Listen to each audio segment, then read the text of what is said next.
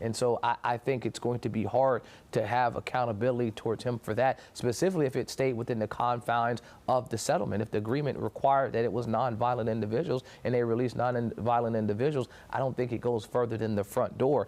You have to remember what was happening during that time. To date, at the time, this is 2021, 47 people in state prisons had died from COVID-19, 9,481 had tested positive for the virus, and 310 were hospitalized after being and while being incarcerated during the pandemic. And so they were trying to figure out a way to stop it from spreading while using the legal mechanisms in place to do that. If you would like to watch that full chat with Khalif Rhodes, that is on our website. Just go to qcnews.com. The Cooper campaign did respond to Republicans' announcement. In a statement, a spokesperson calls Republican lawmakers' claims lies and says Cooper fought against the releases in court. The statement went on to say that Republican lawmakers were regularly briefed on the lawsuit at the time and are now bringing up the issue in the middle of Cooper's campaign for U.S. Senate. The president's pick to lead the Federal Reserve is facing an uphill battle for confirmation, and it's all because of North Carolina Senator Thom Tillis. Tillis is holding true to his pledge that he would not vote for appointee Kevin Warsh until the Trump administration drops an ongoing investigation into current Fed Chair Jerome Powell. You have extraordinary credentials. They're impeccable. We have got to end this investigation. Big DOJ didn't know about it. The president didn't know about it. Let's get rid of this investigation so I can support your confirmation. The Department of Justice launched that investigation into Powell and renovations for the Federal Reserve back in January. Powell claims the investigation was being used to pressure him to lower interest rates. Tillis acknowledges renovations are expensive but necessary for the upkeep of an aging government office. Lawmakers say they have reached an agreement for funding Medicaid. This comes as Governor Josh Stein rolled out his proposed $35 billion budget. Capitol reporter Shabnam Dinesh tells us about the governor's plan to keep North Carolina strong. We cannot simply stand still and hope for the best. Governor Josh Stein says while the state is #1 for business, it has fallen behind on education, public safety, and health care for a growing population. His recommended $35 billion budget includes targeted tax cuts for working families while investing in education, childcare, public safety, and the workforce. My budget will make starting teacher salaries in North Carolina the highest in the Southeast. These investments and these tax cuts are what it looks like to be truly pro-family. Stein urged lawmakers to press pause on planned tax cuts, which is at the heart of the budget disagreement between House and Senate Republicans. And if we don't, we will face an imminent shortfall in our budget of $5 billion, risking massive cuts to critical services, the likes of which we have not experienced in North Carolina since the Great Recession. But Senate Leader Phil Berger, who wants the tax cuts to continue as planned, says that isn't accurate. It's my belief that we will have more money than is projected, and that if we control the growth in state spending, the state budget will be in just fine shape. Stein is also calling on lawmakers to fully fund Medicaid, which state officials warn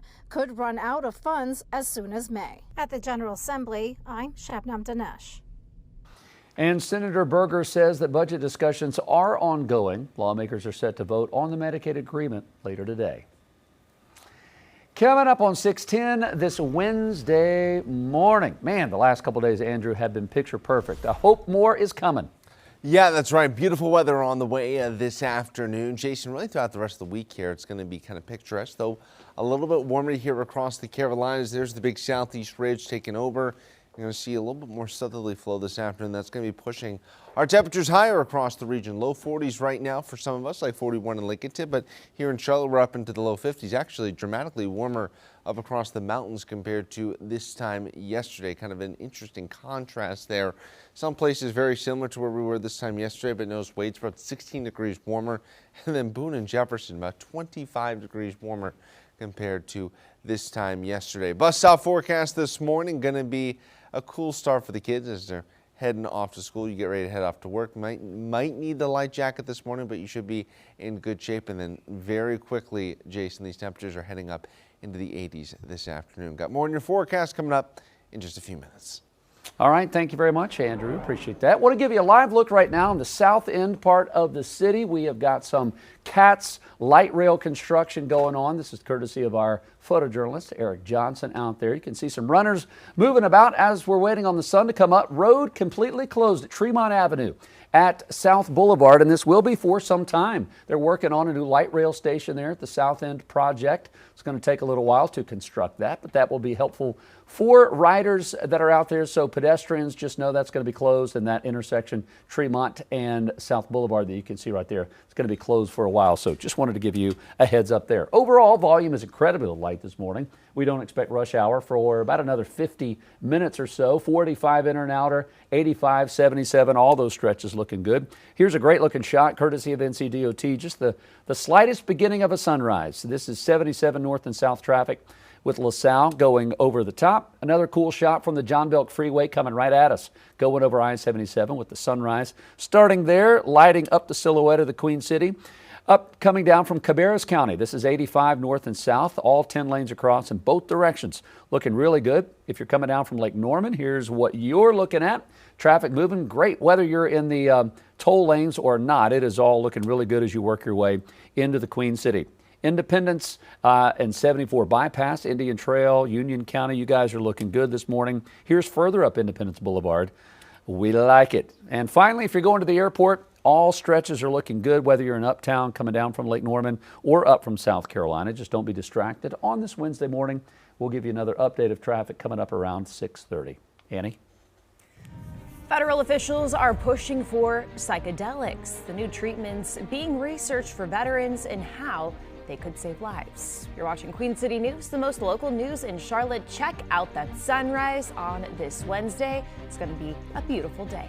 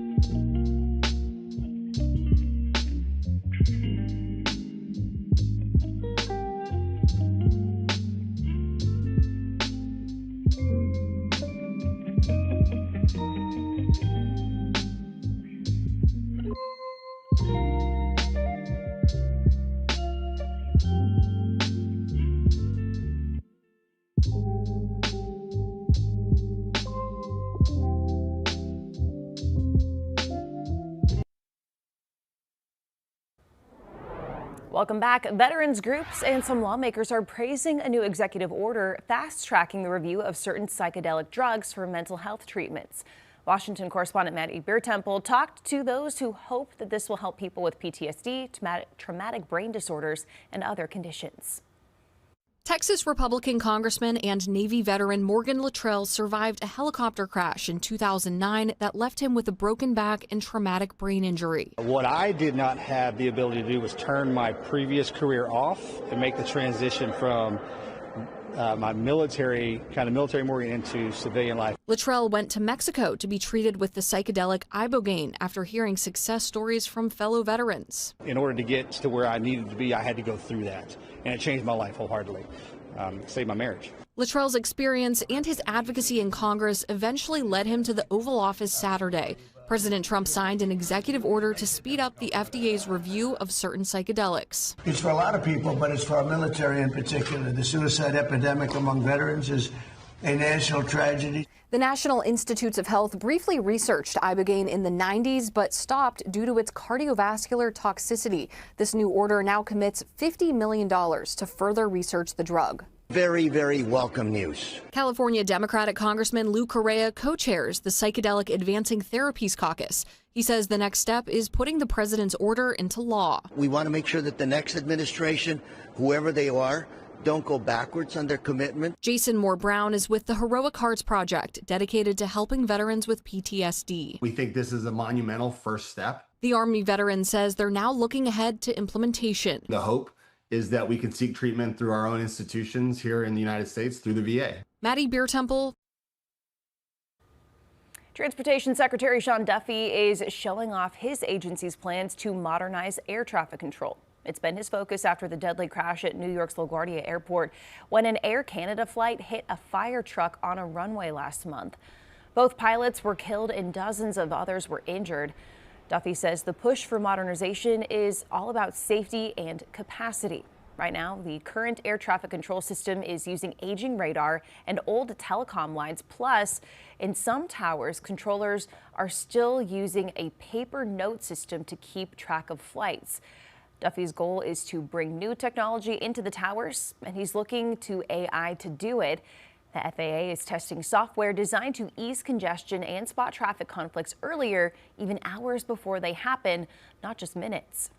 Controllers will see that two airplanes are going to come too close, and they'll take action and actually deconflict the airspace. This software, as they look at the flight paths, won't see that 15 minutes before it happens. They'll be able to see it, well, first of all, they could see it 30 days before, but it depends when these planes take off. They will see it in real time. Duffy is also looking to phase out aging facilities and outdated hardware.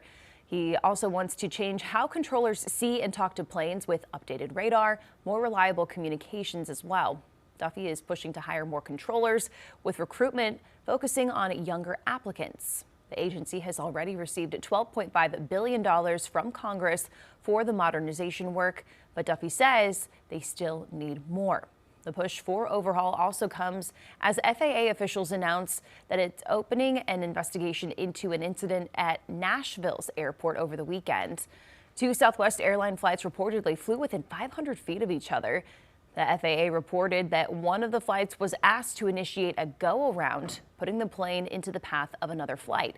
The close call came 2 days after the FAA issued a ground delay for incoming flights due to a shortage of air traffic controllers at that airport. 6:19. Let's get a check of our pinpoint weather with meteorologist Andrew Brightman. 51 degrees during our 6 o'clock hour, and we're going to warm up pretty nicely today. I mean, it's going to be an amazing day out there, Annie. We'll see those temperatures head up into the middle 80s this afternoon. Going to be noticeably warmer out there across the Carolinas, but ample sunshine on the way. Check out Lake Norman, starting to see those beautiful morning colors here, and they'll get even more vibrant over about the next 15 to 20 minutes. Outside King Street in Boone, quiet conditions. Right now, pinpoint radar here across the Carolinas. Completely clear, bone dry weather continues to roll on across the region with high pressure squarely in control. And yep, still a lot more sniffling and sneezing ahead for the Carolinas over the next few days. I do have some good news, though, on the rainfall front here as we get towards the weekend. Watching some needed wet weather ahead for the Carolinas. The latest drought monitor still shows those extreme drought conditions likely getting worse and worse across the Carolinas. Many places seeing only about an eighth or less or so of their average rainfall over the past 30 or so days. That is how dry it has been. Now, over the next few days, still going to be staying dry out there. 11 o'clock this morning, we're up into the middle 70s, heading into the afternoon. We've got some middle 80s here across the Carolinas. Going to be a beautiful Wednesday out there. Overnight, heading into your Thursday, we cool back down into the 50s, and then, just like today, we're going to head up into the 80s here across the region as we go into your Thursday afternoon. Mostly clear skies, looking beautiful out there across the region. And as we get to 11 o'clock Thursday, it's dry, it's quiet, and then expecting more of the same here as we get to your Friday with those temperatures heading up into the middle 80s. Might see an isolated shower up in the mountains, but for the most part, still going to be staying fairly dry out there across the region. Your pinpoint 7-day forecast, watching some of those scattered showers and storms on your Saturday. I'll talk about that later on in the hour, and then a little bit more of an unsettled period of weather potentially starting this weekend, Annie, and heading into next week. All right, Andrew, thank you. Let's head up north, shall we? Here is a live look over New York City, kind of the gloomy, cloudy start there. We'll have a check of those Wall Street futures just around the corner. Business correspondent Jane King is up next in about 3 minutes.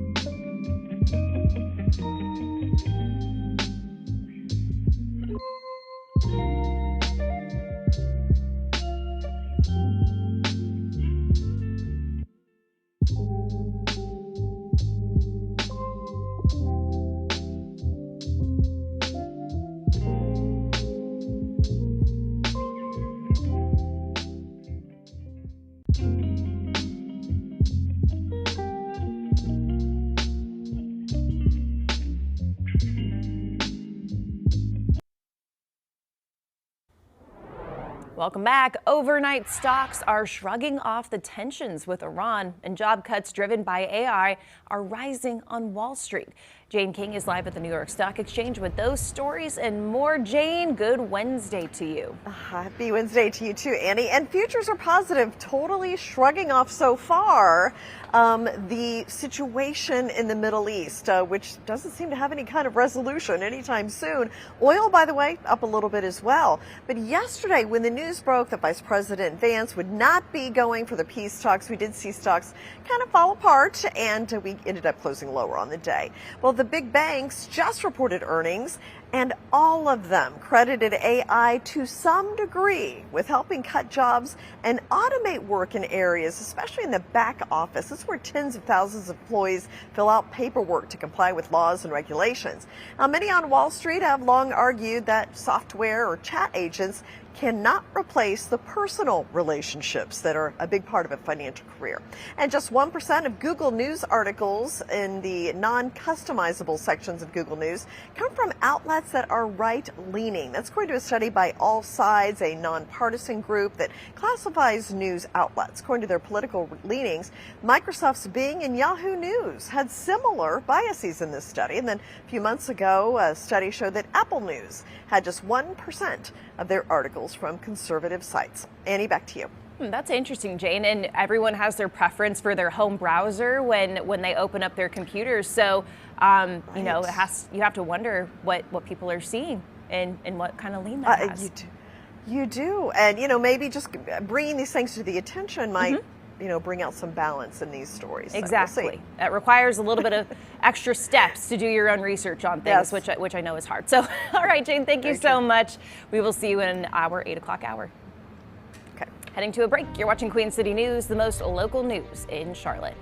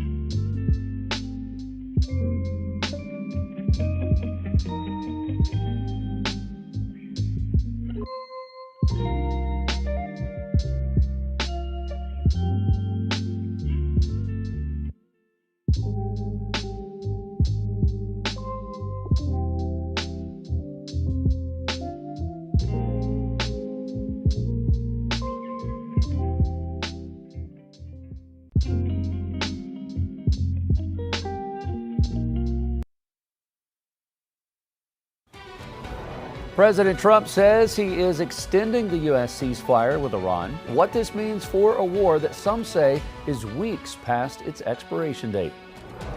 Good prices at the pump, a drop anytime soon. One top U.S. official has a prediction that drivers probably won't like. What he says and the response from the president. And you may not like the drought conditions that are ongoing. It's only expected to get worse. How people living across the Charlotte area may soon see higher bills.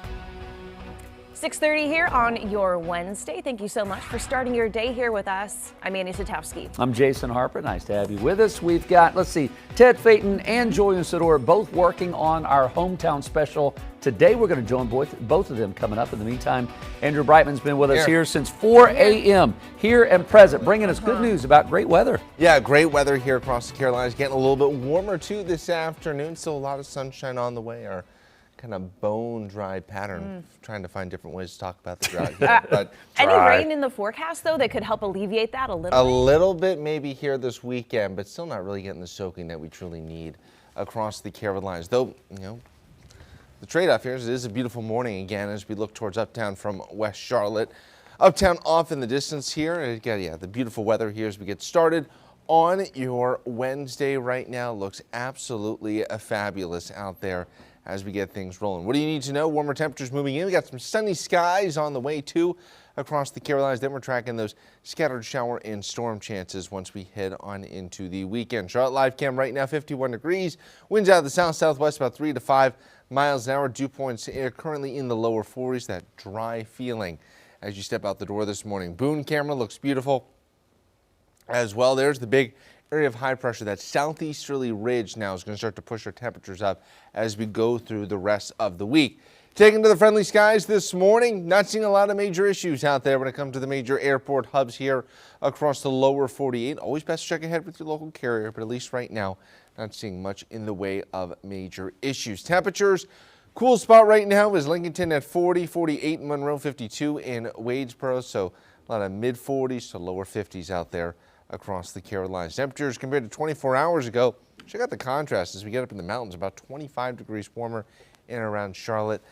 Basically the same, maybe a couple of degrees warmer compared to this time yesterday. Looking ahead, temperatures heading up into the low to mid 80s this afternoon. And as we move forward here, heading into your Thursday, low to mid 50s, and then temperatures heading up into the middle 80s as we head into your Thursday afternoon. So some noticeably warmer temperatures ahead. I've got more on what you can expect with your forecast coming up in just a few minutes. Andrew, thank you very much. Let's step outside, take a look at our pinpoint traffic. Rush hour won't start for about another half hour. So we have been enjoying clear streets and interstates all morning long. Little volume building on 85 north out west. That is typical for this time of day. Let's give you a great looking shot courtesy of our NCDOT camera looking straight down I-77 north and south with LaSalle and a school bus going right across. Look at the sun shining off the Queen City skyline. That is a beautiful shot. Traffic moving well the way it should be moving this morning. We've got a couple of great shots around the Queen City. We've got I-85 traffic merging right in the center of your screen, merging onto I-77. You can see again working their way into the heart of uptown this morning. Let's go up near, if you're coming down from Cabarrus County, Kannapolis and Concord, right near Concord Mills Mall, 85 south traffic. Zooming along at about 60 miles an hour, looking really good this morning. Let's give you another perspective coming down from Lake Norman. You can see whether you're in the toll lanes or the regular lanes, traffic starting to slow down the closer you get to the Huntersville area this morning. The other side, down near the state line near Carowinds, traffic moving well as folks are merging from the right-hand side. Quickly, here's your drive times. You can see a little slowdown on 85 coming out of Gaston County, but nothing too bad this morning. Here's a quick look on the east side of the city. Independence Boulevard traffic moving well, whether you're coming down 85 from Concord, in from Albemarle, or up 74 from Monroe. You guys are in great shape. We'll give you another look at your traffic coming up at the top of the 7 o'clock hour. So we need to put the constraints on them economically as well as militarily and geographically in the Strait of Hormuz. And that's eventually what's going to get them to the table so that we can end this. That is North Carolina Senator Ted Budd sharing his backing of the president's pressure campaign to end the war in Iran. You are looking live this morning at the White House right there, where the president says he is extending the ceasefire with Iran indefinitely. He's trying to get Iranian leaders to resume peace negotiations in Pakistan. News Nation's Washington correspondent Vinay Simlot explains what we know so far. The president says the ceasefire will continue, but so far Iran has not acknowledged it. Meantime, at least 2 ships in the Strait of Hormuz were attacked. That's that all-important shipping lane that has rocked the world economy. The standoff continues in the Strait of Hormuz, threatening oil prices and humanitarian aid. The UK's monitoring agency says on Wednesday, Iran's Revolutionary Guard fired on 2 ships in the strait, damaging one of them. U.S. Central Command says a blockade on Iranian ports will continue. On Tuesday, the Department of Defense says U.S. forces took over a tanker in the Indian Ocean carrying sanctioned oil from Iran. The Iranians say those are acts of war and violations of the ceasefire. President Donald Trump initially said the ceasefire would end Wednesday night, telling CNBC he wouldn't extend it. Will you let it keep going if there's progress in the talks? Well, I don't want to do that. But on Tuesday afternoon, the president said the ceasefire will be extended at the request of the Pakistanis who are trying to broker peace talks. The president wrote, based on the fact that the government of Iran is seriously fractured, and until their leaders and representatives can come up with a unified proposal for a peace deal. The UN's nuclear watchdog welcomed that announcement. I think it's very important that an opportunity for peace is given. In Iran, the newspapers accuse President Trump of shifting goalposts. The military paraded what appears to be missile launchers while chanting "Death to America." Vice President J.D. Vance was expected to lead U.S. negotiators in Islamabad, Pakistan for a second round of talks. That so far has not happened. The vice president ended up staying in D.C. In Washington, I'm Vinay Simlot. Back to you. Trump administration officials are backing off projections that it'll be next year before gas prices drop below $3 a gallon again. Energy Secretary Chris Wright changed his tune during a Senate hearing yesterday. He previously said gas prices would stay high even when the war ends. That ran counter, though, to the stance of the president and many on Capitol Hill who say fuel costs will plummet once the Iran war is over. Said that gas prices may not fall below $3 a gallon until 2027. Do you stand by that today?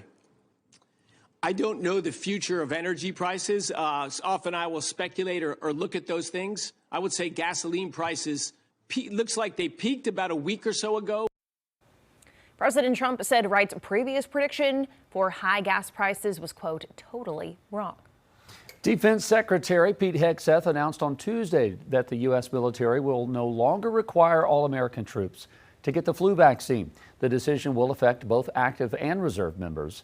Vaccination programs in the U.S. military date back to the American Revolution. However, they became a contentious political issue during the COVID pandemic. If you, an American warrior entrusted to defend this nation, believe that the flu vaccine is in your best interest, then you are free to take it. You should. But we will not force you, because your body, your faith, and your convictions are not negotiable. Your health. The flu vaccine has been required for the military since the mid-1940s. Hegseth's directive is allowing military services to request to keep the vaccine requirement in place, giving them 15 days to make those requests. The South Carolina woman convicted of rolling her car into a lake and drowning her 2 children is once again up for parole. Susan Smith has been in prison since her 1995 conviction. She was sentenced to life after admitting to strapping her infant and 3-year-old child into their car seats and rolling her car into a lake. She initially told police that she was carjacked with her kids still inside the vehicle. Smith was denied parole last year. She has a new hearing set for this November. Union County is joining its neighbors by implementing voluntary water restrictions amid the ongoing drought. And while it's not yet required, officials do say that tighter restrictions might not be too far away. Queen City News reporter Jen Cardone spoke with a local nursery about how they're preparing after weeks of dry conditions. At a time when water might be slightly harder to come by, these native plants are doing what they can to soak it all up. These guys have to stay wet at all times in order to actually survive. Jared Lukuski owns Plant Everything Carnivorous in Hempy Bridge, where plants eat bugs and drink water to survive. That's really what these guys like the most. So I try to collect every single drop of rainwater that I possibly can.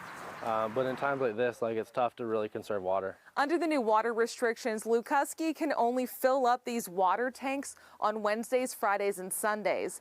But even at that, the water needs to sit here to be best for his plants.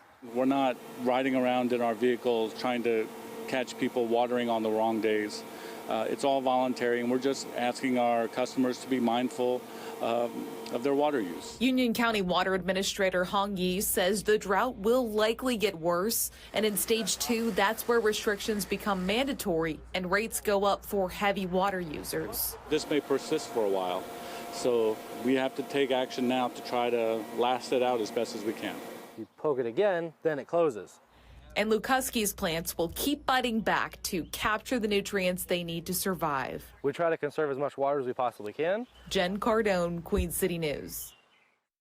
Multiple other local governments also issued requests this week for water customers to cut back on their use. Kannapolis city leaders and Harrisburg town officials are asking for a reduction due to the drought. They want residents to avoid planting new plants and seeding their lawns until the dry conditions improve and limit outdoor watering. Well, Panthers quarterback Bryce Young has a big season ahead of him as he looks to keep a permanent spot in Carolina. Hear what he has to say about offseason preps, plus a look at how the Black and Blue are getting ready for the upcoming draft. You're watching Queen City News, the most honored and local news in Charlotte.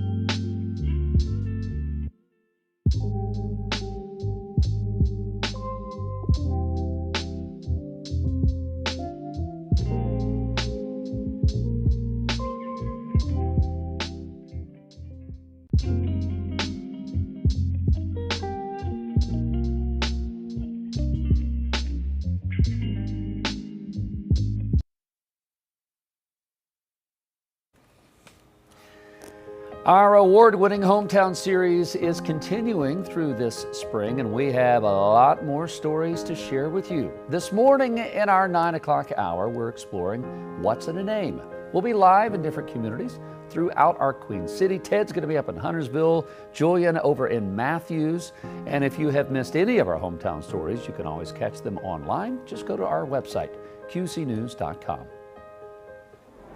As we near the end of April, it means we're getting closer to the start of football season. That's right. And from the gridiron to the pitch, Charlotte FC is preparing for a midweek match. Carolina Sports Live's Joey Ellis is following those stories for us.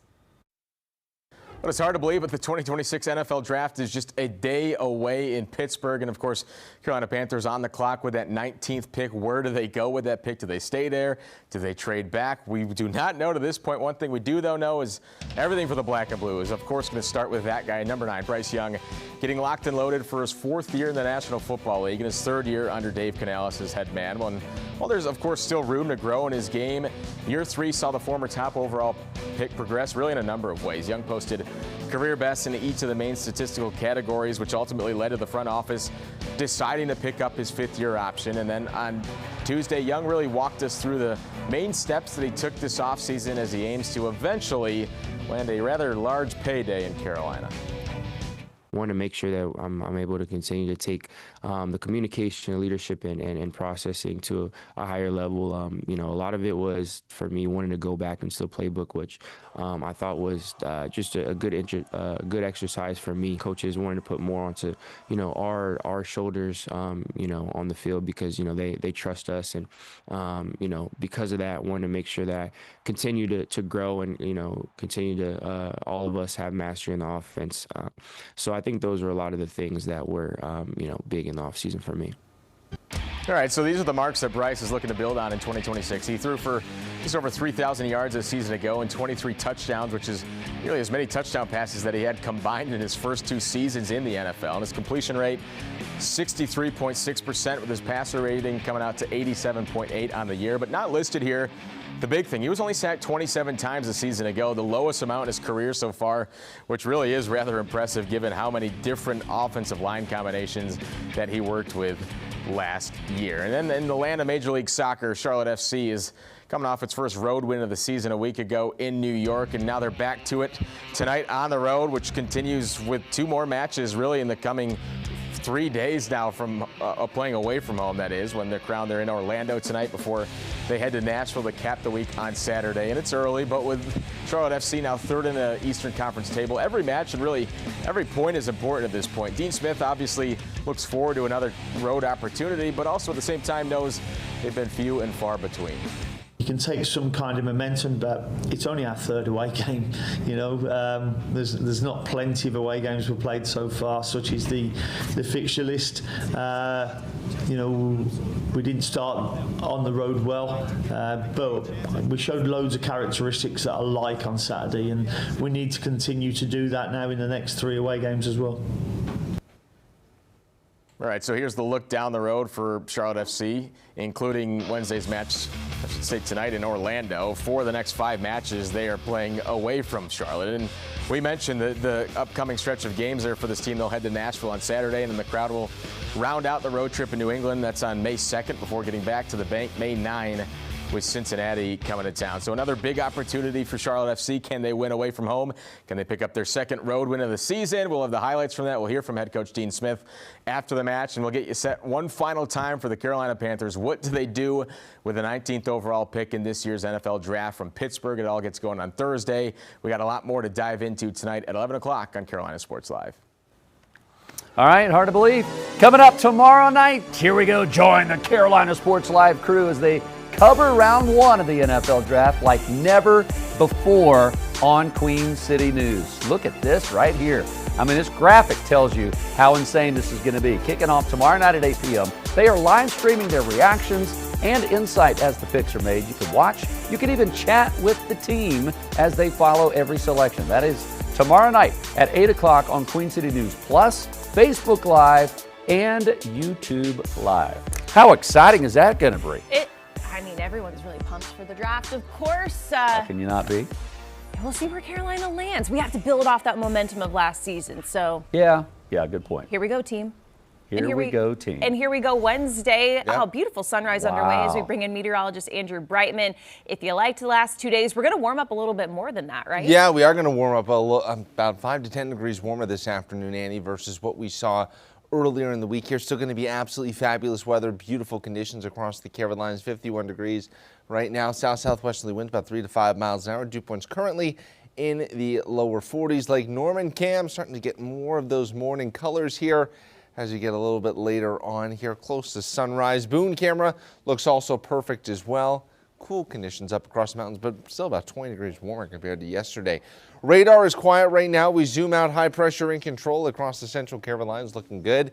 Rain chances over the next few days finally might get minor relief once we get into the weekend, but multiple days with rain chances above 0 here across the Carolinas. We'll take that. It basically counts as progress compared to what we had been seeing. Weekend forecast, best chance for showers and storms, though, are going to come on your Saturday. Let's talk about it. Futurecast heading into the afternoon. Temperatures heading up into the mid to upper 80s here across the Carolinas. It's going to be a warm day out there for sure, but still fairly nice. Heading into your Thursday, mostly clear skies. And as we go throughout your Thursday afternoon, we see those temperatures pushing up into the middle 80s. Lots of sunshine, another beautiful day out there across the Carolinas. Heading into your Friday, a repeat of the previous 2 days. Mostly clear skies in the morning. We start to see a little bit more cloud cover in the afternoon. Should be able to stay dry, though. It's Saturday that I'm watching the wet weather moving in. 10 o'clock in the morning, partly cloudy skies. And then as we head into the afternoon, watching some of those scattered showers and storms as we head into your Saturday evening here across the Carolinas, watching some needed wet weather pushing through the Carolinas. Might see a little bit more of that on Sunday as well here as we finally get at least a little bit of wet weather. Rainfall forecast over the next 7 days. Still not a ton, but maybe about a quarter to a half inch of liquid in around Charlotte. But you'll notice here, of course, the one place where there's the least amount of precipitation is basically directly over the central Carolinas. Let's go to your pinpoint 7-day forecast here. Watching a little bit of unsettled weather moving in here as we head on into your Saturday, and then also some cooler temperatures early next week. You're watching Queen C News, the most honored and the most local news in Charlotte. We'll be right back.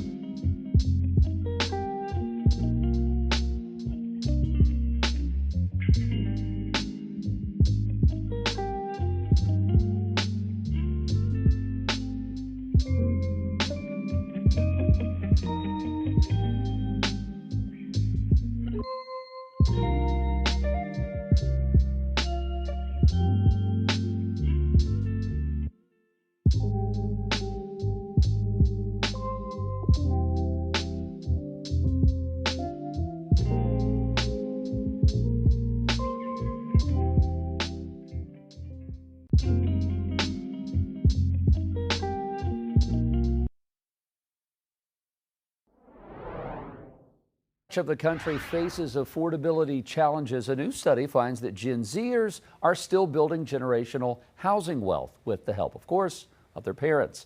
Experts at Realtor.com say that households that inherit property or get some financial assistance from family are more likely to become homeowners themselves and then pass those assets on to their children. The study also finds that 1 in 5 first-time home buyers do not inherit property, but parents do often help with down payments by extracting equity from their own homes. If a home purchase is not in the cards for you, many are forced into paying high rent, depending on where you live throughout the country. According to Wallet Hub, San Francisco, New York, and Boston remain the most expensive cities to pay rent, with monthly payments averaging above $3,500. The average across the country is just over $1,800 a month. Charlotte renters pay just below the national average, around $1,700 a month. It is time to celebrate the world we live on, the big blue ball, as we mark Earth Day. While it's not a federal holiday, Earth Day is often referred to as the start of the modern-day environmental movement, with the first celebration held on April the 22nd back in 1970.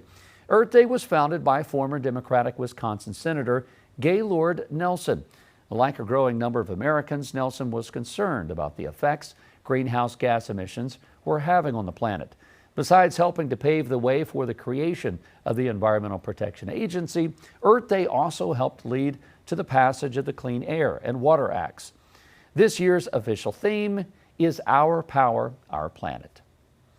You are watching Queen City News. There's a good-looking shot of part of our planet, at least the horizon, as we are waiting on the sunrise officially throughout Gaston County. Already in the 50s, going to be a little warmer today.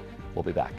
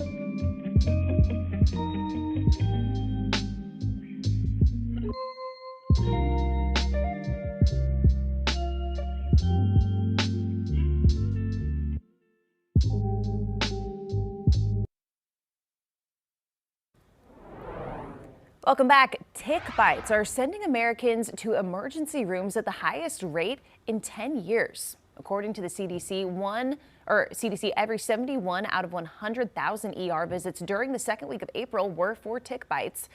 The data shows the largest spike has been in the Northeast region and Midwest. Ticks can spread bacteria, viruses, and parasites that cause diseases, including Lyme disease. Experts say if you are bitten, carefully remove the tick as quickly as possible and then thoroughly clean the bite area. Time is 6:59. Stay with us as we head right into our 7 o'clock hour.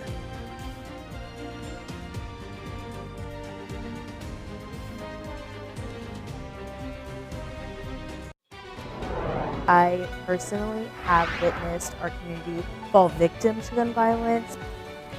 Finding ways to prevent gun violence among teenagers, the search for solutions amid a number of deadly incidents. A majority of the Republicans running for governor in South Carolina faced off last night in a GOP debate, their message to voters ahead of June's primary.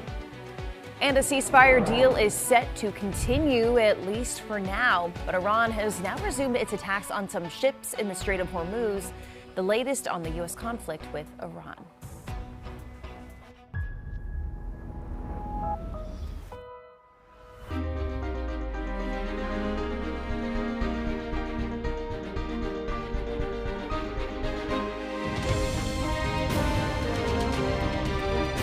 Queen City News starts now.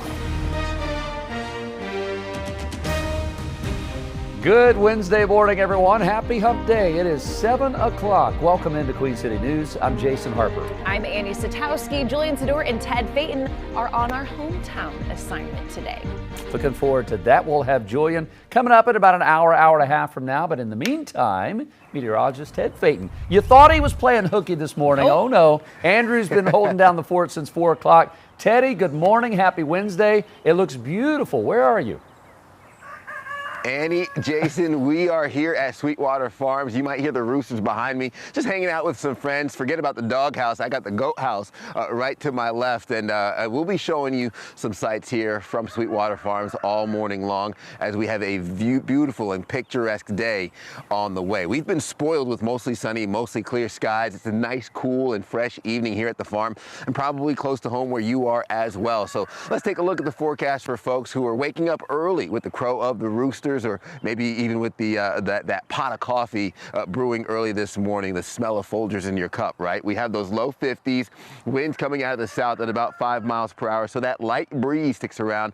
It's still relatively comfortable, though, even up through our mountain counties as the 40s settle through the I-40 corridor, and I'm looking at those low to mid 50s even heading into our mountain counties. So a nice, cool morning leading to what will be a warm afternoon. Your morning temperatures going from the 50s to what will be even the low 70s as early as 11 a.m., getting that warm air in place as sunny skies dominate, helping us warm up into what will be the low 80s through the peak heating hours of the day. I expect the winds to be relatively light, south-southwest, anywhere from 5 to 10 miles per hour. Mostly clear skies with overnight lows getting a little bit on the chilly side as well. We could drop down into the 50s overnight into your early morning hours. And again, looking at the rain chances holding off at the very least until this weekend. We've been spoiled with the dry air, so much so that we still have the increased fire danger, burn ban in effect for North and South Carolina, drought conditions continuing. I don't expect this weekend's rain chances to alleviate the drought conditions, but we'll take anything that we can get, especially with how dry we've been for so long. Mountain counties holds on to those 70s, warming up throughout the rest of the work week. Rain and storm chances come in time just for the weekend. We'll detail more of that for you coming out of Sweetwater Farms with another check in the next 10 minutes. Jason. All right, Ted, I am loving that shot this morning, and of course all the sound effects. Cue all the animals behind Ted Phaeton all morning long. I love it. All right, well, cue the traffic this morning. We told you rush hour would start around 7, and that is officially happening. 3 minutes into rush hour, we're continuing to see the volume out west build coming out of Gastonia. We got a couple of issues on 77 north and south near Clanton Road this morning that's causing some slowdowns. Matter of fact, let's go ahead and show you, courtesy of NCDOT. This is a little further up 77. This is at LaSalle Street, 77 southbound to the right. You can see traffic starting to hit the brakes right at the bend. If you're in the toll lanes, you're good to go all the way into Uptown this morning, but that's just traffic starting to build. Now, this is just north of Clanton Road. You can see both sides of 77, all 8 lanes across, moving very slow. You see a tow truck right there carrying off one of the vehicles from an earlier accident. So that's a little bit slow just south of Uptown this morning. 85 traffic merging on a 77 just north of the city. Isn't that a beautiful shot? Traffic looking really good there this morning so far. This is taking you up 85 coming out of Cabarrus County down from Kannapolis and Concord. You guys are looking great as you work your way into the Queen City. Up near Lake Norman coming down from Cornelius. Look at this, those right 2 lanes. Listen, if you've got somewhere to be, an appointment, or get to work, maybe you pay a little extra and hop on those toll lanes because they are zipping along compared to everyone else this morning. Down near the state line, Carowinds, it is slow this morning, almost bumper to bumper as folks are merging from the right-hand side. We'll give you a look at drive times to the airport coming up around 7:30.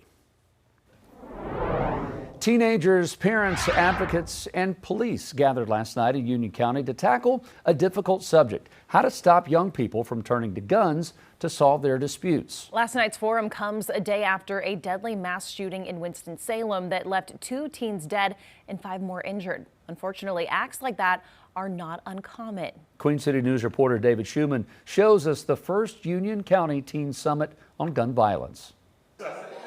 Sadly, gun violence isn't some faraway abstract concept to Endea Brown. I personally have known 2 victims, Nevaeh Carter and Kamari Blunt, were both recently gunned down in our city. I think that it was very unfortunate and a very untimely death. We are so young. Endea was one of several teenagers to participate Tuesday in the inaugural Union County Teen Summit on gun violence. They were joined by dozens of police and community members and led by a mother who lost her son to gun violence. When I look at our young people, they are fading away. Parenting, mental health, access to guns, it was all part of the discussion. Tonight is just the start of a dialogue, to have that relationship with these young youth. Chief Boland says Monroe police are seeing kids as young as 10 to 12 get involved with gun violence.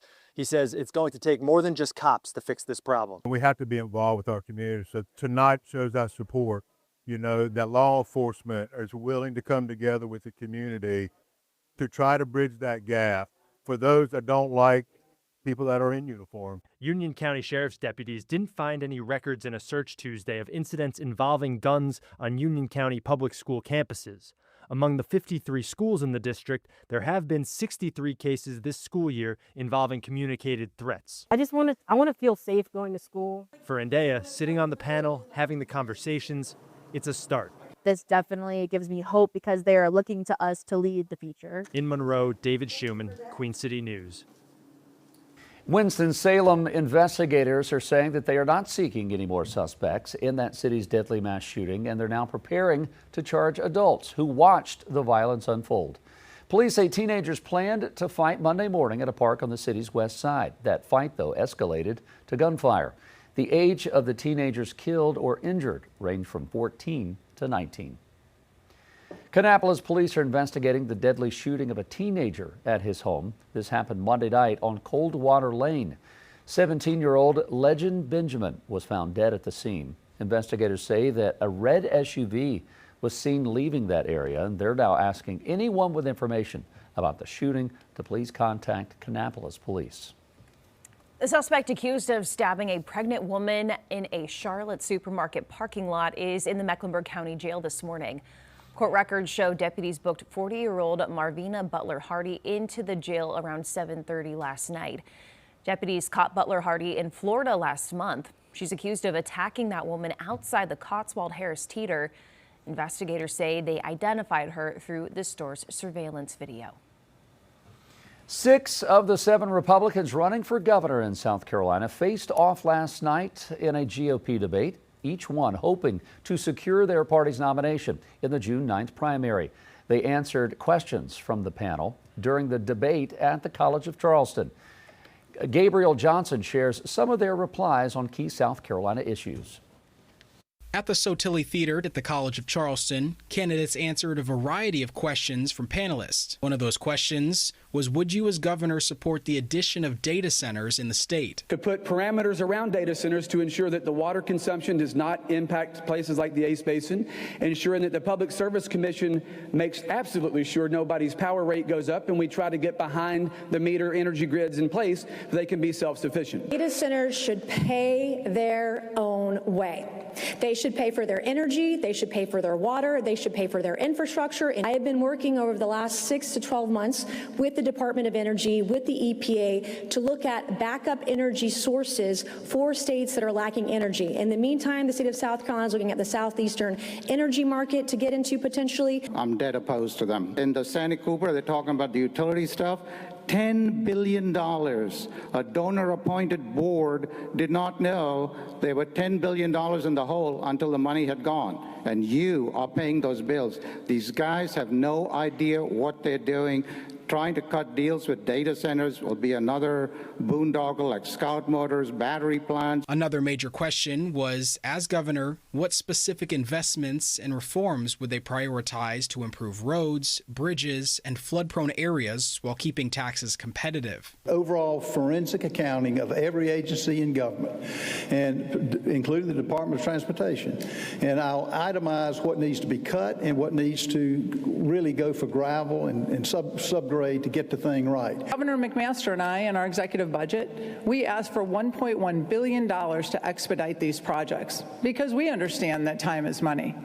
We want to make sure that we're innovative, public-private partnerships, coming in and creating fast pass lanes. We privatize that grass between the interstates. We turn it into private express lanes that can be towed. We lease the easements on the sides of interstates to telecommunication companies and energy companies and charge them for natural gas line and fiber optic cables. And we also privatize rest areas and put restaurants and gas stations there and collect the funds from that to fund our roads and bridges. Virginia voters approved a redistricting plan that could boost Democrats' chances of winning 4 additional seats in the U.S. House. The shift could transform the 11-member delegation from a 6-5 Democratic edge to a 10-1 advantage ahead of the all-important midterm elections, which could shift the balance of power in Washington. President Trump says he is extending the ceasefire with Iran while waiting for a proposal from Tehran. The president says that ceasefire came at Pakistan's request. Vice President J.D. Vance, meantime, has postponed his trip to the country for a second round of truce talks with Iran. Now, while the president says the ceasefire will continue, the U.S. military continues to block Iranian ports. Iran is calling on the United Nations now to condemn the seizures of its cargo ships.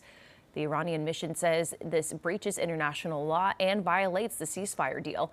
Trump says that he's waiting for a unified proposal from the Islamic Republic before removing the blockade. Show the payoff or pay up. That's the ruling from the Trump administration to colleges across the country. The new system being pushed by the president. You're watching Queen City News, the most honored and local news in Charlotte.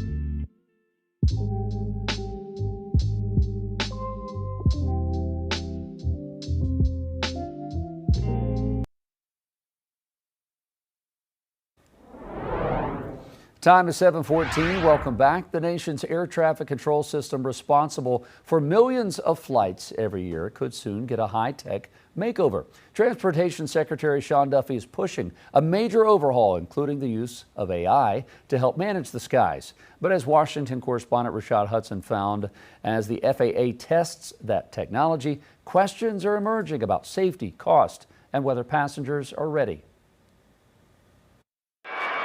Is flying safe? It is the safest mode of transportation. But even the safest system has its cracks. America's air traffic control system, a backbone of global aviation, now under increasing scrutiny. We use an incredibly old, antiquated system. Much of the system still relies on legacy radar, aging telecom lines, and in some control towers, controllers still use paper strips to track planes in the sky. Now, the Federal Aviation Administration is looking to the future, testing artificial intelligence to help predict congestion, flag potential conflicts, and reduce delays, hours before they happen. The FAA says this is not about taking humans out of the equation, it's about giving air traffic controllers better tools to make more informed decisions. Risks are caught before they become crises. Schedules are stress tested before they break. Aviation experts say the goal is simple: keep humans in control, but give them an edge. Our agentic AI handles the data, people make the decisions, and together we deliver. The push comes as recent near misses and system outages raise new concerns. Like this weekend when 2 Southwest airline flights were forced to take last-minute action to avoid collision near Nashville. Moments like that add urgency to modernize. Lawmakers still have to sign off on funding, and regulators will have to prove this technology is ready for the sky. Rashad Hudson, News Nation, Washington. 72% of Americans say that they want federal regulators to focus on lowering prices ahead of midterm elections. That's according to a new survey out from Net Choice that finds a majority of people would prefer the Federal Trade Commission, or the FTC, to prioritize kitchen table economics instead of conducting ongoing antitrust investigations. The FTC is in charge of protecting consumers and enforcing antitrust laws, which means stopping possible monopolies. Right now, the FTC is holding a number of investigations, including into streaming deals with the NFL, non-compete agreements, and Boeing manufacturing. While the FTC looks to keep business competitive in the U.S., many consumers say that they're more worried about affording everyday necessities. 60% of voters name the economy and inflation as their top priority, and they want FTC to focus to move more on those issues. That's according to the same survey. Instead, 56% say the FTC's push to regulate business is currently a waste of money. Despite prices staying high, Commerce Department officials say that the U.S. economy is actually looking positive. This news comes as the war in Iran starts to have its own impact on everyday costs. The war changed that model, created fear and uncertainty. But the growth rate in the United States will hit 6% under Donald Trump's leadership. It will hit 6% annual GDP growth under Donald Trump's leadership. Even if the war ends soon, some financial experts don't believe that prices will completely go back to normal until the end of this year. The Education Department is proposing new rules aimed at holding colleges and universities accountable for student outcomes. It's part of a Trump administration push to overhaul higher education.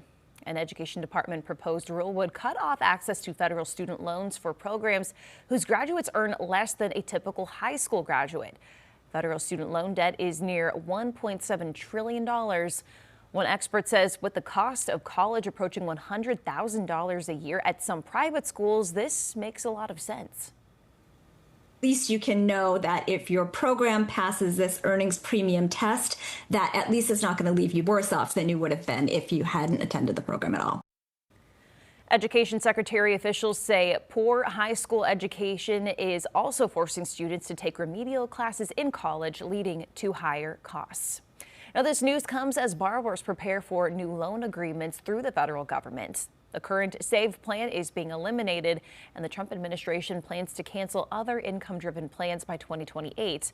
Borrowers have until July 1st to get placed into a new plan. It is 7:19. It is our hometown day. Meteorologist Ted Payton is up in the Huntersville area this morning, going to the farm. That's what I'm talking about, Ted. Are you going to get your hands dirty today? Be honest.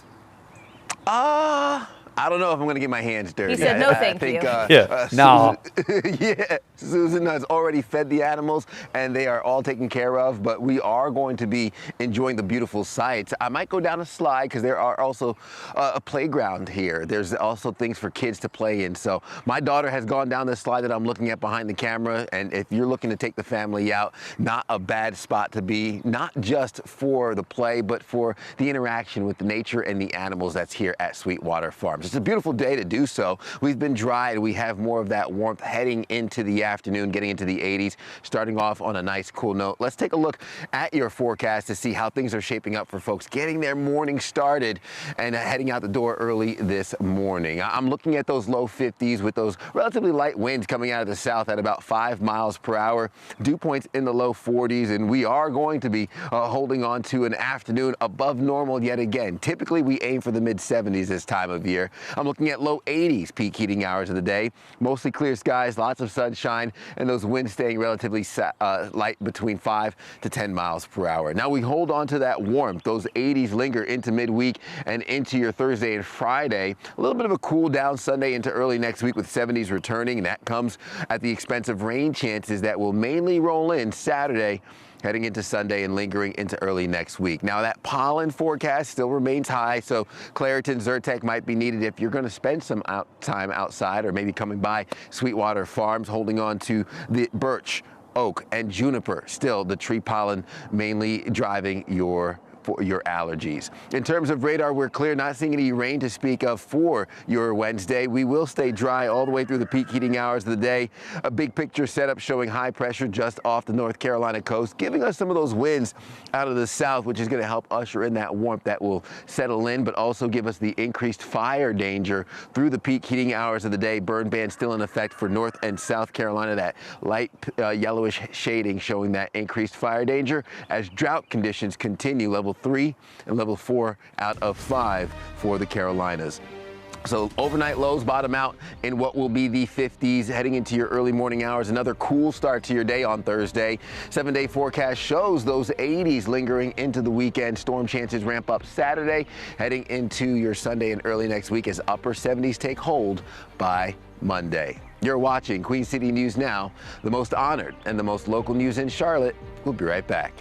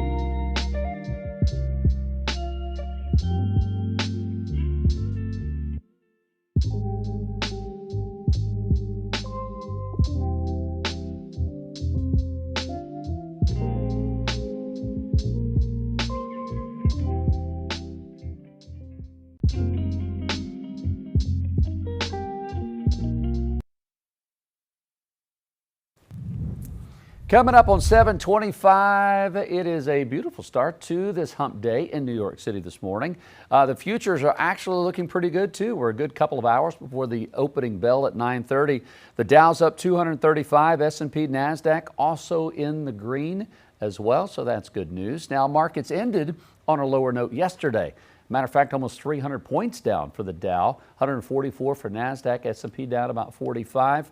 We will check in with our business correspondent, Jane King. Coming up, she is going to be live at the New York Stock Exchange around 8:25.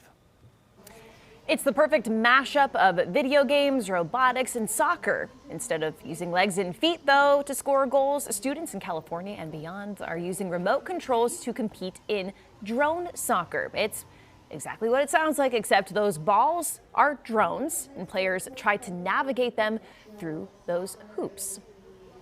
So that teaches a different level of finesse and focus, right? What I enjoy most is seeing the kiddos and the coaches come together as a team. All right, drone soccer was founded in South Korea in 2016. Oh, I don't know what would be harder. Okay. I'm really bad at video games, so I think that might be trickier for me than, like kicking a ball down a field. Yes. Again, up here, I'm coordinated. Yes. For some reason, when it comes to controls, left and right, I'm not good. I can drive a car or a Jeep. I could probably flip a Jeep. But you give me controls, I immediately wreck it. I'm out of control. I can't do it. And I'm wondering if this is just the beginning. Like, are we going to see drone football, drone? I think so. Other sports, probably. There are, and there's even the teams that they have at colleges for EA Sports, and they do football. They do a bunch of races. So I don't know. It's really cool, but it kind of teaches kids about how to. I mean, drones are the future. They've been here for a long time, but I would much rather participate in drone soccer than to be like watching on the sideline. Yeah. I don't know if I could watch drone soccer. I would try and fail miserably, but let's say that I tried. Okay. All right, it is 7:27. We're going to take a quick break. It is turning out to be a beautiful Wednesday. We're going to hit the low 80s today. Look at that. Man, that's spectacular. Stay with us. We'll be right back.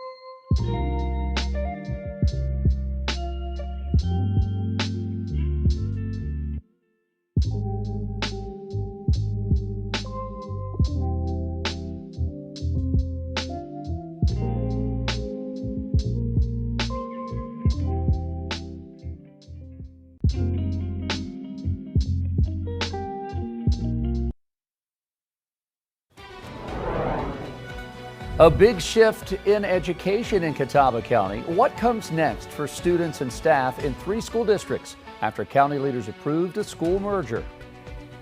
A North Carolina senator stands in the way of the confirmation for the newly appointed Federal Reserve Chair, while Tom Tillis is starting a standoff over the vote. And Governor Josh Stein lays out his budget request for lawmakers as they return to Raleigh. What he's prioritizing, with North Carolina still the only state in the country without an operating budget. Good morning and happy Wednesday, 7:30. Thank you so much for being here with us. I'm Annie Satowski. I'm Jason Harper. Happy Hump Day. It is also Hometown Day. Joy and Sador. It's going to be out live in Matthews coming up here next hour. In the meantime, you know, we give Ted Phaeton sometimes a hard time. We say Professor Ted Phaeton when he puts on his scientific cap.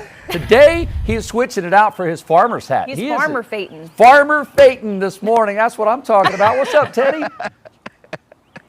What's going on? I will take the title Farmer Phaeton this morning at Sweetwater Farms. I'm hanging out with my friends. I have Denny, Mary, Faith behind me. I have Dewey and Isabel. Those are the potbelly pigs right over my shoulder. And we also have Shiloh way in the distance, Peaches as well, the horses way behind me. We're out here hanging out at Sweetwater Farm. It's a beautiful morning, and of course, the sun is shining, and we are even going to hear the crow of the rooster intermittently here throughout my forecast. So if you're just getting up this morning, maybe it's the coffee that's brewing that's getting you out the door. For me, it is the crow of the roosters, and of course the company of some wonderful animals. Let's take a look at your forecast heading out the door, because we have a beautiful, cool start to the day. We will be warming up above normal as we head into the afternoon. Right now, sitting in the low 50s with winds coming out of the south at about 5 miles per hour. Dew points in the low 40s, separated enough from the temperatures, so I'm not too concerned about fog heading out the door. Now, we hold on to those mid-50s, mountain counties,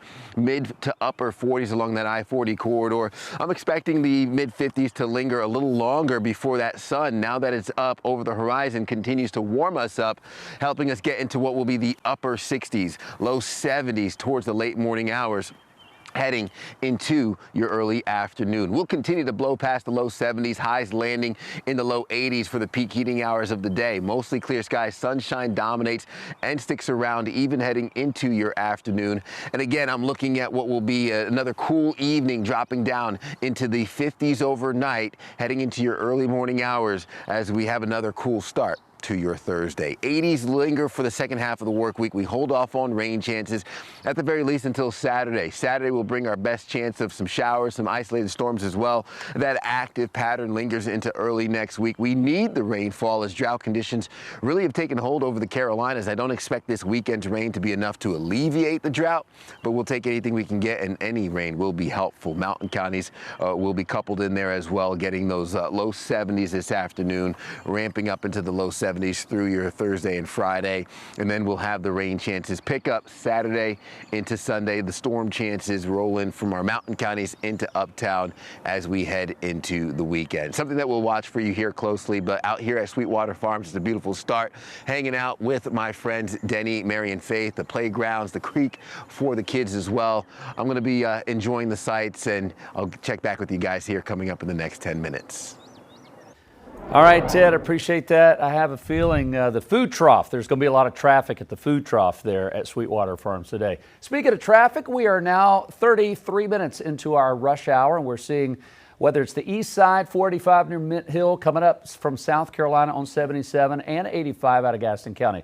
Some slowdowns happening across the Queen City this morning. Let's go ahead and take a look at a couple of NCDOT cameras to give you a perspective of what's going on. Slow 77 southbound traffic just north of Uptown, right at LaSalle Street. You can see the right couple lanes slowing down. If you're in the toll lanes, you're zooming along. You're looking in good shape this morning. Here's a look at the connector 85 traffic merging onto I-77 just north of the Queen City skyline there. That stretch also looking good.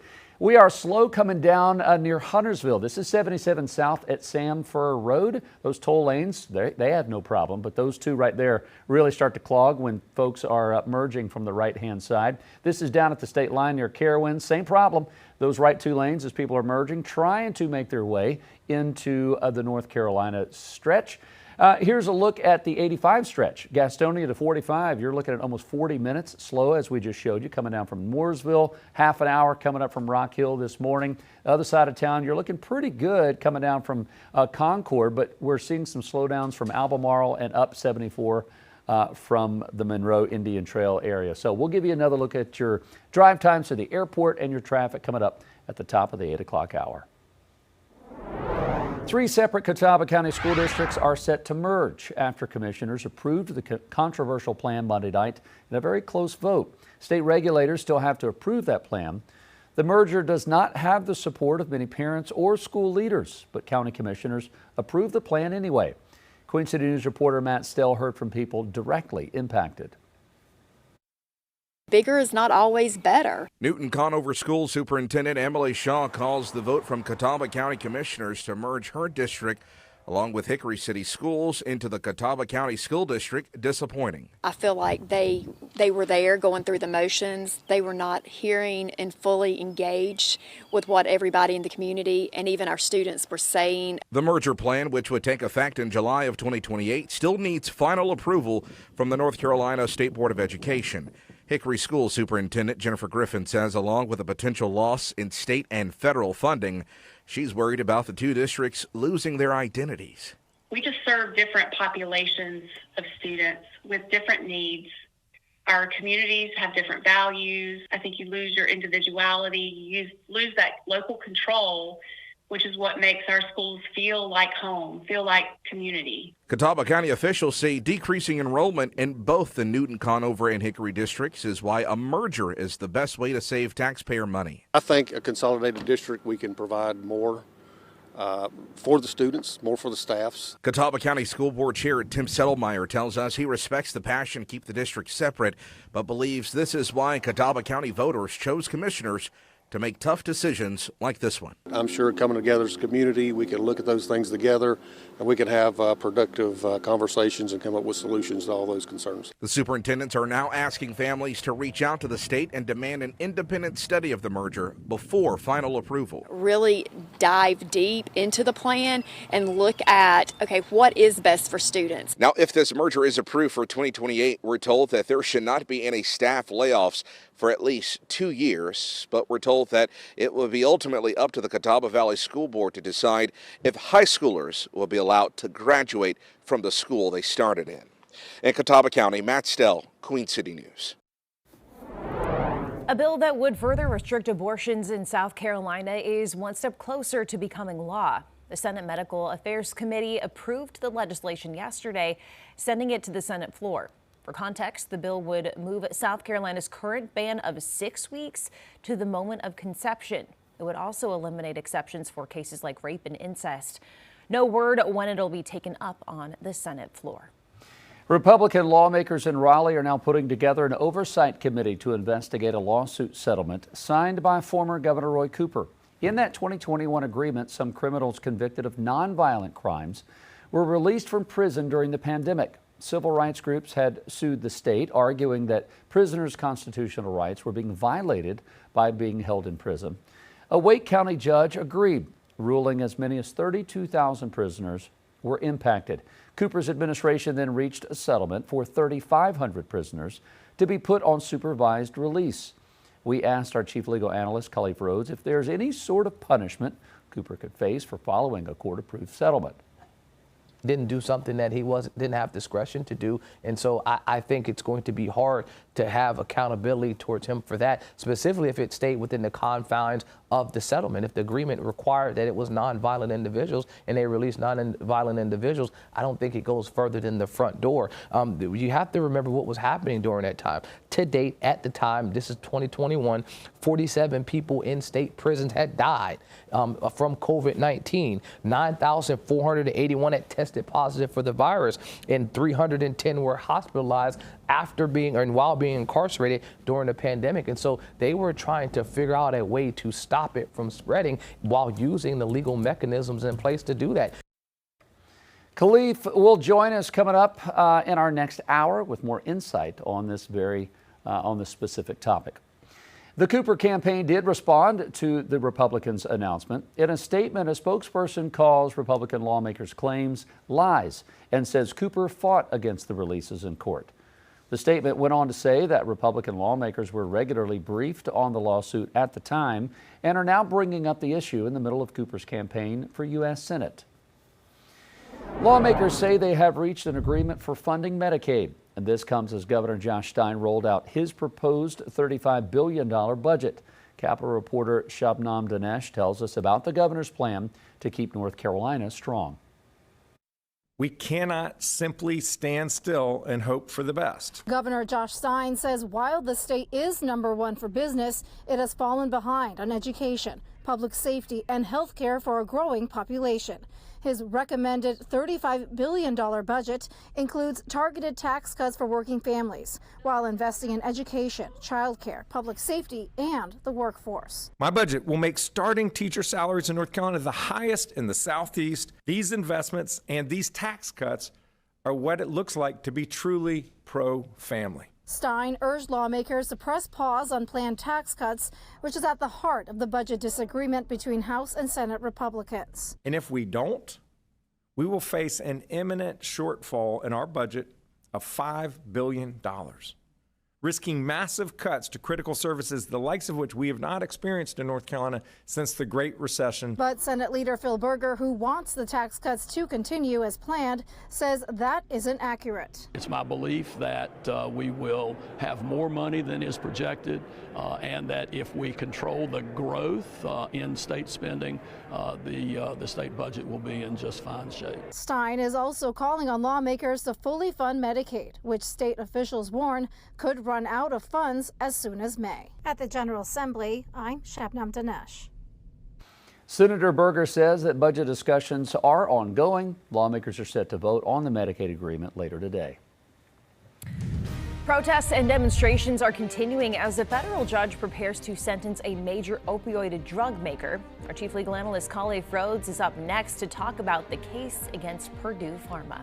You're watching Queen City News, the most honored and local news in Charlotte.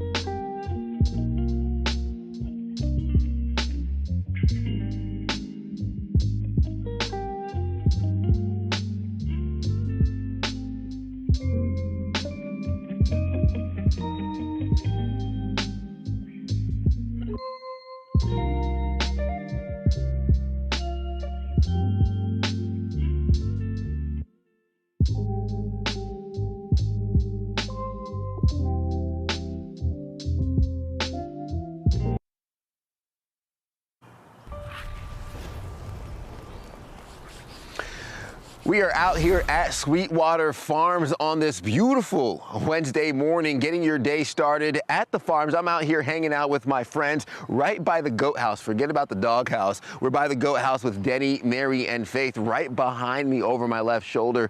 Dewey and Isabel relaxing and laying down as that sun comes up over the horizon. And maybe you can see in the distance over my right shoulder, Peaches, Shiloh, the horses here at Sweetwater Farms. A beautiful environment for kids to come, learn, and play and interact with these animals. And of course, a beautiful and cool start to your day as you head out and about getting your morning underway. We have mostly sunny skies and we are looking at a light breeze as we get your day started. Let's take a look at your forecast for anyone that's heading the roadways, maybe heading into work or looking to plan your morning and afternoon, maybe taking the kids out and about for a wonderful Wednesday as that sunshine continues to shine here across the Carolinas. Sitting in the low 50s. Winds are coming out of the south at about 5 miles per hour, and those dew points are separated enough from the temperatures where I'm not too concerned about fog to get your day underway.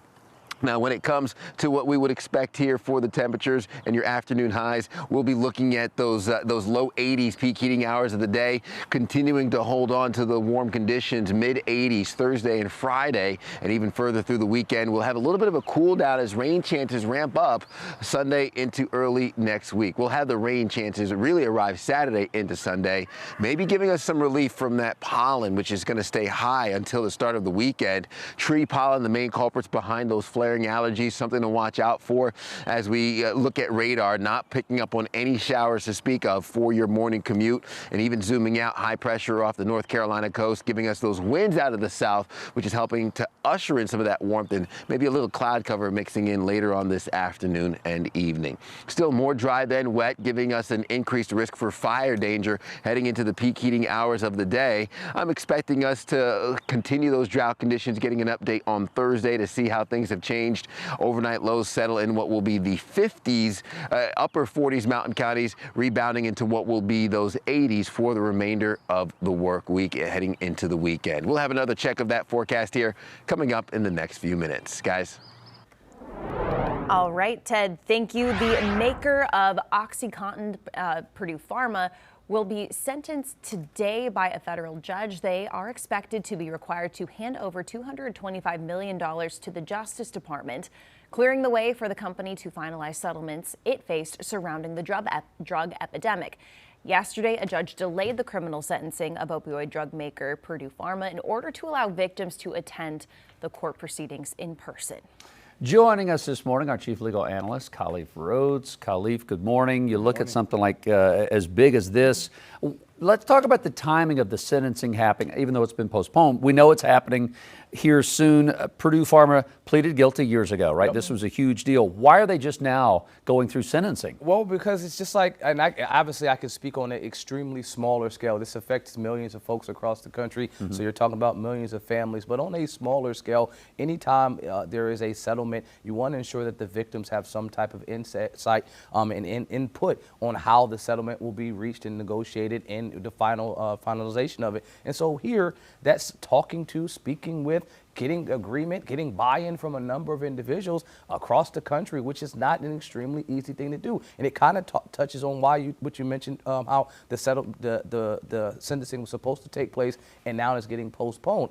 You had these victims that were speaking via, Zoom or some type of video teleconference, and the judge said, okay, we'll postpone it and allow you to be in person. And I can explain why that's so important. Those victim impact statements, when we have them in homicide trials, they are, challenging to go through. They're probably the hardest thing that I have to do in my career, to sit there and listen to a family talk about the grieving process of their loved one. And so the judge, to their credit, is saying, look, I want you to come into the courtroom and have your opportunity to be heard. You see the protesters have been surrounding the courthouse holding signs, hey, let me have my say, let me have my moment. Those are most likely victims as well that have been connected to this scenario. And so what you want to do is give them their moment to do that. And I think this is probably the final step, that final last lap before we get to some true final settlement. And you talked about the importance of victim impact statements. We've seen that in high-profile cases over and over again. But what does that have any impact on the actual sentencing from a judge, or should it? It can. I can say that it most certainly can. While there are sometimes when you walk into a settlement, there will be 99% of the negotiated portion will be done, but it still will, and I say this with every settlement that we talk about in any plea deal, that it's still up for the judge to accept the negotiated plea. The judge can ultimately reject it, they can accept it in whole, or they can do some deviation. Most of the time, their hands are tied from a deviation, and that's why we have things that are just like, okay, I won't accept it at all. I think if you're looking at one that's not an extreme case in terms of loss of life, but term of time frame, the NCAA settlement with the back payments, that took like 6 years before the judge was like, okay, actually, I'm ready to agree to this now, because you had to talk to a number of folks for them to buy in to that, and I think that's the same scenario that we're getting here. So we're looking at the Sackler family, who owns the company, to pay up to $7 billion. How do you split that? How do you decide? Who decides what's fair, who gets what? I know states and other government entities get a big chunk of that. It's going to be broken down with the states, and then it's how, not who gets it, but how will it be implemented. And so you're not going to be able to put a dollar amount on the loss of life per individual family, but what you can say is, look, we have this amount of folks in our state that have been affected by this. What can we do in terms of preventive nature and programs? Because that's part of what this settlement will be. The other portion, going back to Andy's question on why the delay took so long, part of it, the Sacklers were trying to keep a large portion of the money, and folks were like, well, you're only paying $7 billion, but you profited well over, 10 to 20 billion. How come you're trying to now shield yourself from being able to, not give the families in these other states some of those resources? And so that also added to the delay. But how do you divvy it up? Not easy. That's the best way I can say it. Obviously, portions go to the family, but the majority will be for recovery, for treatment, and for programs to prevent this in the future. And we should note real quick that under the deal, the Sackler family is going to be shielded from lawsuits over opioids from those who agreed to payments. So a lot of little details in there. Khalif, thank you. Heading to a break. Don't go anywhere. You're watching Queen City News, the most local news in Charlotte. We'll be right back.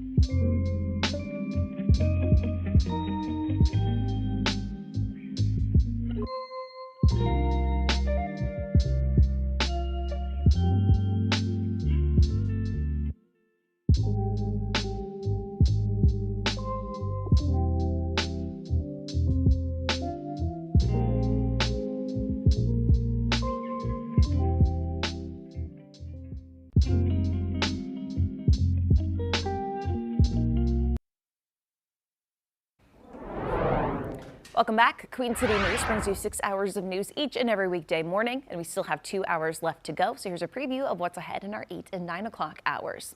Iran has resumed attacks on some ships in the Strait of Hormuz. It's fired on at least 3 ships in the past 24 hours. Meantime, President Trump says he is extending a ceasefire. We'll have a live report on where we stand as the war drags on in our 8 o'clock hour. Plus, we've seen several high-profile instances of gun violence involving young people in North Carolina. Just this week alone, a deadly mass shooting in Winston-Salem. Now leaders and a teenager in the Charlotte area is searching for answers to stop the shooting before it starts. Plus, in our 9 o'clock hour, you know what day it is. Our award-winning Hometown series continuing throughout the spring, and we have plenty of stories to tell, and today's the day. This morning, we're exploring what's in a name. Queen City News anchor Julian Sador, Taylor Young, Maureen Wirtz, and meteorologist Ted Payton are live in communities throughout the Charlotte area. And don't forget, if you miss any of our hometown stories, you could always catch up on them on our website, qcnews.com. Again, that's in our 9 o'clock hour. You're watching Queen City News, the most honored and local news in Charlotte.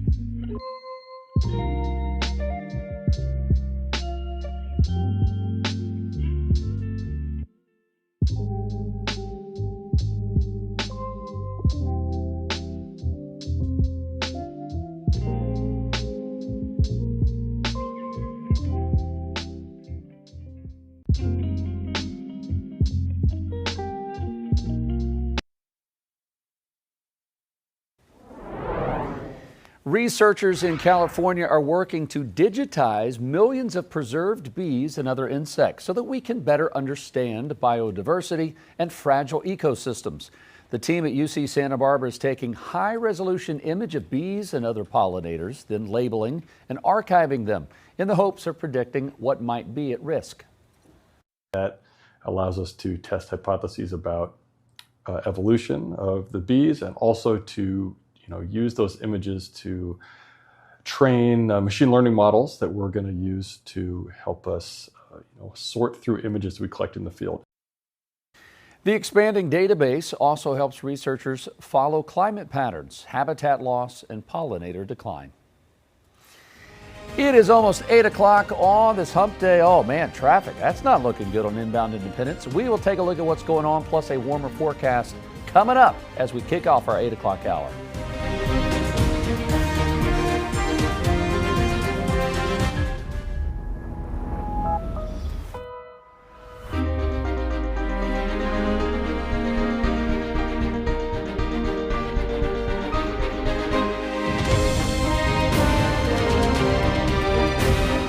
City News starts now.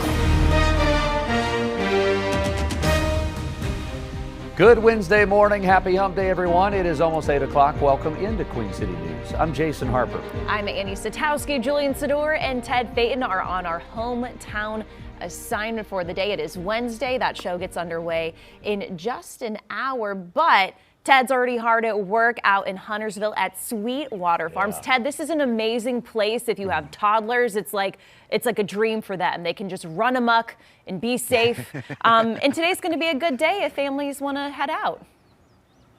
Yeah, no, absolutely, Annie. I've taken my daughter here. She has run amok. She's gone down the slide. She's played in the creek. They have the sandbox as well. And of course, the animals that the kids can interact with and learn from as they spend their day outside and in nature. That's what Sweetwater Farms is really all about. And believe it or not, it was actually a literary tale before it was a physical location. The owner actually an author of the book, Sweetwater Animal Society and the Hidden Mountain. We'll be talking more on that later on, but from the book and the pages to now what is in Huntersville, where you can enjoy an afternoon with your kids, enjoying some interactions with animals here at Sweetwater Farms. I want to show you the forecast because if it's not today, next couple of days also provides an opportunity to get outside and soak up that sunshine as we'll have those warm temperatures lingering into the weekend. This morning, we're in the mid-50s to start your day. South winds at about 6 miles per hour.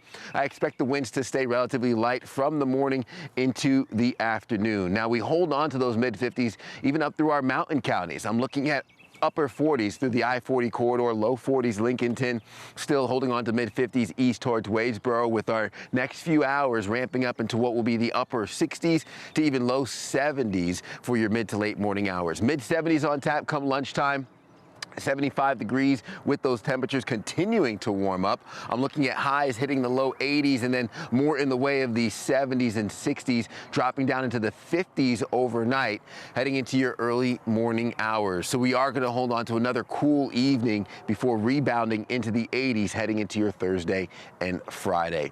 Now, when it comes to the next chance of rain, that moves in on Saturday. I'm looking at a 50% chance of showers and isolated storms moving in to start the weekend, and then ramping up even further as we continue to hold on to that unsettled pattern even through your Monday and Tuesday of next week. Now our Mountain County forecast follows a very similar pattern. I'm looking at 70s and even into the upper 60s as we head into your Sunday for the second half of the weekend. So a slight cool down coming in with those rain chances and that cold front. I'll break down more of what your forecast looks like here coming up with another check in the next 10 minutes. Jason? All right, Ted, thank you very much. So much fun out at Sweetwater. Have a great time. Can't wait for the hometown to kick off in about 45 minutes or so. Right now, traffic's been kicking off since about 7 this morning. Really, rush hour picking up from out west, coming up 85, 77 from South Carolina. The east side of the city, you can see over by Mint Hill. They're 485 inner and outer right now. Let's show you a couple of different camera perspectives around the Queen City. Really slow. This is 77 southbound on the right, working its way under LaSalle Street in those right two lanes. If you're not paying for the toll lanes, you're going to be sitting and paying the price of traffic right there. That's what you're dealing with this morning. No accidents. That's just sheer volume. Same can be said for this camera shot here.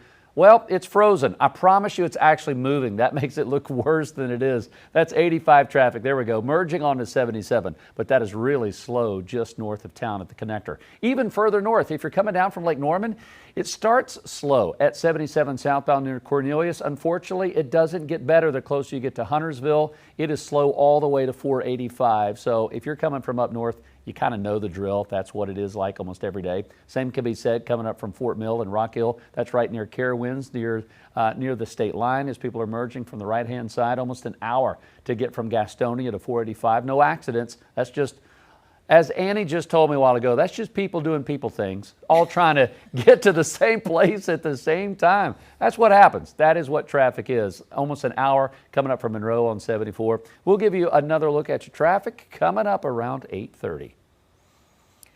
Union County is joining its neighbors by implementing a voluntary water restriction amid the ongoing drought. While it's not yet required, officials say tighter restrictions may not be too far away. Queen City News reporter Jen Cardone spoke with a local nursery about how they're preparing after weeks of dry conditions. At a time when water might be slightly harder to come by, these native plants are doing what they can to soak it all up. These guys have to stay wet at all times in order to actually survive.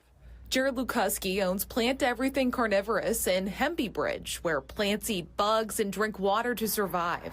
That's really what these guys like the most. So I try to collect every single drop of rainwater that I possibly can.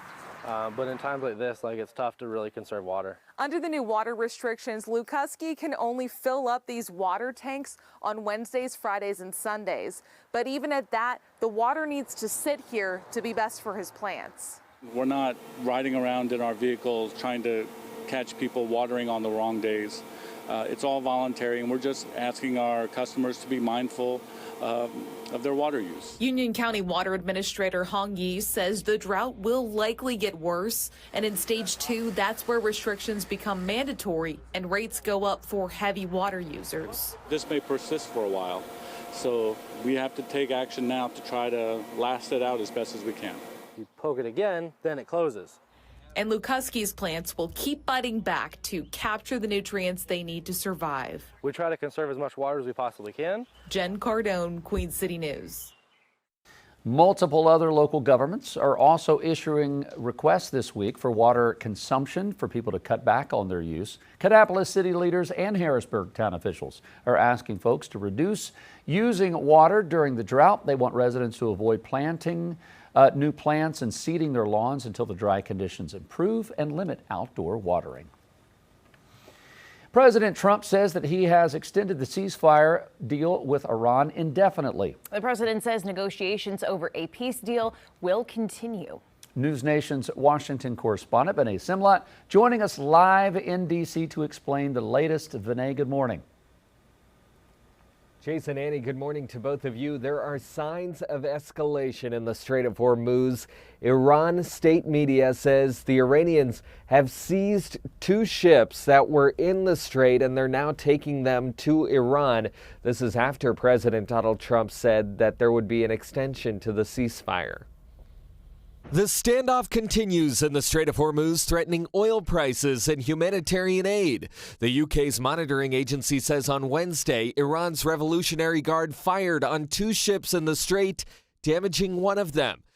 U.S. Central Command says a blockade on Iranian ports will continue. On Tuesday, the Department of Defense says U.S. forces took over a tanker in the Indian Ocean carrying sanctioned oil from Iran. The Iranians say those are acts of war and violations of the ceasefire. President Donald Trump initially said the ceasefire would end Wednesday night, telling CNBC he wouldn't extend it. Will you let it keep going if there's progress in the talks? Well, I don't want to do that. But on Tuesday afternoon, the president said the ceasefire will be extended at the request of the Pakistanis who are trying to broker peace talks. The president wrote, based on the fact that the government of Iran is seriously fractured, and until their leaders and representatives can come up with a unified proposal for a peace deal. The UN's nuclear watchdog welcomed that announcement. I think it's very important that an opportunity for peace is given. In Iran, the newspapers accused President Trump of shifting goalposts. The military paraded what appears to be missile launchers while chanting "Death to America." And Vice President J.D. Vance was set to lead negotiations for the United States in Islamabad, Pakistan, though the Iranians have still not publicly agreed to sit down with the Americans. So those talks have been postponed. Vice President Vance remained here in the United States. All right, Vinay Simlat live in D.C. Vinay, thank you so much. I appreciate that. Trump administration officials are now backing off projections that it will be next year before gas prices drop below $3 a gallon. Energy Secretary Chris Wright changed his tune during a Senate hearing yesterday. Now, he previously said that gas prices would stay high even when the war ends. That ran counter to the stance of the president and many Capitol Hill supporters who say fuel costs will plummet once the Iran war is over. Said that gas prices may not fall below $3 a gallon until 2027. Do you stand by that today? I don't know the future of energy prices. Often I will speculate or look at those things. I would say gasoline prices looks like they peaked about a week or so ago. President Trump said Wright's previous prediction for high gas prices was, quote, totally wrong. Defense Secretary Pete Hegseth announced Tuesday the United States military will no longer require all American troops to get the flu vaccine. The decision will impact both active and reserve members. Vaccination programs in the U.S. military date back to the American Revolution. However, they became a contentious political issue during the pandemic. If you, an American warrior entrusted to defend this nation, believe that the flu vaccine is in your best interest, then you are free to take it. You should. But we will not force you, because your body, your faith, and your convictions are not negotiable. Your health. The flu vaccine has been required for the military since the mid-1940s. Hegseth's directive is allowing military service members to request to keep the vaccine requirement in place, giving them 15 days to make those requests. The South Carolina woman convicted of rolling her car into a lake and drowning her 2 children is once again up for parole. Susan Smith has been in prison since her 1995 conviction. She was sentenced to life after admitting to strapping her infant and 3-year-old in the car seats and rolling her vehicle into a lake. She initially told police she was carjacked with her kids still inside the vehicle. Smith was denied parole last year. She has a new hearing set for this November. Former North Carolina Governor Roy Cooper is at the center of an investigation surrounding his job while in office. We're speaking with our chief legal analyst, Khalif Rhodes, about this case and how it could impact his bid for senator. You're watching Queen City News on this Wednesday. Traffic still not moving on Independence Boulevard. We'll take a look at that coming up in about 15 minutes or so. We'll be right back.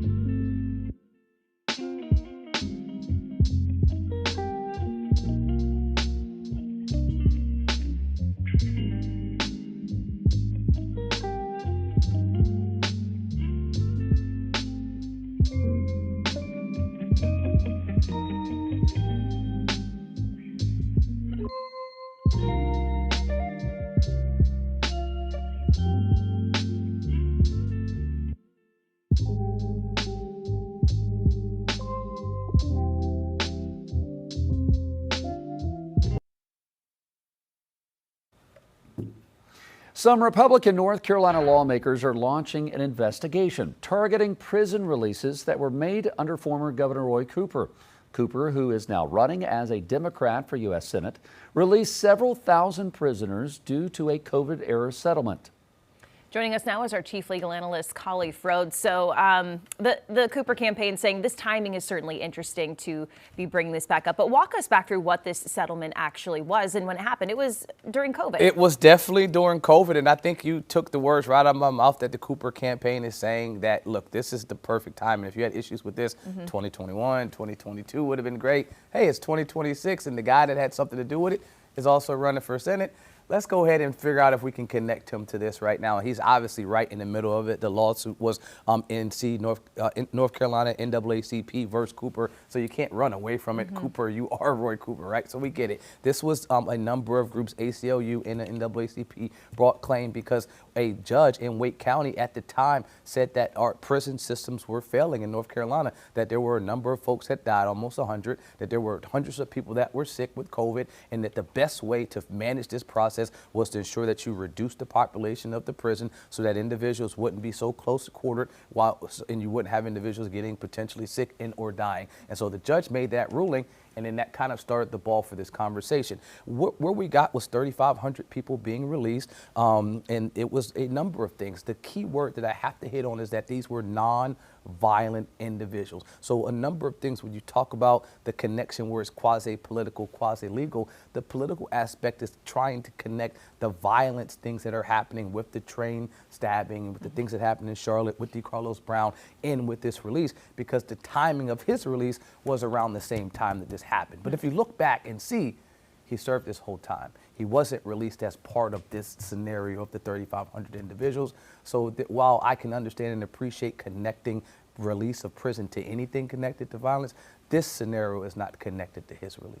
Okay, so do you see this investigation really going anywhere? If a judge ruled years ago that this was okay to let thousands, 3,500 or whatever, released, and if there hasn't been any connections or issues since that time, is this investigation going to go anywhere? Could he even be serving any kind of, any kind of consequences? Well, I think the consequences are already done. I mean, if we go back to the political aspect, and you said this yesterday, that the court of public opinion typically has the loudest opinion. And so if you have something like this that's out there that can connect a sense of public safety or a lack of public safety, then I think the damage is already done. But in terms of the nuts and bolts of what would happen in an investigation, you'll have to just go back.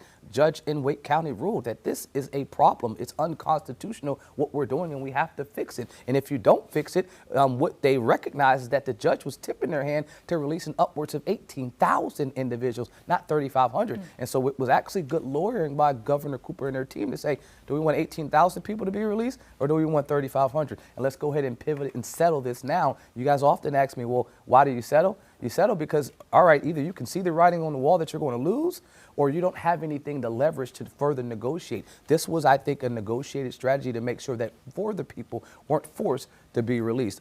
These type of things that are happening, I think they're typical for the season that we're in, but I don't see any legal standing to further an investigation. They have the legal capacity to do it, Hall and Berger, because in their capacity as oversight, but do I think this will merit anything other than what we already know? I don't think so. So you see this going pretty much nowhere? I mean, again, I think there will be a number of statements, but in this moment, you're going to have to make sure that those statements are connected to what actually happened in the court proceedings. I'd say I'd read Hall's statement. If Roy Cooper or any other official failed at the most basic responsibility, the people of this state deserve to know about it. The release of violent repeat offenders back onto our streets is a serious mischaracterization of justice, right? And a miscarriage of justice. I agree with that statement. But if the first key of the settlement was non-violent offenders, that whole statement's thrown out because you couldn't release anybody except for non-violent folks. That's where I have issue with those types of things, because I want the public to be safe, but I also want them to be informed accurately of what happened. Yeah. All right, Khalif, thanks for your insight. Appreciate that. Out of time. Coming up on 8:19 right now. We need to catch up with meteorologist Ted Phaeton, talk a little weather. And Ted is not in the studio this morning. He is out and about enjoying Mother Nature. What a perfect time, Ted, on this National Earth Day. Yeah, National Earth Day. We are out amongst nature and the animals here at Sweetwater Farms, enjoying the sights, enjoying the sunshine. And let me check really quick. Yep, can confirm. Not a cloud in the sky here on this Wednesday morning as you head out and about. Temperatures are nice and comfortable. The sun's getting to work to warm us up. Let's take a look at your forecast. As we started off in what was the low 50s early on, and then made a run into what will be the mid 50s heading out the door as of right now. 55 degrees, winds are still coming out of the south at about 6 miles per hour, and we will be keeping those dew points far enough from the temperatures, so fog not an issue for anybody heading out and about. So we continue to hold on to a nice cool start to your day before warming up into what will be the low 80s, peak heating hours of the day as that sun continues to operate and really bring in those light winds out of the south-southwest, 5 to 10 miles per hour, mostly clear skies with above normal temperatures sticking around through the afternoon. We'll stay above normal second half of the week as well, mid-80s Thursday into your Friday. I'm looking at your average highs typically landing in the mid-70s this time of year. We'll even cool down slightly with low 80s, mid to upper 70s second half of the weekend into early next week. Now, taking a look at your pollen forecast, that's going to stay relatively high for the remainder of the week into the start of the weekend. I'm looking at your tree pollen being the main culprits behind those flaring allergies. Your oak, your birch, your juniper. Get the Zyrtec, get the Claritin if you're sensitive to that tree pollen, because it will continue to bear down here on the Carolinas, at least for the next few days. Radar is clear this morning, not seeing any rain chances to speak of for your morning commute or through the afternoon. Zooming out, we have high pressure off of the North Carolina coast, giving us those light winds out of the south. Haven't seen much of the wind here at Sweetwater Farms, but we will continue to watch as those increased fire risk comes into play with the light breeze and, of course, those dry conditions continuing. Now, when it comes to the next 7 days, we will be looking at, again, the warm temperatures and the overnight lows in the 50s, low 60s into your Saturday morning. Storm chances roll in to start the weekend and linger into early next week. You're watching Queen City News Now, the most honored and the most local news in Charlotte. We'll be right back.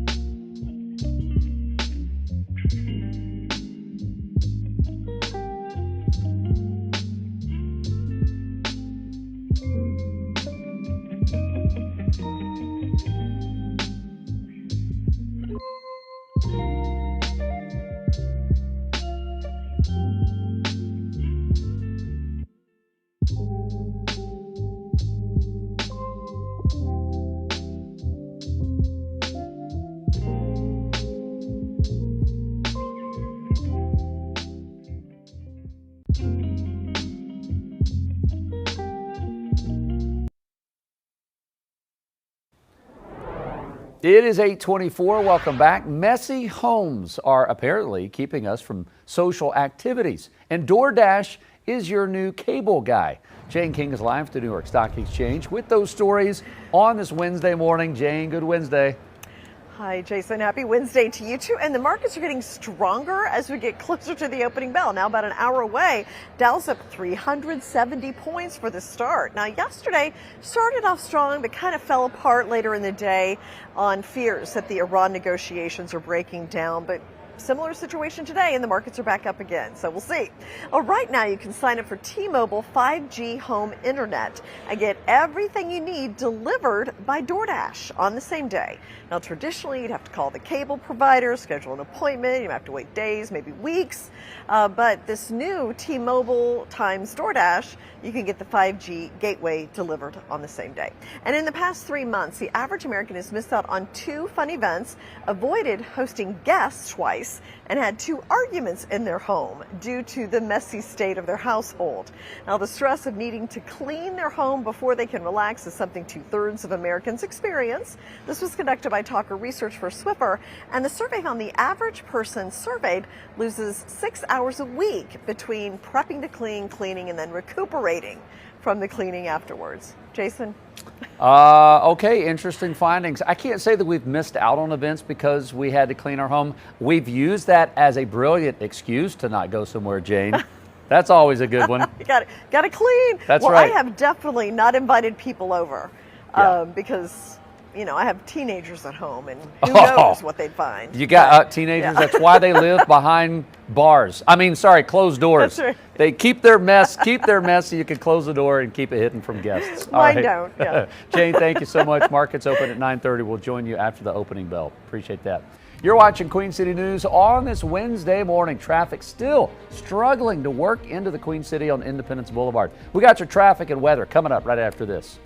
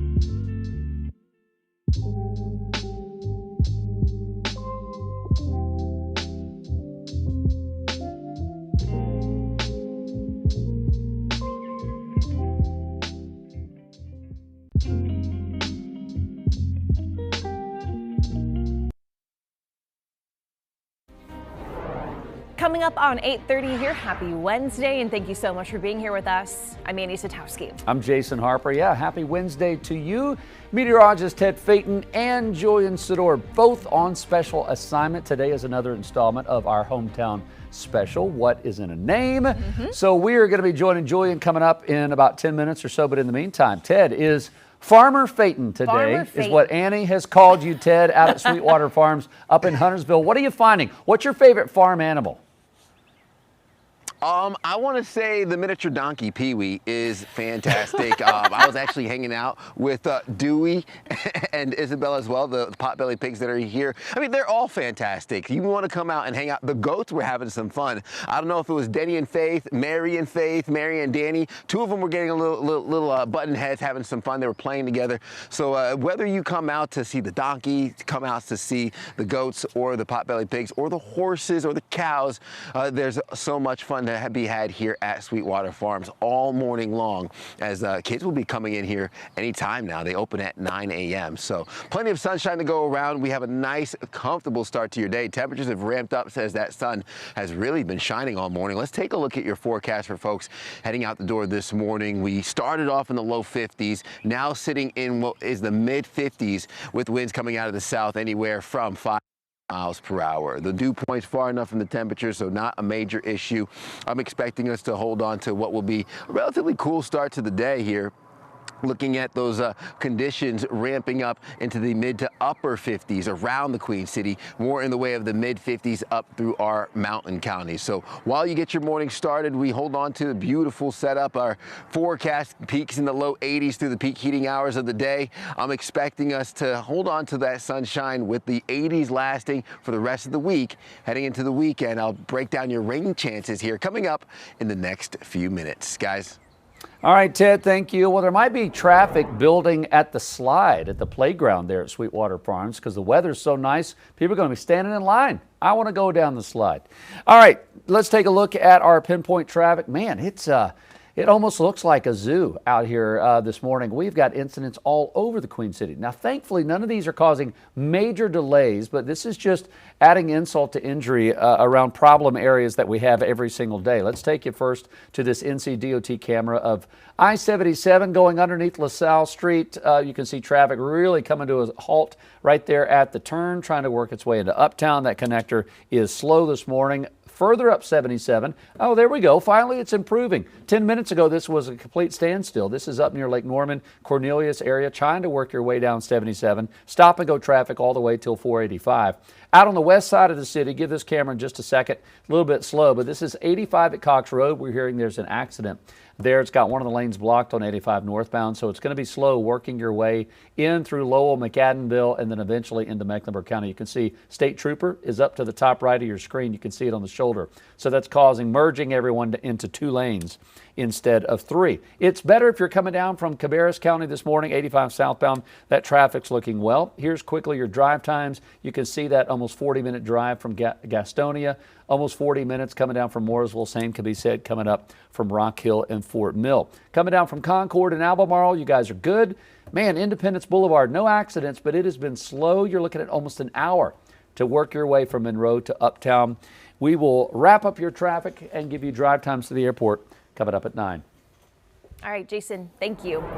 Teenagers, parents, and advocates and police gathered last night in Union County to tackle a difficult subject: how to stop young people from turning to guns to solve their disputes.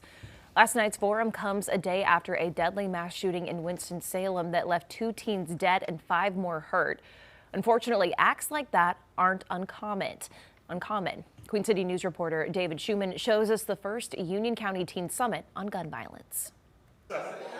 Sadly, gun violence isn't some faraway abstract concept to Endea Brown. I personally have known 2 victims, Nevaeh Carter and Kamari Blunt, were both recently gunned down in our city. I think that it was very unfortunate and a very untimely death. We are so young. Endea was one of several teenagers to participate Tuesday in the inaugural Union County Teen Summit on gun violence. They were joined by dozens of police and community members and led by a mother who lost her son to gun violence. When I look at our young people, they are fading away. Parenting, mental health, access to guns, it was all part of the discussion. Tonight is just the start of a dialogue, to have that relationship with these young youth. Chief Boland says Monroe police are seeing kids as young as 10 to 12 get involved with gun violence. He says it's going to take more than just cops to fix this problem. We have to be involved with our community. So tonight shows our support, that law enforcement is willing to come together with the community to try to bridge that gap for those that don't like people that are in uniform. Union County Sheriff's deputies didn't find any records in a search Tuesday of incidents involving guns on Union County public school campuses. Among the 53 schools in the district, there have been 63 cases this school year involving communicated threats. I want to feel safe going to school. For Endea, sitting on the panel, having the conversations, it's a start. This definitely gives me hope because they are looking to us to lead the future. In Monroe, David Schumann, Queen City News. Winston-Salem investigators say that they are not seeking any more suspects in that city's deadly mass shooting, and they're now preparing to charge adults who watched the violence unfold. Police say teenagers planned to fight on Monday morning at a park on the city's west side, but that fight escalated to gunfire. The age of the teenagers killed or injured ranged from 14 to 19. Kannapolis police are investigating the deadly shooting of a teenager at his home. This happened Monday night on Coldwater Lane. 17-year-old Legend Benjamin was found dead at the scene. Investigators say that a red SUV was seen leaving that area, and they're now asking anyone with information about the shooting to contact Kannapolis police. The suspect accused of stabbing a pregnant woman in a Charlotte supermarket parking lot is now in the Mecklenburg County Jail. Court records show deputies booked 40-year-old Marvina Butler Hardy into the jail around 7:30 last night. Deputies caught Butler Hardy in Florida last month. She's accused of attacking that woman outside the Cotswold Harris Teeter. Investigators say they identified her through the store's surveillance video. 3 separate Catawba County school districts are set to merge after commissioners approved the controversial plan Monday night in a close vote. State regulators still have to approve that plan. The merger does not have the support of many parents or school leaders, but county commissioners approved the plan anyway. Queen City News reporter Matt Stell heard from people directly impacted. Bigger is not always better. Newton Conover School Superintendent Emily Shaw calls the vote from Catawba County Commissioners to merge her district along with Hickory City Schools into the Catawba County School District disappointing. I feel like they were there going through the motions. They were not hearing and fully engaged with what everybody in the community and even our students were saying. The merger plan, which would take effect in July of 2028, still needs final approval from the North Carolina State Board of Education. Hickory School Superintendent Jennifer Griffin says along with a potential loss in state and federal funding, she's worried about the 2 districts losing their identities. We just serve different populations of students with different needs.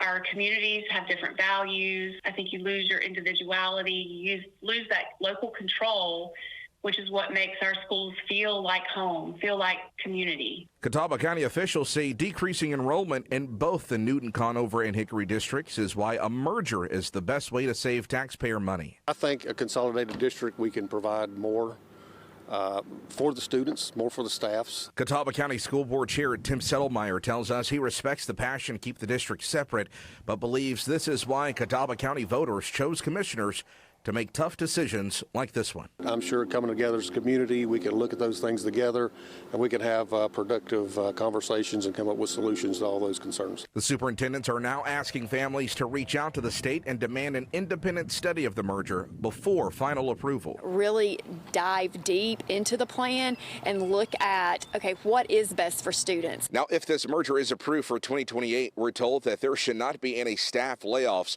for at least 2 years, but we're told that it will be ultimately up to the Catawba Valley School Board to decide if high schoolers will be allowed to graduate from the school they started in.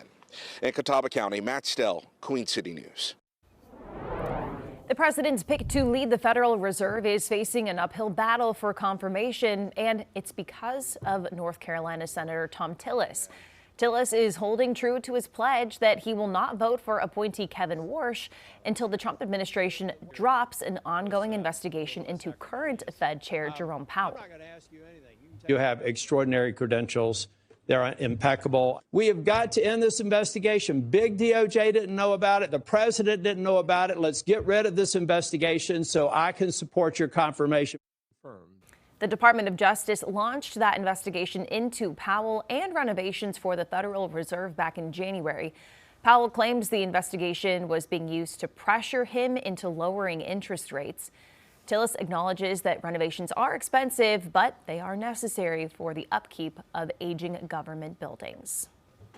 Virginia voters approved a redistricting plan that could boost Democrats' chances of winning 4 additional seats in the U.S. House. And the shift could transform the 11-member delegation from 6 to 5 with the Democratic edge to a 10-1 advantage ahead of the all-important midterm elections, which could shift the balance of power in Washington. A bill that would further restrict abortions in South Carolina is one step closer to becoming law. The Senate Medical Affairs Committee approved the legislation yesterday, sending it to the Senate floor.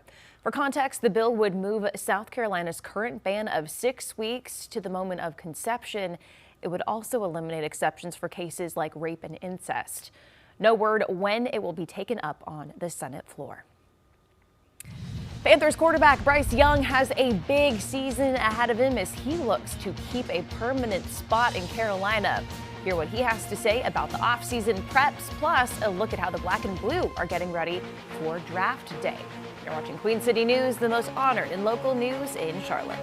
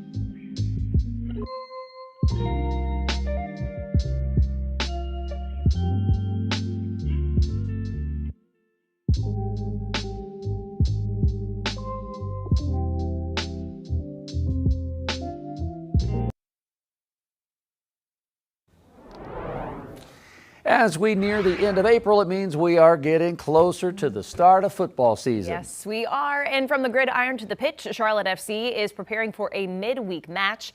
Carolina Sports Live's Joey Ellis is following those stories for us.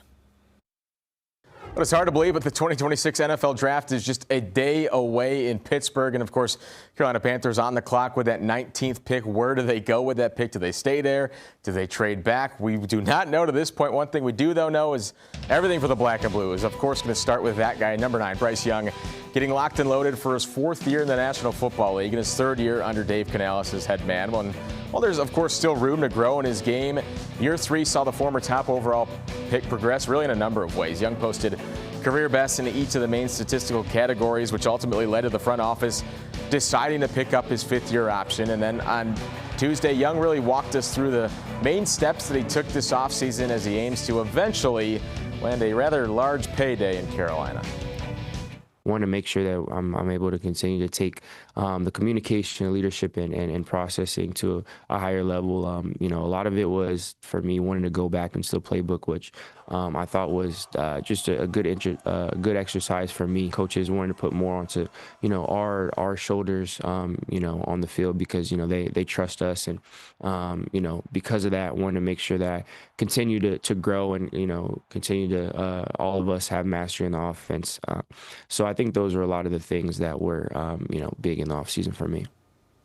All right, so these are the marks that Bryce is looking to build on in 2026. He threw for just over 3,000 yards a season ago and 23 touchdowns, which is nearly as many touchdown passes that he had combined in his first 2 seasons in the NFL. And his completion rate, 63.6%, with his passer rating coming out to 87.8 on the year. But not listed here, the big thing, he was only sacked 27 times a season ago, the lowest amount in his career so far, which really is rather impressive given how many different offensive line combinations that he worked with last year. And then in the land of Major League Soccer, Charlotte FC is coming off its first road win of the season a week ago in New York, and now they're back to it tonight on the road, which continues with 2 more matches really in the coming 3 days now from playing away from home, that is, when they're crowned. They're in Orlando tonight before they head to Nashville to cap the week on Saturday. And it's early, but with Charlotte FC now 3rd in the Eastern Conference table, every match and really every point is important at this point. Dean Smith obviously looks forward to another road opportunity, but also at the same time knows they've been few and far between. You can take some kind of momentum, but it's only our 3rd away game. You know, there's not plenty of away games we've played so far, such as the fixture list. You know, we didn't start on the road well, but we showed loads of characteristics that I like on Saturday, and we need to continue to do that now in the next 3 away games as well. All right, so here's the look down the road for Charlotte FC, including Wednesday's match, I should say tonight in Orlando. For the next 5 matches, they are playing away from Charlotte. And we mentioned the upcoming stretch of games there for this team. They'll head to Nashville on Saturday, and then the crowd will round out the road trip in New England. That's on May 2nd before getting back to the bank May 9 with Cincinnati coming to town. So another big opportunity for Charlotte FC. Can they win away from home? Can they pick up their 2nd road win of the season? We'll have the highlights from that. We'll hear from head coach Dean Smith after the match, and we'll get you set one final time for the Carolina Panthers. What do they do with the 19th overall pick in this year's NFL draft from Pittsburgh? It all gets going on Thursday. We got a lot more to dive into tonight at 11 o'clock on Carolina Sports Live. All right, hard to believe that the NFL Draft is tomorrow night. Guess what? You can join the Carolina Sports Live crew as they cover round 1 of the NFL Draft like never before on Queen City News. Starting at 8 p.m. tomorrow, they're going to be live streaming their reactions, their insight as the picks are made. You can not only watch, you can chat with our team as they follow every selection. Again, that's tomorrow night on Queen City News Plus, Facebook Live, and YouTube Live.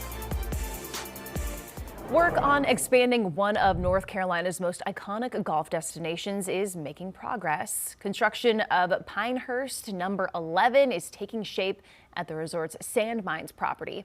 Crews spent the day yesterday clearing trees and preparing the land for a new 18-hole course. Number 11 will sit right next to Pinehurst number 10, which opened just 2 years ago.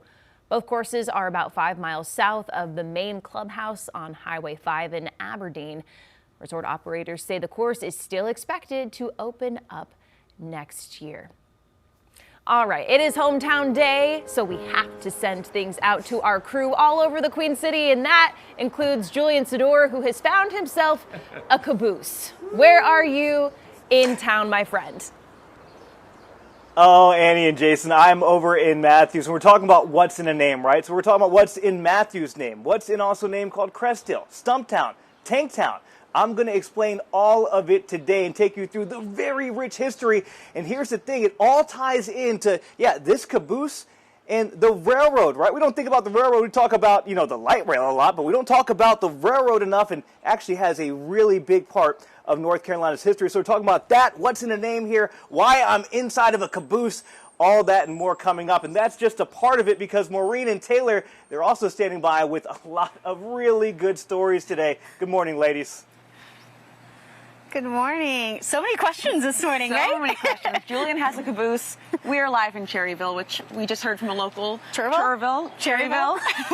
You don't know. You never know. But that is kind of one of those controversies here, I guess, maybe. But our show is all about how names influence us, shape us, kind of change everything about our lives. Yeah, how they, the names of people, places, towns, like Cherryville, and also how some names change, right? And the meanings behind that and what they mean for people. So yeah, we have so many stories coming up that we are so excited to show you. Yes, some fun little twists and turns, because, it's a hometown show, so we always do that. But Ted, so earlier I heard you saying all of the names, Ted, of like the goats and the pigs. I was like, how is he remembering all of those names?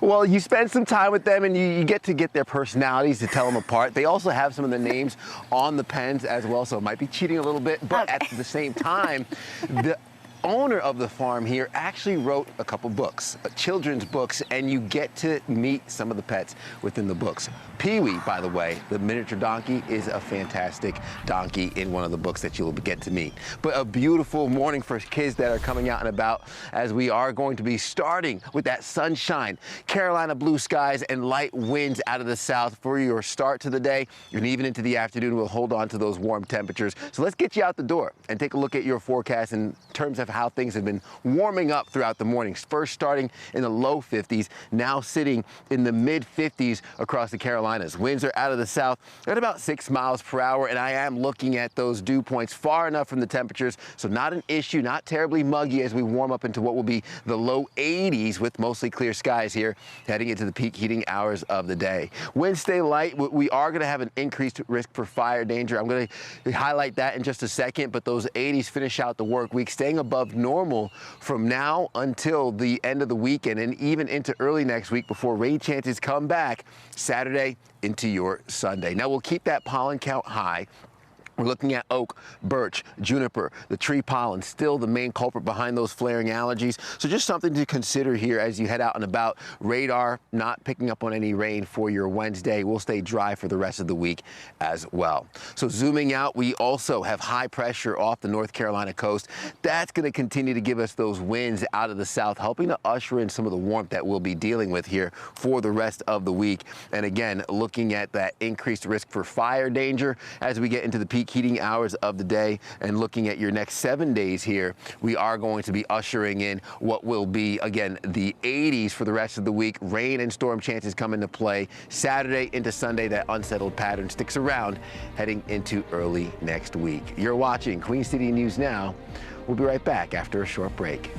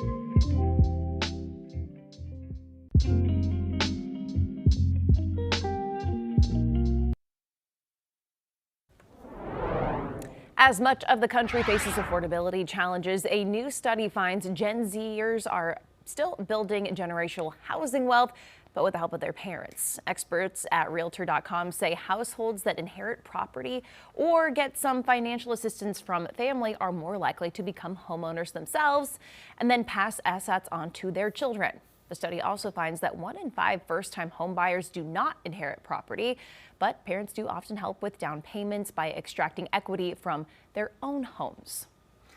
It is time to celebrate the world and the planet that we live on. We are talking about Earth. Today is Earth Day. While it's not a federal holiday, Earth Day is often referred to as the start of the modern-day environmental movement, with the first celebration being held back on April the 22nd, 1970. Earth Day was founded by former Democratic Wisconsin Senator Gaylord Nelson. Like a growing number of Americans, Nelson was concerned about the effects greenhouse gas emissions were having on the planet. Besides helping to pave the way for the creation of the EPA, the Environmental Protection Agency, Earth Day also helped lead to the passage of the Clean Air and Water Acts. This year's official theme is Our Power, Our Planet. You're watching Queen City News on this Earth Day. Good looking shot of the Queen City there. Stay with us as we are about to get set to kick off our hometown special.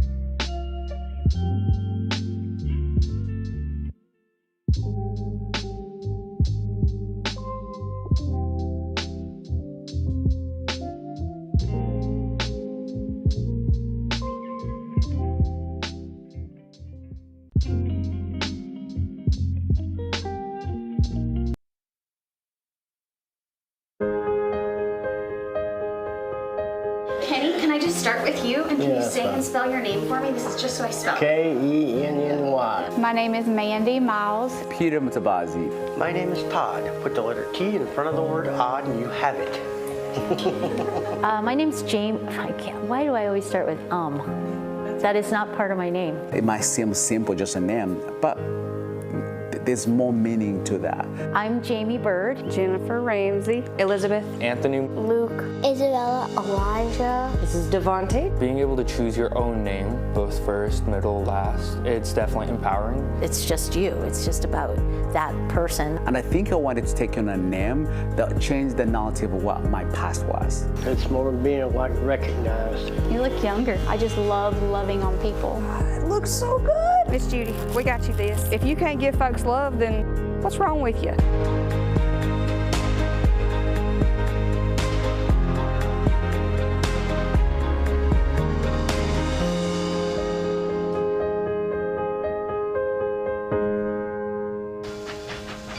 Names have meaning, power, and tell a story.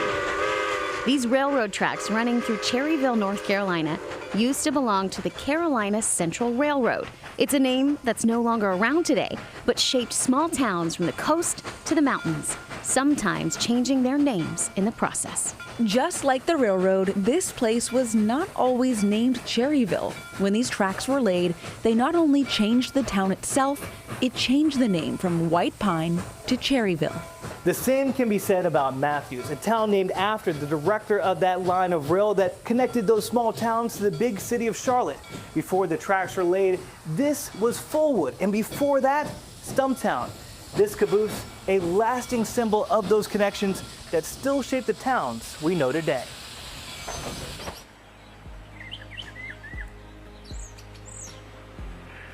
Hello and welcome to our Queen City Hometown Show. We are live in the beautiful Cherryville, where we will be asking a famous question all morning long. Thank you so much for being with us. I'm Taylor Young. And I'm Maureen Wart. So the question is, what's in a name? Well, here's one possible answer.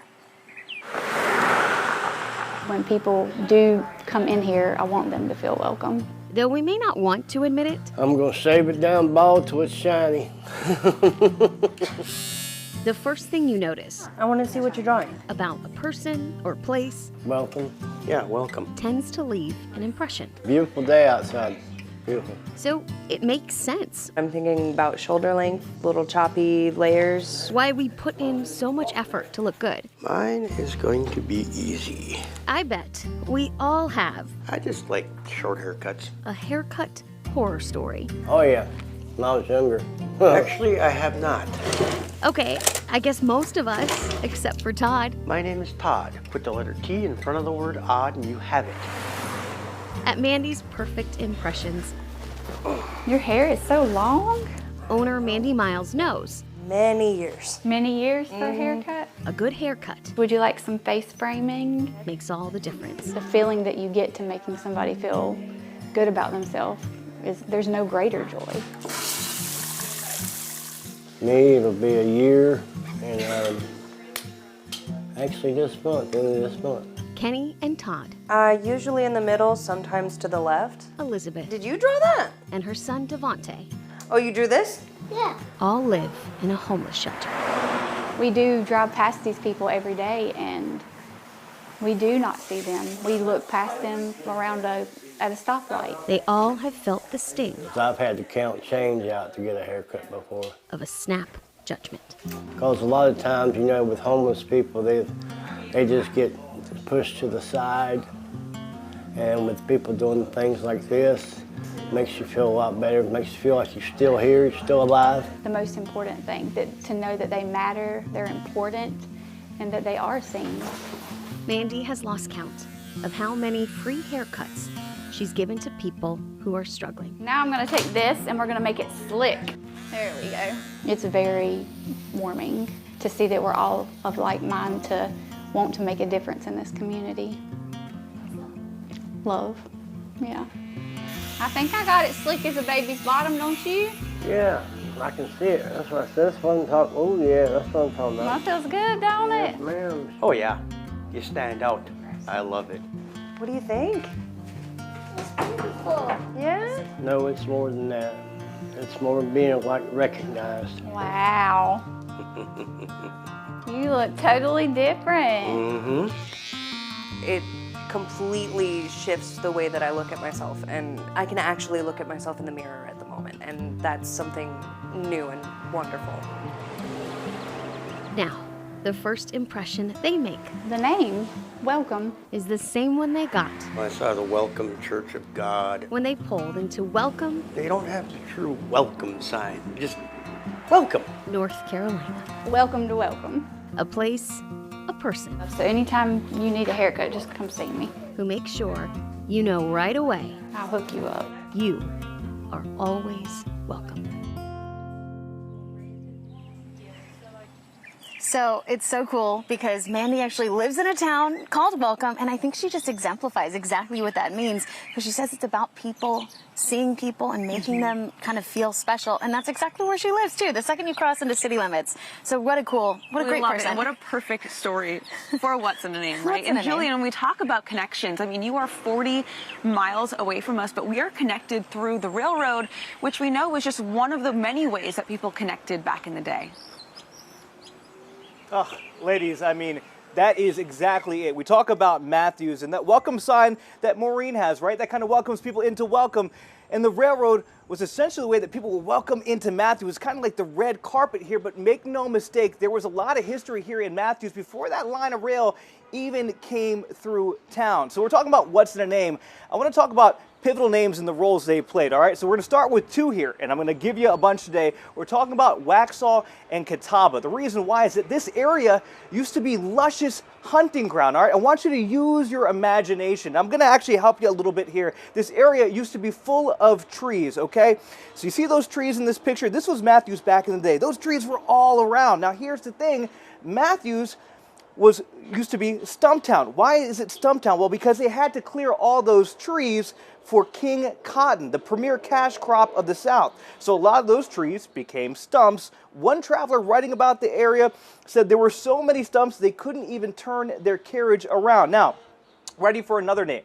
I'm going to take you back to 1824. Records show that John Miles Fullwood, okay, he was a postmaster here. He also has a stagecoach depot. He also has a store, and he runs it all out of his house. So the mail addressed to this area gets addressed to Fullwood Station. So, okay, Stumptown, now we're to Fullwood Station. But then, of course, we got to talk about how it becomes Matthews. So why did it become Matthews? Well, as we told you at the top of the show, the railroad comes through here, 1850s, all right? We're talking the Central Carolina Railroad begins its service connecting Wilmington all the way to Rutherford. We're talking about from the coast all the way to the mountains. And so they name this town after Edward Matthews, the director of the company.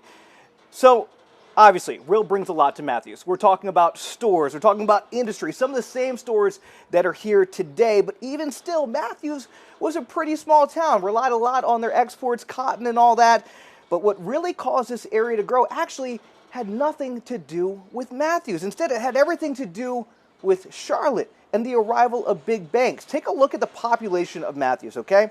From 1970, it jumped from 783 people by 110% to over 1,600 people by 1980. Then, from 1980 to 1990, Matthews grows even more by more than 720%, swelling from 1,600 to over 13,600 people.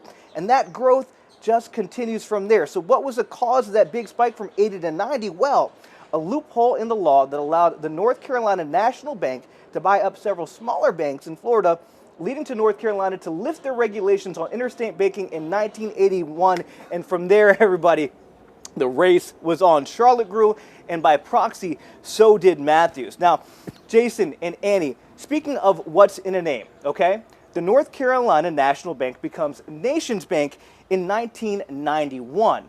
Okay, from Nations Bank, it then changes its name to something a little more familiar to people at home. They merge Bank of America, and I believe, guys, you have a little bit more on Bank of America back in the studio. Yeah, Julian, I think we've heard of that name before. From Bank of America to Wells Fargo, and even homegrown names like Krispy Kreme and PepsiCo. Those aren't just logos. They're actually part of Charlotte's identity. They are. Just look at our skyline. It really tells the story of our growth. And among the most recognizable, of course, right there, the Bank of America Corporate Center, built back in 1992. It's the tallest building in the city, often nicknamed the Taj Mahal, a nod to former chairman Hugh McCall. Even the details have meaning. 60 floors, symbolizing the 60-year reign of Queen Charlotte. So what's in a name? It's more than just a title. It's history. So what isn't a name? It's more than that. It helps explain why Charlotte is now the second largest banking center in the country. Bank of America employs tens of thousands of people locally, and Wells Fargo has one of its largest employee bases right here. But those names aren't just defining Charlotte, they're opening the door for what comes next. Because when global companies see those names, they see opportunity. Now, a new wave is moving in. Earlier this month, it was announced that Japanese banking giant SMBC is planning to invest more than $50 million into Charlotte. We also know that automaker Scout Motors is building its corporate headquarters here, bringing more than 1,000 jobs. Global shipping giant Maersk is moving its U.S. headquarters here to the Queen City. In the growing medical space, Siemens Healthineers is helping turn the city into a hub for innovation. And Charlotte's reach is going global, with Etihad's Airways launching nonstop service connecting the Queen City to the Middle East. Yeah, that's proof that names aren't just labels. They carry that history, they carry influence, and in Charlotte, they are building the future. Just like Stumptown gave way to Charlotte, the names shaping this city are still evolving, and the next generation of companies could redefine it all over again. All right, so let's get out live now to meteorologist Ted Payton, who is just outside the city of Charlotte in Huntersville with a place where it really has a storybook name and ending. Yeah, it certainly does. A storybook name and ending here at Sweetwater Farms, which we'll be talking about a little bit more. But Jason, Andy, you mentioned the names around the Queen City, but it's also the towns surrounding the Queen City. I want to break down the forecast locally for some of you folks heading out and about. So let's take a look and break down some of the names that you might be familiar with that you see in terms of your forecast each and every single day, whether it's Rockingham, Wadesboro, or Chirra, which is actually named after the Chirra tribe, a Native American group who lived along the PD River. Let's take you even further to Lancaster, Rock Hill, Monroe, Monroe being named after President James Monroe. It was part of a wave of early American cities and towns that were named after presidents as the country formed its identity. And now taking you to Albemarle, Concord, which Concord literally means harmony. And the best part about that, it was actually a compromise between German Lutheran and Scottish Irish Presbyterian settlers who were arguing over what the name should be. Taking you to Shelby, Gastonia, which was named after William Gaston, and many of the other cities around the Queen City with historical names and the meaning behind them. What's in a name? We have more of that again, continuing to break down as we continue our series in What's a Name, our hometown series here after the short break. Mecklenburg County was named after the German region of Mecklenburg. It's in the northeastern corner of Germany and is the same region Queen Charlotte was from. And that royal is why we are known as the Queen City.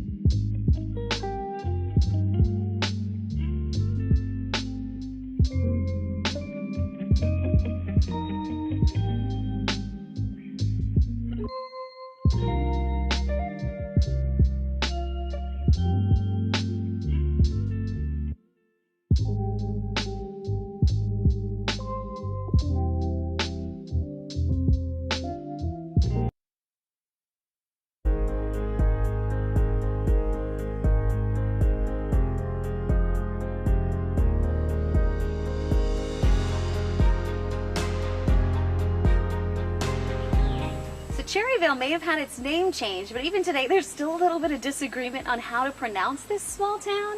Some say Cherryville, others Cherville. We'll stick with Cherryville at the moment, and really no matter how you pronounce it, this town is growing. It's so close to Charlotte, but it still has that small town feel. And we know a lot of places are growing, but that's not always the case for everywhere in the Carolinas. I just like to let people know they matter. Most of us. Yeah, that one does look heavy. It looks like it put somebody's darn eye out. Would simply drive by this home and through the town of Sharon, South Carolina. There you go, boys. Dump it. Good job. While everywhere else is growing, I hope these folks fall in love with Sharon like we love it. Sharon is shrinking. I think a lot of folks around here feel like they've been forgotten about. You agree? And that could be it. That could be the story. But what if, right now, we take a second look? I figure we can start right here. At the home. I might have to cut that off. At Sharon. The most beautiful thing about it is the folks that live around here. And at Jennifer Ramsey. If you can't give folks love, then what's wrong with you? What might we see? Some people think they're a weed and some people think they're a flower. It's all about perspective. Jennifer has spent her whole life wondering why she felt so alone. I've always felt broken. I was called backward. It wasn't until the last year or so they don't want to go anywhere. that she learned. You got to make a wish, though. She just thinks and sees things differently. I love them.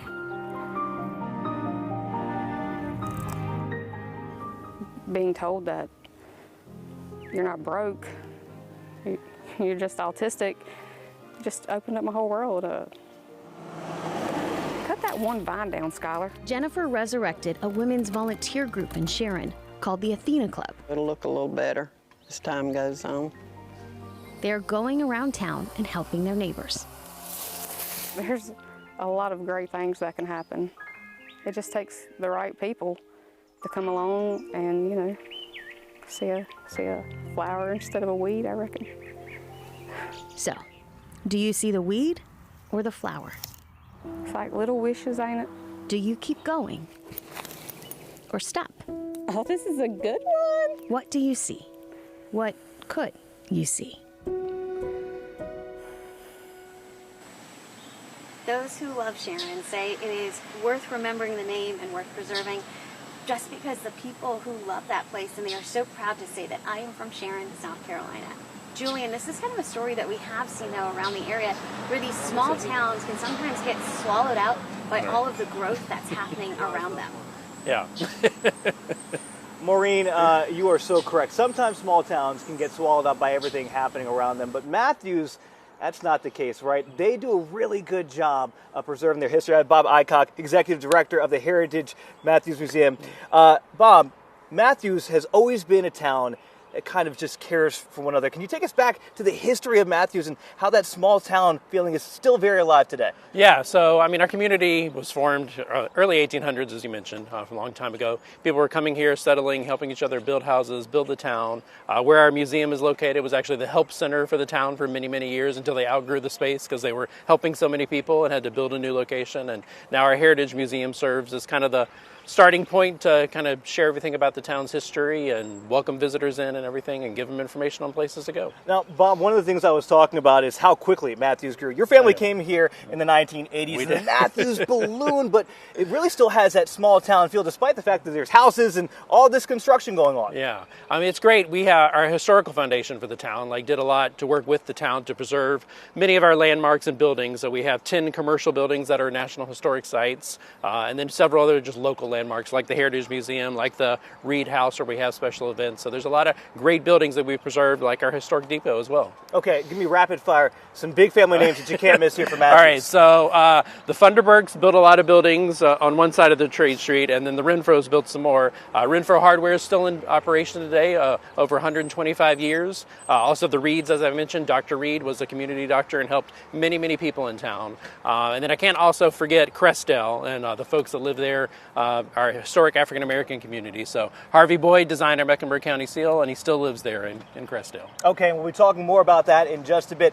I would be remiss if I didn't ask you for a really cool story, because the train actually played a role in kind of saving the town. A train conductor saw a fire going. Bob, tell me the story. Yeah, so a fire broke out in a house that was beside our old livery stable and beside our old hotel, and the conductor actually saw the flames shooting up, rang the bell, stopped the train, alerted everybody, backed the train up to the water tank to fill it up, and then help put out the fire, and no lives were lost, thank goodness. There we go. Okay, and Bob, if they want to come see you at the Heritage Museum, also, they do a tour of the cemetery here that I would recommend the first Saturday of the month, where you can see all those family names. And with that story about the train kind of saving the town, we're talking about Western North Carolina when we come back from the break with a really great story from Taylor Young. The Matthews Train Depot was built by the Carolina Central Railroad in 1875 and then absorbed by the Seaboard Airline in 1890. The station was used for passenger service until 1958 and continued as a freight agency until 1966. It was acquired by the town of Matthews in 2000 and moved here to its current location.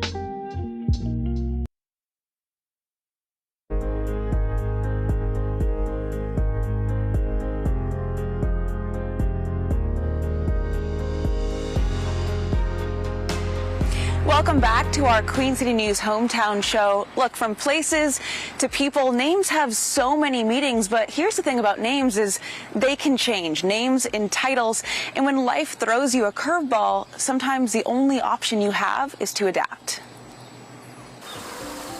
The world around us often leaves quiet impressions. When I look across the Appalachian Mountains, they look like this to me. And sometimes those impressions become art. So I don't necessarily paint a landscape, I'm painting a sensation. It's definitely a way to kind of connect more with nature in a different way. Jamie Bird is an artist in Asheville's River Arts District who just recently started seeing the world outside of her gallery. I do use my hand a lot. In a different color. For quite a while it was very dark, a lot of stormy kind of paintings going on. And I'm finally kind of moving out of that and getting back to some bright, energetic painting. It's a shift that took nearly a year and a half, tracing back to Helene. Everything was like this. The gallery, just like it is today, was under 6 feet of water and mud, but one painting. It was a piece I had done, not long before the storm happened. Found by her landlord, floating. He did send me a photo and asked if I wanted to save it. I said, yes, please. While Jamie usually paints nature's story, there were 2 beavers right here in the middle of my gallery. This time, nature left its own mark on hers. I think they're my new favorite animal, yeah. In the form of footprints. I think it brings about a lot of joy for a lot of people because it just seems absurd. With a background in cinematography, they're so cute. She turned her artwork into something that moves. You kind of see the roots moving and the water rushing down. A symbol of both destruction and resilience. And these paw prints. The painting had a different title, but once I did the collaboration with the beavers, it's called Footprints of Helene. Helene will forever leave an impression on Jamie. And this time, it's something beautiful.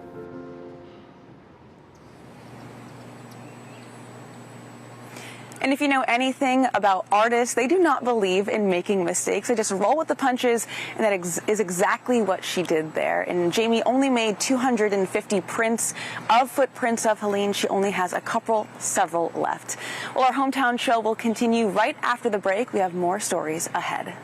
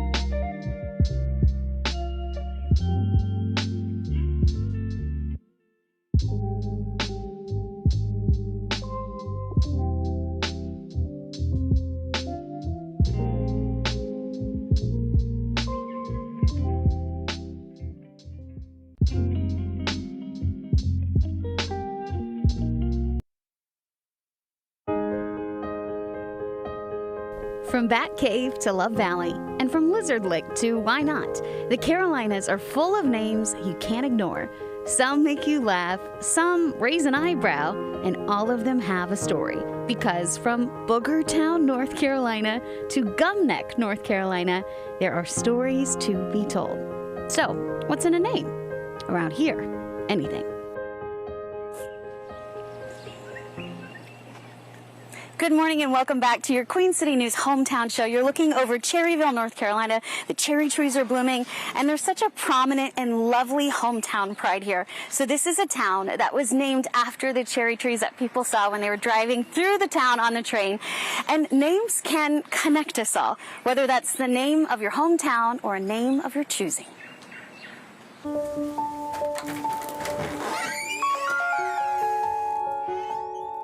Front door. It usually begins with pictures on a wall. Then all of a sudden, toys are piled up in corners. Worn down markers and crayons replace pens. Doodles and dents mark up a dining room table. The change is both subtle and sudden, from person to parent. I was single most of my life. I wasn't a parent at all. So, being a dad wasn't something part of my everyday life. Dad. Oh, good job. A name Peter Mutabazi never gets tired of hearing. And it's been a joy for kids to say dad, and you're like, wait, me?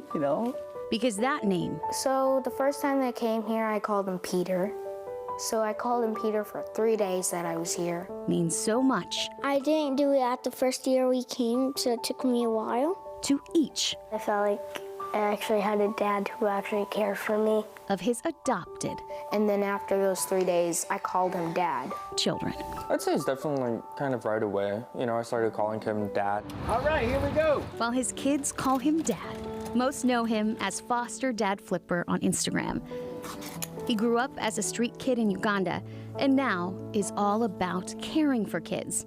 He's a single parent who has fostered 47 children over the last 9 years. I think for me, I was one of those kids, I came from an abusive family.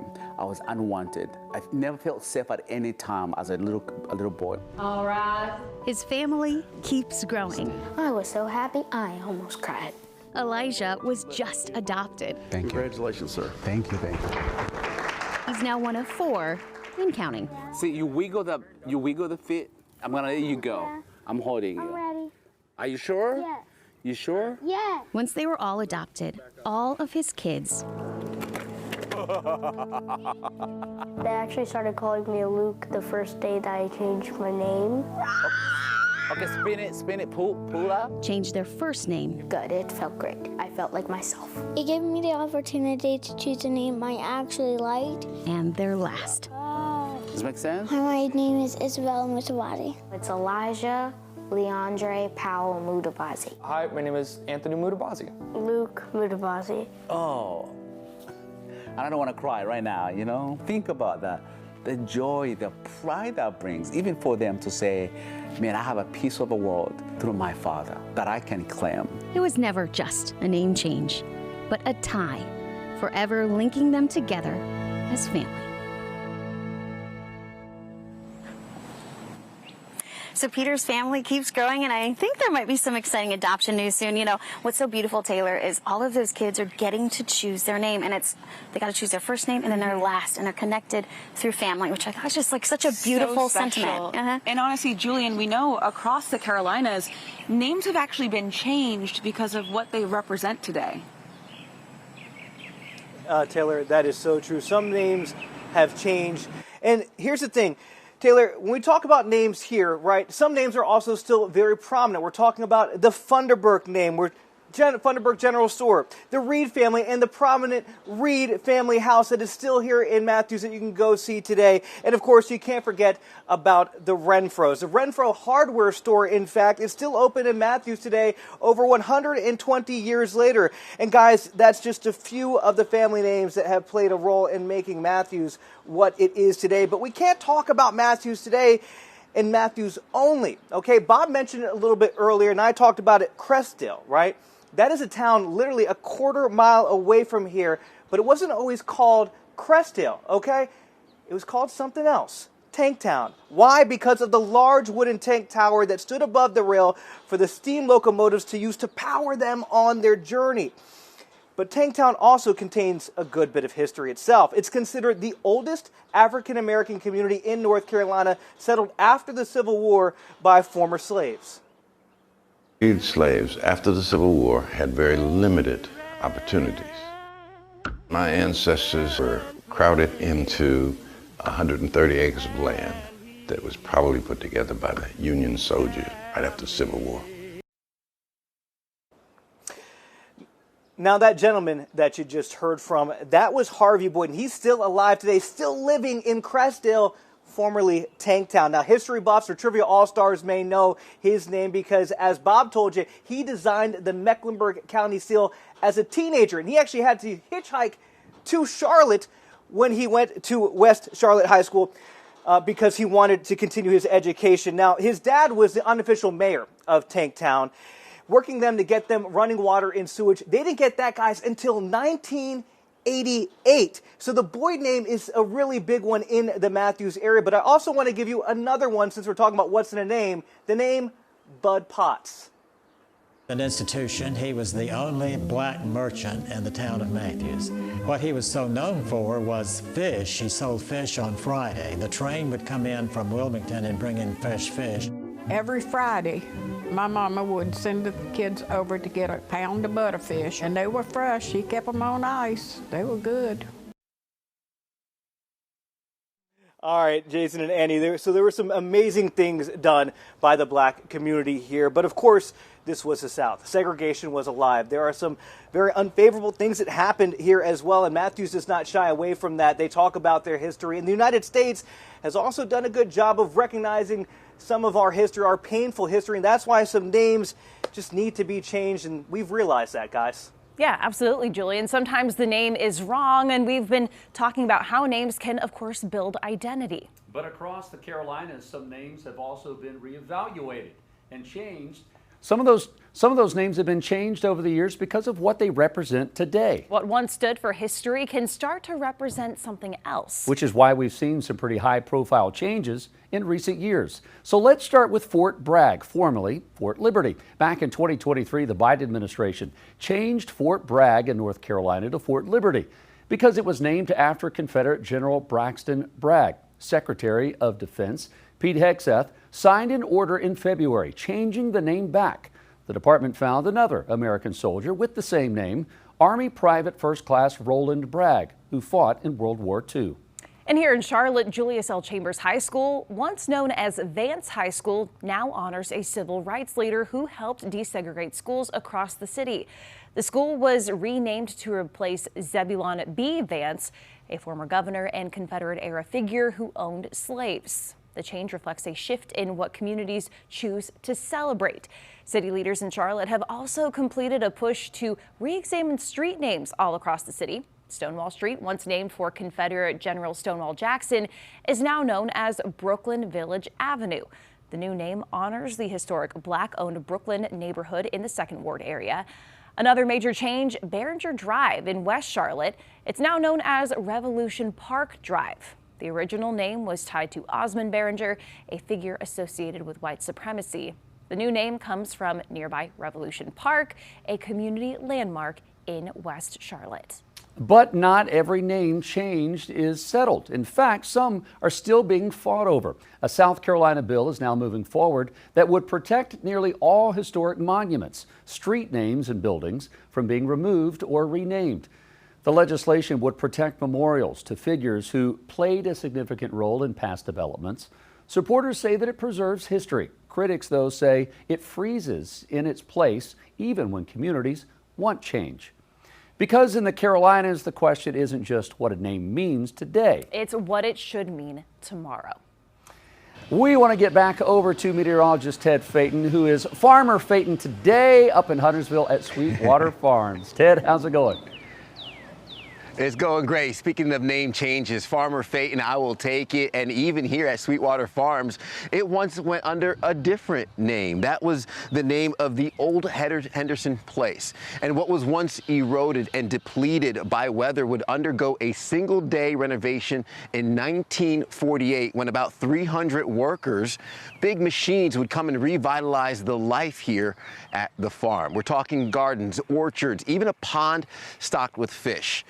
A land that would later be purchased by its current owner and what will become Sweetwater Farms. And we could say the sun has been shining down on this land ever since. Speaking of that sunshine, let's get a look at your forecast heading out the door today, where we will have the abundant amount of sunshine climbing into the low 80s through the peak heating hours of the day. Winds will stay light out of the south-southwest. Pollen count will remain high as well. So that tree pollen, if you're going to come out to Sweetwater Farms, make sure you have the Zyrtec, the Claritin, and of course, get ready to love on some animals. Now, when it comes to your radar, not seeing anything in the way of rain chances. As a matter of fact, we'll hold off on rain chances until the end of the week, heading into the weekend. That's where your next chance of rain will move in. For now, we're looking at another cold evening, dropping down into what will be the mid-50s, upper 40s overnight, heading into your early morning hours. Now, as we get into the weekend, Saturday brings your next chance of rain, some thunderstorms possible as well. That unsettled pattern will stick around a Sunday through early next week, with those temperatures falling back from the mid-80s into what will be the low 80s and upper 70s heading into early next week. We will hear from the owner here at Sweetwater Farms, Susan Luz, after a short break as our hometown series, What's in a Name, continues.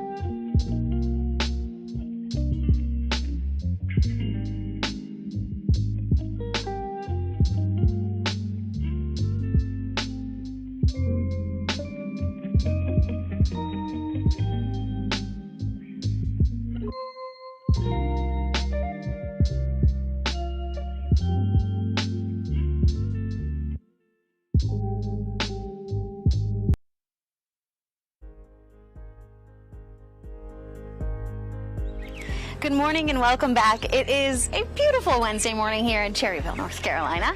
And all morning we have been asking the question, what is in a name? And we found that names can symbolize kindness, they can symbolize change and family.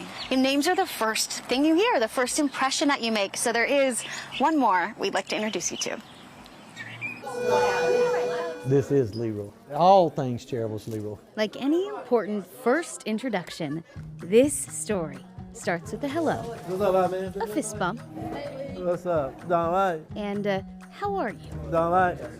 Football. Sometimes it's between passing periods. I make you one too. Right, that's the only way I can Before the lunch bell. Play football. Yeah, football. Or right in the middle of class. What's up, man? But at one point or another, everyone at Cherryville High School gets to know Leroy. They all know me. Some have known him for years. All day, every day, my whole life I've known Leroy. Others, decades. That's a picture of Leroy right up there with me and my wife at one of his birthday celebrations. Sometimes it's a little disconcerting that everybody knows who he is because I don't know how they know who he is, but they do. What's up, lady? How you doing? Leroy has been a janitor at the high school since 1992. Before that, I was about 18 or 17. he graduated from here, class of 82. My senior year. These hallways and rooms have been his home What's up, man? for more than 30 years. I love it. Did my home way for home. I love When he's not cleaning or chatting, he's at baseball practice. Bam. Or washing cars. And then back at work. He's all over the place, literally. I don't do coffee, I know. But you still may be wondering, how do so many people know Leroy? Always smiling, regardless of what he's doing. Even mopping the floors. He's got a smile on his face. Some say He got some special sense for it or something. he has a way of noticing when people are feeling down. Others point out his work ethic. So you look at him, you know, you don't look down on him. He's a custodian, you look up to him around our town. But the real reason so many know Leroy is because he gets to know them. If you're around Leroy, he knows you, he says hey to you, speaks to you, and he's just an all-around great guy. He happily gives So I do get emotional. and gives Enjoying life. without asking for anything in return. What's up, man? His heart. What you up to? His heart. Just, it's so big, and you can barely find people like that in this world. It's just, you gotta cherish those people when you find them. He's always been this way. Class after class of high school students can testify to that. What's up? What's up? What's up? What's up? So very happy to make this introduction. If you didn't before, now you know Leroy. Leroy is pure joy. That story just makes me smile. He just gets to know everybody at the high school. Everyone knows him here in town. He's small town famous for sure. Yeah, and I think that's a name that we are all going to remember now. And Julian, I know that you're live in Matthews, also surrounded by memorable names. Oh, memorable names. I mean, we can't even name all the memorable names that we're going to talk about in this show, Taylor Maureen. There's so many interesting things here in Matthews. Again, I can't even begin to scratch the surface, but I'm going to give you a few more, okay? So here's a name for you, Black Chicken. Black Chicken. It's actually a code word, right? So you would call up the operator, and if you wanted to get your hands on some moonshine, you say, I'm looking for a black chicken, okay? That's how you got some moonshine if you're looking for it. But there's also names like Sistar, and if people lived in the Matthews area or around there, you know that name. Why? Because that was a swimming pool owned by Barnum Sistar, and people say he used to look like Santa Claus, and you're going to see some pictures of him in just a second. Locals would go all the time, not just to swim, but also to dance at night. Ready for some more names? They dance to songs like The Big Apple, The Jitterbug, The Susie Q, and more. I took another gal down there at one of the dances, playing a song called Down Yonder. And it comes a certain section in there that makes you really want to jump around. So I did, and I think I had on Brogan's high top shoes. Came down on her big toe and knocked her toenail off. That ended that relationship. I mean, you really just can't make this stuff up. There's so many good stories, so I figured why not tell you one more. So we talked about how, plumbing, that did come to the area, but there were still plenty of outhouses around Matthews, right? And the kids here, it was a small town, they like to have a lot of fun. Outhouses and having fun, kids will be kids. Take a listen to this. Most folks didn't have indoor plumbing or bathrooms. You had what we called an outhouse. Some of those bathrooms was a little bit bigger than others, and had one you call a two-holer. Halloween night,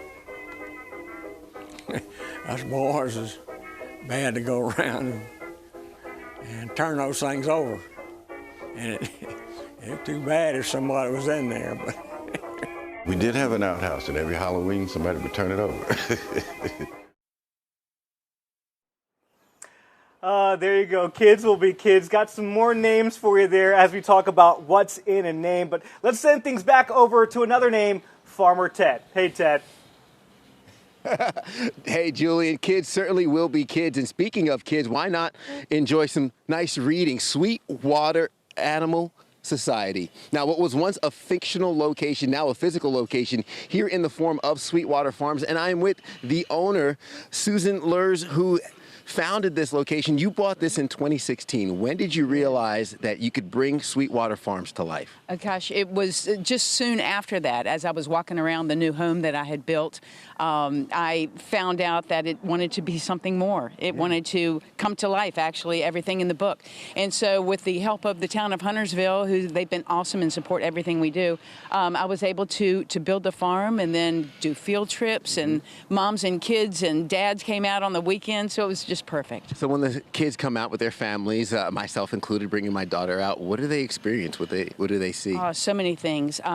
The animals are one thing. We have 16 different animals that the kids can interact with and actually pet a lot of them, so it's perfect. We have so many activities for the kids, play areas, playgrounds, and I have a 150-foot stream on the other side of the farm that kids can, first thing they do is run, take shoes and socks off, and get in that stream. Yeah, which was perfect after my daughter got nice and sandy in the sandbox. She went into the stream and washed the sand right off. Now, usually on a farm, it's nice and quiet. We heard the rooster earlier this morning, but there's some construction in the background for what's soon to come. Tell us a little bit about that. For sure. Well, we are always growing. You know, we have so many season pass holders that every year I want to do new things for them and continue to make this farm bigger and better than it was the year before. So we are building a market and eatery, which will have a restaurant finally. We do almost, I don't know, there's 30,000 people a year who come through here, and I haven't been able to give them a lunch or a supper. So now we'll be able to, which is great. I've got the market is a farmer's market. Then we'll also have a coffee shop, ice cream, if you just want to bring the kids over for a scoop of ice cream. So we'll be able to support our community even more. Okay, really quick, we have about 10 seconds. When we say the name Sweetwater, what does the name Sweetwater mean to you? Oh my gosh. Community, love of nature, so many wonderful things. Absolutely. It just fills me up. Yes, Susan Lurs of Sweetwater Farms, thank you so much. Thank you. We'll have more when our hometown series, What's in a Name, continues after this.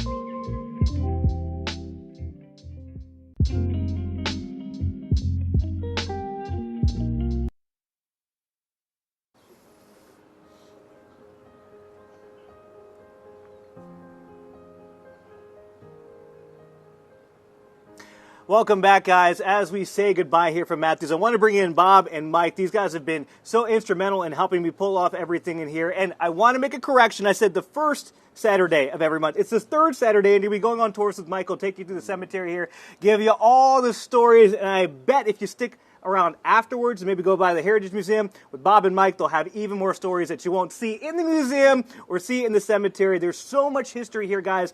I encourage you to come on down here. I enjoyed myself. Our executive producer Sam enjoyed himself when he came down here too. So unlike this caboose, it is stationary. Our hometown show keeps on rolling. Ladies, where are we heading next?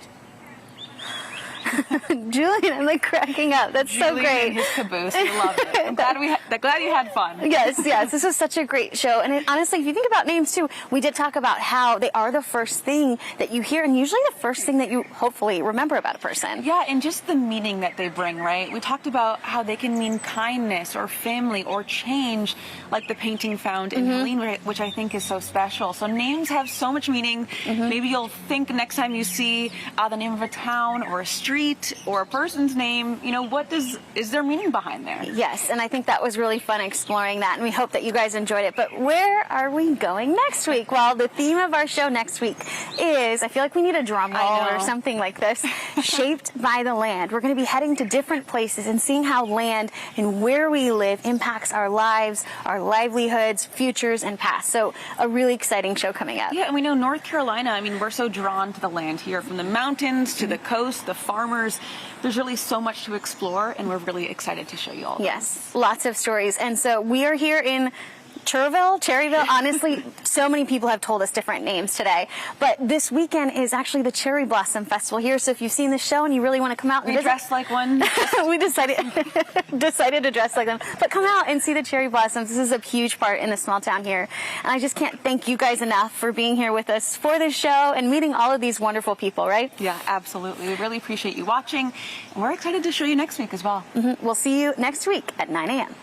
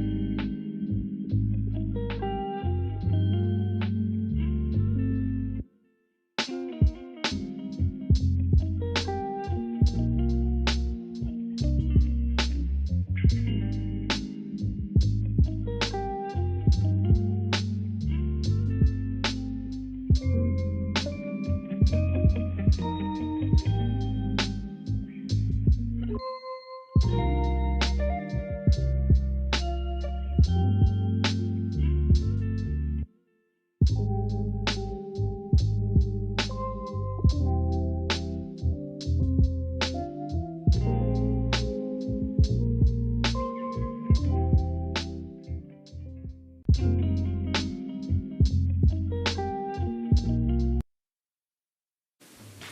don't want to miss what we have coming up today on the Earth Day edition of Positively Charlotte. We're going to tell you about how you can turn these beer tags into buttons and beads. That's coming up today at Innovation Barn. And a North Carolina native is in the top 10 of American Idol. We talk with Braden about his skyrocketing momentum. And the man finally speaks. What Mike Vrabel had to say regarding his controversial pictures with Diana Rossini.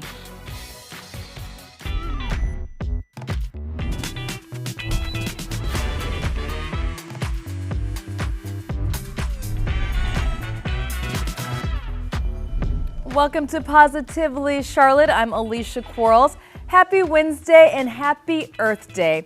It's the planet's friendly nudge that does a lot for us that we should probably return the favor. So here's a little history. Earth Day started back in 1970, but the message is still pretty simple. Take care of the only home we've got. And no, you don't have to live off the grid or start hugging trees unless that's your thing. No judgment here. But small stuff counts. I'm talking reusable bags, skipping the straws, turning off the lights, planting something green, even just picking up trash while you're out and about walking some of our beautiful greenways in Charlotte. So today, do one tiny thing that's a little kinder for the planet, because Earth Day is really about progress, not perfection. But speaking of perfection, our girl Liza is perfect. And to celebrate Earth Day, we're taking a trip over to Charlotte's sustainability playground, the Innovation Barn. And Liza's there right now bringing us all of the green energy today. Good morning, Liza. Good morning, Alicia. Happy Earth Day Happy to Earth you. Day. I've got our friend Amy Ossaker here with us.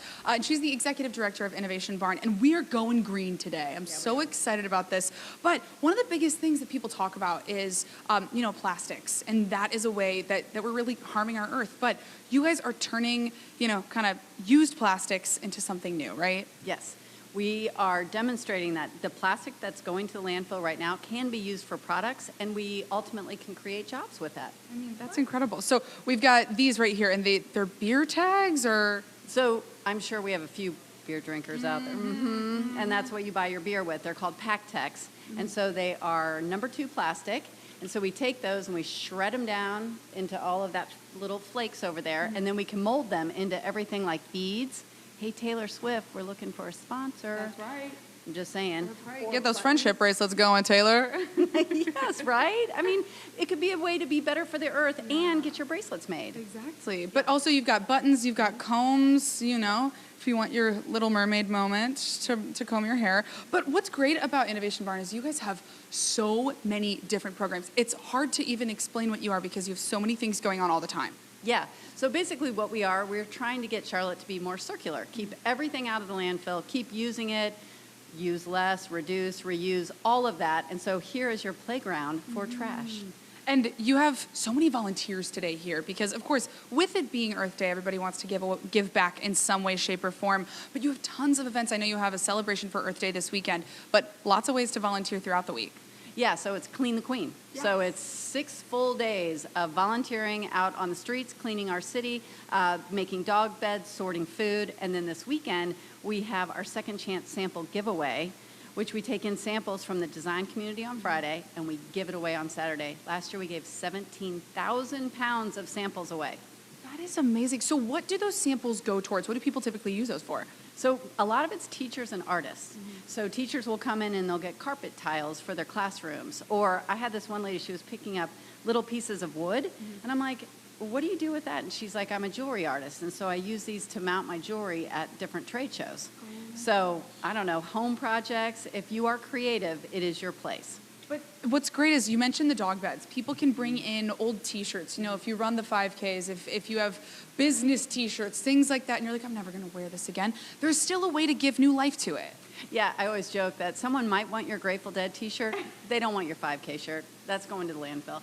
So if you bring it here, we make it into a dog bed. It takes 15 to 20 T-shirts to make one dog bed. Wow. And then we've donated them to places like the Humane Society, Animal Rescue, like little possums were on it. And then people buy them for their dogs or mats. They're awesome. It's incredible. And also, you guys are working right now on finding a way to make 3D printing more sustainable. There's a lot of things that you guys are workshopping at the moment. Yeah, so yes, taking plastic and trying to flake it down and then 3D print is extremely challenging. And that nut has not been cracked. We're trying. Yeah. And We're crossing our fingers. We're crossing our fingers. I hope that this is going to happen soon. But, you know, you've got an aquaponics lab as well. We're going to be talking about that later on in the show. But you also have a way to utilize food, you know, and compost it.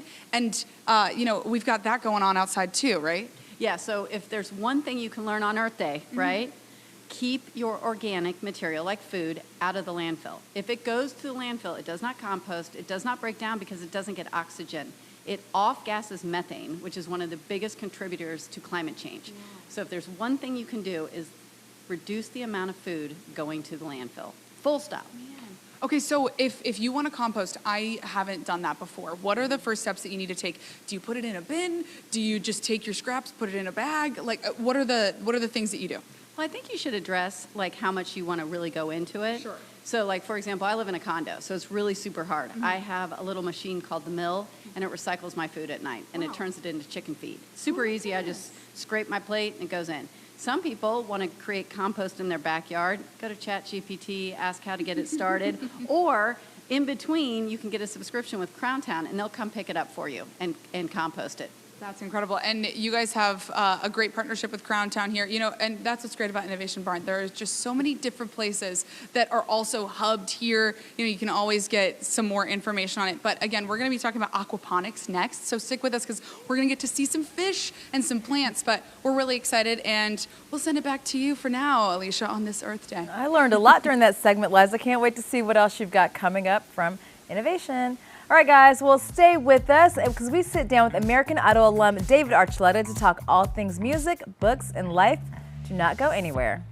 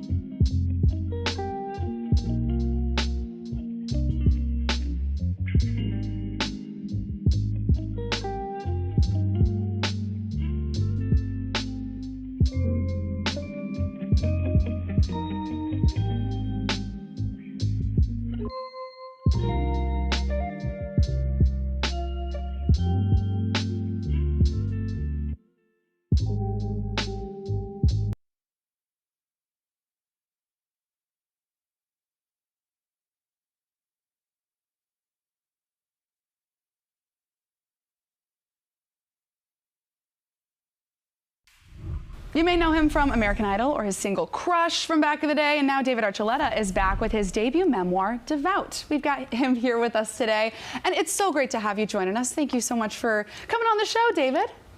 Thank you, Liza. Of course. I love your color scheme. Thank you. I said it was giving me Sarah Larson vibes. Thank you so much. Thank you. So let's talk about your book. I'm so excited about this. It talks about your coming out story.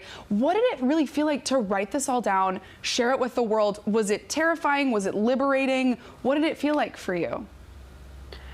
It was a little bit of everything that you mentioned. It was cathartic. It felt liberating, and just being able to be raw and vulnerable and show that life is messy to an audience who's been watching you grow up, essentially. I feel like people have been watching me since I was a teenager on American Idol and on iCarly or Hannah Montana. And so to be able to kind of like, when you're starting, it was kind of always like, I'm so happy to be here and I'm so grateful and life is awesome, to kind of show people like, hey, sometimes, like, even when you're happy for someone or watching them, or maybe they're cringe when you're watching them on TV, like, life is messy and there is family drama and trauma, and there's difficulties, and it takes a lot of hard work to get where you are. I grew up Mormon I grew up in Utah, and I also, from a young age, knew that there was something different about me and something that I thought was wrong with me based on how I was being taught. Like, if you're, I could just tell from a young age I was different, and that I liked the other boys, and I was like, wait, why is that? That's not supposed to be a thing. And you grow up, and then you finally learn how to process things and learn how to just accept yourself and embrace yourself. And it's scary to share that with everybody, because everybody's kind of expecting you and rooting you to be another way. In my Mormon community, who I love, I loved growing up with, and I'm still love a lot of them. And it was just scary to say, I'm not how, like, I'm queer, essentially. And so, but there's been so much freedom and support and good conversations for people who are like, oh, you're not supposed to be.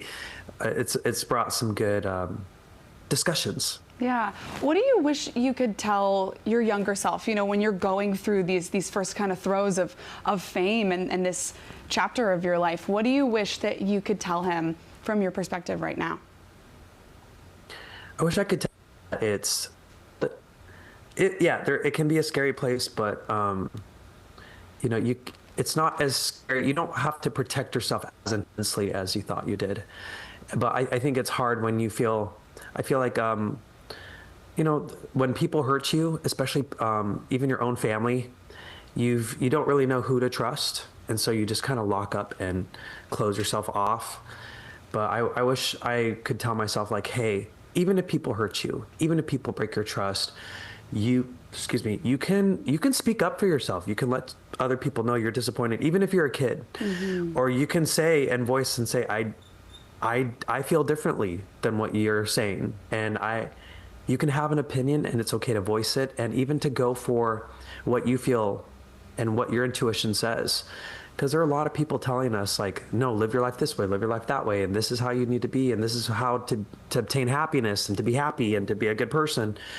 And it's okay to have a little more trial and error. I was so afraid of making mistakes and messing up when I was a kid that I just would freeze. I'm like, I don't want to do anything, because if I do anything, I'll do it wrong. But it's okay to make mistakes. It's okay to fumble and to get back up. I think so many people need to hear that advice.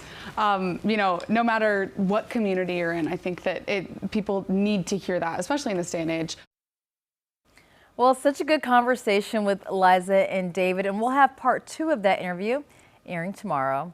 Well, continuing with our Earth Day celebrations, the North Carolina Cooperative Extension is giving us some ways to commemorate the holiday. Dimitri is here to talk about some local produce that's perfect for the season. Welcome back to the show. We always love having you. Thank you. I always love being here. Okay, girl, I got to eat my veggies. So which produce is in season right now? So in season, we're like in this little spot in between spring and summer, or whatever the mama nature want to do now because this weather. Hello. But a good thing right now, asparagus. So asparagus is one veggie in season. That's real short season, so it'll be a few weeks. You can get it fresh. We do have greens still in season, so all your leafy greens, your bok choy, your collards, your kale, all of that's here, lettuce. So we can still enjoy these cool, somewhat cool weather veggies until it gets warmer next month. Where's the best place that we should be picking up our produce if we really want it super fresh? We want it super fresh. We have lots of amazing farmers markets here in Charlotte. We are featuring Charlotte Regional Farmers Market this week off York Mount Road. So we're doing a lot of activities there for Earth Day this week. So we encourage you to go visit them this week. Okay, speaking of, it's called Love Your Local Celebration. You guys are busy this week. We are so busy. Okay, take us through your events. All right, so we're starting with today. So first of all, happy Earth Day today. Happy Earth Day. So today we're going to be celebrating at McLaughlin Farms in East Charlotte. And then they are having a evening, afternoon farmers market from 3 to 7.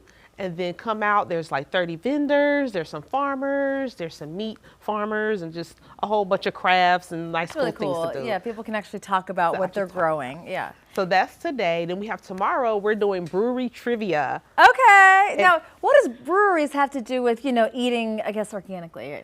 It's just a community space. There we go. We're meeting the people where they're at. Meet the people where they're at. Meet the people where they're at. So it's Camp North End. The brewery out there, Free Range Brewery. Okay. So that'll be at 6 to 8:30. And then Friday, we invite you out to Charlotte Regional Farmers Market to enjoy some demonstrations on how to grow your own food. And then Saturday, come tour the market and you can shop and spend your money and help learn about what the farmers do out there. And then on Sunday, we're going to conclude the festivities with the competition, a youth competition. They're going to do cooking. They're going to cook against each other. So cute. It's going to be so cute. We did it last year. It was so much fun. So we invite y'all out to come support the youth. Okay, so who are these youth competitors? How do you find them? We find them from our 4-H program. So we manage the 4-H program at my office. So just come learn more about 4-H, how your children can get involved. Lots of cool clubs and things they can do. But we're excited for them to cook on Sunday. Well, speaking of your office, for those who don't know, what is the North Carolina Cooperative Extension? So the North Carolina Cooperative Extension is two universities, so NC State and CA&T, and then they come together to extend knowledge to the community. Yes. So I'm essentially a community educator, and I come, like I said, where you at, and we learn about food and nutrition. We also learn about agriculture and all the cool things. Got all the good vibes. I think where I'm at is the brewery one. That's I would love to see you. I'll be there. Okay. Well, we always appreciate you. Thank you so much. We've got info up on the screen. If you go on their website, you guys can find out more about those community events when they're happening and the times as well. Thank you, Demetria. Thank you.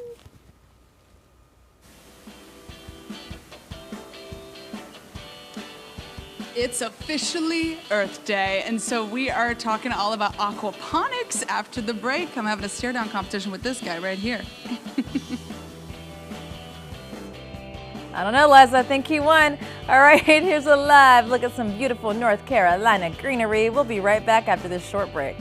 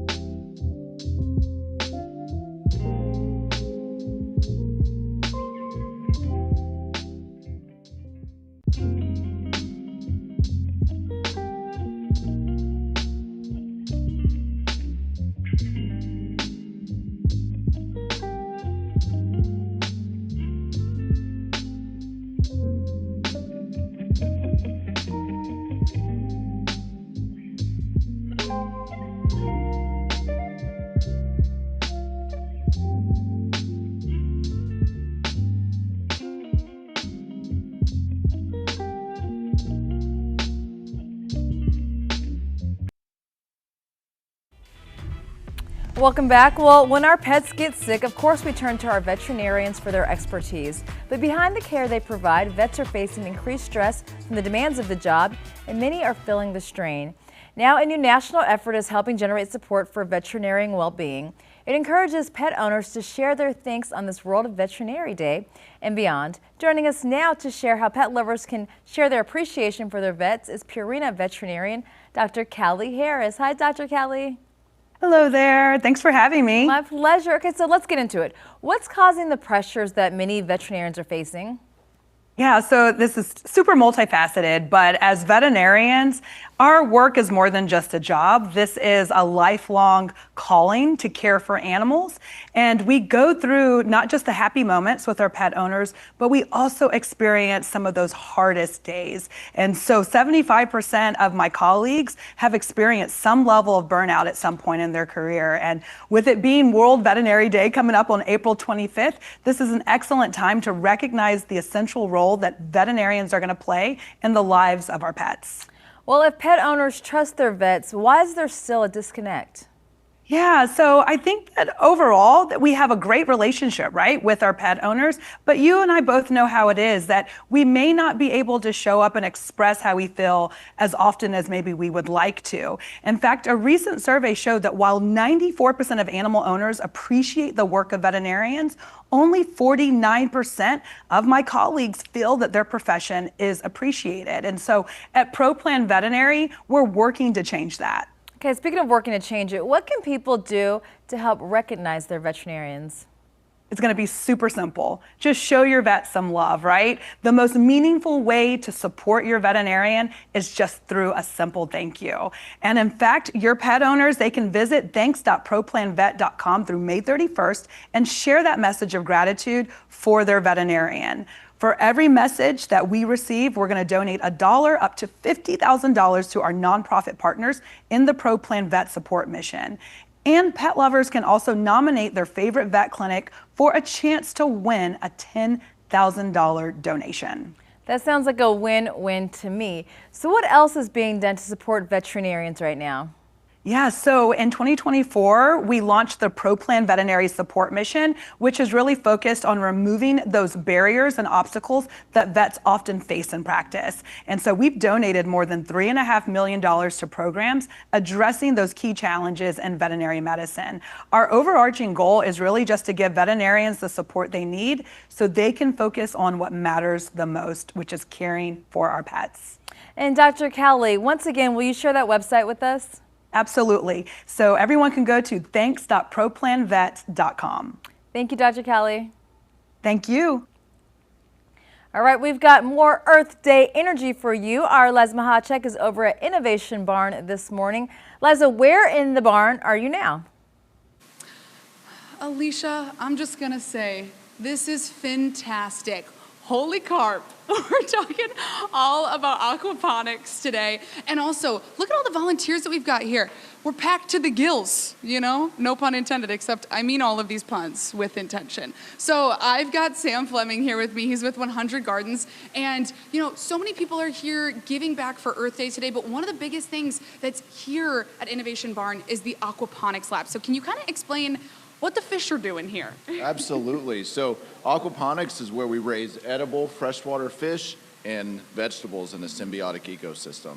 So the fish produce nutrients through their waste, and then bacteria and fungi and all those decomposers we learned about turn the fish waste into usable nutrients for plants, and then the plants remove those nutrients from the water, turning clean water back to the fish. Then the whole thing starts over again. So the reason we do this from an environmental standpoint, celebrating Earth Week, is that our oceans are in a state of collapse. We're literally running out of fish all around the world because of overfishing, climate change, things like this. So for every pound of fish we can grow on land is one less pound of fish we have to pull out of the oceans. So done right, fish farming becomes an act of ecological conservation. But we have to do it the right way. So how do we treat the waste from all these fish that we now farm? And that's where aquaponics comes in. It allows for us to treat the waste by growing organic vegetables and also recycle and reuse our fresh water over and over again. A lot of people don't know, but 70% of the world's water use is used for agriculture. So we can really reduce the amount of water needed to grow food by using an aquaponics system. I mean, That is insane. Holy carp, really. But so I'm gonna step out of the way so that Ryan can see some of the fish over here. But walk us through the process, because I was told that fish and kind of the byproduct of fish can be a really helpful tool for gardening and for plants. Sure. So step one is the fish. These fish get fed 3 times a day. Then they poop in the water. And then all that dirty water comes over and goes into a set of filters that traps the fish poop, and that's where the decomposers start to break down that material, releasing the nitrogen, phosphorus, potassium, and the other 10 nutrients that plants need to grow. That clean water then goes over to the plants, but it's still full of all those nutrients, and that's what the plants then uptake. I'll show you how they grow, because there's no soil in here. So there's no soil, it's all just water. This was one of the most incredible things, because I thought that plants could get overwatered, but you kind of explained the concept to me that it's more that they just are not able to get oxygen and they suffocate through overwatered soil, right? Yes. Yeah, that's it. So when the water's flowing through here, the plants get all the oxygen they need. They have unlimited water and nutrients to draw from. Wow. So this really is an ecosystem. I mean, this is cause and effect, and that's why we use it as an educational mission. So 100 Gardens, we're in 38 locations right now. Most of them schools, and then we're in 3 correctional facilities. And we put an aquaponics system in there and train the teachers on how to use this to teach their core subjects like science and math, social studies. It's really endless. And then we have some great data, like 70% of the students surveyed, and we had over 700 survey. 70% said they eat more fruits and vegetables now. 100% of the teachers surveyed said attendance increases on aquaponics days.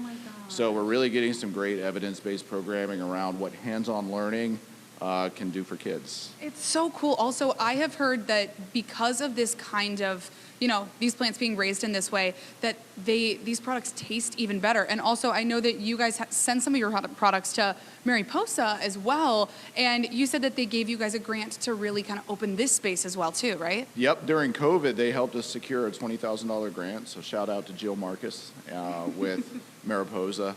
And then, so we use this really to promote the mission, but a lot of this food goes to a select few restaurants. The rest of it goes to refugee support services. Wow. And that's also where all the tilapia end up too. Oh my goodness, because it's cod and tilapia over there, but I'm gonna go hang out with the fish some more. I'm gonna go talk to them, do this in the window and say hey again. Sam, thank you so much for sharing this with us today. We really appreciate it. Happy Earth Day to you. Happy Earth Day. See you next time.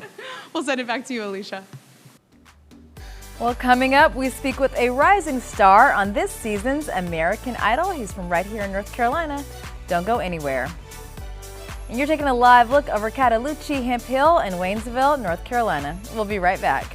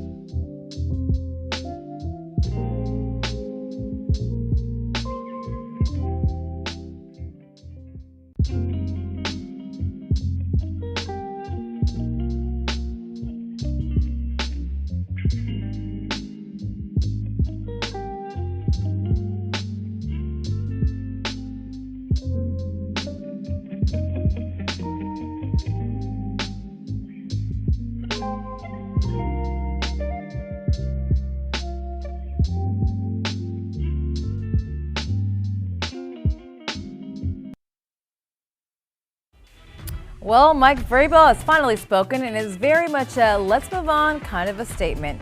After those photos with Diana Rossini blew up, the Patriots coach said, quote, he's had difficult conversations with his family, team, and boss, and yes, he knows it's a distraction. He claims he wants to talk to his players first and promised everyone they'll get, quote, the best version of him going forward. Translation, he wants everyone to move on and go back to status quo. What's interesting, if you read between the lines, this is how I interpreted it, is that he's basically admitting to an affair, inappropriate situation, but he's trying to say, hey, I've admitted to this, let's move on. But she lost her job and he gets to keep his, so different strokes for different folks. And Blake Lively, she's trying to block some old internet drama from making a comeback once again, but this time in court. So ahead of her upcoming trial connected to the It Ends With Us legal drama, Lively's legal team is asking a judge to keep a viral 2016 interview as a Mean Girl labels away from the jury. Now that interview resurfaced last year and sparked an online pile-on, but her lawyers say it's irrelevant and prejudicial. The defense argues the backlash was organic and part of her existing public image, and Lively's team says not so fast and calls it a distraction from what the case is actually about. Bottom line, Blake wants to focus on the facts, not the vibes, and definitely not a decade-old clip going viral again. So in this interview, it was an entertainment reporter was interviewing Blake at a junket, and Blake was just being outright mean and nasty to her. She's since admitted that and apologized.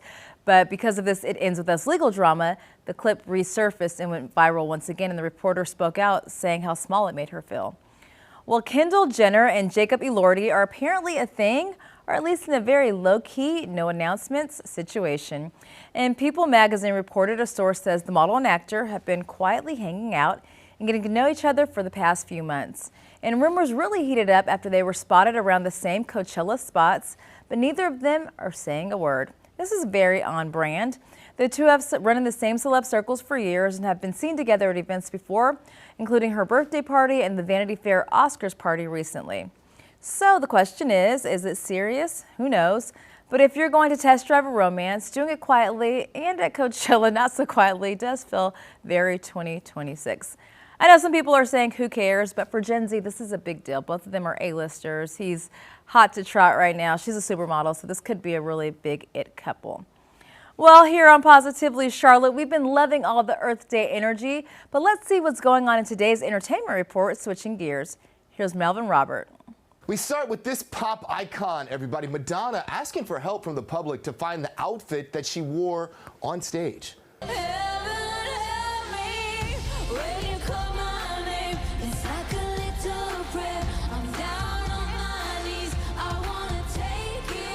The Queen of Pop joined Sabrina Carpenter's headlining set during weekend 2 of Coachella, and just days later, she reported her on-stage costume went missing. She took to Instagram to write, "This full circle moment hit different until I discovered that the vintage pieces that I wore went missing. My costume that was pulled from my personal archives, jacket, corset, dress, and all other garments. These aren't just clothes, they are part of my history, and I'm hoping and praying that some kind soul will find these items and reach out to my team." The Indio Police Department said the missing clothing and jewelry were last seen in a golf cart on the Coachella grounds shortly after her performance. And, quote, preliminary investigation indicates the two bags containing the items may have fallen off a golf cart operated by staff who were on their way to load the bags onto a bus. And upon arriving at the hotel shortly thereafter, the staff realized the bags were missing. Police say right now there is no evidence that suggests the bags were in fact stolen. Now to this. This month's cover girls on W Magazine are none other than Rihanna and her baby girl Rocky are both featured on the Pop Girl issue this month. How adorable is that baby? Oh my goodness. She's 7 months old in the issue. Stars like Mariah Carey, SZA, and her longtime partner A$AP Rocky share stories about the trailblazing artist, mogul, and mother. The full story is available to read on the W Magazine website. And award season, never too far away, everybody. The Critics' Choice Association announced its 2027 award ceremony will take place on January 3rd at the Barker Hangar in Santa Monica. The Critics' Choice Awards will air live on E! and USA Network, and the association has also signed a renewal deal with E! through 2028. Nominations for the Critics' Choice Awards will be announced December 4th. In Hollywood, with your entertainment report, I'm Melvin Robert. Well, I'm excited about this next story because Red Lobster has revived its fan favorite endless shrimp deal. Customers can pay $24.99 for all the shrimp they can eat. I'm talking 5 different shrimp varieties will be offered with a choice of a side. So that also includes a new dish called Marry Me Shrimp. That's shrimp covered in tomato cream sauce and garlic and herb crumble topping. Now, the deal was discontinued back in 2024 after it was cited as a factor that led to Red Lobster's bankruptcy. But since Red Lobster has had a bit of a revival, the company says it received thousands of social media mentions about the deal and decided to bring it back for a limited time at select locations. Of course, we've got a few Red Lobsters here in Charlotte. So you guys, let's go enjoy this. All right, guys, we'll be right back after this short break. You're watching Positively Charlotte. Don't you go anywhere. And we're taking a live look from the Horseshoe Farm in Hendersonville, North Carolina.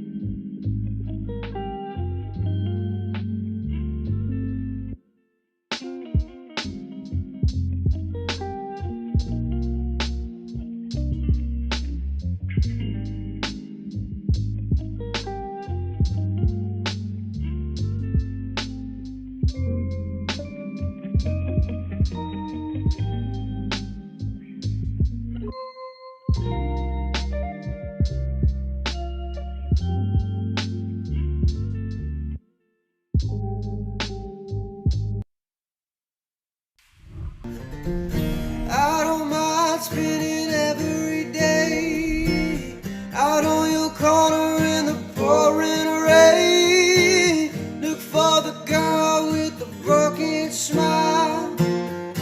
Ask her if she wants to stay a while, and she will be loud, and she will be loud.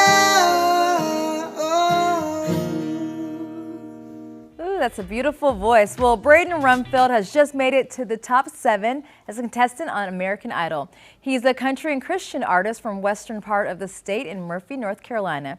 Braden's tagline is, "From the baseball field to the national stage, faith led the way." Braden now joins us here on Positively Charlotte. Welcome to the show. Hey, thank you for having me. This is cool. You have such a gorgeous voice, but it's interesting because really at first you thought your career would be in baseball. Right, yeah. Starting out, like through high school, that's all we did. My brother and I, and then I started getting injured a little bit. My legs started failing me, and then I ultimately had to give that up. But it worked out for the better. I feel the western part of North Carolina has obviously gone through so much with Helene and the recovery. What does it feel like for you to represent North Carolina on this national stage? Oh my gosh, it's such an amazing thing to have a community like rally behind you. I mean, I think we saw that with the with Helene and the damage that it did. I mean, the community in Western North Carolina like came together as just one big family, and I feel that now, like now that I'm on this stage and the support that I'm getting is just amazing. And for them to want me into the top 7 each week that I've been out here in LA going through live shows, it's so cool to know that they're just rooting for me and voting for me. It's a great feeling. For you, was it your idea to audition for Idol, or who encouraged you to do it?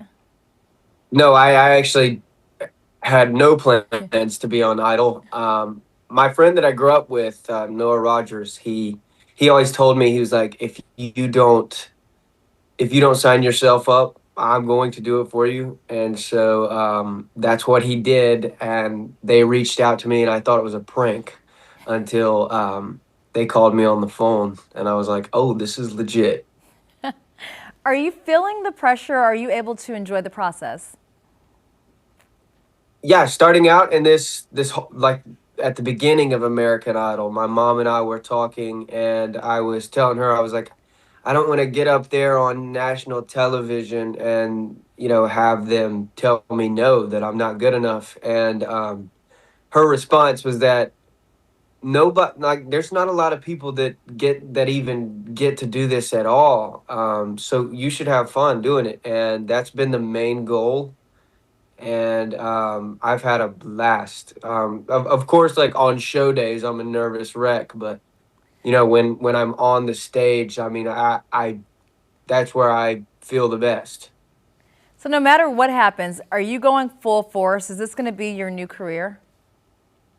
100%. I love singing. Everybody's got their own thing, like some people like to like for fun. Some people like to skydive or drive fast in their cars, but like I don't get like enjoyment really out of any of that stuff. And this is where like I feel myself like on the stage singing and creating. And somebody said, if you love what you do, you'll never work a day in your life, and that's what I want to do, what I love. So. Well, Braden, I hope you are crowned the winner of American Idol. You've got the whole state rooting for you, so go get them. You got it. Thank you very much. Thank you.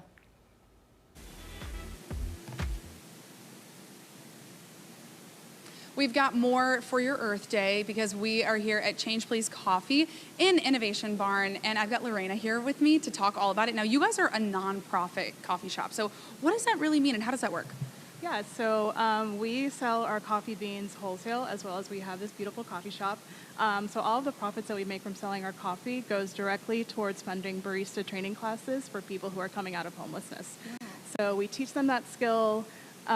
We also sort of like help them throughout their journey in finding full-time employment with other trainings such as like interview prep, help with resumes and things like that. So yeah, our goal is to get people who are experiencing homelessness back into the workforce. That is so cool. Now, also, you have this adorable Earth Day drink, which as a matcha lover, I'm even more excited about this. Talk to me about what goes into this drink. Yeah, so this is just a classic vanilla latte with any milk of your choice. The blue on top is a cold foam that has butterfly pea flower powder for that color, and then the clouds are just marshmallow fluff that we line the cup with. So. I mean, it is so adorable. You guys have tons of different drinks, though, and also food products as well, right? Yeah. So we have all your classic espresso-based drinks, your lattes, cappuccinos, cortados, stuff like that. We currently also have a fun little spring menu with a lot of like floral forward drinks for spring, of course. And then food-wise, we have like a small assortment of like pastries and bagels and stuff like that. So much fun. Lorena, thank you so much for sharing this with us today. But also what's really great is that Innovation Barn has so many different things that you can buy and purchase while you're here.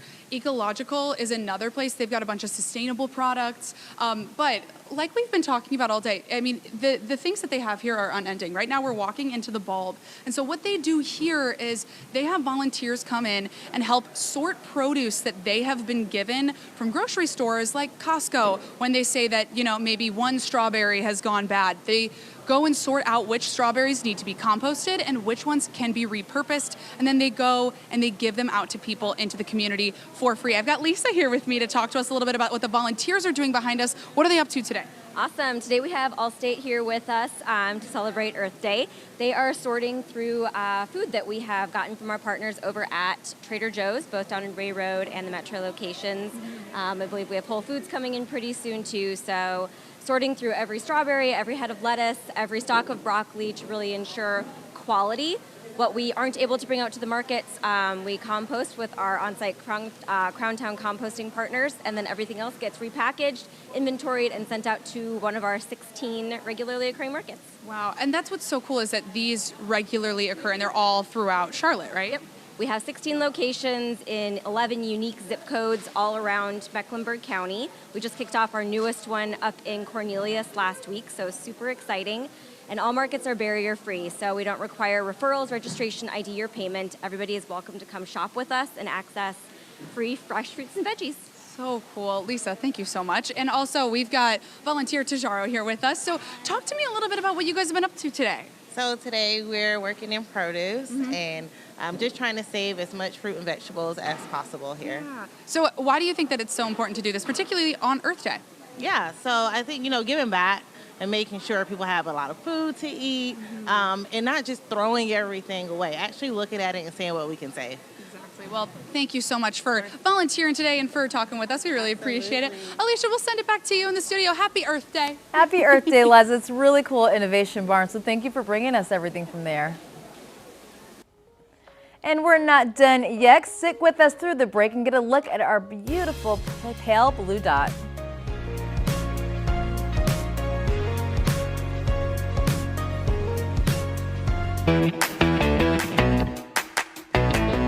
Welcome to Epic Discounts by BestReviews.com. I'm Ashley Howard. And I'm Melissa Bergamini. Scan that QR code on your screen to get ready to save big. This is the Levoit cordless vacuum cleaner, and right away, you notice the freedom you get. No cords, no hassle, just grab it and go. And it is powerful too. You're getting up to 60 minutes of runtime, so you can clean your entire home without ever stopping. It is perfect for stairs, couches, and even your car. Okay, now let's shift gears to talk about something for your daily wellness routine. These are California Gold Nutrition Probiotics, delivering 30 billion CFUs in every serving. This is such an easy way to support your digestive and immune health every single day. Exactly. And they've got veggie capsules, so they're simple to take and easy to add into your routine. And here's the best part. If you scan that QR code right now and use the code BEST20, you'll receive 20% off when you check out. So don't miss out. When your gut is balanced, you just feel better overall. And this is a small step that can make a huge impact. And we can't forget about our four-legged family members with something every pet parent is going to love. This is a Paw Sync automatic feeder.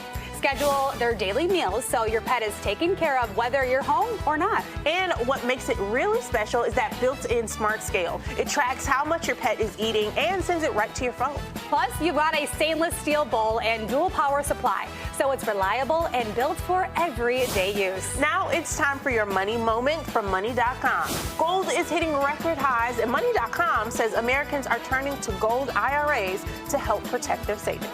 Gold is tangible and has a history of holding value in uncertain times. So when is the right time to invest? Well, there's never really a perfect moment, but moving even a portion of your retirement into gold IRAs can help you feel more secure about the future. Getting started, it is easy. Open an account, roll over retirement funds, and choose IRS-approved metals stored securely. Visit Money.com or scan the QR code on your screen to request your free information guide with Money.com's top-rated partners. All right, let's take one last look at today's products and services helping you save money. Head to EpicDiscounts.com or just scan that QR code to scan, shop, and save with Epic Discounts by Best Reviews.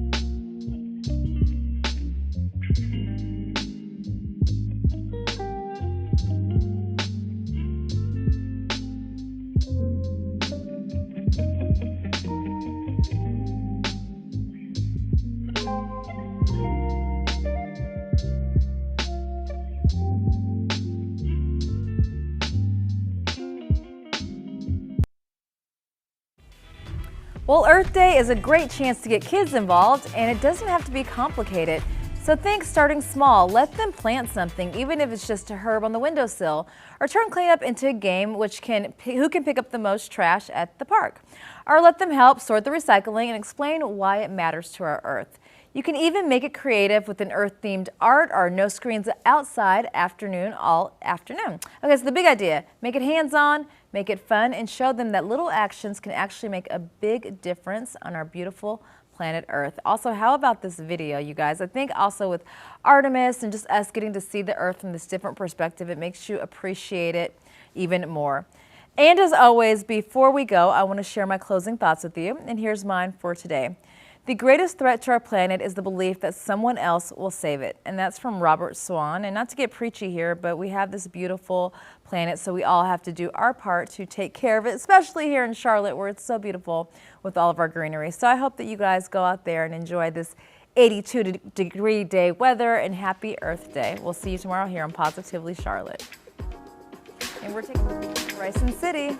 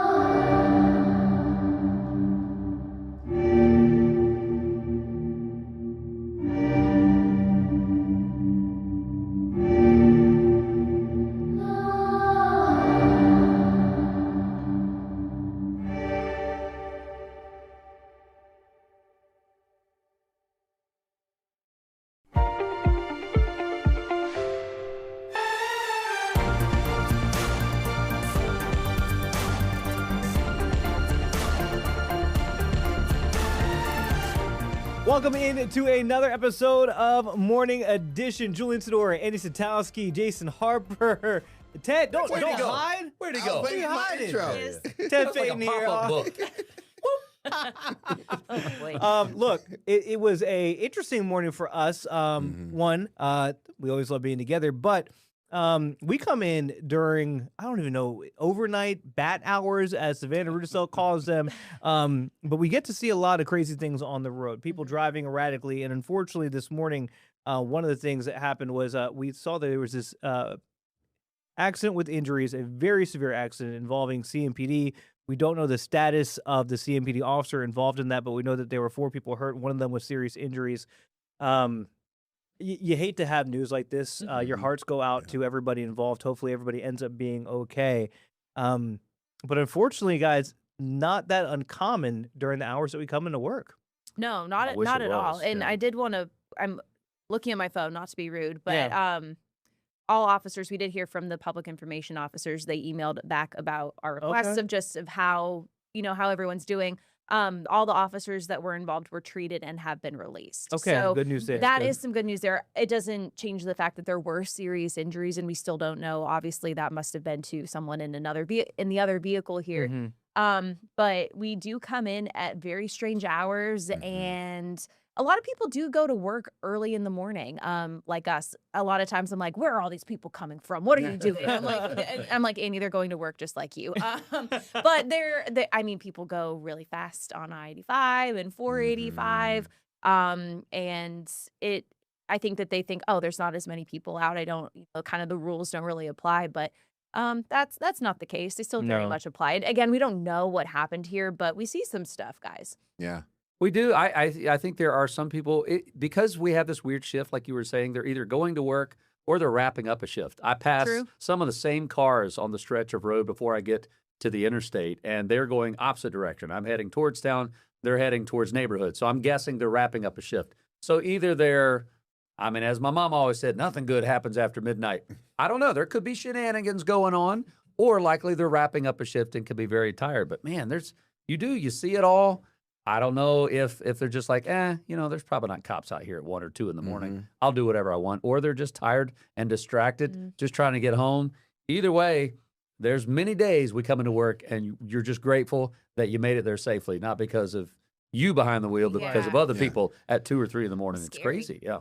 I also don't let the lack of cars on the road derail my normal driving habits, as in, because it's in an ungodly hour doesn't mean that you don't stop at the 4-way stop. Yeah. You don't stop at, I will sit at a red light with no other cars on the road. Because tempted to go through. Tempted, yeah. And it's because you do unfortunately have people at that time of night who are speeding, who think there is no one else on the road. There is no need to adhere to the traffic laws that strictly. So that's where you also want to be extra cautious, because it's not worth it. Looking at the damage, the SUV, the police cruiser is pretty bad, but looking at that van, there's some speed involved in this crash. My goodness. And it was hit from when we saw the tow truck taking it away. There was damage to the back, the other doors, so not even the part that you see with the front jammed in. So I don't know if it spun around and hit something else, but there was damage pretty much all around that vehicle. Hopefully, look at the doors are almost completely off of it. Yeah. We'll learn more obviously today. I will say, for all of us, I think we all have friends that are law enforcement officers or maybe used to be at some point. I can't imagine what it's like to be in that position. You obviously signed up for this job, but I think sometimes we take for granted that they are working overnight hours, going to work, a simple routine, a simple patrol or whatever it is, or they get a call. You don't know that could be, I'm not trying to be Debbie Downer here, that could be a last call you take. We've had some very sad, fatal accidents because of first responders and law enforcement. And being a spouse, being married to a law enforcement officer, when you tell them goodbye at work and you just expect and hope that they come back at the end of their shift. And you don't know what kind of accident they may get in at 2:30 in the morning. And so I'm very grateful at this moment, whoever that officer was, in the line of duty, working to keep people safe and stop whatever it was that was going on, whatever the call was that came in. Thank you. And I don't think we can ever say it enough, that while we're coming into work, our roads and our cities are safer because of you guys. Well, the reality there, Jason, is, and I had a friend say it, you might have heard it before, is, their normal day, their interactions on their normal day is meeting people on their worst day often, Yeah. right? Their day-to-day is meeting people in their worst day. Their interactions usually is with people on their worst day. So, yeah, to your point. And to add on what Jason was just saying, I mean, we are, 2 years removed from the Shannon Park shooting, Yeah. right? And where those guys all kissed their wives heading out for that day, anticipating they'd be coming home. And we're, I think, maybe 4 years out from Mia Goodwin, Yep. where she was just responding to, I think it was just, it was a minor incident there, and ends up getting hit by a driver of a semi. So, I mean, yeah, it's routine things, routine stops, and sometimes calls that you don't think are going to be life-ending. But, they put their lives on the line every single day they go out there, and this is a good reminder of that anything can happen in an instant. And Ted, as you said, a good reminder that, don't change your driving habits just because it's 2 a.m., 3 a.m. Be on the lookout for everybody else. It's like something my parents used to say to me, and I'm sure you guys got the same thing. I'm not worried about you out there. I'm worried about everybody else. Oh, yeah. 1,000%. Right? I can hear my Say that dad to the saying it girls. right now. We do. And it's driver integrity, right? And that's a word that gets thrown around, but it's got a lot of depth. And we try to teach the girls is do what's right, even when no one's around, even when no one's looking, do the right thing. And that's the same thing behind the wheel. Just like you said, Ted, would you get it to a 4-way stop or a red light? No one's there, and no one will be there for the next 20 minutes. Yeah. You could run it if you wanted to, Yeah. but it's not the right thing. And so you're the one that has to deal with that. But yeah, make the right move no matter what time I it did is. have a cop pull up next to me one morning, and I looked at him and I was like, I'm here. I'm right. Like, I'm not. see? Can you turn the blue light on as like a thank you for obeying the law? Yeah. Don't turn it on just for when maybe I'm speeding or Like a something. little boop boop. Yeah, I give see me a little you. chirp, a little morning chirp, hey, thanks for following the law, brother. Appreciate Oh, it. man. That's all I need. Be on your way. Well, speaking of doing the right thing, coming up, we have a principal honored for doing something that I don't know if most people would be able to do. We'll talk about that in just a minute. And then also, speak of out of this world, some footage from the Artemis astronauts shot from a cell phone. We're talking about that on Morning Edition. We'll be right back after the break.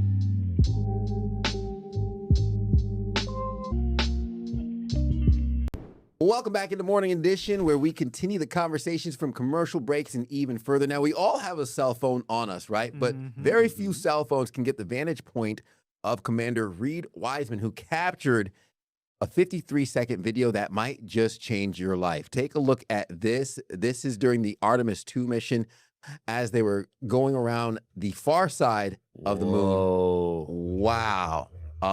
Look at that little sliver of you Earth. could hear him. Wow.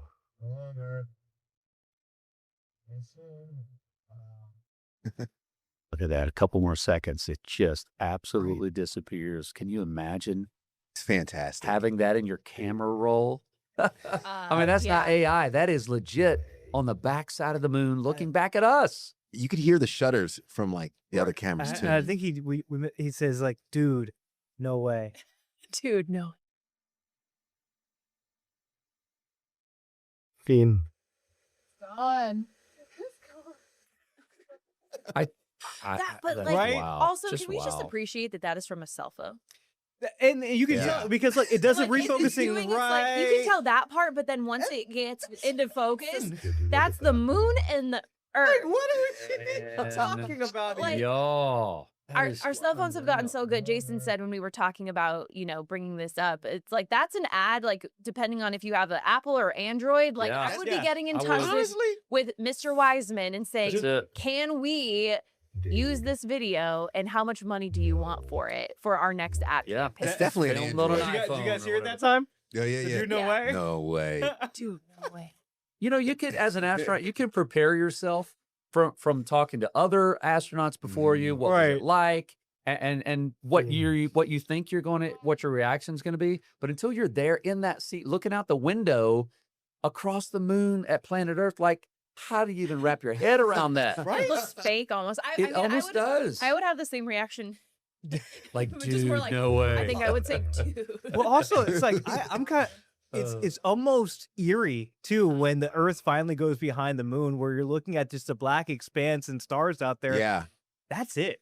You're like, Like okay, home, bye. you can't even see home. It's gone. Right? It's like I'll see you in what was it, 40 minutes where they didn't have communication. Yeah, yeah. I think it's 41 so it's like I'll minutes. see you in 40. Yeah. Maybe. There's so much trust riding on all that technology. Oh my gosh. You know, and we've talked about before how it teamwork that it takes, not only for those astronauts that are with the Artemis crew there, but think about all the brilliant scientists that created the rocket that knows exactly when it's supposed to release and let go, and the exact layer of the metals that were used so that sucker doesn't burn up on re-entry to the like every last minute thing. Someone was accountable for a lot that. of trust. It is. Way It's above my unreal. pay grade. Yeah. God, I'm thankful for some smart people because Me I too. am not one of them. Me too. That makes me think when you said that, Jason. Do you guys remember the movie Hidden Figures? Yeah. Yeah, Oh, I yeah, was yeah, thinking yeah. about the same thing. So good. Those ladies on the board writing some of the Without physics and all. Without like massive or Yeah. without like our fast computers. They had a computer. It was just like It was the just size upstairs. of a house. It was up here. like the size of a whole house. I still struggle with multiplication tables and like. Oh, you Yeah, I yeah. think about it. Sometimes I even do this. Listen, I do. I promise you I do. Take my shoes off, use my toes if I run out. I ran out of space. And they're calculating down to the decimal, right? And they got people's lives on the line. You cannot make a mistake. Yeah, yeah. There's no. My math was off. No, no. Is this in a test where you get the red mark and you missed it? You say, Right. darn. Wow. I mean, in most careers and industries, if you make a mistake, you can apologize. Now, there may be consequences for it. You could lose your job or whatever, but you can't make a mistake when it comes to this. No. Mm-mm. Is it wild to you guys that right now, and we'll see what the projections are because the moon landers haven't even been built yet, but we're like 2.5 years away from landing on that thing Insane. again. We've done it Insane. once. Right. I like that's gonna be awesome to see. I think my mind's more blown about the moon base. There's going to be Like, a how long is base it gonna there. take to build? And there's I don't belief know. too that there's ice that could lead to water, and that we have resources on the moon. Okay, think about it. There is a scientific plumber right now. Like I know I'm simplifying this, but think about it. In layman's terms, there's a plumber who's smart, who's working with a scientist. You guys, let's think about this. Going, How we okay, can get running water. Yeah, how do we, if we find it, which they're thinking again, there's already ice up there. How do we tap into that? And so, like, that's never been done. How do you even start with the process of that? Or building the lunar base, you know it's going to be assembled here. What's the and then number one? taken apart, put What's the together number there. one movie right now in theaters? Super Mario Galaxy. Yeah, there we go. There you go. Man, talk about a plumber in space. It's perfect. Timing, a coincidence. Mario I Luigi. think We need not. one of those. Oh Give him a man. call. You're so right. There's going to be plumbing in space, water running there, humans living on space. They're going to try to go grow plants. You know, can plants grow without gravity? Like all these things. And then that's going to be like that's going to be the base for us to go to Mars. Yeah. Wow. Which, if you think about it, all the experiments they've been doing in the International Space Station, Yeah. right? Like you got can we grow plants in Mars? Yeah. Like we have wine that's gone to space, right? Yeah. Low Earth orbit. They've been doing all these experiments. Now they're going to extend it to the moon of like, okay, now that we are in a completely different, I say atmosphere or air quotes, not really atmosphere there. Yeah. But like, how does this behave, right? How do we sustain life? And do we launch from the moon to the Mars? Yeah. Yeah. I mean, okay, so obviously we know Ted would go. Yeah. Yes. 100%. Jason, Annie, you guys going to the moon? Yeah. Yeah? I would go to Yeah, the no, I moon. would. Mars. No, too long. I think Mars long. is too far away, and I also Yeah. don't like the calculations they did about like the 7 years to. That's what I'm saying. Like, The no. windows to go, it's like, Yeah. you talk about like a flight cancellation, you can only fly out on Tuesday. It's like, oh, you missed that? Yeah. Another 7 Yeah. years. Yeah, absolutely Sorry. not. So moon, yes. Mars, no. Not to be morbid, but Mars would be like if I found out, like, it's like, hey man, you're gonna have like 6 months, 7 months. I'm like, all right, I'm going to Mars. Okay. Yeah. You know, like Sign me up for that. mission. that's where I'll sign off. Yeah. That's the movie, Space Cowboy, Clint Eastwood. Yes. There you go. Oh, that was See? such a good movie. What do you mean Clint has some things in Yeah. common? Yeah. Well, he's like, I know him, so he goes out there and like, that's his last thing. I think his last shot, like thing he sees is like Earth from space. Like, yeah, 100%. I'm signing I off. would do it. I'm totally about to open up. Oh no. This conversation Here we should go go. anywhere now. Let's do I'm here it. for it, I'm Paul. sitting here thinking, do we have time? Yes, we can make time. So here's the deal. I would not sign up for a mission to Mars or the moon by myself. I would go with my wife. She is the perfect Amazing Race partner. Ooh. Would you go with your spouse? Yes or no, good or bad, for better or for worse, Julian? Would it be for better or for worse for your spouse to be your astronaut partner? We gotta go to commercial break. I'm just saying. I would 100% go with Jordan. I would, yeah, I would. I worry because Artemis had problems with The toilet. Oh, the no. toilet. And my wife needs at least 6 bathroom breaks. Oh no. Houston, we have Just keep the crab face. we in got a the problem. sun. So it melts the ice on the outside. We can't afford a Oh climb. no. Oh, Should have to get a little back. I would go with my husband. Yeah? He's very smart. He's really good at math. I would be the more organized one and maybe like a little bit more of the calm one, but like he could make us a really great spreadsheet about all the things. Oh, that we good. Yeah, yeah. I don't know. I'm sure I there's love going to be it. like spreadsheets that are necessary. I bet there are. I bet there you are. were really building Craig up, and then he's like, he could make a really great He could make- spreadsheet. I'm thinking like a Have spread. you seen these Hold spreadsheets? on. I'm like a food spread. He's gonna make a spreadsheet. We just talked about hidden figures. Those spreadsheets are critical. That's They're true. mission critical. That's true. They are. Tell Are you we going- talking about or Yeah. for vibes? Like, is it a vibes? It's up to person? you. It depends. For The vibes gotta be there, right? Oh, yeah. yeah. Yeah, Like, yeah. definitely vibes, We're guy. stuck in that If little I took tube. my wife, she's a necessity. Yeah. I'm a vibe. Okay. Oh, you're the I vibe know, guy. listen, Do I the know my role. actual I know my important role. Stuff, and you would be like I would the be hype like a man? ship cruise director. Oh, I would perfect. be I would be the rocket moon landing director. I got all the activities planned. We're gonna have a good time, and she's gonna be like, "That's great," but we got 15 things we got to do before we get to your time, and I'll just sit back and watch, and I'll take videos on my phone. There we go. Jason, I can just see Jason loudspeaker. Hey, everybody on the That's moon, it. who's ready for the moon That's it. I'm Macarena? telling you 3 right now, p.m. I'm on already the working- southern deck. I'm already working on an Atmos World playlist. I'm There gonna we go. we got good music, so that I know my role. Harper on the moon. Yeah. Right now, Harper Blake. All right, ladies and gentlemen, the Earth is gone. We got 41 more minutes till That's we it. see the Earth again. That blue I marble want you to coming look back. out the right side of the capsule, guys. Look out the right side right now. Perfect. I'm good with that. Yeah. To answer your would sign question, up. yes, I will be bringing Jess. Okay. She's fantastic. She is like every one of my weaknesses is like her strength. Oh, perfect. And we That's call good. her eagle eye because she'll spot something before it's a problem. So that is mission I want her critical on as board. I well. want, I want her, her I on want board. Jess on. You know, all of our spouses are a vibe, so we can all go to the moon. Yeah. When you guys know I'm a big cruise person with my wife. Yep. When they have moon cruises, which are just like, I guess like a space shuttle, Yeah. right? Yeah. With all the events and stuff like Yep. that. Boom, we're there. Julia what I'm the talking Lido about. We're deck. there. I love it. We got it. All right. Lunar Lido. The Lunar Lido The deck. Lunar Lido Sign deck. me up. All right, with that, we'll be back with more Morning Edition after this. Still have some amazing things to talk about. So we'll see you on the other side of this break.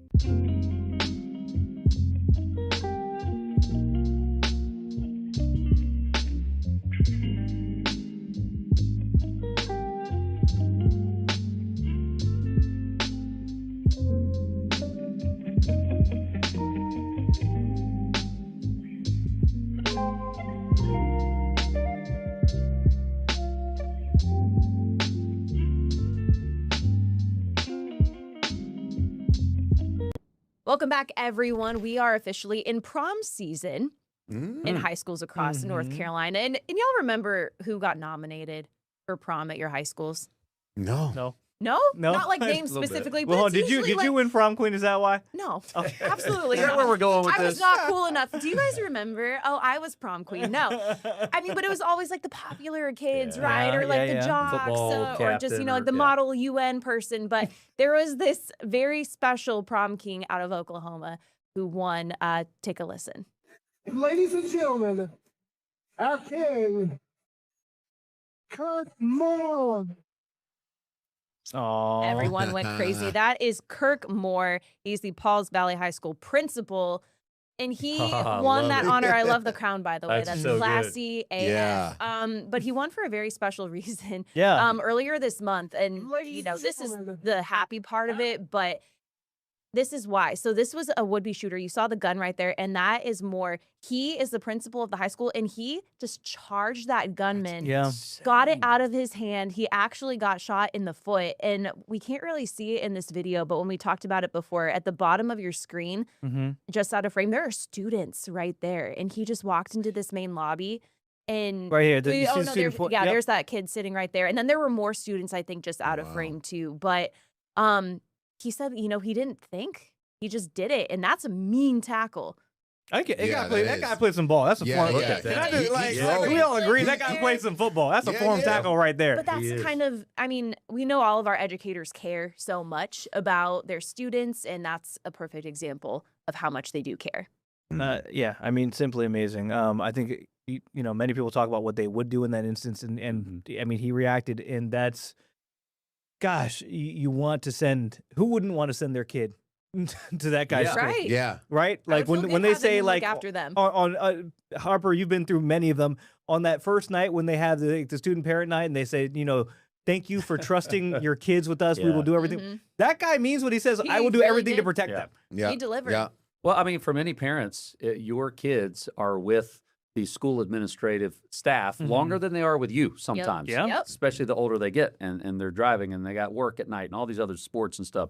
It's incredible. And it is. And it's like what you just said, Julian. You think about what would you do in this instance. I remember when I saw this video about a week and a half ago of him diving to save everyone. You can't help but put yourself in his shoes and go, okay, if that were to happen even here at the station and you're coming around the corner, just a normal day, I'm walking to the studio, and then you see someone coming down the hall like this with a weapon or trying to hurt someone, what would you do? Would you back up into a room and close the door so that you're safe and call someone? Would you just charge and attack? And you think you know what you would do, but until you're in that position, I don't know. I'm grateful for this guy. He is absolutely a hero. And there's no telling, that they may make a documentary out of this. I don't know. Do we know if he was aware of the gunman before opening the door? Like, was there surveillance video that he saw? How was he tipped off? It's almost instantaneous. Like, you see, the moment the door's open, he's gone. Jumps right in. So I don't know if he ran into the lobby from the surveillance video or if he was just casually walking into the lobby and reacting. Either way, you're still just extremely heroic. And as you mentioned, never knowing what you would do until you're in that situation. But just the fast thinking, whether it was from the office or whether it was just walking in and reacting in the moment, it's just. Well, I just noticed it there. He pointed the gun at him. Yeah. And he just put his head down and charged right at him. So, oh my gosh. And good on the students too for voting him prom king, because I don't think that was a student thing, or like where the school said you have to do that. So the fact that the students did that for him, good on them too. Yeah, absolutely. Well, I don't know how we can top that. The good thing is we won't. We got a couple days to think about it. That's it for Morning Edition. Shout out again to Kirk Moore, an absolute hero. And also, like iPhone, Android, whoever shot that, we see a commercial coming up. Definitely an Android. There we go. Better. All right. What is it, Harper? The Lunar Lido deck? The Lunar Lido We'll see you deck. on the Lunar Lido deck next time on Morning Edition. That does it for us. We'll see you later.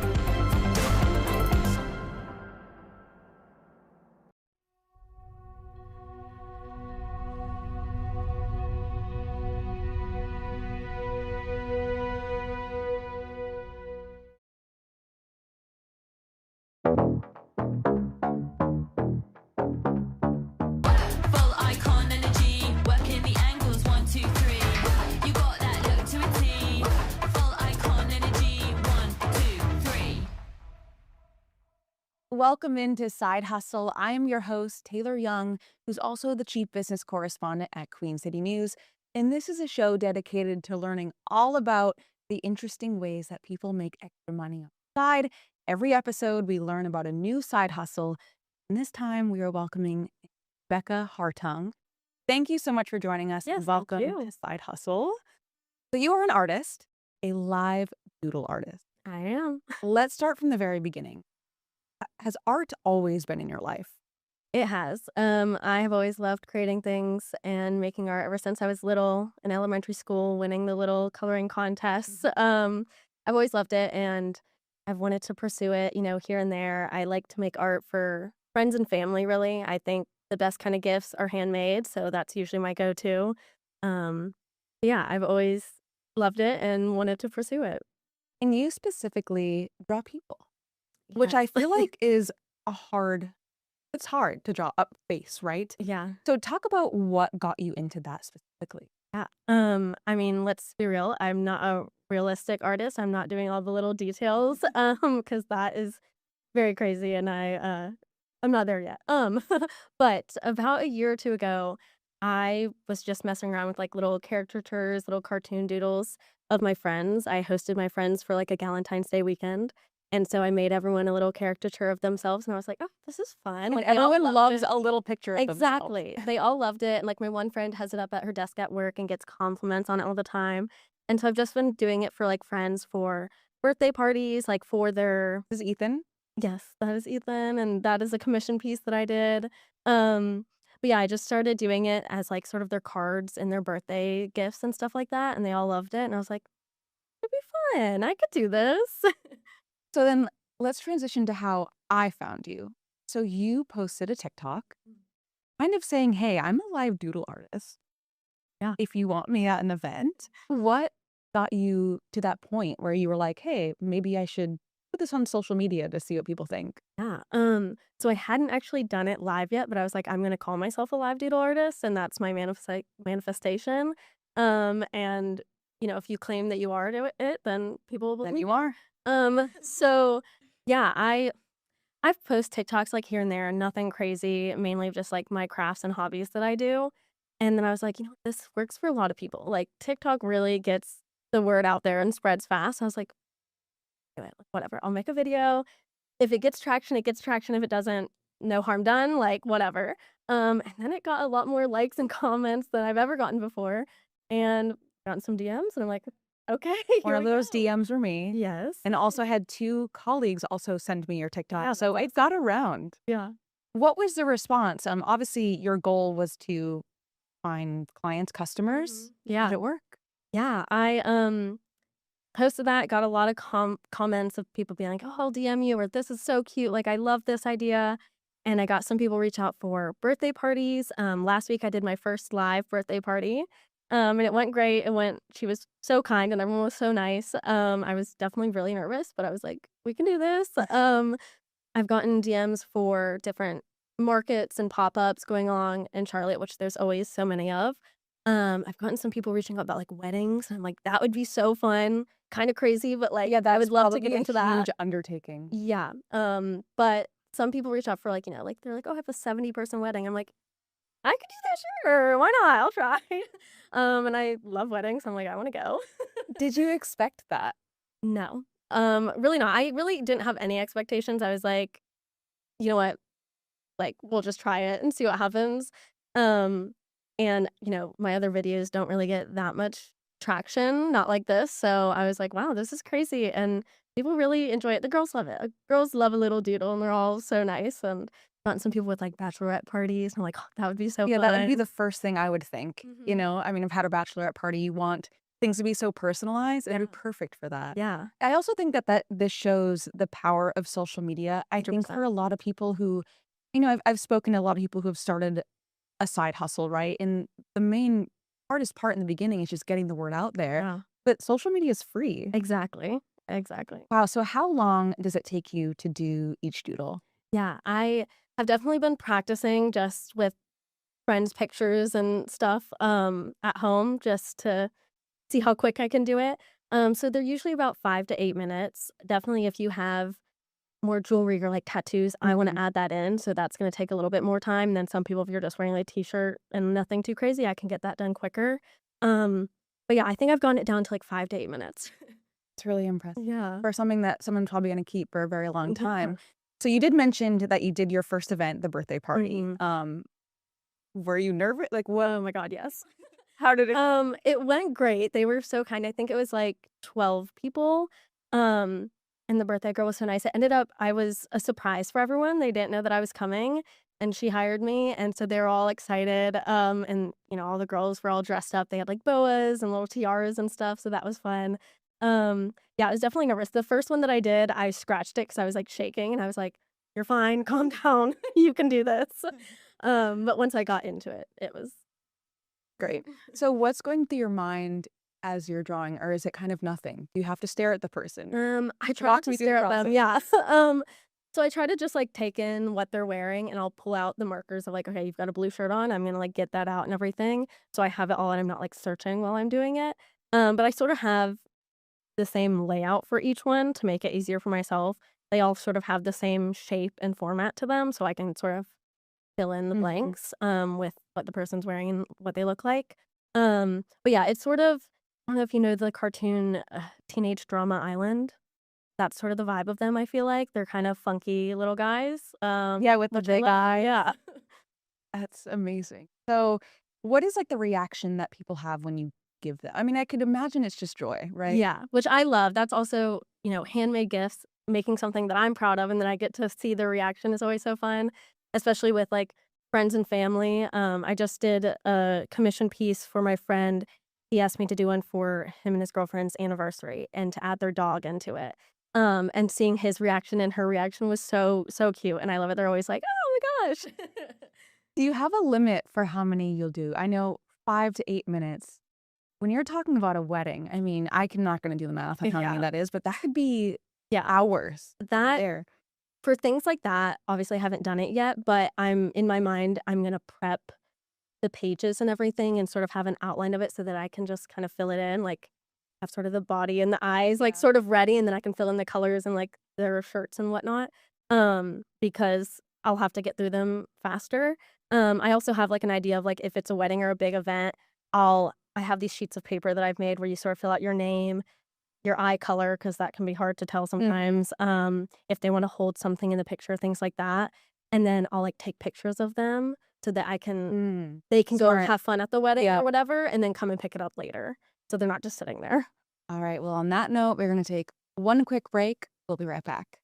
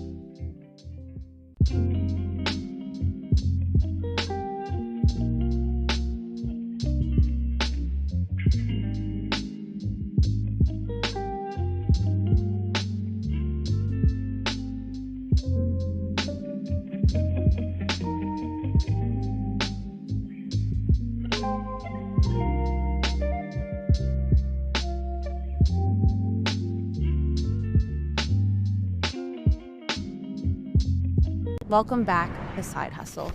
Okay, so we can't talk about a side hustle without the part that gets everyone into one, right? The money part. Sure. How did you go about setting pricing? Yeah. So with like the birthday party that I did, I just figured out how many people would be at the event, about how long that's going to take me, and usually I range them like for a single portrait, $5 to $8. I want art to be affordable for people. These don't take me that long. I enjoy doing them, so they don't need to be that expensive. For like a market, if I'm just set up and people are walking by, if they want to stop and get one, a single portrait's $5. I want it to be easy for them. For two people together, it'd be $8. That's sort of what I figured out. Obviously for bigger events where I'm gonna have to be there longer, have more supplies if I have to travel, obviously that's all gonna have to go into it. But I just want it to be fun and affordable for people. I enjoy doing it, so like it's not like it's, a burden on me. Yeah. And I'm sure the supplies, of course, cost you money, but I'm assuming it's not too much. Right. Yeah. Yeah, no, it's not bad. I have the paper and markers that have lasted a good while. Obviously, if the more I do this, I'm gonna have to re-up on that. I got a little table and some folding chairs. And that's all I need. I've made my own little signs and banners and stuff. I have all these supplies. I'm an art girl. I have Yes. all over the place, so I have all of that already. So yeah, it hasn't been too crazy. And you, of course, also work a full-time job. Yes, I do. I mean, I know we are catching you so early on in this side hustle, but how has balancing that been? Yeah. I will say I have always, along with my full-time job, had side jobs. Since I've been working full-time for almost 3 years now. I've done serving, I do freelance graphic design, marketing stuff. So I've always had other streams of income and other little side gigs going on. So I think I'm pretty good at multitasking and figuring out my schedule. Adding this in, again, most of the events are like weekends, so it hasn't been that bad with my full-time job. I just have a really busy planner that I write everything in. And one thing I've just noticed from talking to a lot of people who have side hustles is the majority of them, it's something that they're passionate about. So when you're an artist, Yeah. so maybe doesn't necessarily feel too much like work. Of course, you're kind of still clocking into something, but is that kind of part of it too? It's something you enjoy. Yeah, and I really want to be a part of the community here in Charlotte and get more into the events and things going on. I've had people reach out with like fundraiser events, and I was like, I would love to give my time and supplies to that. And I just really want to be a part of it. So that's sort of what I enjoy. So I'm like, I don't mind doing it. Like, this is fun for me. Yeah. Yeah. And I know I mentioned earlier, you had your first event last week. Yeah. So you were so fresh Yes. into this. Did Yes. you expect this to, happen so quickly? No. It's been crazy with the amount of like DMs and people messaging me. It's been amazing. And I've also had like I think 5 commission pieces come in from this, which are always fun. I just get to go home and draw, Yeah. which I like to do anyway. And those have been really fun. They're obviously the commission pieces are bigger and more detailed. And they're so fun to do. Yeah, I'm excited to see where it goes, honestly. It's very new and fresh, so we'll see what happens. And I don't know if you noticed from some of the paintings or the drawings that we had up, but you also do props. Yes, of course. What are some props that people like? I'm assuming drinks or Yes, a fun drink. If you and your gals love like an espresso martini, I can add that in. A little margarita. Oh, there we go. Is that a maybe beer? A beer. Whatever they want. Maybe sunglasses or flowers. Those were matchas. Cigarettes? Cigarettes. If you're a stoner, there you go. I got you. One thing I think is really interesting is you are, of course, an artist, but you also are doing a little bit of marketing on social media, but you're also kind of a personality. Like when you go to an event, you have to Sure. interact with people. Yeah. What has that been like? It's definitely new for me. I wouldn't say I'm the most outgoing person. I like to talk with people and connect. It just scares me a little. Um, but it's been fun. It's this year I really have been like, I'm saying yes to things. I'm gonna try new things and get out there, put myself out there. Like, it doesn't hurt to try. And like, if you get rejected, it's okay. And it's been going great for me. So yeah. Yeah, I think the manifesting is working. Yeah. You gotta put it out in the universe. Right? So, okay, for people who might be watching and might be kind of inspired by this, I mean, do you have any advice for someone? Maybe they don't doodle, but they do some other kind of art. What would you say to them? Yeah. Just put it out there. Take pictures of it, videos of you working on it. I love watching this personally, a little sped up video or, the supplies that you have to get, whatever, and put it out there online. I mean, honestly, TikTok and Instagram are free and it just reaches so many people. Like, it's crazy. I've had people reach out to me that are from like South Carolina and like Tennessee, and they're like, would you travel? Or I don't know, maybe. Why not? So I'm gonna start charging that mileage. actually. But yeah, honestly, just get out there. Your work is amazing. Everyone's gonna love it. Yeah, so you gotta try. Wonderful. Okay, on that note, one more break. We'll be right back.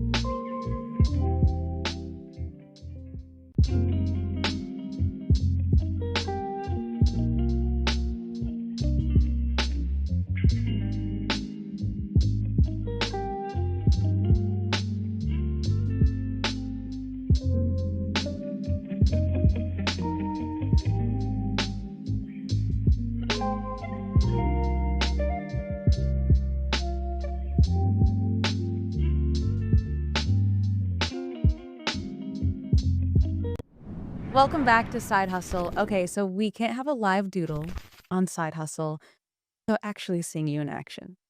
Are you ready? I am. Let's do it.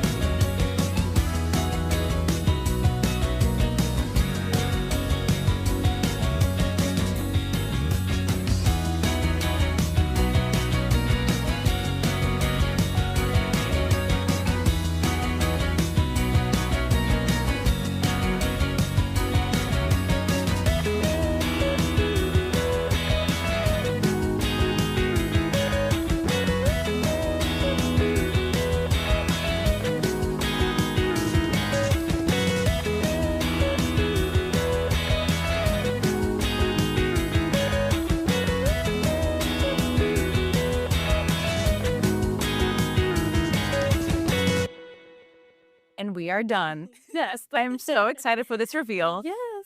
Alrighty. Here she is. She's iconic. She gave me a very big hair, which I appreciate. Beautiful. Pass it over to you. So cute. And it really did take you under 10 minutes. Yeah. I whip it out. Okay, so you honestly didn't really even need to look at me that long. You didn't have a picture of me. Yeah. So when you're kind of forming the idea of what you're doing, like, what are you basing it off of? Yeah, so whenever someone's come up or I was looking at you, as we were talking, I was like, alrighty, I see what she's wearing. I know like the color, okay, there might be a detail like the little gold on your shirt. Or if they're wearing jewelry, I try to add that in And the little microphone. Yeah, a little microphone, of course. Yeah. It's so cute. Okay. So you've clearly kind of nailed this again within just 2 weeks, really, of posting. Less than 2 weeks apart Yeah, from that. honestly. Where does someone go from here? That is a great question. I am just gonna see what happens. I'm gonna try to post more and document anytime I do commission pieces or do a live event. I would love to like record people's reactions and stuff. I have ideas of what I wanna, post to get the word out there. I've reached out to different like shops and I know like markets that do pop-ups or I know that like certain stores or breweries do pop-ups and I've been reaching out to people. I'm doing like a 420 party at Kana and I'm doing like I have some things lined up.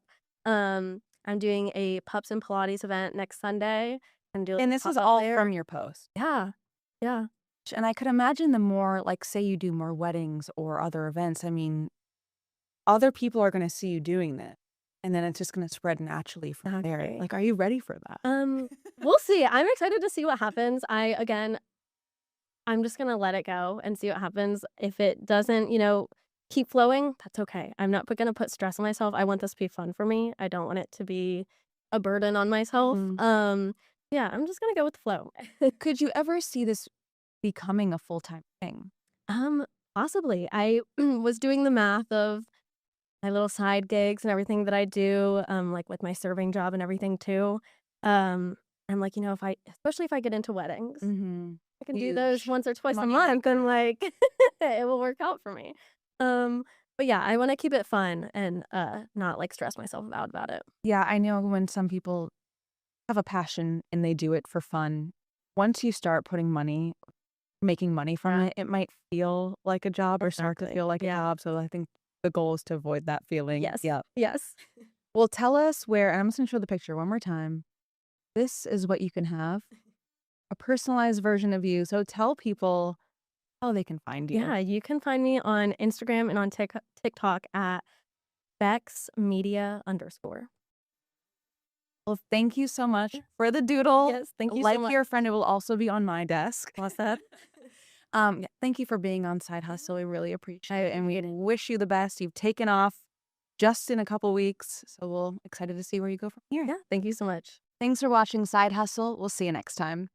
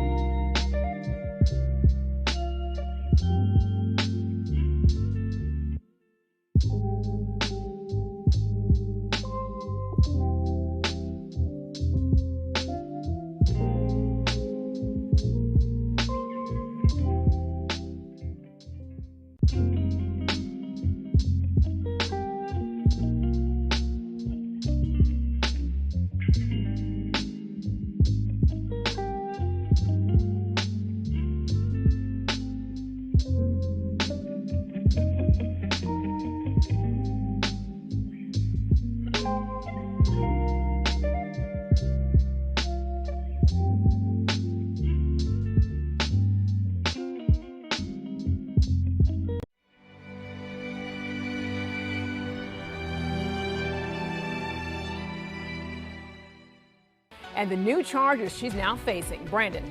And temperatures are heating back up again today. Temperatures are going to be rising nicely this afternoon, about a 10 to 15 degree difference compared to yesterday. We'll talk about why temperatures are warming back up and when we could see maybe some decent rain around here. Details of that coming up in just a bit here at noon. All right, and North Carolina Governor Josh Stein pushing for lawmakers to fully fund Medicaid. The vote set for today and where officials remain divided. Well, good afternoon to you. I'm Alicia Barnes. Queen City News at noon starts right now.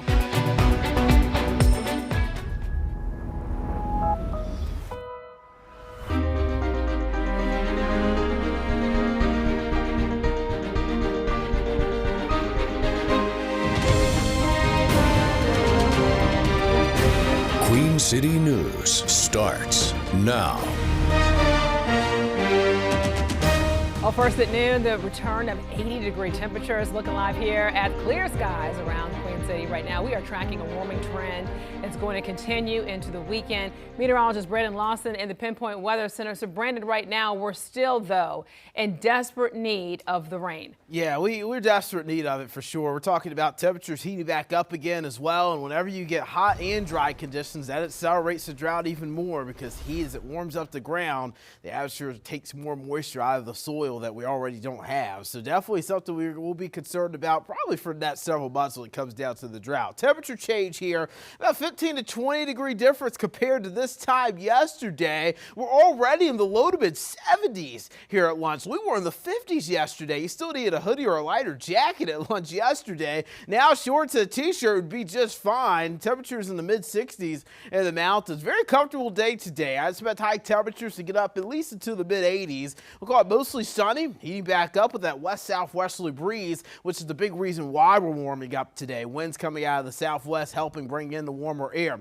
And then tonight, not as cool as what we've been. We've been in the 40s the last several nights in Charlotte. I only expect temperatures to drop back in the 50s tonight. Clear skies and cool conditions. Radar is quiet. I do want to pull it out, though, and show you a cold front to our north that will be sagging in. We'll talk about that. Could bring some isolated shower chances this afternoon, but the better chance for rain coming later this week. I'll let you know if it could impact some of your weekend plans. Coming up here in just a little bit, Alicia. All right, thank you, Brandon, for that. Union County is now joining its neighbors by implementing voluntary water restrictions amid the ongoing drought. So local businesses are now feeling the heat. And Jared Lukaski owns Plant Everything Carnivorous in Hemby Bridge, where the plants right now, they eat bugs and they drink water to survive. So under these new water restrictions, he can only fill up his water tank on Wednesday and Friday and Sunday. So Union County water officials say the drought will now likely get worse, and in stage 2, that's where restrictions become mandatory and then rates go up for heavy water users.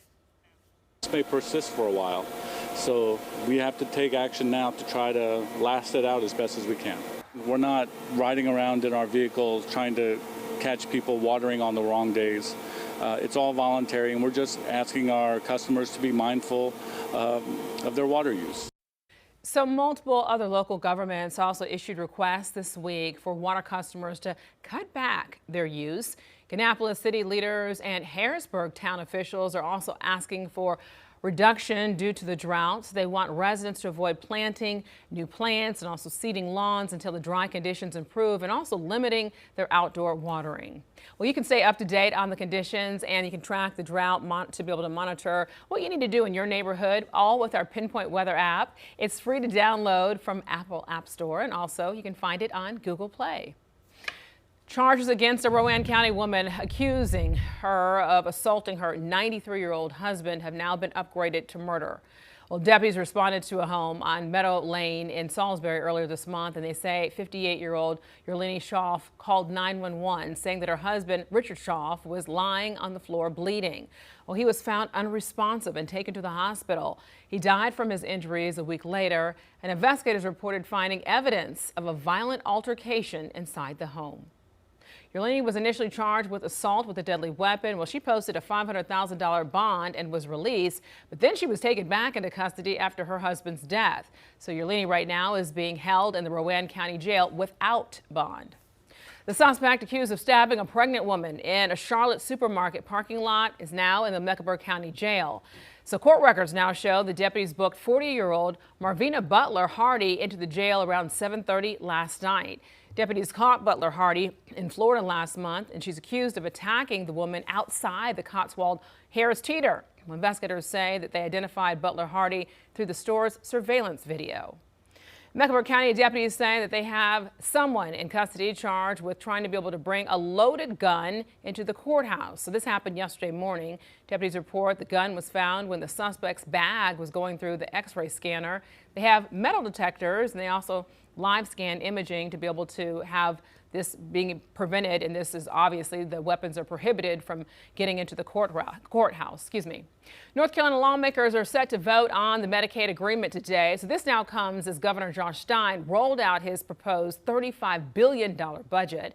Capitol reporter Shabnam Dinesh tells us about the governor's plan to be able to keep Carolina strong.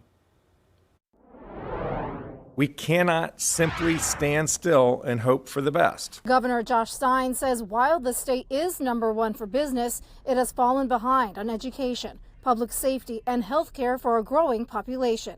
His recommended $35 billion budget includes targeted tax cuts for working families, while investing in education, childcare, public safety, and the workforce. My budget will make starting teacher salaries in North Carolina the highest in the Southeast. These investments and these tax cuts are what it looks like to be truly pro-family. Stein urged lawmakers to press pause on planned tax cuts, which is at the heart of the budget disagreement between House and Senate Republicans. And if we don't, we will face an imminent shortfall in our budget of $5 billion, risking massive cuts to critical services, the likes of which we have not experienced in North Carolina since the Great Recession. But Senate Leader Phil Berger, who wants the tax cuts to continue as planned, says that isn't accurate. It's my belief that we will have more money than is projected, and that if we control the growth in state spending, the state budget will be in just fine shape. Stein is also calling on lawmakers to fully fund Medicaid, which state officials warn could run out of funds as soon as May. At the General Assembly, I'm Shabnam Dinesh. And the House is now set to be able to vote at 1, while the Senate will then hold their vote at 2 this afternoon. Of course, we're going to bring you the very latest updates from today's Medicaid funding vote on Queen City News at 4. Virginia voters approved a redistricting plan that could boost Democrats' chances of winning 4 additional seats in the U.S. House. So this whole shift could transform the 11-member delegation from a 6-5 Democratic edge to a 10-1 advantage ahead of all the important midterm elections. So that could actually shift the balance of power in Washington. Looking live here over the nation's capital, an extended ceasefire between the U.S. and Iran now put to the test as Iran attacks 3 container ships in the Strait of Hormuz overnight. Well, Trevor Shirley has the very latest details as negotiations continue. Today, Pakistan's prime minister is thanking President Donald Trump for extending that ceasefire, saying this development will give both parties more time to work out some kind of a negotiated permanent end to the fighting. President Trump is also calling Iran's government fractured, saying in part, quote, "We've been asked to hold our attack on the country of Iran until such a time as their leaders and representatives can come up with a unified proposal." But keep in mind, this is not a full-scale de-escalation. President Trump says the naval blockade will remain in place until the U.S. gets a proposal or wraps up talks with Iran for good.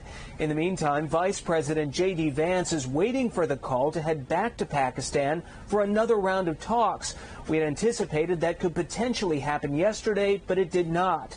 In the meantime, even if President Trump isn't ordering military strikes on Iran because of the ceasefire, the White House continues to hit Tehran hard financially with the ongoing naval blockade and economic sanctions. Treasury Secretary Scott Bessent says Iranian oil wells will be fully constrained in a matter of days, and the Treasury Department is putting the pressure on Tehran's finances. That strategy echoes President Donald Trump saying Iran is only blocking the Strait of Hormuz to, quote, save face, because as he says, they're losing hundreds of millions of dollars every day as long as the strait remains closed. For its part, Iran says the naval blockade and the closure of its ports is both an act of war and a violation of that ceasefire, potentially suggesting that's the reason why the Iranians so far have not agreed to come back to the negotiating table. Reporting at the White House, I'm Trevor Shirley for News Nation. Thank you, Trevor. So Trump administration officials are backing off projections that it will be next year before gas prices drop below $3 a gallon. Energy Secretary Chris Wright changed his tune during a Senate hearing that happened yesterday. So he previously said gas prices would stay high even when the war ends. The president and many Capitol Hill supporters disagreed, saying fuel costs will plummet once the Iran war is over. Said that gas prices may not fall below $3 a gallon until 2027. Do you stand by that today? I don't know the future of energy prices. Often I will speculate or look at those things. I would say gasoline prices looks like they peaked about a week or so ago. So President Trump said that Wright's previous prediction for high gas prices was totally wrong. I personally have witnessed our community fall victim to gun violence. A local community looking for ways to prevent gun violence among teenagers. The search for solutions amid a number of deadly incidents. Plus, the race for the next governor in South Carolina heats up as several candidates face off in a debate. How each hopeful is now working to secure their party's nomination. And a big shift for education in Catawba County, prompting pushback from parents. What comes next after county leaders approved a school merger? Brandon. It's been a relatively cool start to the week, but now we've got temperatures in the mid-80s, heating up like the Bojangles drive-through at 8 o'clock in the morning, and we're going to continue heating up through the weekend and possibly bring some storm chances your way. We'll talk about when you might see some storms in your neighborhood. Coming up next. Bojangles drive-through at 8 in the morning. Somebody was caught in traffic. All right, you're watching Queen City News at noon. Your time now is 12:11. 71 degrees outside, and you're watching the most honored and the most local news right here in the Queen City.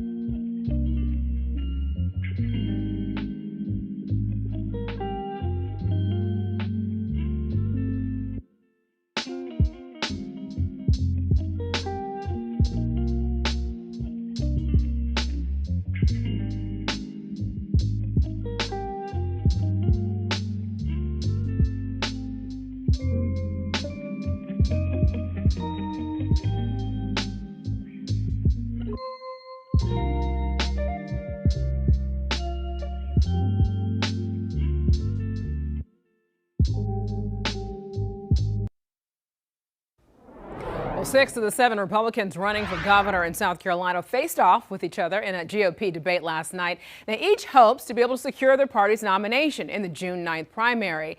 And they answered a panel's questions during the debate at the College of Charleston. Gabrielle Johnson shares some of the replies on the key issues in South Carolina.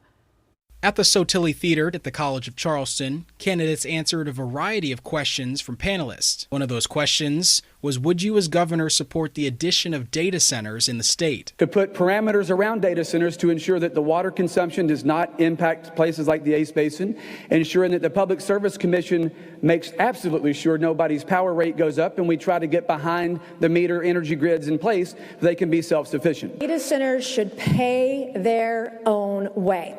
They should pay for their energy, they should pay for their water, they should pay for their infrastructure. And I have been working over the last 6 to 12 months with the Department of Energy, with the EPA, to look at backup energy sources for states that are lacking energy. In the meantime, the state of South Carolina is looking at the southeastern energy market to get into potentially. I'm dead opposed to them. In the Santa Cooper, they're talking about the utility stuff. $10 billion. A donor-appointed board did not know they were $10 billion in the hole until the money had gone. And you are paying those bills. These guys have no idea what they're doing.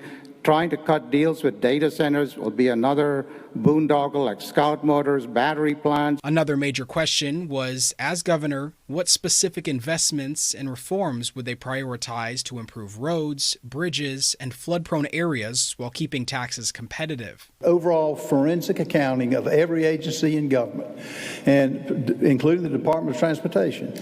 And I'll itemize what needs to be cut and what needs to really go for gravel and subgrade to get the thing right. Governor McMaster and I, in our executive budget, we asked for $1.1 billion to expedite these projects because we understand that time is money. We want to make sure that we're innovative. Public-private partnerships, coming in and creating fast pass lanes. We privatize that grass between the interstates. We turn it into private express lanes that can be tolled. We lease the easements on the sides of interstates to telecommunication companies and energy companies and charge them for natural gas line and fiber optic cables. And we also privatize rest areas and put restaurants and gas stations there and collect the funds from that to fund our roads and bridges. All right, so the president's pick to be able to lead the Federal Reserve is facing an uphill battle for confirmation, and it's because of North Carolina Senator Thom Tillis. So Tillis is now holding true to his pledge that he will not vote for an appointee, and that would be appointee Kevin Warsh, until the Trump administration drops an ongoing investigation into current Fed Chair Jerome Powell. So the DOJ launched the probe into Powell and renovations for the Federal Reserve back in January. Powell claims that the investigation was being used to pressure him to lower interest rates.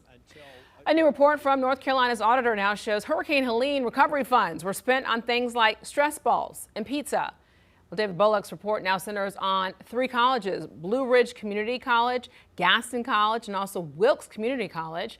Right now, Bullock says that Blue Ridge spent more than $10,500 on wellness journals and more than $1,600 on succulent plants. The report also says that Gaston College spent more than $5,200 on rhinoceros-shaped stress balls. And Wilkes Community College used its funds for pizza, gift cards, and even materials. So Blue Ridge and Wilkes Community College say that the state community college system allows it to use mental health funds on items with therapeutic value. Gaston College says the purchases were meant to support mental health recovery, but recognizes where it fell short with procedural compliance. Let's take a live look here over West Charlotte, talk about our gorgeous weather outside. Right now, 75 degrees as I bring in meteorologist Brandon Lawson. Brandon, we're all hoping that we get some rain coming our way because we severely need it here in our area. Yeah, that's exactly right. Temperatures in the mid-80s today as we heat things up and stay dry. That's going to kind of accelerate the drought even more. But we'll be talking about some rain chances creeping in as we get towards the weekend. I think that'll be our best bet for a few scattered showers and storms. Right now, we do have a cold front just to our north. You can see the showers lifting through West Virginia right now through the mountain state. And as that cold front sags down to the south, it's not really going to have a lot of moisture to work with. It's kind of battling with high pressure. It's just offshore here. So I think we stay mainly dry today. Radar is dry right now here over the Carolinas. I do want to show you Futurecast, though. You can see those showers drifting through southern West Virginia here at noon. And then notice a few of those showers try to make it to the North Carolina, South Carolina state line. But that's about it. It's really the Raleigh-Durham area that could see a few isolated showers and storms this afternoon and evening. For us, we'll stay dry. I won't rule out a spotty shower, though, a rogue shower or storm north of I-40, but I just think it's going to be too dry of an air mass for that front to produce those showers and storms for us. Rainfall forecast, though, as we get towards the weekend, 50% chance of a shower or storm on Saturday. Honestly, could bump that up to 60%. I think rain chances are slightly increasing for the first half of the weekend. And then for Sunday and through early next week, notice you got about a 20 to 30% chance of rain and thunderstorms. So we will be getting into more of a, let's say, summer-like pattern with some heat and humidity, which could kick off some scattered showers and storms. Saturday, see the scattered showers and storms developing. It's a big day for NHRA up in Concord. We've got the drag racing in town this weekend, starting Friday and continuing Saturday and Sunday. So could have some hit or miss showers and storms to dodge there. And then as we go on to Sunday, still a few isolated showers and storms around. And then notice in the early next week, we've got a front back to the west. So a few isolated storms are possible on Monday. But then here comes the front Monday night into early Tuesday. Something we'll have to watch there. It could produce a little bit more of a shower and thunderstorm chance and possibly a stronger to severe storm as well in the early next week. I don't like to get too far ahead in Futurecast, but with the desperation for rain, I just want to show you that the opportunities are definitely there here over the next week or so. I mean, we're looking at a quarter of an inch to half an inch of rain across the region, possibly higher up in the mountains over the next week or so. Is this drought busting rain? No. And we're going to get that question a lot. Anytime we see rain, is the drought over? It's going to take several months to end this drought. It's going to take time. We need prolonged rainfall in order to get rid of the drought itself. And unfortunately, that's just not going to be the case here. Hit or miss showers and storms don't get us there. A prolonged frontal boundary being around for days could certainly help for sure. Temperatures, though, heating up mid to upper 70s here at lunch. Man, gorgeous weather, mid 60s. We've got that west-southwesterly breeze today, bringing in more of that warmer air. So gusts around 20 in Charlotte, gusts around 30 to even 40 miles per hour up in the mountains. Today's highs, mid 80s. I've got low 70s in the mountains. And then lows tonight, 40s and 50s for the mountains, but how about mid-50s closer to home here in Charlotte? We're looking at mid-80s tomorrow, possibly a little bit warmer across the region, with mid-70s up in the high country. So again, it's a hotter pattern here through the mid to latter half of the week. And then as we head towards the weekend, we get those scattered showers and storms. Watch out for an isolated stronger storm or two on Saturday with gusty winds. And then early next week, we'll continue with that shower and thunderstorm chance. Tuesday, rain chance is kind of picking up a little bit. Alicia. All right, thank you, Brandon, for that. Two telecommunications giants taking on the Federal Communications Commission. The case involving customers' location data that made its way to the nation's top court. We'll talk about it next, and also this, the conflict in Iran impacting more than just gas prices, how it's changing spending habits for consumers all across the country. You're watching Queen City News at noon. Here's a live look over Independence Boulevard right now. 75 degrees outside the Queen City. You're watching the most honored and the most local news in Charlotte.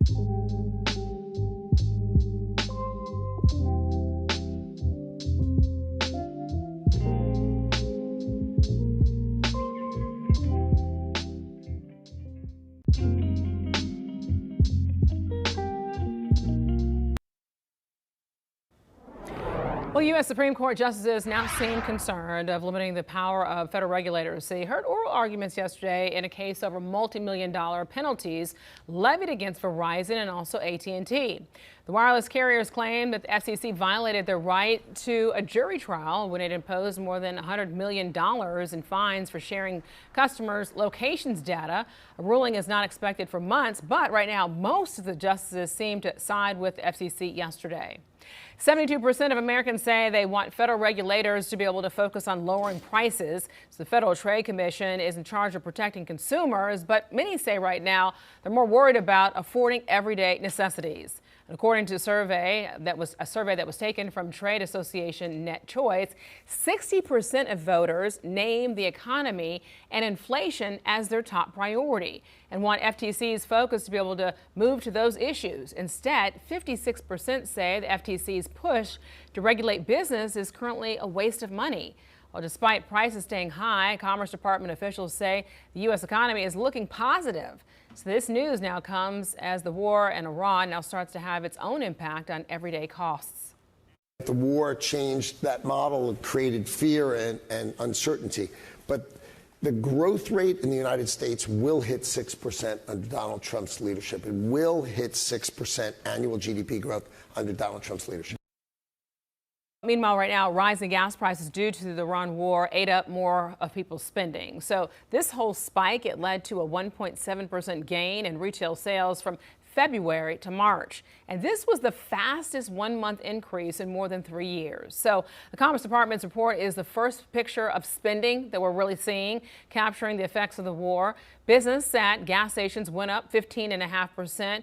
And when gas prices are excluded, retail sales rose 0.6% last month, just to give you a little perspective there.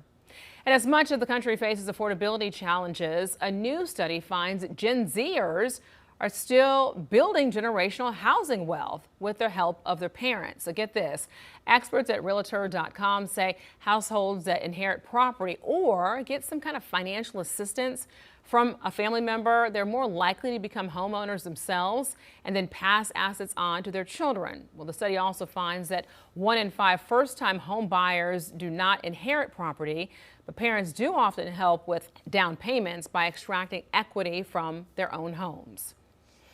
Well, holding colleges accountable for student outcomes, the new rules being proposed to overhaul higher education. You're watching Queen City News at noon. Here's a live look over Monroe. The time is 12:27, 75 degrees in the Queen City, and you're watching the most honored and the most local news in Charlotte.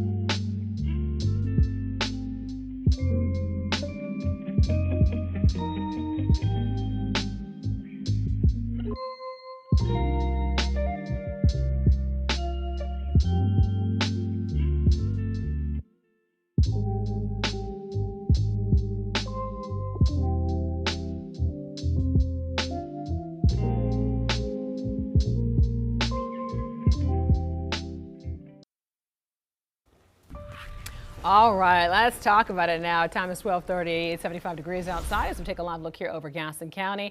And I bring in meteorologist Brandon Lawson. Brandon, I mean, it's that kind of day that just makes you want to sing, doesn't it? Yeah, that's exactly right. I mean, for sure, especially if you love singing. I mean, if you get outdoors to do that, maybe at the park. I know I always see people in like Uptown, they have like their guitar kind of on the side and stuff. So definitely a beautiful day for it. High pressure, well in control, low pressure to our north. Now, here's the deal. We've got high pressure and low pressure pretty close to each other. Anytime you get these systems closer to each other, kind of accelerates the wind in between the two. So that's why we do have that nice west-southwesterly breeze today, and that's kind of helping us warm up as well. You zoom in a little bit closer on radar, and you can see things are very dry across the region. We've got a few spotty shower chances maybe later today, well north of I-40 from that front, but most of us will stay dry. But man, look at how much we've warmed up. About a 14 to 20 degree difference compared to this time yesterday, 9 to 12 degree difference up in the mountains. So the mountains are in the mid to upper 60s, while we're already at 80 in Morganton with 75 degrees in Charlotte. So upper 70s trying to flourish around the Charlotte area. 79 in Charlotte right now. High temperatures today likely getting into at least the mid 80s, if not the upper 80s further southeast of Charlotte.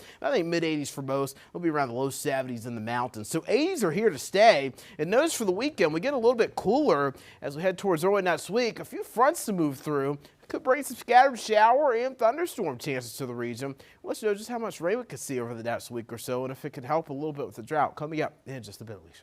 All right, thank you, Brandon. So people in Union County are trying to be able to figure out how to stop young people from turning to guns to solve their problems. And they gathered last night to tackle the difficult subject. As Queen City News reporter David Schumann tells us, the meeting came just one day after a deadly mass shooting in the state left 2 teens dead and 5 more injured.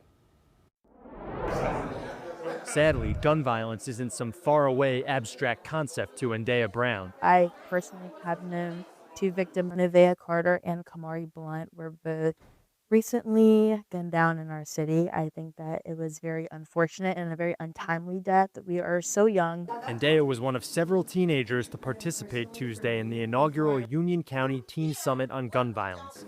They were joined by dozens of police and community members and led by a mother who lost her son to gun violence. When I look at our young people, they are fading away. Parenting, mental health, access to guns, it was all part of the discussion. Tonight is just the start of a dialogue, you know, to have that relationship with these young youth. Chief Boland says Monroe police are seeing kids as young as 10 to 12 get involved with gun violence.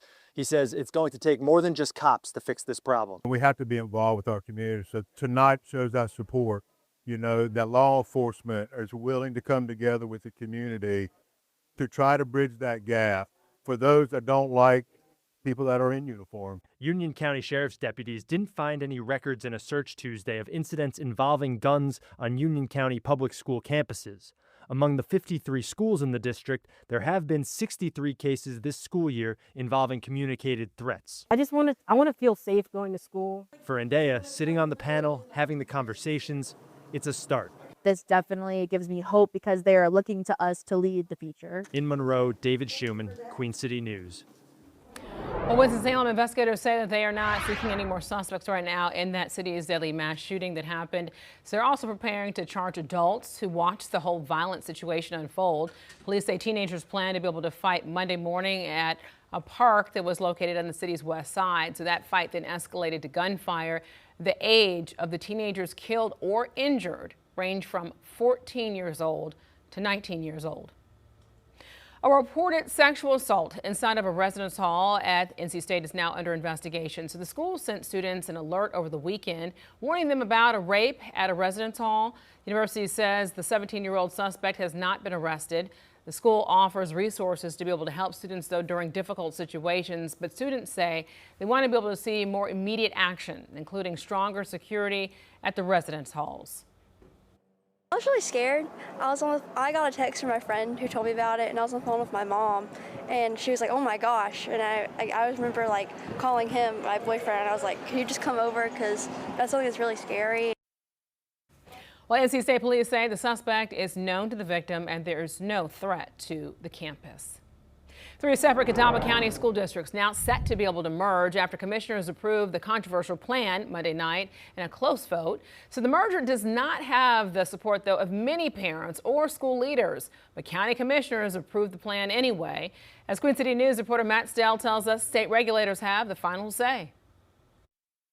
Bigger is not always better. Newton Conover School Superintendent Emily Shaw calls the vote from Catawba County Commissioners to merge her district along with Hickory City Schools into the Catawba County School District disappointing. I feel like they were there going through the motions. They were not hearing and fully engaged with what everybody in the community and even our students were saying. The merger plan, which would take effect in July of 2028, still needs final approval from the North Carolina State Board of Education. Hickory School Superintendent Jennifer Griffin says along with a potential loss in state and federal funding, she's worried about the two districts losing their identities. We just serve different populations of students with different needs.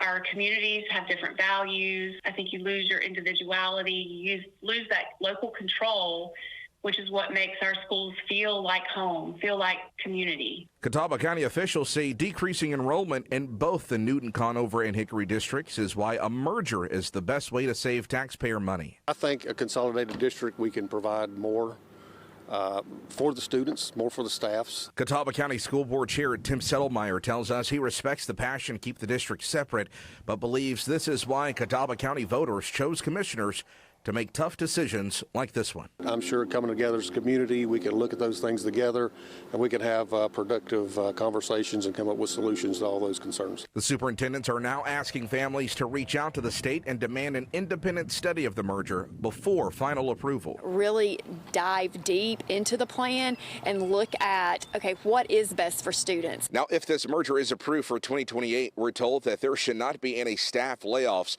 for at least 2 years, but we're told that it will be ultimately up to the Catawba Valley School Board to decide if high schoolers will be allowed to graduate from the school they started in. In Catawba County, Matt Stell, Queen City News. Thank you, Matt. So the Education Department is proposing new rules aimed at holding colleges and universities accountable for student outcomes. So it's part of a Trump administration push to overhaul higher education. An Education Department proposed rule would then cut off access to federal student loans for programs where graduates earn less than a typical high school graduate. Federal student loan debt is nearly $1.7 trillion. At least you can know that if your program passes this earnings premium test, that at least it's not going to leave you worse off than you would have been if you hadn't attended the program at all. And Education Secretary officials say that poor high school education is also forcing students to take remedial classes in college, leading to higher costs. So this news all comes as borrowers prepare for new loan agreements through the federal government. And the current SAVE plan is being eliminated, and the Trump administration plans to be able to cancel other income-driven plans by 2028. So borrowers right now have until July 1st to get placed on a new plan. And a new report now suggests that the job market is looking up for recent college graduates. According to a recent survey from the National Association of Colleges and Employers, more than 40% of surveyed employers say that new college grads have skills that closely align with their hiring needs. So ZipRecruiter data also showed nearly 1/3 of employers plan to hire more entry-level workers this year compared to last year. And this also comes as candidates face intensified competition for entry-level roles after many companies and industries actually overhired during the pandemic. Well, you won't need a passport to walk through the doors of the North Carolina Zoo's Asia exhibit, but the state will actually need to pass a budget to get those doors open. When state lawmakers could finally take action. You're watching Queen City News at noon, the most honored and the most local news in Charlotte.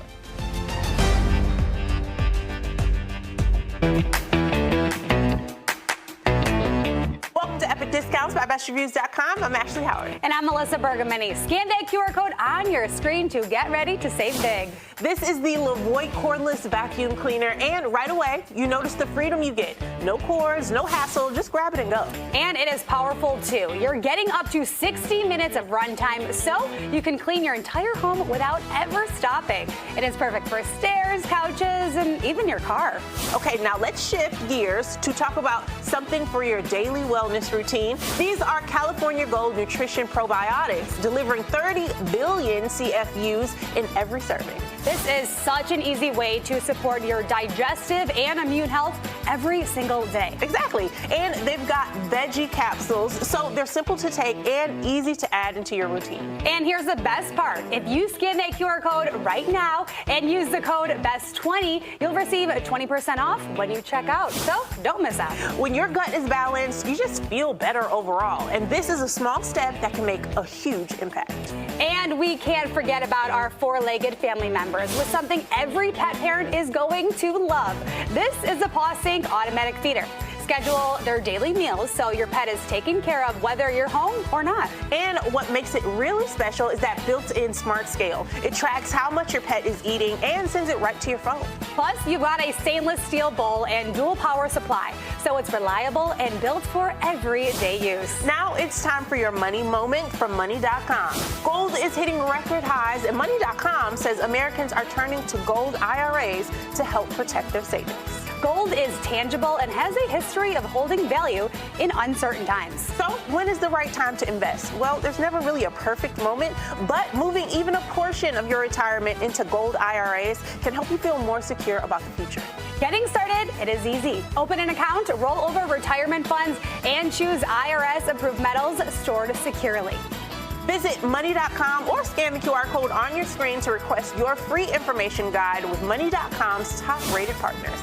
All right, let's take one last look at today's products and services helping you save money. Head to epicdiscounts.com or just scan that QR code to scan, shop, and save with Epic Discounts by Best Reviews.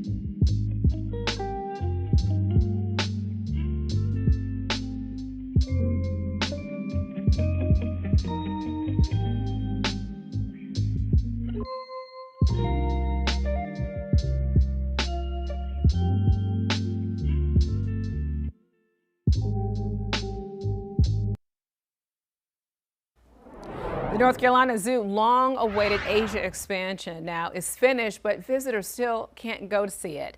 Celeste Smith explains how plans for opening the new exhibition are now colliding with frustrations over the state budget stalemate. I think it's frustrating.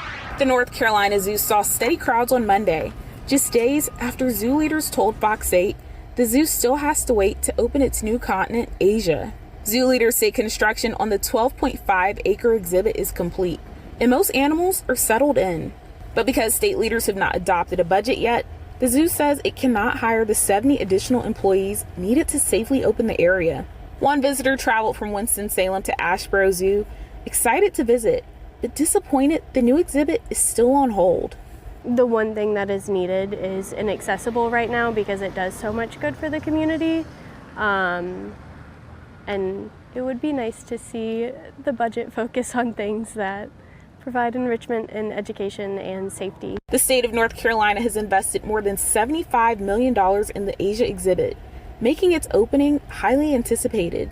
Until a budget passes, the gates to Asia remain closed. Well, that's very unfortunate and absolutely foreseeable. And I mean, the zoo is an economic engine in that part of the state, and it's a real treasure in the state. But it's just reflective of the entire problem of not having a state budget. The only state in the country that doesn't have a budget, and we haven't had one for 2 years. So it's a real problem. Lawmakers say the zoo's delay is one example of broader consequences from the ongoing budget stalemate. Projects across the state that are on hold because we promised companies certain incentives, but because we didn't pass a budget, now we can't deliver. So, it's really having an impact for, I think, every corner of the state, from Murphy to Manio.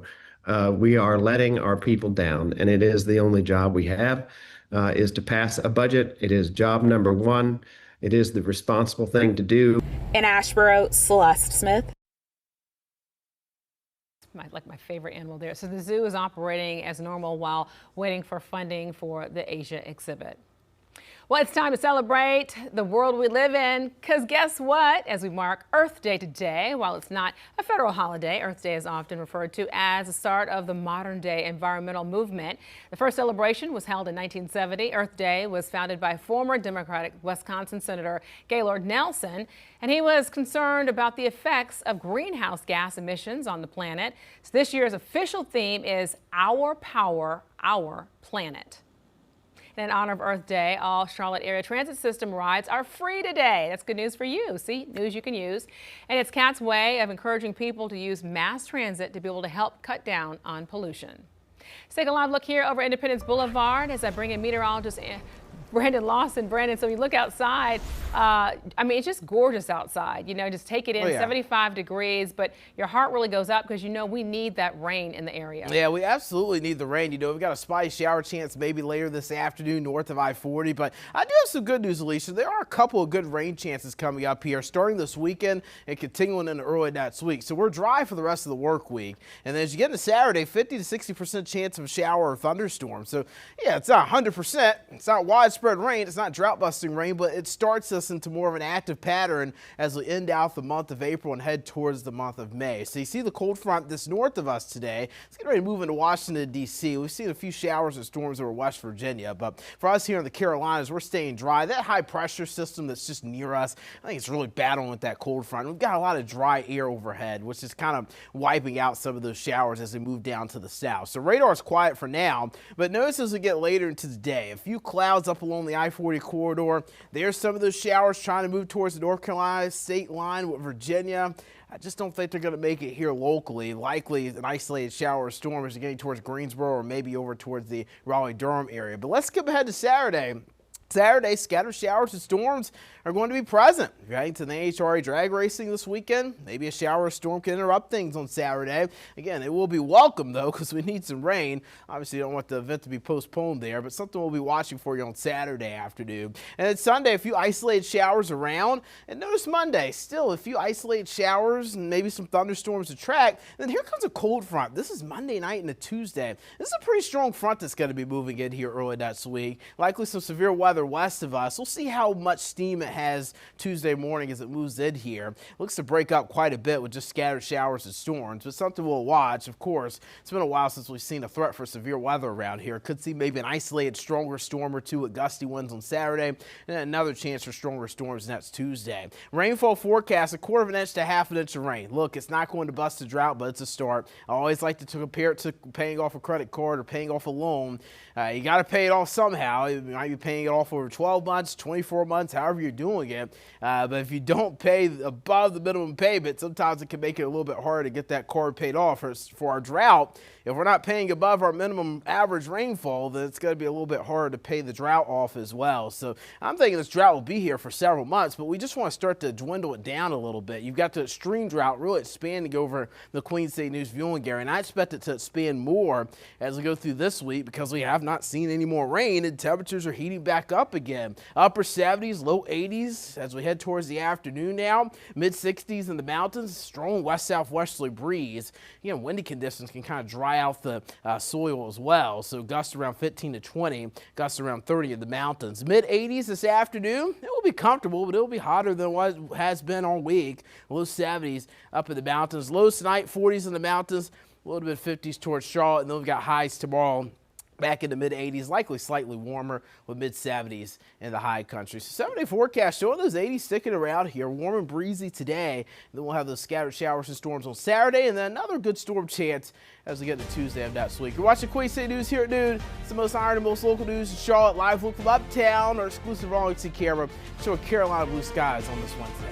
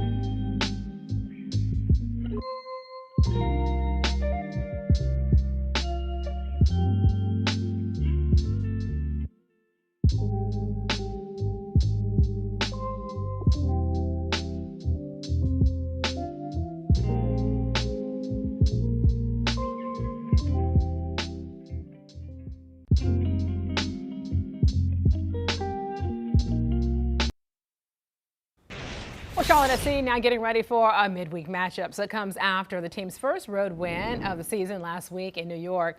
And the road stint continues on with 2 matches in 4 days away from home starting. Then also tonight when the Crown is in Orlando. So the team will then head to Nashville to cap the week on Saturday. And it's early, but Charlotte SC is actually 3rd in the Eastern Conference table, making every match, every point very important. Head coach Gene Smith says that he looks forward to another road opportunity, but also knows that they have been very few and far between. You can take some kind of momentum, but it's only our 3rd away game. You know, there's not plenty of away games we've played so far, such as the fixture list. You know, we didn't start on the road well, but we showed loads of characteristics that I like on Saturday, and we need to continue to do that now in the next 3 away games as well. So tonight's match against Orlando is set for 7:30. Carolina Panthers bringing back a local high school football star. So the team reached an agreement with Davidson native quarterback Will Greer, and he entered the league with Carolina as a third-round draft pick back in 2019, but then was cut in 2021. So Greer has now played for several teams since, and he was a star at Davidson Day School, throwing for 195 touchdowns over 3 seasons. Welcome here to the Queen City. So this Thursday night, join the Carolina Panthers and our Carolina Sports Live crew as they cover round 1 of the NFL Draft. Starting at 8 p.m., they're live with their reactions to the picks as they come in. You can tune in on Queen City News Plus, Facebook Live, and also YouTube Live. And Queen City News brings you 11 hours of news every weekday. So this is what we're working on starting on Queen City News at 4 today. Today is the deadline for the release of the security video from the Mooresville Town Hall that is at the center of multiple lawsuits right now as former employees claim that retaliation took place. We're going to have our own look at the accusations. That video shows that the town mayor showing him late one night with his pants off. And also, we are live in Pittsburgh with the final preparations for tomorrow's NFL Draft and our expectations as we get an up-close look at the venue. You're watching Queen City News, the most honored and the most local news in Charlotte.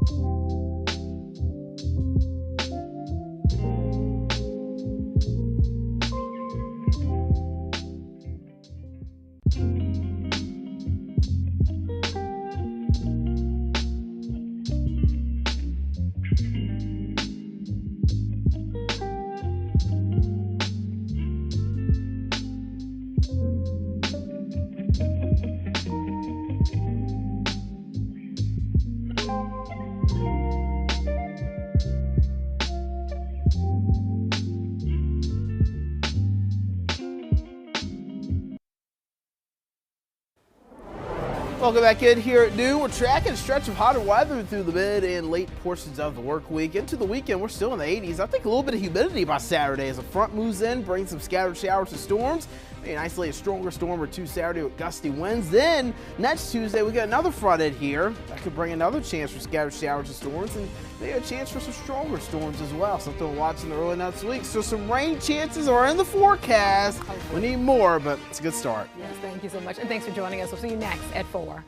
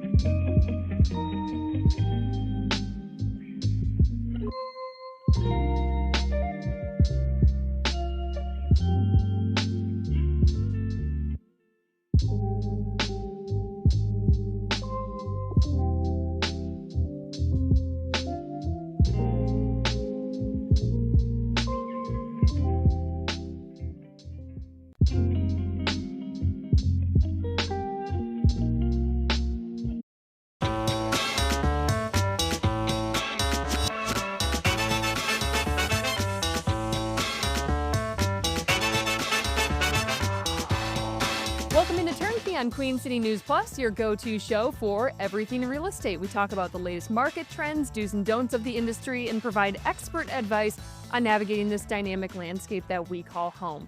No matter how many episodes we do here on Turnkey, the questions that most of our viewers have is about that first-time home buying experience. Should I buy now, or should I wait a little bit and rent and then buy later? What are the numbers? What do they look like? Well, we got the guy to talk about it here today. Cole Schweitering is a loan officer. And Cole, you've been on Turnkey before, so we didn't scare you away the first time. Welcome back. Thank you so much for having me back. We have a lot to talk about, don't we? It's been kind of a wild season when just with rates lately, it seems like they keep going up, and now all of a sudden they're starting to go down with the good news, I'm assuming, out of Iran. Yes, that is correct. Yeah, it's been a wild couple weeks with the start of everything in Iran. And so things went up, things will trend back down, then something else will come back out, they'll go up again. It's just a very volatile time. So. How do you keep up with it? Oh man, just living in the space every day is really the only reason I keep up with it. When rates do go down, do you then call your clients and say, hey, I think we need to lock it in now? Yeah, so I'd be a little careful with that, right? I figure out their risk profile. Can they afford if rates go up a little bit, versus the reward if rates go down? Because it's really hard to navigate. So I just educate them and then give them the decision, right? Here's the numbers. Here's what could happen both ways, and then let them make that educated decision. But I don't really love to gamble because it's so unpredictable right now. Oh, I mean, it's crazy. You think of someone who's shopping for their first home right now. It's stressful enough to try to figure out the home buying process, right? Yeah. There's the mortgage side of things, is what you can afford and what that payment looks like. And you're comparing rates, and sometimes they're not the same going from one loan officer to the other. And sometimes when you get the printouts look different. So you're trying to figure that out too. So it's a lot to think about. Not to mention the volatile environment that we're in right now. You're so spot on. And it's a different conversation too. If somebody's really tight on debt to income ratio and They may, if rates go up a little bit, they may not qualify. That's a whole different conversation, Yeah, right? yeah. So, So I'm sure you get the question all the time from potential new clients is, what is the difference if I buy now or I buy later? Maybe I save a little bit and I buy later. You have provided us with a excellent comparison of what that actually looks like, buying versus rent. And there's a lot of numbers on the yes, screen. there is. Yep. Don't worry, we're gonna take our time and go through this in detail. So hang with us. So Cole, I'm gonna make this full screen. Yep. What are we looking at? Yeah, so let's talk through this. You hit the nail on the head. Actually, this is the buy versus rent. This is a buy versus rent. Okay. Okay. You want to go that direction? Yeah, let's go first? that route. Let's go buy versus rent. So this is a common question that I get, right? Is people are like, should I buy now or should I rent? And the Houses are expensive. I don't know if I want to pay for when something breaks. When I rent, everything's taken care of for me. However, rent is 100% interest. Correct. So this is that comparison. Correct. Yep. Spot on here. So really the question to be asking yourself is, what is renting costing you? Okay. So when we go through these examples today, what I did was I just did a $450,000 purchase price, Okay. putting 5% down, right? To give you some perspective here. That's a purchase price right up there. Yep, Okay. purchase price right up there. So what we're going to look at today is a couple different factors that happen behind the scenes, which makes home buying such a powerful wealth building tool. Okay. And so when you look down a little bit here, you're going to see what the mortgage payment would be year one versus renting. Okay. So what I was using for a rent payment is $2,700. Okay. Because that's about, on a $450,000 house, depending on where you're at in Charlotte, probably what you're going to pay or somewhere around there. Okay. Mhm. And then it includes the rental insurance in there as well. So what you're going to notice is on the surface in year number one, you're going to see that it is cheaper to rent than it is to buy a home. Okay. Right. But Adding everything up there. correct. But remember, owning a home, it builds wealth over time. It's not a get rich quick scheme. Okay. Mhm. So there's some things behind the scenes that benefit you over time on purchasing a home. Number one is appreciation. Okay. So every year that you own that home, ideally your home's going up in value. Mhm. So this example here, I believe uses, it's like 3.5% is kind of what we see with historical appreciation here in Charlotte. 3.21, I believe, is what you have 3.21, in the okay. upper left-hand corner. So even a little bit more conservative than that. Mhm. Okay. And this is over a 9-year outlook here. Okay. Mhm. And so if you look up there, after 9 years of owning a home, you would have about 147,000. I'm having a hard time seeing it, but 147,989. Your screen is a lot smaller than mine. No and worries, no- Hopefully at home you got a bigger TV. thank you for clarifying there. Yeah. So 147,000. No, I could probably zoom in a little bit more here. There we go. Yep. Perfect. And then there's a second wealth building tool with owning a home, right? So you have appreciation, your home's value going up over time.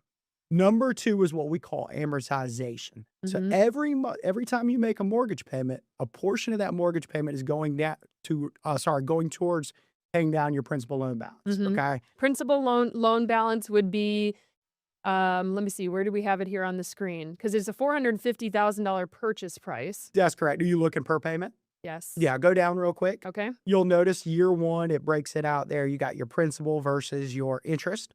Okay. So $410 versus the $2,292, I Right. believe. Yep.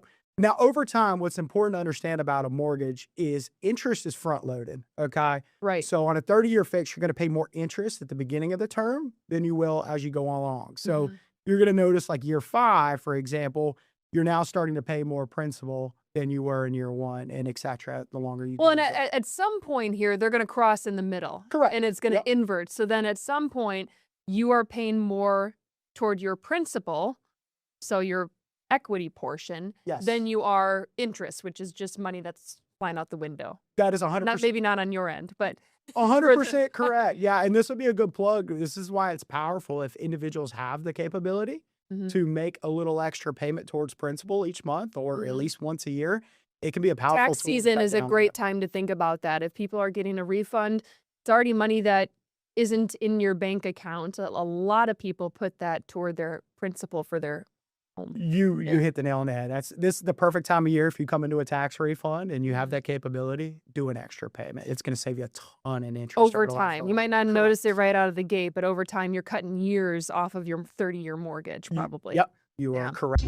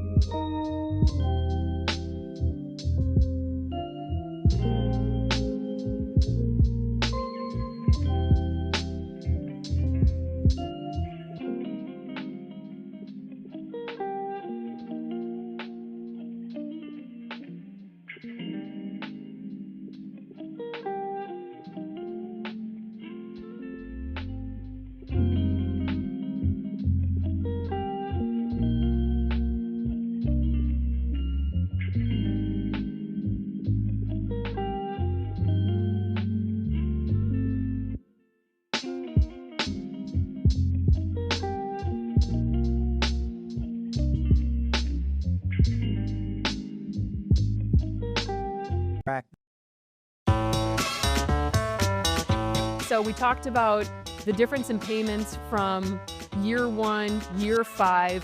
What are we seeing here when we are comparing the overall expenses of the home in your mortgage payment versus rent? Yes. So what this is going to capture here is it's capturing the gain in appreciation, the gain in amortization, and as well as the cash flow difference. So one thing I wanted to point out is we all know as renters, rent doesn't stay the same for 9 years, right?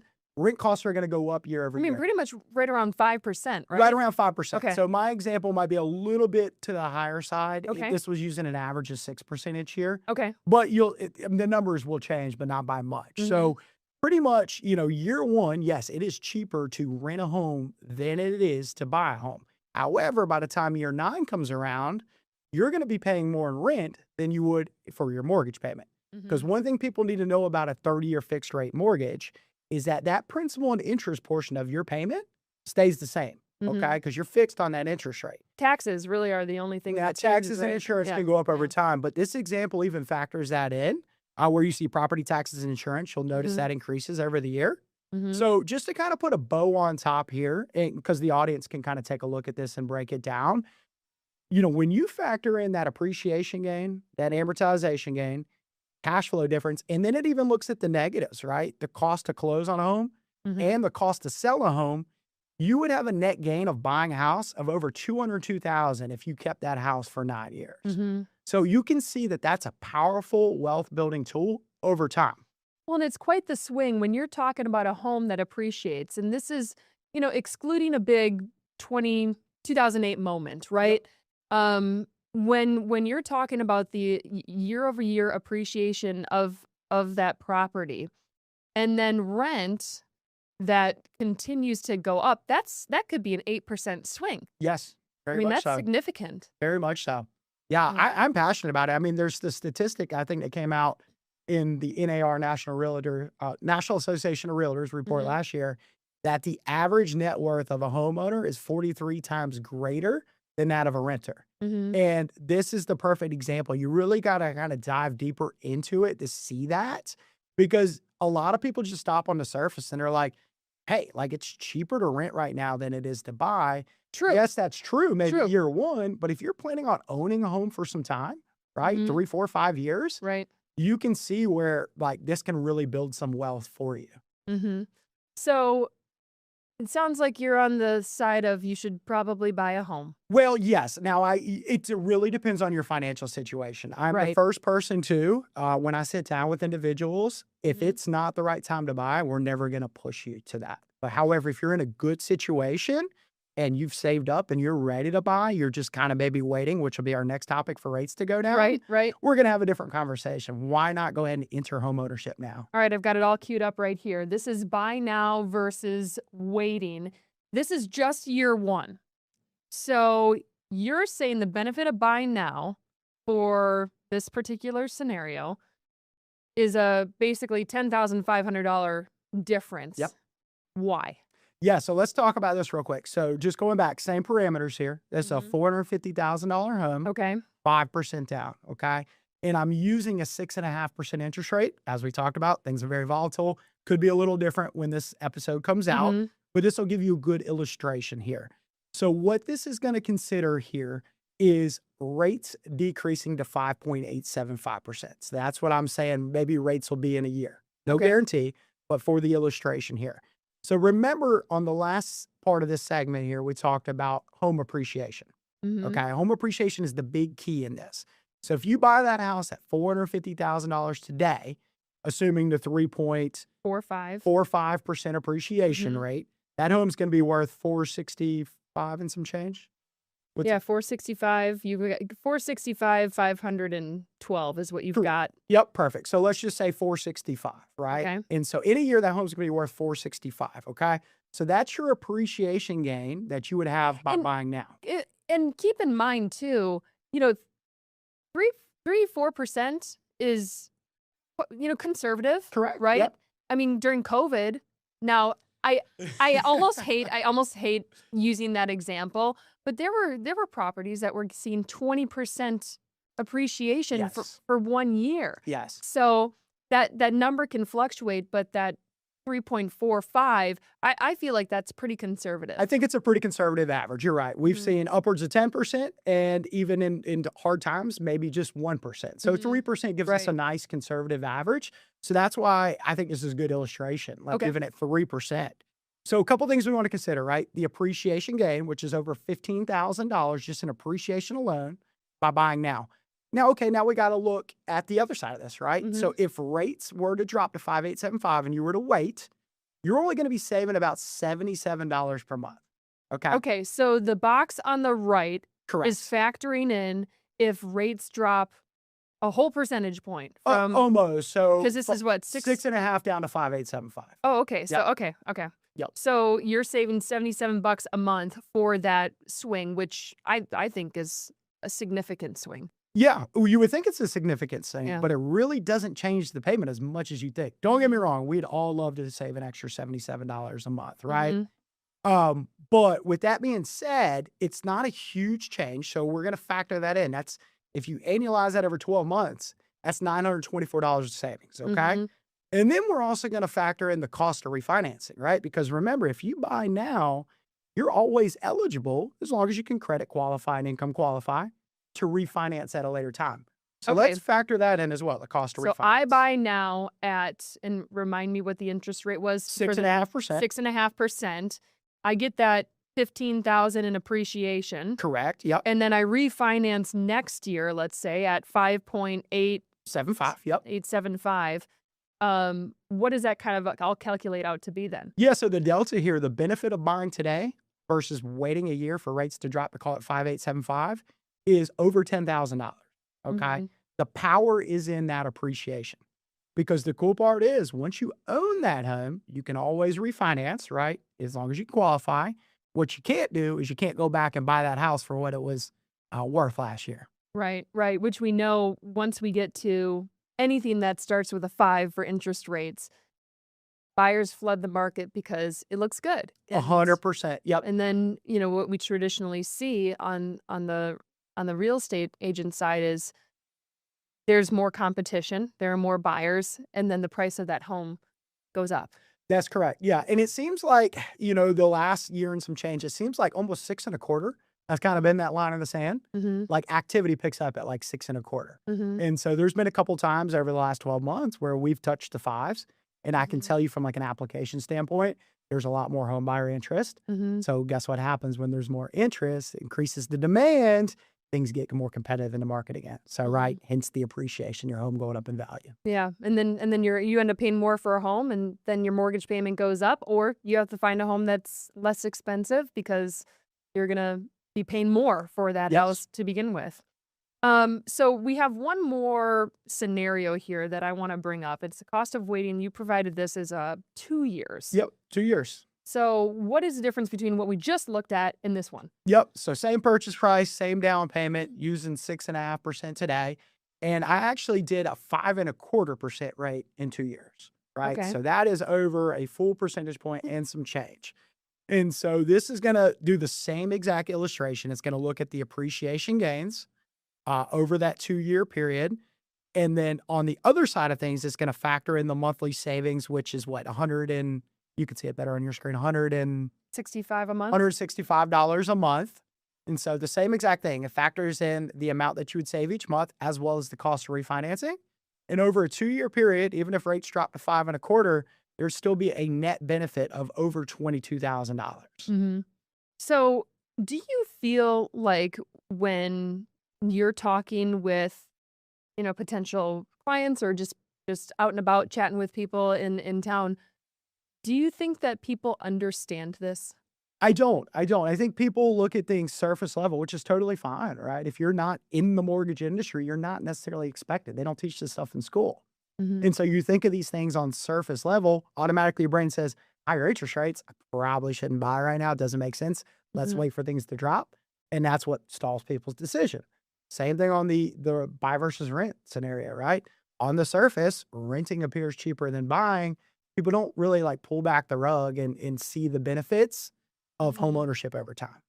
I think too that monthly payment, when you're paying rent and you're basing your expenses off of what you make, what you can afford, and you're used to that rental payment, it can be intimidating thinking about buying a home and that payment's going to change and it's going to go up. And if the scenario kind of like what we presented, you're paying more per month than if you're buying than you are if you're renting. That's a tough pill to swallow for people. Very much is a tough pill to swallow. Now, I tell people though, it's like when you buy a home, think of the amortization, paying down your principal loan balance. It's a little bit like a forced savings account, right? Because every month you make a payment, a portion of it goes towards principal, and you're kind of paying yourself back in the form of creating equity. Whereas if you're a renter, unfortunately, you're not getting any equity, right? Or if anything, you're paying for the equity for your landlord. So, I'm very passionate about home ownership. I mean, if you just look back, I would hope so. Years and years, and got like long outlook, right? I mean, people have created generational wealth through real estate. So I'm a firm believer if you're in a position where you feel comfortable making that.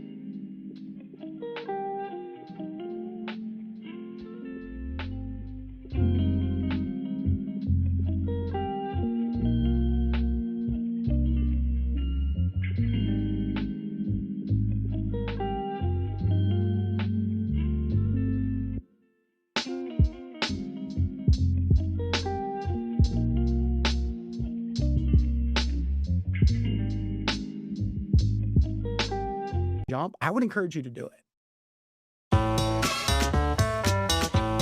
So let's talk about the rate situation.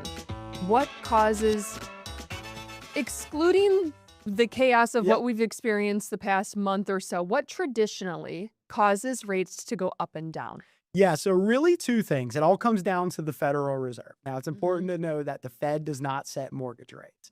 But every time the Fed lowers rates, everyone gets all excited, right? Correct. Why is that? Exactly. Now, what the Fed does, influences the mortgage market over time. And I must say that the mortgage market is always forward-looking. So what I mean by that is the mortgage market's going to move before the Fed ever moves, right? They're trading on speculation of what the Fed's going to do. So going back to your initial question, what really moves mortgage rates? Two things. It's inflation and it's jobs, okay? Because the Fed has a dual mandate: maximum employment and keeping inflation at, they say, 2% is their target level. So really the reason why we've seen rates jump, taking the whole Iran stuff out of it, which does influence it, is inflation. So right now, inflation is quite a bit over the Fed's 2% target. So immediately they're like, okay, I don't know about the rate cuts. We got to get inflation under control. However, they got a tough job right now because on the other side of things, the job market is not performing as expected, right? It may look strong on the surface, but when you kind of peel back the curtain, the jobs market is not doing as good as expected. So now the Fed says, shoot, which part of this dual mandate do we kind of focus on? And I would argue that right now, inflation is a little bit more of their focus. So unless we start to see further cracks in the jobs market, I think the Fed's going to kind of sit tight and see what happens here. So what about the 10-year Treasury yield?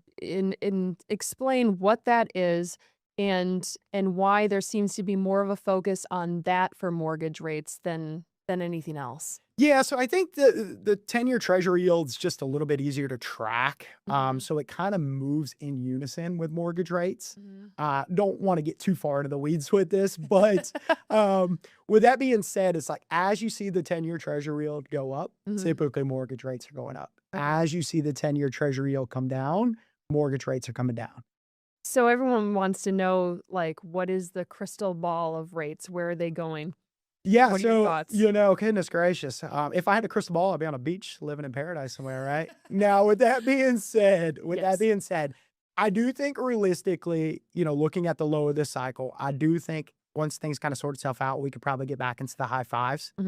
Everybody that's rooting for the mid to low fives, which by the way, I'm rooting for that as well. However, I will tell you, it's going to take something to happen in the economy, whether it's the jobs market cracking or we really get inflation under control. So realistically, if you're looking to buy in the next year or so, I would have your expectation that rates will probably kind of hover somewhere in that higher 5% range. So what is your suggestion then to someone who's sitting on the sidelines and they're unsure about whether or not they should buy a house or rent? If they at least want to kind of explore it and find out some answers, what is their next step? And tell me about how scary it is. Yeah, 100%. Well, next step would be to consult with a mortgage loan advisor, somebody like myself, whoever is trusted in your circle. I think it's always good to have a conversation and let them illustrate some numbers to you like we did today. And I will tell you, like, if you're moving to the Charlotte area or if you live in the Charlotte area and you're planning on staying here for some time, look into buying a home, right? Now, if you're somebody who maybe might be moving in a year or two for a job relocation, maybe it doesn't make sense to purchase it, right? So yes, reach out to somebody you trust and just kind of look at the numbers and weigh the decision if it fits, your goals. So what does that look like? You get someone who calls you and says, hey, I'm thinking about buying a home, but I don't know where to start. What are you going to ask them to submit? What does that whole pre-approval look like? Yes, I'm glad you asked that. So we're always going to start off with a discovery call. And the purpose behind that discovery call is to learn a little bit more about your home ownership goals and to learn a little bit more about you in general, right? So we can kind of have an idea of how to structure this mortgage and get things prepared to benefit you. From that discovery call, we will then typically have you submit a mortgage questionnaire. It's where we can kind of gather all your information in one place. And then we will do usually a soft credit check. That's where people get worried. Now, it's important to understand that a soft credit check does not impact your score like a hard credit check. Just like going to Credit Karma and how it pulls your scores. Right. That's a soft credit check. Okay. So really no harm, no foul. to take that next step Mhm. to see what you may qualify for. Mhm. And once we have a chance to review the questionnaire, we then do what we call an initial loan consultation, which is where we'll jump on a Zoom or a phone call and we'll walk through your questionnaire together and start putting together a budget and Mhm. showing you the different options that are available to And you. how much does all of this cost? Absolutely $0. Okay, so there's no risk in. It's not like you're, no offense to the attorneys out there, but it's not like you're setting up a $500 hour-long consultation with an attorney. This is all provided to you in hopes that they would be your client at some point. Exactly, right? We're here to earn your business and to be advisors to you. Yeah, Mhm. we don't get paid a dime unless that mortgage makes it to the finish line. Okay. Which I always think about that. The people who do inspections on the home, they always get paid because they're providing the service, and we have to wait until the closing day. And sometimes that falls apart the day before or the day of. You just Yep. never know. Okay, so they submit all their kind of financial information to you. You calculated it, and you spit out a number and say, here's the max of what you can afford, right? Is that how that works? Yeah, exactly. Well, we're going to look at your max, but in that discovery call, I must add, I always go a little deeper. It's like, even though we can maybe qualify you for X, Right. what are you going to be comfortable paying from a mortgage perspective? What I'm seeing right now is a lot of times it ends up being a little bit more of a balancing act. They can afford more, but they don't want to pay it. Mhm. And we're not here to push them to go to that higher purchase price. Right. You know, we're here to put together a scenario that fits their budget goals. Because at the end of the day, you want them to make the payments too. I mean, Exactly. that's- Yes. You want Yes. We don't. success. Everyone wants success around here. Correct. Exactly. Yeah. We don't want to put you into a situation where you're going to be uncomfortable. And there's even been times where I've had to kind of talk people back down. It's like, look, you told me your comfort range was $2,500 a month. We're at $3,000 at this purchase price. Big difference. Maybe we need to tone it back a little bit. So it's a lot of setting expectations, right?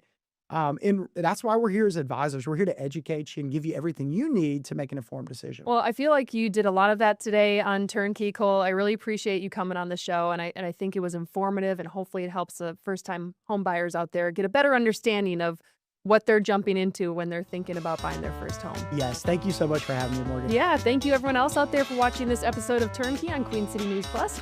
We'll see you next time.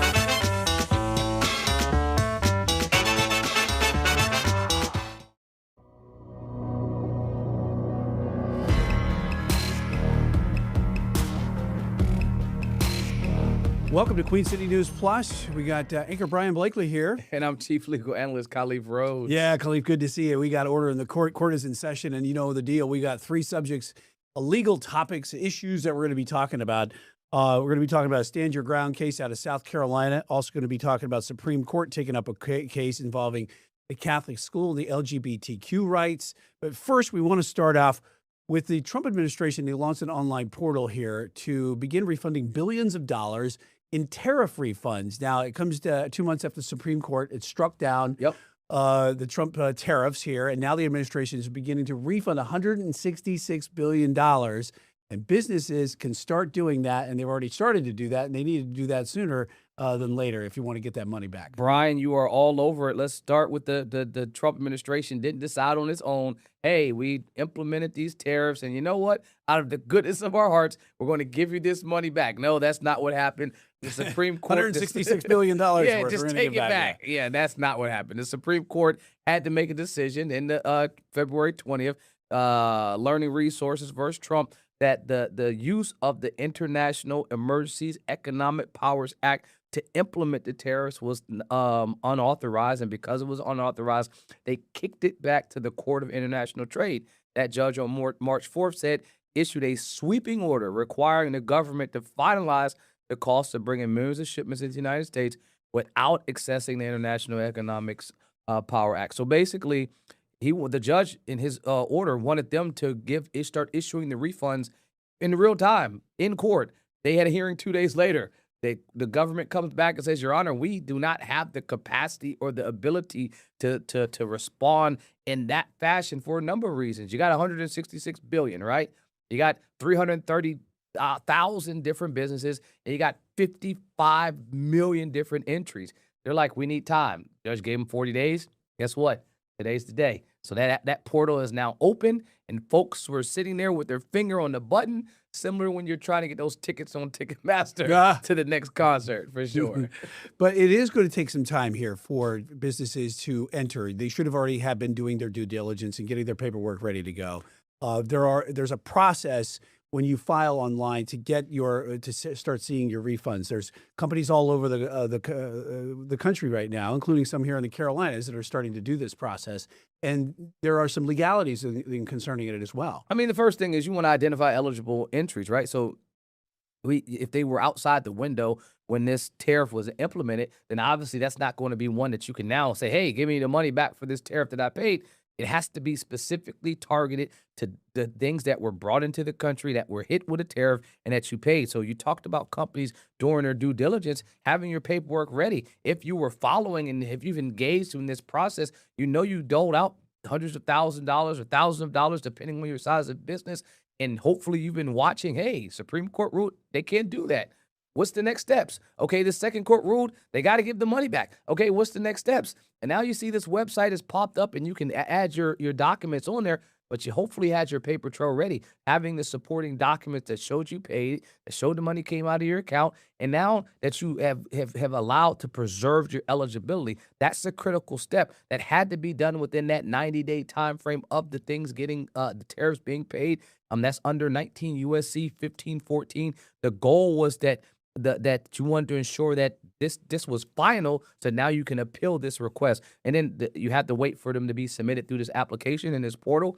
And again, we have a portal now, so they can do it. Right, and it's coming through the U.S. Border Customs and Border Patrol here. They're the ones operating this, so it's going to take some time. As you were talking about, millions and millions of entries, they're going to have to be processed. So they have to have a lot of people that are going to be able to do that processing.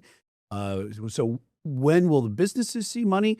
And also because of the tariff situation, because some of the companies passed on the cost to the consumer, some did not. But what will be the benefit here be to the consumer? A couple things. I'll say first, Brian, that the process is not guaranteed. So let me start with that. You're submitting your documentations, and the government does still have to approve the request to return it. So hopefully your I's are dotted and your T's are crossed, and that all your documentation supports it. Refunds are expected to be given back to these businesses in that 60 to 90-day time frame. And the government anticipated this. They said, because instantly the judge wanted them to start the process that day. They didn't have the infrastructure ready. And so they anticipated that there would be chaos, that there would be confusion.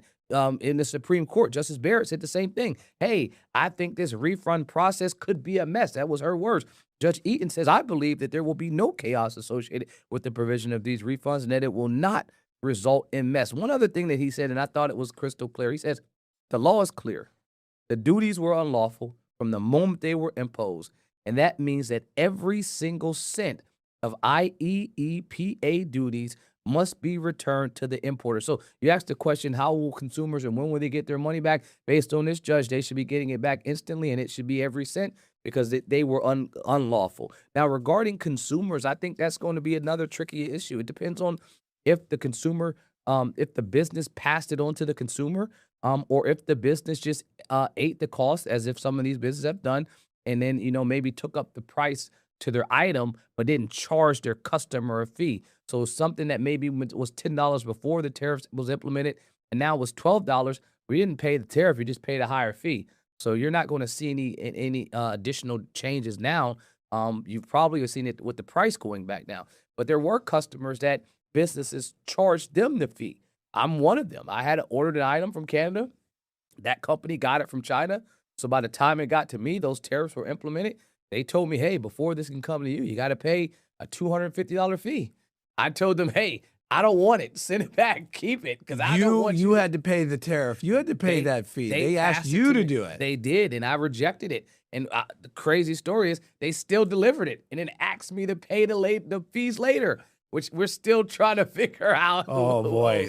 Glad you're a lawyer. Yes. Well, I mean, acceptance is required, and I clearly, explicitly denied accepting the item because I think the cost was, maybe $100 more than the tariff. So I'm going to pay double for the item I'm trying to get it? No, I'm not going to do that. That's what this is a cause, this kind of issues right here. It did. It caused chaos, and it really had me thinking okay, do I really need this item, and do I need it to come from another country? I mean, just because I'm saving a couple bucks and I end up spending double, that's some of the things that you thought about. I think for the most part, consumers didn't get the payment portion of it. That was given to the businesses, and the businesses are now saying, "Hey, I want my money back." Yeah, good stuff. Good luck getting your money back. Good luck for those companies getting their money back. That portal opened this week from the Trump administration on those tariffs. And coming up, another story we're going to be talking about in our second segment today, Khalif. That is the Supreme Court has agreed to take up a case of a Catholic preschool that is challenging its exclusion from a Colorado universal preschool program. It's all regarding LGBTQ rights. You're watching Queen City News Plus, an order of the court with Khalif and Brian. We'll be right back.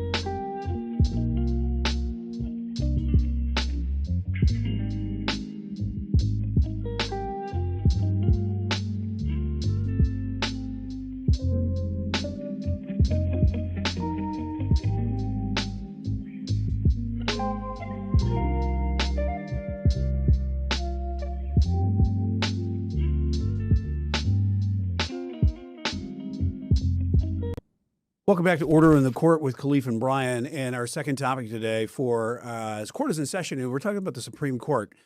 They're taking up another LGBTQ rights case here involving a Catholic preschool program that's challenging the exclusion of a Colorado universal preschool program. Talk to us a little bit about that one, Khalif. This case has a number of things that are issue, and there's a couple of things that won't be on issue. So the case is St. Mary's Catholic Parish versus Roy. The Supreme Court granted cert. That means they'll grant an opportunity for this case to be heard in front of the court. You only need 4 votes to get cert granted.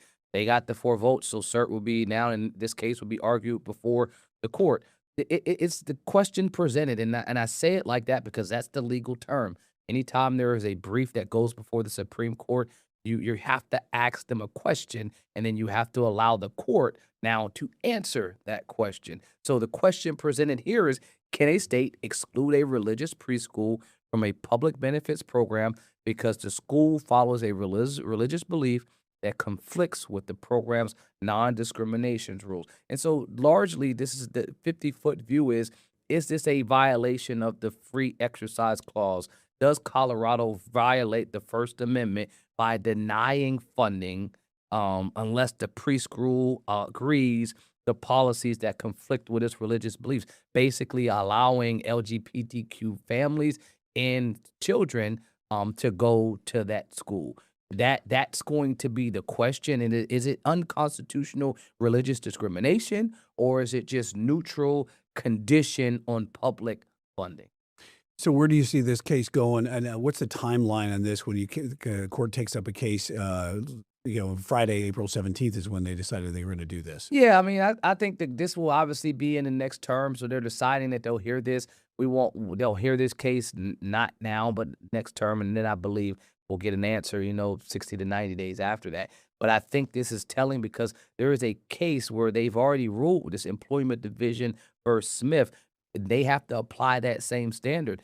Is it neutral, and is it a generally applicable law? Usually valid even if there is a burden on religion. And the reason I bring that up is because this is what the Court of Appeals has already said is being done. They're saying that there is no religious targeting, there's no religious discrimination, that the state of Colorado is just doing what they are allowed to do under the Supreme Court's guidance from this employment division v. Smith case, which says, hey, is it neutral? Is it targeted towards everyone? Is this something you're only sitting at, churches? Or are you doing this for everyone? Is it the same standard? And the question here is, the same standard is, would a school that is religious-based be giving a different standard than a school that's not? The state is saying, no, we're treating every school the same. That's the neutral portion. And it's generally applicable to everyone. And if it's functionally discriminatory, if it's discriminatory against religion, if it's like, hey, we're targeting these religions, I think the school wins. But I think the reading of what I've seen so far, looking at what the Court of Appeals said, it seems like this is neutral and generally applicable. And what I've seen here a lot lately, I think we all could agree over the last decade or so, we've seen a lot, the Supreme Court take up a lot of these type of cases to make some sort of judgment, issue their rulings on this, whether it has precedent or not. And so it's been much more common. That is definitely something that I would agree with, that this Supreme Court does not run away from cases that are deeply rooted in case law and court precedent. That is, you're spot on. In the past, the court would have to have, a very, very narrowly tailored case before they will address something that could potentially overturn past precedent. But you've seen in this Roberts court has not strayed away from confrontational issues that will allow them to tackle and unpack cases that have a history of 40, 50, 60 years of precedent. I mean, Roe v. Wade, Dobbs decision is probably the easiest one to look at, where you can say, hey, other courts didn't want to touch it because precedent was well established. But they're saying, hey, no, we can look at this case and we will have to review it. I think some of the other ones are some of these, alphabet soup agency cases where the court has entertained, hey, you are asking for us to do a standard when looking at these administrative agencies that's their agencies don't even look the same as they looked, 50 to 60 years ago. So it's time for us to review. So for a number of these cases, the court is giving the rationale and the basis for why they are going through and re-looking at them because of time. The same thing that for years has allowed cases to be protected is now going to be the same thing that allows this rendition of the court to want to review. All right, that's going to wrap it up for this topic right here. As far as for our second topic on order in the court, when we come back, Khalif, we're going to be talking about a violent home invasion that happened in Statesville over the weekend. Concerns about stand your ground as far as the defense goes in this. We're going to talk about a little bit further about this one coming up as you're watching Order in the Court with Khalif and Brian. We'll be right back on Queen City News Plus.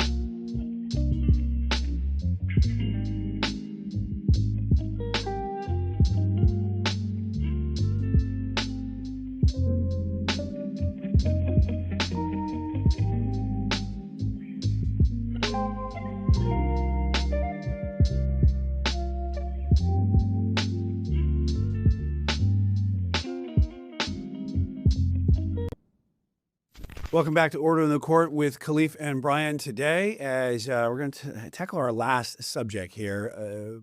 Pretty tragic situation. Statesville man involved in a home invasion. It was killed during a shooting call. There was a recording that was happening during this. And describe the details here about this person that was trying to get into a home for a home invasion. And then the 24-year-old man decided he's going to fight back. And while the other partner there was somebody, a family member or somebody, was sitting there, started recording everything. Yep.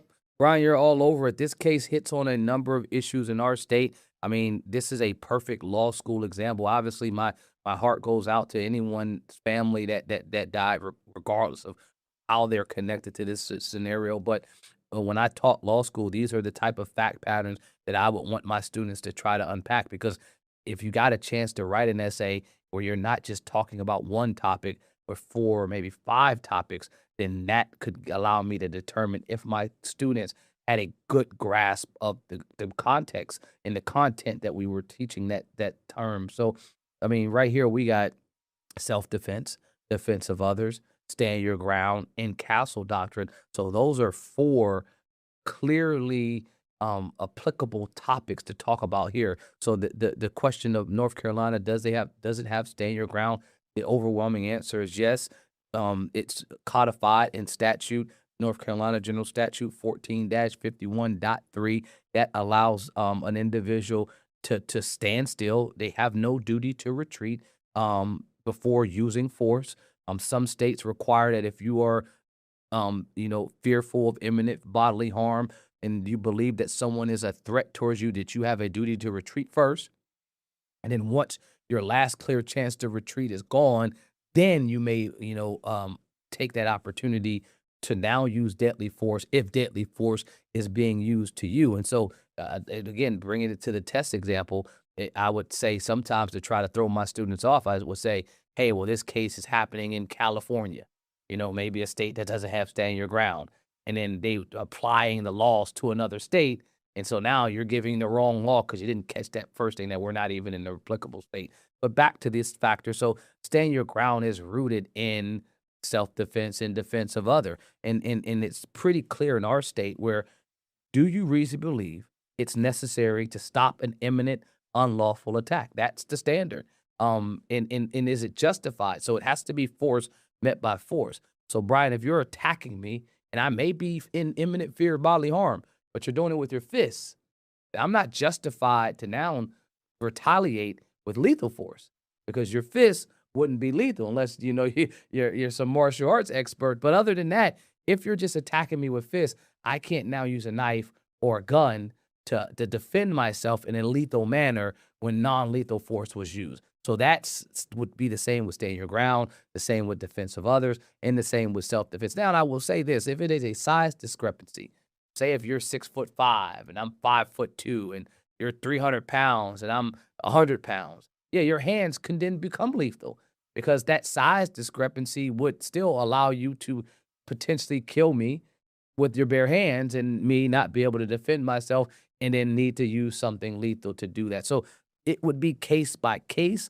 but those are the things that I think would play here. And then the last one is the castle doctrine, that remember I talked about, you have to be able to show that you're in imminent fear of bodily harm. Well, in the castle doctrine, a person that's in their home, it is presumed reasonable fear if the person is unlawfully or forcibly entering your home, motor vehicle, or workplace. So You don't even have to go further. If they have just come into your door, if they're attempting to get into your door, that's enough to be presumed you're reasonably in fear. Yeah, and to be clear here, the person who shot the person that was on the reported home invasion, the person has not been charged. Well, I think that would be typical. I mean, in North Carolina, we have affirmative defenses. That's a defense that will completely bar a charge from going forward. So at what place do you allow that to take place? Sometimes it could be before charges are brought. Sometimes it could be charges are brought. It gets to the DA's office. They recognize that there's no facts to support this. They can't overcome this defense of others or self-defense or stand your ground, and then they toss it. But that happens routinely in our state where a case won't even be charged because at the probable cause level, the officers believe that stand your ground prevents and stops the charge from coming. Sometimes an officer will say, nope, I'm going to charge him anyway. And then the prosecutor will now say, stand your ground should have been implemented in this case. As a lawyer, if you're representing the person who did the shooting, what are you telling that person right now? What are you working with the DA in this case or the police? Because would there be some sort of forensic evidence? Because you have also the video. Would that be admissible? Well, a couple things. I mean, admissibility is once we get to the trial level, which is extremely far from this point because we're still at probable cause. Is it more likely or not that a crime occurred? Is it more likely or not that that person committed the crime? We're still at probable cause level. We can't get past that. This person isn't getting charged. So I'll be working with, if I represent this person, it would be a pre-arrest representation, which is talking to the detectives, reaching out to them, ensuring that my client hasn't made any type of statements without me being present. Well, it's rare that I will let my client talk to law enforcement, period. But it would even be extremely rare for me to let them talk with law enforcement without me being present. And so typically I would want to talk with them about the facts, ensure that the story that they are telling is consistent. And then if there's things that need to be shored up to ensure that no charges will be brought, then I would at that moment allow them to talk to law enforcement. And I've done that probably 5 times in my hundreds of plus cases that I've done with dealing with homicides, just because it's never in your best interest to make a statement to law enforcement, because anything you say at some point could be used against you later. Like you hear it in the movies when they read the Miranda. Well, it's true. Your statements you say today, 4 years later, could be used against you in trial. So it's better not to have any statements so they can't use them against you later. All right, good stuff today, Khalif. Appreciate you. Always your expertise and your time today. You've been watching Order in the Court with Khalif and Brian. That's going to wrap it up for us.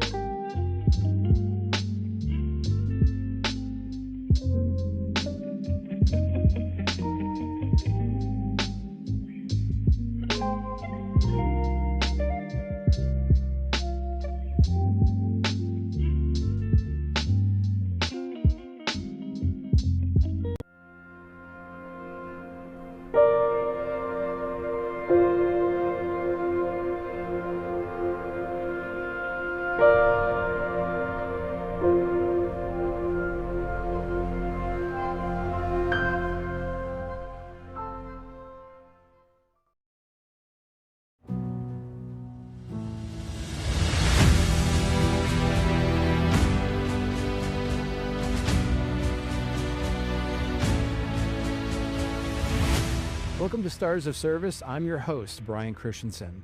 You've all heard of the term honor flights.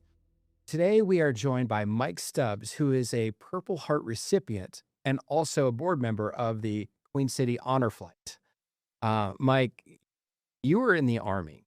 Yes, sir. And can you, first of all, before we get into the honor flight, can you just talk about your service? Well, I entered the Army in June of 1966. 19 years old, just 1 year out of high school. Never heard of Vietnam. It was so amazing. It was never talked about when I was in high school or anything of that sort. Got drafted. Actually did something that didn't want to tell anybody in my family until I was laying up in the hospital at Fort Bragg after they brought me home from my wounds from Vietnam.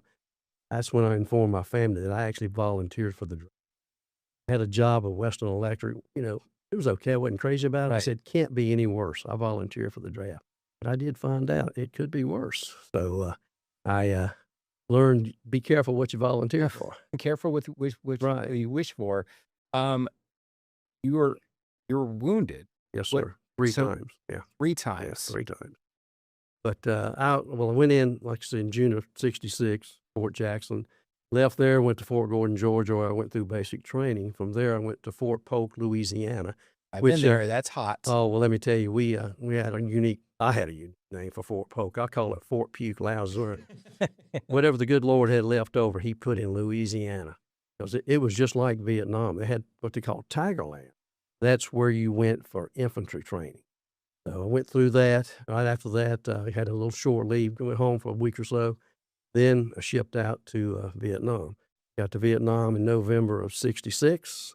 Went to Alpha Company, 2nd Battalion, 28th Infantry, 1st Infantry Division. And I started out as a rifleman. When you start out, they don't know what your capabilities are. They got to find out. Yeah. And I only carried a rifle for a couple of weeks. Next thing I know, I'm carrying an M60 machine gun. I'm a machine gunner. Wow. And then in the 1st of April, Which is that picture, by the way, right? Yes, that is me holding the machine gun. And the ironic story about that, I was a squad leader then. I'd already been promoted to sergeant. But we'd been on a mission, lost a couple of men. They brought us into a base camp. We'd been in the jungle a little over a week. And they knew we needed a break. Right. And as you can see, I'm not the cleanest looking person in that picture. I mean, probably hadn't had a bath for over a week. Well, we landed there and the choppers let us out. Next thing I know, all of my men are taking their steel pods off, throwing their packs down, their weapons down. I walked over and picked up the M60 because it was filthy. I said, fellas, you don't take another bite till every one of you clean your weapons, especially this. That's the main weapon for an infantry platoon.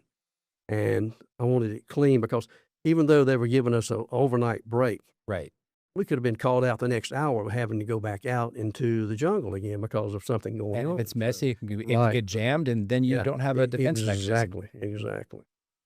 But I went from there, like I said, I was only in the Army like 7 months. When actually 8 months, I was promoted to sergeant, become a squad leader. Oh, wow. Infantry squad leader, and also I was a little guy.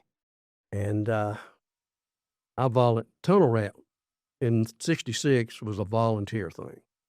Did not have to go. You couldn't make a man go in the tunnel because some guys couldn't handle it. And What do you mean couldn't handle it? well, the stress, Right. claustrophobic. I mean, the tunnels are small. I mean, you had to be small like me to go in anyway. Right. They were not big because the Vietnamese people were they're How many of these tunnels are we talking? they had tunnels everywhere. Some areas had more complex tunnels. These tunnels were created back when the Vietnamese, the VC, the Viet Cong, and so on, the NVA were fighting the French back in the 50s. That's when they started creating most of these tunnels. Oh, wow. They lived in these tunnels. Mm-hmm. It was just incredible because they could take these tunnels and they were dry, just like at nighttime. I'd take my squad out on an ambush at nighttime. Monsoon season, pouring down rain. I mean, it rains like you wouldn't believe during monsoon. And it's hot, it's humid. And see, you couldn't carry anything to cover up to stay dry because you carry a poncho. Poncho sound like a tin roof, rain hitting on that. Yes. That's all they could hear. Right. Yeah. So I'd let guys carry a poncho, wrap it around you, but it gets soaking wet. Right. And the worst thing about it, when the rain stopped, usually around midnight, you could basically set your watch to how this rain works during the monsoon. Mm-hmm. All of a sudden, mosquitoes would show up. And I'll tell you, some of those mosquitoes, I was scared that 2 or 3 of them was going to pick me up and carry me off. They were healthy mosquitoes. But continued doing that, I got a minor shrapnel wound in April. And then I was involved in one really big major battle on June the 17th of 67, Battle of Zombo 2. Got shrapnel there, but we lost guys. Yeah. And what I liked about the 1st Infantry Division, to get, you had to go back to the rear and be treated by a doctor. Well, I wasn't going to leave my men. So the medics worked on me, and I wasn't that bad. Right. And then continued doing things on several operations. I only had like 20 days left on my tour when I got my 3rd wound. I was shot in the neck and sprayed with shrapnel. You were shot in the neck? Shot in the neck and sprayed with shrapnel. Where? Right here. That's where it went in, and they had, kept me open to get it out and so on. So I'm a lucky person. I know that. Because a few days later, I was always the point squad. I was with Alpha Company when I first started out. But what they wanted to do with the infantry battalions, you had Alpha, Bravo, and Charlie infantry company. And then they decided they wanted to add a 4th infantry company to each of the battalions with the big red one. So they brought Delta. What they did with Delta Company, they came over on a ship. Took them 30 days to get to Vietnam. The whole company came over on a ship. The company commander, all the men involved with the company, the privates, the sergeants, whatever. The 1st sergeant, everybody came over on this ship. Well, I had a company commander. Actually, he had been a sergeant 1st class. His name was Clark Welch. And he was over the recon platoon. Well, they promoted Clark Welch straight from sergeant 1st class to 1st lieutenant. He was that sharp. He was a soldier. A battlefield commission. Commission. Where you go from NCO to officer. To officer. And they skipped 2nd lieutenant, went straight to 1st lieutenant. Wow. He was going to be the company commander for Delta Company. Well, Alpha Company's company commander had just rotated out. So they give Clark Welch Alpha Company. They told him, you would not keep Alpha Company. You will be over Delta when Delta arrives. So he had to go to Cameron Bay and met when they got to the ship arrived in Cameron Bay with the Delta Company personnel. Well, him and 1st Sergeant Barrow met them. And there was a captain, Captain George, who was actually from Spartanburg, South Carolina, who I'll tell you a little bit more about him. But they got off the ship, and he thought he was going to have a Delta Company. Well, Clark Welch said, no, you will not have Delta. Delta is my company. You will be going to Alpha Company, which was the best thing to do anyway, because all these guys they were green, never been in Vietnam. Green meaning brand new. Brand new. To service. A lot of them brand new. Never had any experience. Yeah. So what they decided to do is they told Clark Welch to pick so many sergeants from Alpha, Bravo, and Charlie, basically 3 from each. Right. And I was one of them he picked to go with him to Delta Company. We had to set these men up and get them ready for combat. It really worked out good. So we trained them for just a little over. They got there in July. Right. Late July. So we trained them for about 2 to 3 weeks, not quite a month. And then we started doing missions and things of that sort. So then on October the 8th, we went out to the field. And we were in an area never been called the Hobo Woods, Iron Triangle. Nobody had ever been in that area before. They knew it was heavily populated with the Viet Cong and some NVA regulars. So The 8th, we went to our area, set up our NDP night defensive positions. And the next morning, we were going on a search and destroy. Well, that evening. And that means what you said, search and destroy. Yeah. That evening, Clark Welch called me and Luther Smith to his area because we had a little first lieutenant who, he was green. And they tell the lieutenants when they get there, you listen to your sergeants. They're the ones that's going to know what the job is. They're going to be the ones to save your life. Right. But he talked with us and told us that we would, next morning we were going on a search and destroy, that our platoon, first platoon, would be the lead platoon, and that I would be the point squad leader on the search and destroy. So I'd be out in front of everybody.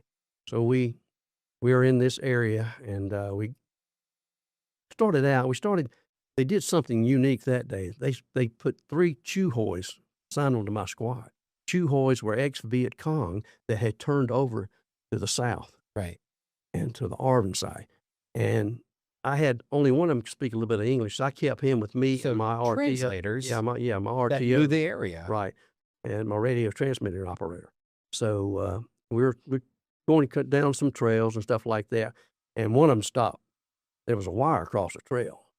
They had booby-trapped a 500-pound bomb that had been dropped by our planes that didn't go off. 500. But people think about 500-pound bomb. I know people can't see much, but it's not that huge. It's only about like this, but it's the weight of it. It's just so solid. But we marked it so the demolition people could come later and destroy that. But we come to a big opening in the jungle, about the size of a 3 football. And I called back to Clark Welch, told him what we had come to. And I said, I'll make a recommendation. I'm going to take my squad. We're going to cross this opening. We'll be the guinea pigs in case they've got a position there set up, observation post, set up looking to see if anybody's coming or what's going on. And I recommend you take, because it was Alpha and Bravo companies, Bravo was also with Delta company. Delta was in the lead with Bravo following. I recommend you take Delta and Bravo companies. You go around the edge of the jungle. Stay in the edge of the jungle and come around. We'll meet you on the other side, because that way they don't see the size of our force, know what we got. So we crossed the opening and ran my men out. We found a place where they'd had an observation post where nobody was there, thank goodness. We'd gone in the jungle about 30 yards. All of a sudden, we saw 3 BC. They were getting ready to chop wood. If they'd have done it, we would have heard them. But they had not started. They started running. Well, I called back to Clark Welch to him and said, I've got contact. I'm going after them so they cannot set up an ambush. Well, what they did, they started setting up a hasty ambush. So we walked in. One of the Charlies stood up right in front of my point man.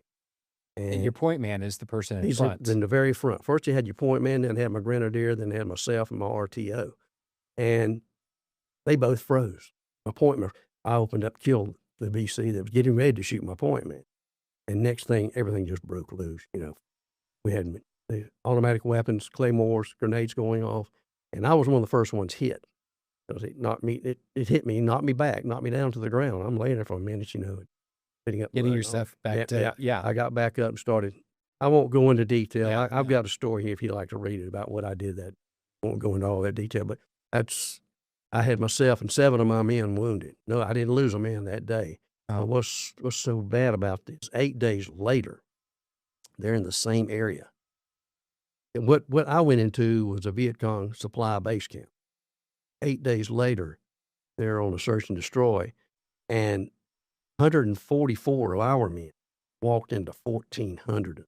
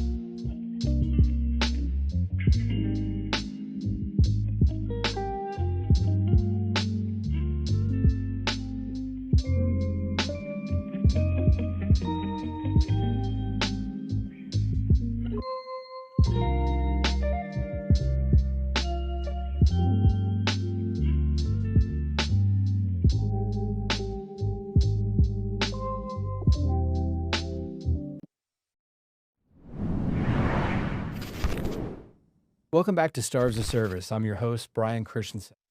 Today we are joined by Mike Stubbs, who is a board member for the Queen City Honor Flight. How often do you all get to do these honor flights? At one time, we were doing 2 a year. Now we're doing 1 flight a year, usually in the fall. This year's flight will be October the 10th. You, how long have you been involved with this? Oh, gosh, I've been involved several years. I think this is like I can't even remember. It's either 8th or 9th flight coming up. You said 2 things during our last segment that my ears perked up a little bit. You said when you all had gotten to a camp and everyone kind of just began to relax and you looked at the weapons and you were like, we need to clean these up. We need to clean these up and take care of, what we need to before we start. That really hit me because here you are as a board member for the honor flight here in Charlotte. Did you see? Have you thought about that as far as the leadership that goes with that? As far as from back then to now, because you've got quite the resume. Oh, very, very much so, because the reason I love this, when I came home from Vietnam, I actually lost friends because of what I had done in Vietnam. It was just so different for the Vietnam veterans and the Korean veterans, the same way. Right. When we came home, you didn't talk about anything. You didn't tell anybody anything. You didn't even want people to know you'd been in Vietnam because some of the things that were going on, the things that they were saying about people. And it was just, people were almost cruel, just the way they were treating the veterans. You just kept it inside. Vietnam veterans at that time just did not join these organizations. You didn't feel accepted. And joined the military with the Purple Heart, next thing I know, I'm starting to get involved, and I started doing we had a commander, he moved to Louisiana. Well, somebody had to take the chapter over, and they said, Mike, you're the one to do it. I said, I don't want to do it. I took it over 15 years ago, and I started doing speeches and presentations, and that's when I started, telling my stories. And what did that do to you, though? Oh, it just released, it took 1,000 pounds off my shoulder. Because I tell veterans, when I do speeches at Memorial Day, I do speeches on Veterans Day. And they have special speeches because I want to talk to the veterans, even on the honor flight, right? At the Vietnam veterans at the wall. Yeah. I do a speech, a presentation to all, which we're one of the only honor flights that do that.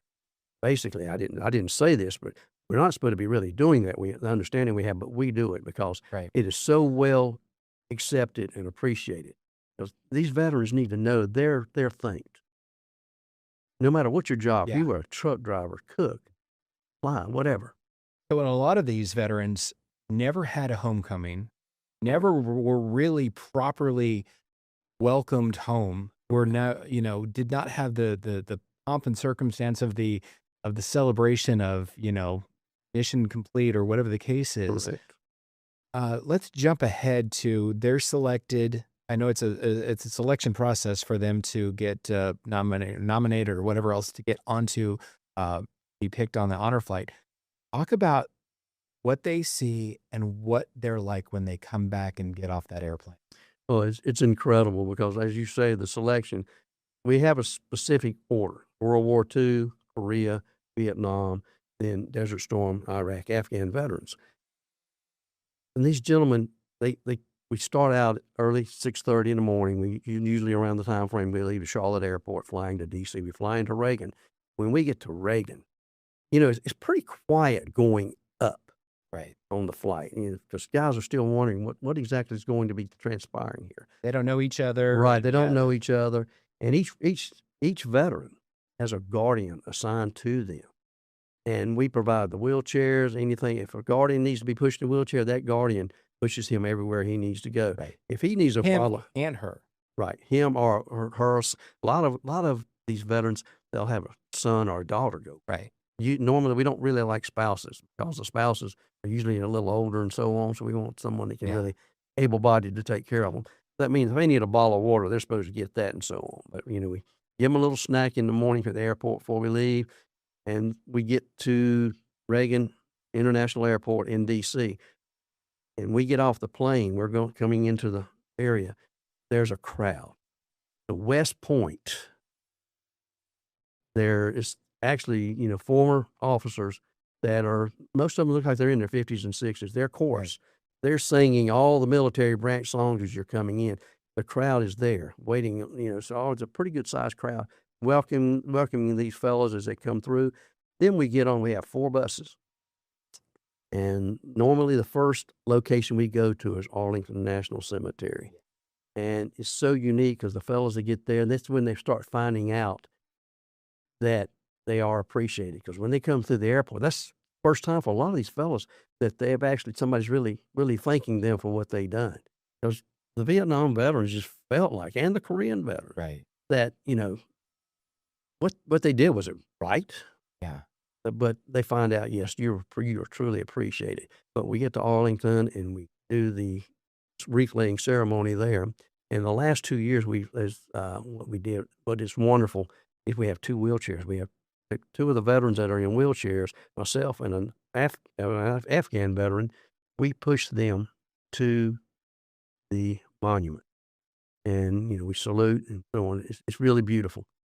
What type of feedback do you get back from some of these veterans who have never had any type of official welcome home or any type of celebration for themselves by their families or units, whatever the case is? They go on an honor flight. They come back probably mentally drained. What's the feedback you get from them? Oh, it's incredible. There's tears in their eyes. I mean, they're so appreciative of what has been done for them that day. I mean, it's such a busy day. And coming back on the flight, to even show more appreciation, we have mail call. That is where every veteran on that flight receives mail from children, from anywhere from high school all the way down to elementary. They do make up cards, give to these veterans, letters, appreciation, things of that sort is given to each veteran. And they don't know that's going to happen. That's so appreciative. But when we get back to Charlotte, what's so beautiful about Charlotte, and we unload in order, World War II, Korea, Vietnam, so on, so on. Right. That's how you leave the plane. And they walk into that concourse. Right. There's, seriously, probably 2,000 people. Mm-hmm. This is, a lot of them are the families of the veterans. They can sign up to be there welcoming these veterans when they come back. And get past security to get Right. all the way to well, the gate. we don't worry about the security. Yeah, they have to go on to the website, right, and sign up to be at the airport when the flight returns, so they can get through security without going through all the hassle. But they do have to register, right, to be there for the welcoming. But you'll see in the video, there's guys just crying. Some of them can't even hardly talk because, I mean, these people are cheering, bagpipes, flags everywhere, and people just welcoming these gentlemen and ladies too. So you've got over 100 veterans Yes. that are part of the honor flight that are actually experiencing this. How many applications? How many submissions do you get from people? We've got a waiting list. It's incredible, the list. And like I said, we do the specific order. Mm-hmm. At one time, we were trying to make sure it was people that were in country, in like Vietnam, Korea, so on and so on, World War II, and basically try to get the combat veterans. Now, if you were a veteran, please sign up for this. No matter where you were stationed, you deserve this. You did your part for your country. As I stated a little earlier, no matter what your job was, you were a truck driver, you were a supply, you were a clerk. It doesn't matter. You had a job assignment. You did that job. You did it well. You deserve to go on this flight. You've got just over 100 people experiencing this. I mean, I'm speechless anyway because of the emotion that it draws from all of us. But truly, how many? I mean, it's got to be so many more, if not hundreds of other people who are trying to sign up. How great would that be to have a second flight throughout the year again? Oh, it would be wonderful. And as you may not know, this is totally it's paid for. Yeah. Everything for the veterans paid for. Right. The people taking care of the veterans, their part has to be paid for. Right. This flight cost over $100,000 per flight. Wow. So we're looking for donations from companies, from individuals, anyone. Please, if you're willing to just $10, $100, doesn't matter. Everything is so greatly appreciated to pay for this flight. What is the what's the website? QueenCityHonorFlight.org.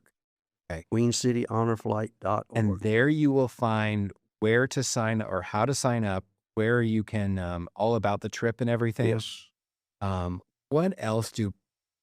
What else should families of veterans be thinking about when they discover this and realize that their loved one could, be a veteran that will be honored on this flight? Well, I'm hoping the younger ones talk to their family member that's a veteran, especially if they're Vietnam and Korea. World War II, as you know, the numbers, we're losing them Dwindling every day. every day. Just for a good example, last year's honor flight, we did not have a single World War II veteran. We've got some we're wanting to go. I think we've going to have a few this year. Right. We've always had some on each flight, but the numbers are dwindling. And if you're a family person and you've got someone in your family that's a member of your family that is a veteran, please go to the Queen City Honor Flight and look at it. Talk to this person. They deserve this. And if they're selected, this is free for them. This is free for the veteran. No cost to the veteran whatsoever.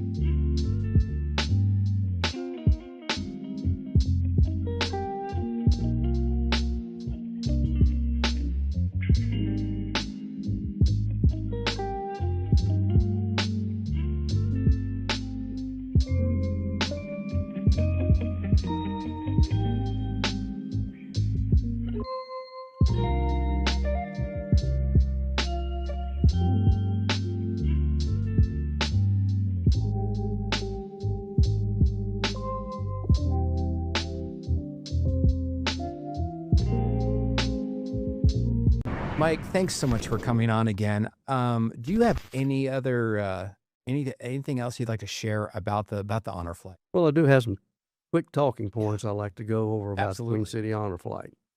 Basically, what we're doing is honoring our veterans, preserving their legacy, letting people know what they did. So many people, even family members, don't really know what their family member did in the military. They don't talk about it. And our mission is to provide an all-expenses-paid trip to Washington, D.C. for veterans to visit the memorials built in their honor. Many of these veterans, especially from Vietnam, Korea, and World War II, never received the recognition they deserved. This was formed in 2017 as a Rotary project along with the Honor Flight Network. We're a local Charlotte hub of over 120 independent nonprofit hubs in America that make up the National Honor Flight Network. We charter with American Airlines for a one-day trip up to Washington, D.C., 189 seats on the plane, and normally over 120 veterans, like 50 guardians, and then volunteer staff there. We serve veterans across the Queen City Honor Flight serves veterans across 22 North Carolina counties, including Mecklenburg, Cabarrus, Gaston, Union, Iredell, Rowan, and surrounding communities.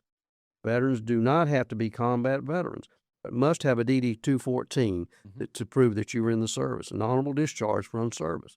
All veterans are encouraged to apply. However, priority is given to World War II, Korea, Vietnam, and terminally ill veterans. If you're a young veteran and cancer or anything, we will make sure you get on this next flight. Guardians accompany the veterans to ensure their safety throughout the day. They can be family members, but we prefer not spouses or significant others. Right. And there is a cost for the guardians, but the need right now, we know there are thousands of eligible veterans in our area that don't know about this flight. We want to get the word out to them. There's so many that are unaware of the opportunity that exists for them.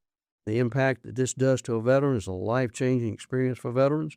the emotional healing and recognition they receive, strong community visibility, letting the community know. A lot of people don't realize North Carolina is one of the largest veteran states in the country. Right. It's powerful stories that resonate with employees and customers when they find out about these veterans. Some of the people who employ these people don't even know what they've done. So we want to get the word out. Please, if you're a veteran or if you're a family member, you have a veteran in your family, please talk to that veteran. Please go to queencityhonorflight.org, register. Mike, thank you so much for your service. Thank you for continuing to serve in this capacity, to share something that's so important for veterans and for families and for those who never were really given that welcome home to have that opportunity today. So thank you so much. Thank you. You've been watching Stars of Service. Thank you so much for watching.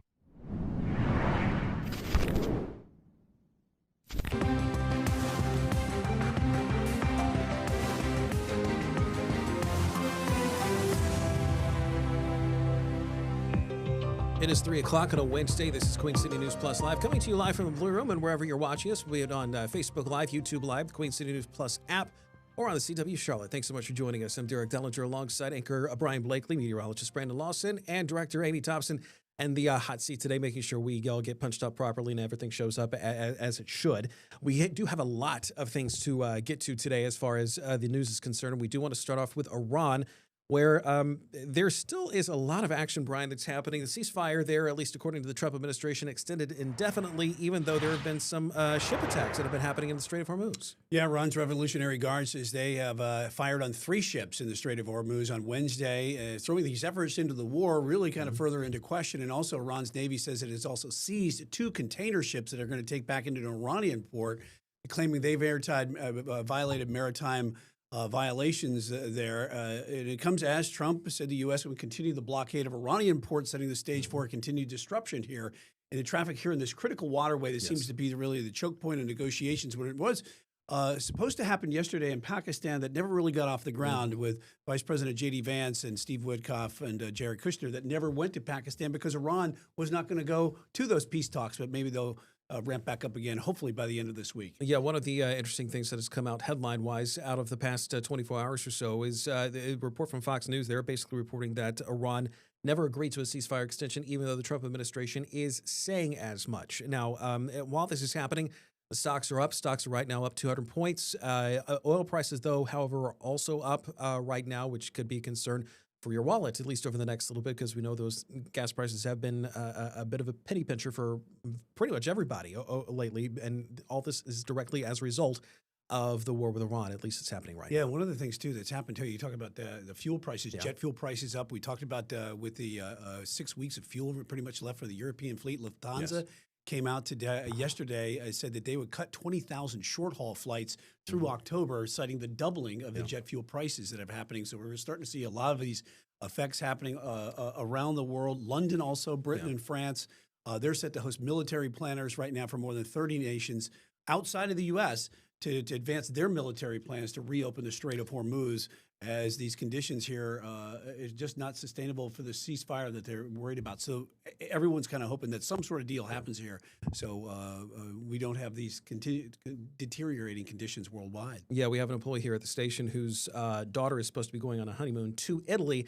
That flight has been canceled, so they're still trying to figure out exactly what's going to be happening there, at least over the next little bit as well. Because the cancellation has been as a result of the higher gas prices that are going on right now across the world, and most notably here in the United States, because we've been seeing the price at the pump, shall we say, not necessarily be all that good. Another story making headlines today. This involves FBI Director Kash Patel and an article. And that website you see right there, The Atlantic. The FBI director is MIA. That's the name of the headline. It was a well-sourced article from The Atlantic, which basically laid accusations of excessive drinking on the part of Kash Patel, but also saying that he was, there were a lot of unexplained absences. Now, Kash Patel has filed a lawsuit against The Atlantic, saying that it was a malicious hit piece. I think he's seeking, what, $250 million? $250 million, quite a large amount there. But he also has to prove actual malice, which requires evidence that the Atlantic journalists knew they published these false statements.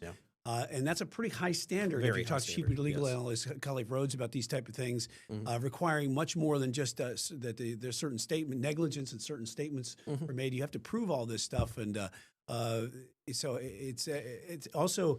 It comes as a federal court has also dismissed a lawsuit by Kash Patel that claimed Frank Figliuzzi defamed the FBI director on the MS Now show, Morning Joe, when he said that he had been visible at nightclubs. So it's all these efforts that, in here fact, that he had surrounding. spent more time in nightclubs than at the FBI headquarters. Correct. That was a lawsuit that was thrown out. This new lawsuit, though, it comes as he is coming under fire. In fact, some Democrats say that Kash Patel right now is under fire right now. But the article from The Atlantic, well sourced, even though it did use a lot. In fact, I think majority, if not all, of the sources that were in that article were all anonymous and did speak on the condition of anonymity. In Philadelphia, there is this armored truck case that is happening right now, and that's being investigated. They're still trying to look for whoever was involved here. But apparently, there were two men that were with assault rifles. They went after that Brinks truck that you see on your screen there, took off a getaway car. The getaway car has since been found, but they're still looking for the guys involved. Yeah, they got away with $1.8 million. It's really a brazen type of crime right here. That broad daylight, if I'm not mistaken, too. Right. In a very busy business district right outside of some sort of a cash place, a credit place.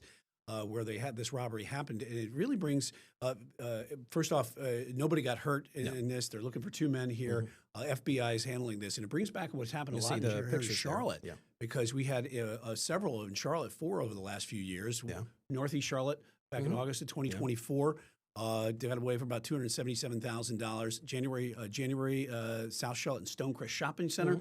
Brinks truck was robbed there. And then April in 15 to 2024, the Quick Trip in North Tryon Street. There was another Brinks truck that was robbed. All CMPD says all of those are connected. And how I'm bringing that back here is that a lot of these type of armed robberies, Derek, as you know, because you've covered them, being out in the field a lot, it takes a lot of surveillance and casing, and it's not just your average crime of opportunity. These things are well thought out and well planned. Yes, well thought out and well planned. But in addition to that, I mean, that's part of the reason too why these Brinks trucks, these Brinks security trucks, these armored security trucks, not only have weapons and also surveillance systems of their own, but they also park in areas that do have a lot of surveillance as well, just in case something were to happen. I remember a Brinks truck, you'll normally see it in front of a Walmart. And how many security cameras are in front of a Walmart each every day? Quite a few. And so they want to basically limit the exposure to crime that comes as a result of what was in these armored trucks. But again, they're still looking for the people. Yeah, they only arrested one person here in Charlotte in that, and we'll see where this one goes in this investigation, certainly in Philadelphia. One of the other stories that we're following right now, Derek, and you've covered this quite a bit, and that is Susan Smith. If you remember her, she is right now up for parole. Coming up later this year, and she was accused and sentenced to life in prison for the drowning of her sons back in 1994. And it was quite the story then, because I remember this very vividly. This story was all over the headlines, talking about all the crime shows and everything about what she did during that time. Yes, and at the time, she at the time of the disappearance of her 2 sons, who were later found, by the way, in a lake in Union County, South Carolina. She had blamed a black man for stealing the car, and that led to a nationwide manhunt. And it also, before she actually finally broke down and admitted 10 days to the authorities, that she was the one that actually did it. It led to a lot of racial strife in that community because of what she had claimed initially. And she rolled the car into the lake. She herself rolled the car into the lake. Yeah, and she eventually admitted to that. Her sentence, however, was life with the possibility of parole after 30 years. Now, 2 years ago, there was a parole hearing which she was denied. And after that 30-year period, she comes up for parole every 2 years. And there's every confidence that she will likely not be paroled again this time. And to even back up that point, there's a very good chance the prosecutor in that case, Tommy Pope, who is right now a Speaker Pro Tem in the South Carolina State House, also a lawyer in Rock Hill, he will probably be there, as well as David Smith, who is the father of Michael and Alex. He's also going to be there for the parole hearing. In fact, he has made a point of saying that he will be there for every parole hearing for as long as he lives, just to make sure that Susan Smith does stay in prison.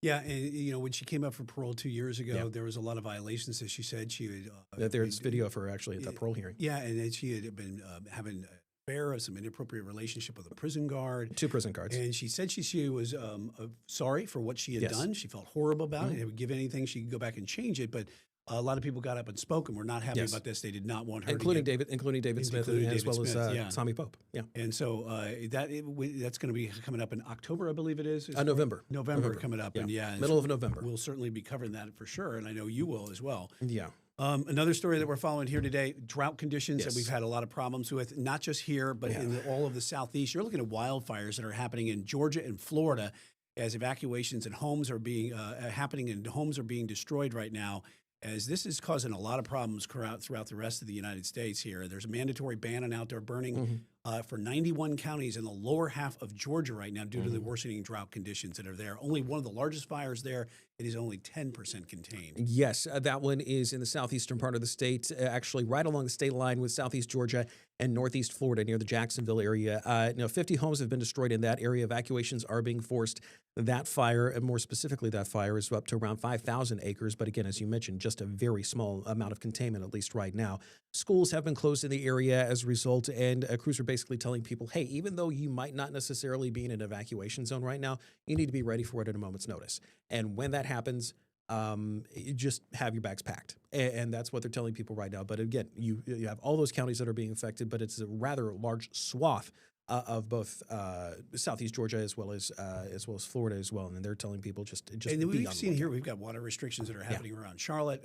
Voluntary water restrictions, and then some they're hinting that it's going to be mandatory as this drought continues. And this is the other thing is that it's very, very dry out there too, which is causing these problems with like a lot of wildfires that are popping up in Georgia and Florida right now. And we also have to worry about that around here in North Carolina. Which is part of the reason we've got a burn ban, I believe, in place in both North and South Carolina, at least. North and South Carolina. I was just going to mention their drought down there is worse Brandon than ours. Lawson, by the way. Yeah, it's worse than ours. I mean, they have exceptional drought, so level 5 out of 5 drought over that area, where we have level 4 out of 5 drought creeping in over Charlotte. So they're actually a lot drier down there, and that's a concern we've had here for the last few months. Wildfires just like that one, the main threat too in western North Carolina, where we still have a lot of those down trees from Helene as well. And I can't help but notice some of the haze where that's been starting to creep.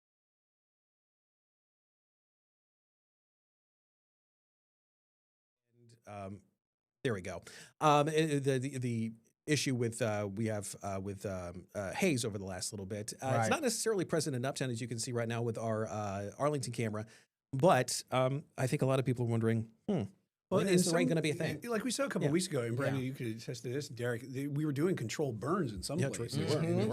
Is that still happening considering everything going on? I don't think you'll see controlled burns. I mean, North Carolina Forest Service and South Carolina Forestry Commission, I think they understand the significance right now. And again, with the burn ban in place, the reason the burn bans are in place is because wildfires can get out of control very quickly. So even if you have a controlled burn right now, it could get out of control quickly. So we haven't seen a lot of those. And if you do see smoke, it could be from those southern Georgia wildfires. The winds are a little bit out of the south today, more so out of the south, and that could allow some of those wildfire smoke plumes to make their way to the Carolinas, just not as thick. Now, I was mentioning that drought there is a lot worse. As you get over southern Georgia and as you're getting towards the panhandle of Florida there, I mean, you're talking about exceptional drought, and that is a large area of exceptional drought. Level 5 out of 5 drought covering up those areas over Tallahassee, and as you're getting a little bit further towards the Columbus area. But as you're getting a little bit further north for us, notice we've got more of the extreme drought, so level 4 out of 5 drought. Our drought's rough. It's bad, right? We've got some of the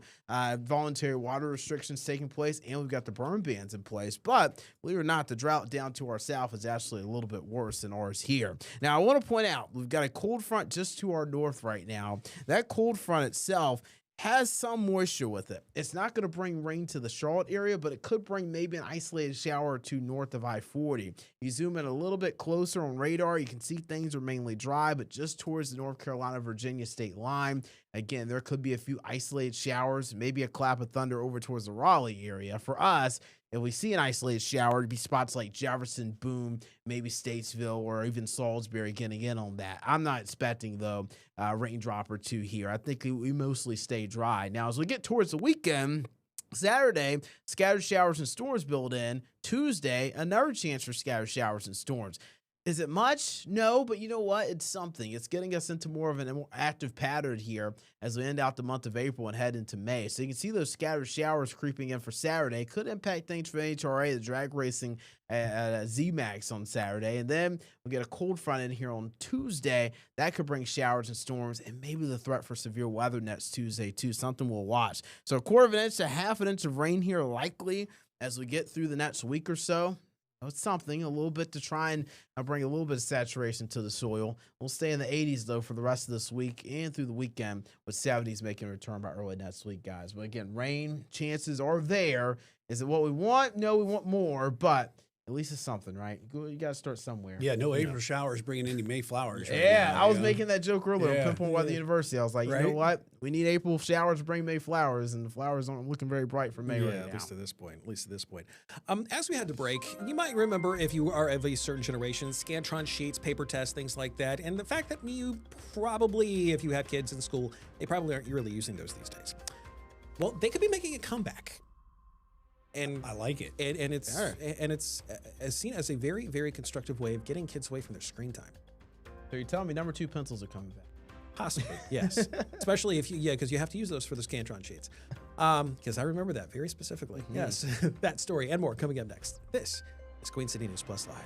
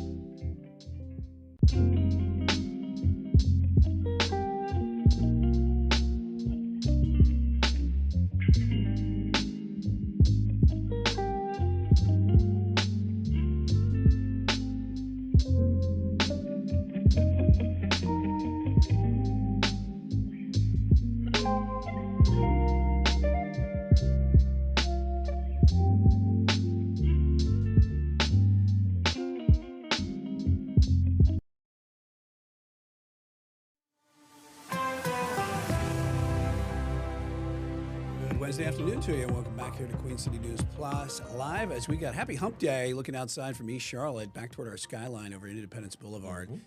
Another gorgeous day outside, not too much rain in sight till maybe this weekend, and also it is hot once again and dry. Derek, let's get to another good story here today. SpaceX said that they're obtaining the rights to the coding startup here, Cursor, for $60 billion here as this AI and the space races go on here. And this is just a drop in the valuation for SpaceX, by the way. But SpaceX, by the way, they're wanting to actually go on the stock market, be publicly traded and everything like that. And they're planning for it just a little bit later on this year. And that valuation for that company, at least at this point, is $1.75 trillion. Now, SpaceX, you know them for their rockets, at least so far. But over the past couple of years, part of the reason they're getting the Cursor AI is because they're combining all of the Elon Musk operations basically into one company. That also includes X, also known as Twitter, as well as Grok, which is the AI engine on X, as well as a number of other things. Like basically it's all going into one company, and that one company is SpaceX.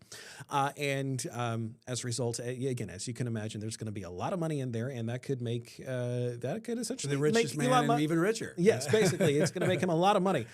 They are expecting a $1.75 trillion valuation, but again, I think they're wanting to put it on the stock market by June, but everything has to go through actually the approval process to actually get it listed. And there's always the question there when you come up with when you open up and when you have that IPO, is there people, can you get in at the right time for investors to actually make money on that? Because how much is the stock going to be though? The price for it. So, I remember when we bought Facebook when it came out, and there was a big IPO for that for about 15 years ago, and then you got in, and it went down after you got it, and then finally, if you just held on to it, you would have made a pretty fair amount of money. Yes.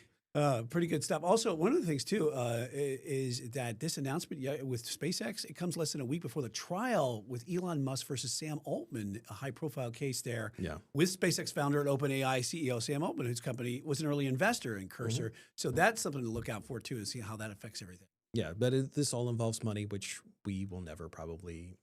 we can only dream of having. Yes, at least at this lottery point. is tonight too.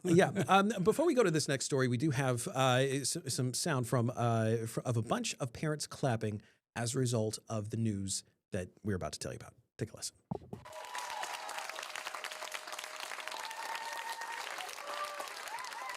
Parents really happy about this. School district in LA, the LA Public School District, they have announced that they are limiting screen time. They passed a resolution that will limit screen time for kids across the district. They will also discourage use of the school-issued Chromebooks. Basically, what this means is that paper will be a little bit more encouraged, and it could lead to tests being given by paper. Also changes to video-aided lesson plans as well, and it's part of a larger effort to address screen time and screen time addiction, which has become a thing over the past decade or so because many people are paying attention to the screens either on their phones or their Chromebooks.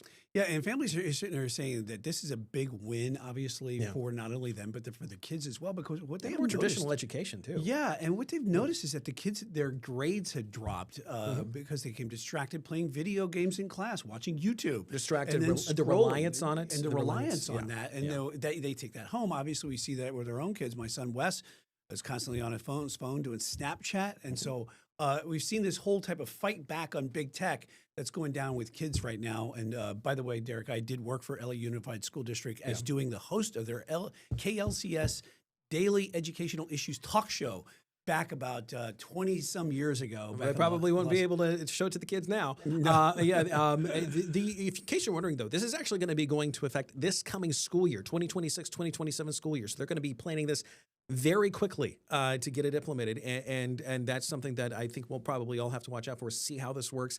I'm kind of interested in seeing if this might be replicated across the country, because I think this is like one of the first times that we've actually heard about this. I know there's especially with a large school district like this. Yeah, and I think there are a couple of other school districts that have also tried and have been trying for the past couple of years.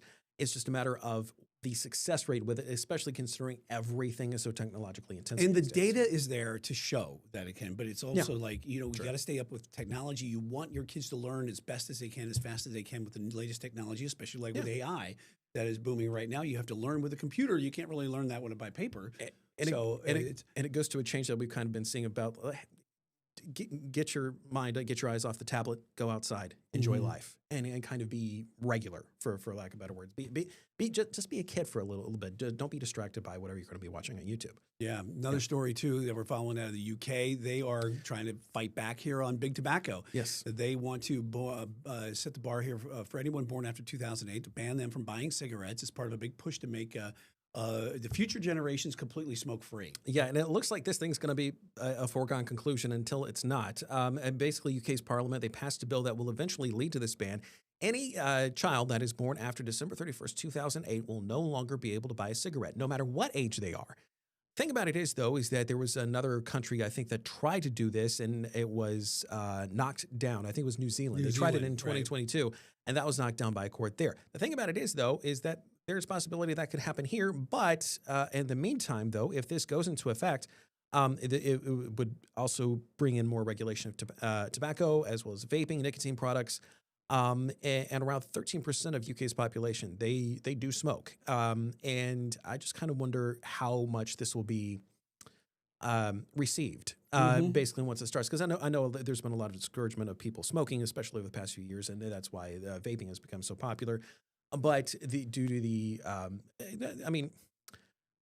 prohibition of something, shall we say, might spike its usage, because we know what happened with prohibition of alcohol here way back when, and it kind of makes me wonder if there's going to be like an underground trade for people who are going to be doing that, and that's going to be a serious concern. Yeah, that's going to be there. That was passed by Parliament on Monday, and it's meant to be signed into law by King Charles. And the thing about it is that signing into law by King Charles, it's very much a formality. So it's one of those things that just has to be. It's there. So it's pretty much going to be a thing, but I'm just wanting to see how well this will actually play out. Coming up, we got some really great video, and this is of something that is, all I'm going to say is this lithium batteries setting something on fire.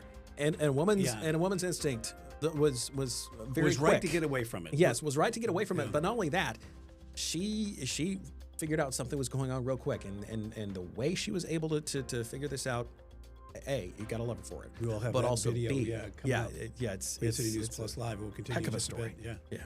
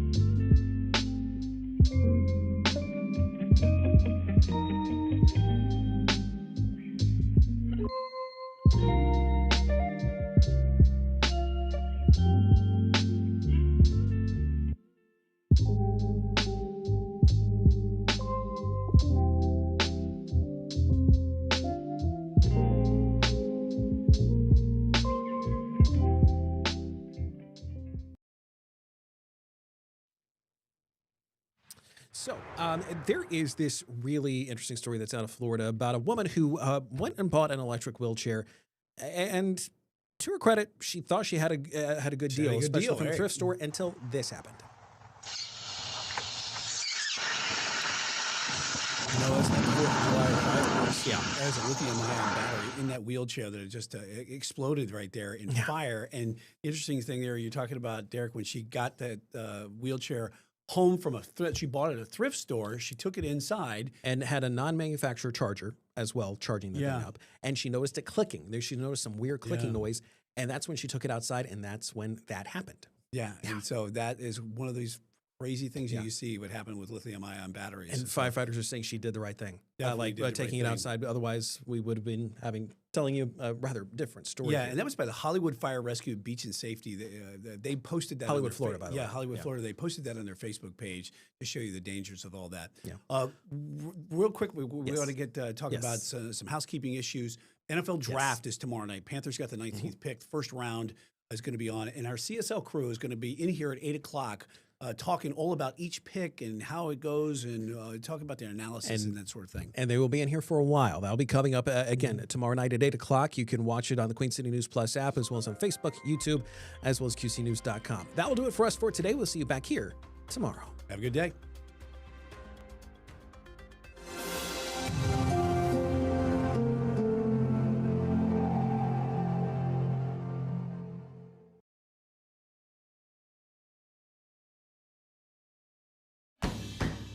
Yeah, that's one way to lose your baby teeth. Put your kids in sports, and they'll be gone.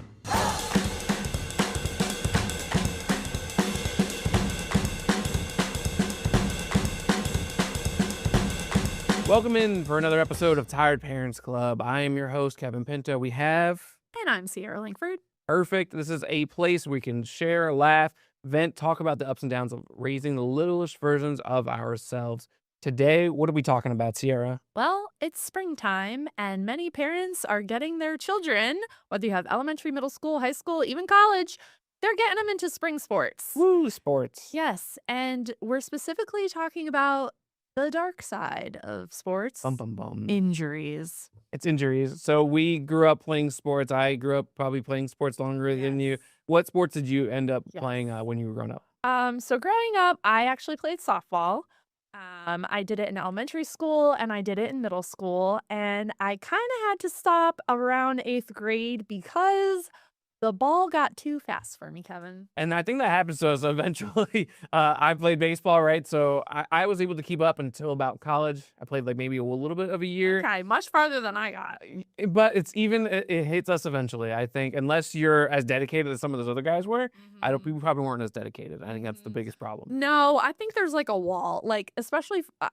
I don't know. I feel like you either have it or you don't in baseball or softball. And I definitely got to a point where I'm like, the ball just right by me, could barely see it. It was already in the catcher's mitt. I didn't even realize it was passing me.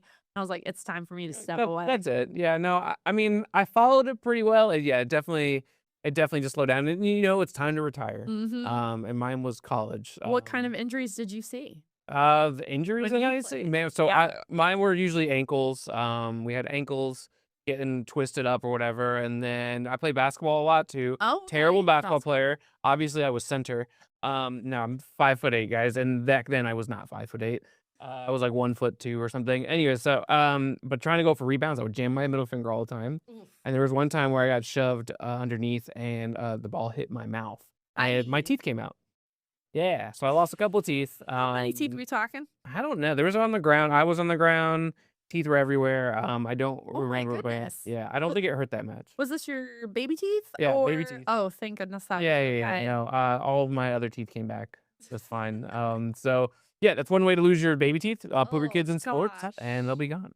Oh gosh, stop. I'm just picturing it. It's ooh. So most of my injuries weren't bad. I never had broken bones. Just like small, like little tendon stuff or whatever, I guess.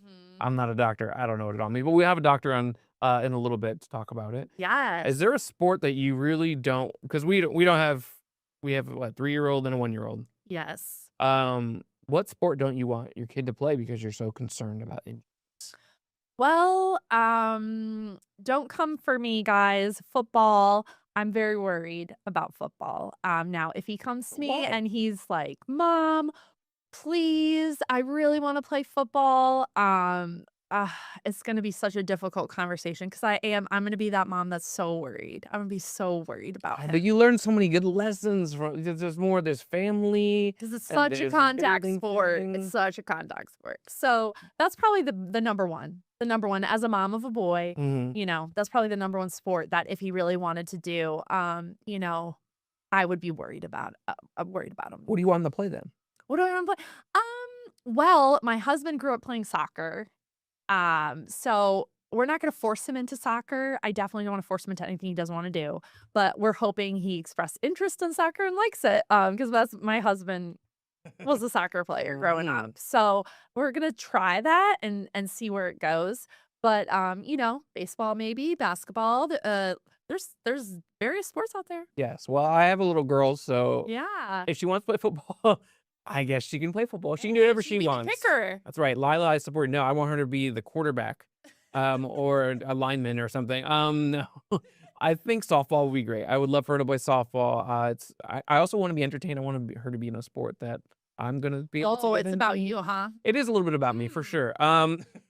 This is mainly about me, Lila. And we're gonna train you to be a star.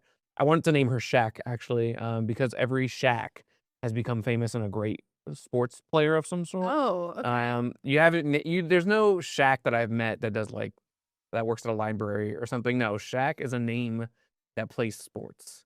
Uh, but anyways, no. Softball would be great. Gymnastics is cool. I've covered gymnastics. Okay. The vibe is fun. Everyone's clapping and cheering. Yes. There's probably a lot of injuries that come with gymnastics. Yes, I would imagine so. Yeah, because there's this It looks spinning very stuff. difficult. You have to be very strong. Yeah, but that's her problem. Good So I want to make sure coordination, she good doesn't hurt. balance. Exactly. All the things that my wife did not give in the traits, in the genes, if you will. But I was more balanced. Yes, I'm gonna talk about Jenna. She also knows that she is Jenna, she's not here to defend herself. that's what this show is about. To pick on our spouses as well. Tired husband. No, my wife is amazing. Shout out to her. Do you know if she experienced any injuries What growing did up? she do? I think she did a little bit of softball and some basketball. I imagine she got hurt a lot. Again, this whole lack of balance thing. She's definitely probably got hurt. Killing me. No. Well, all right. So softball, gymnastics, that's kind of what I'm looking for. I'm not really concerned about injuries. She already falls a lot, so we're just toughening her up.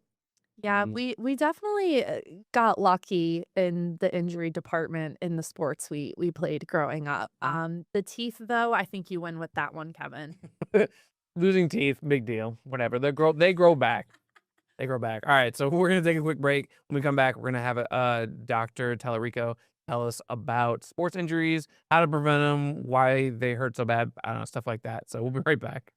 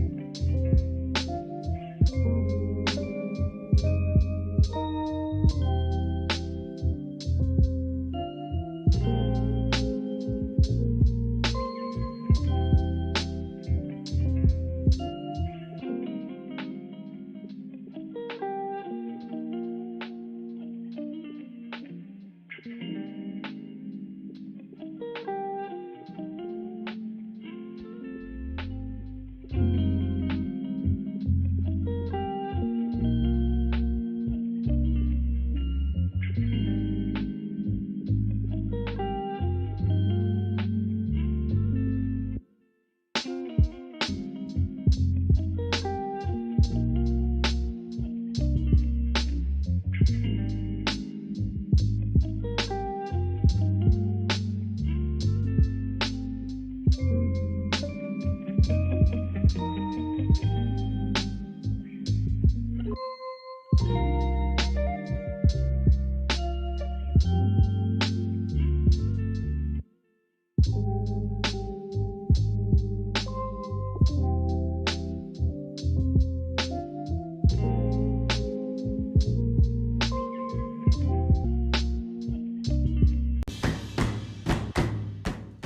everyone. Welcome back to the Tired Parents Club. And today we have with us a very special guest, Dr. Brian Tallarico from Orthopedic Specialist of Piedmont with Piedmont Medical Center. Hopefully I got all that correct. Thank you so much for joining us today.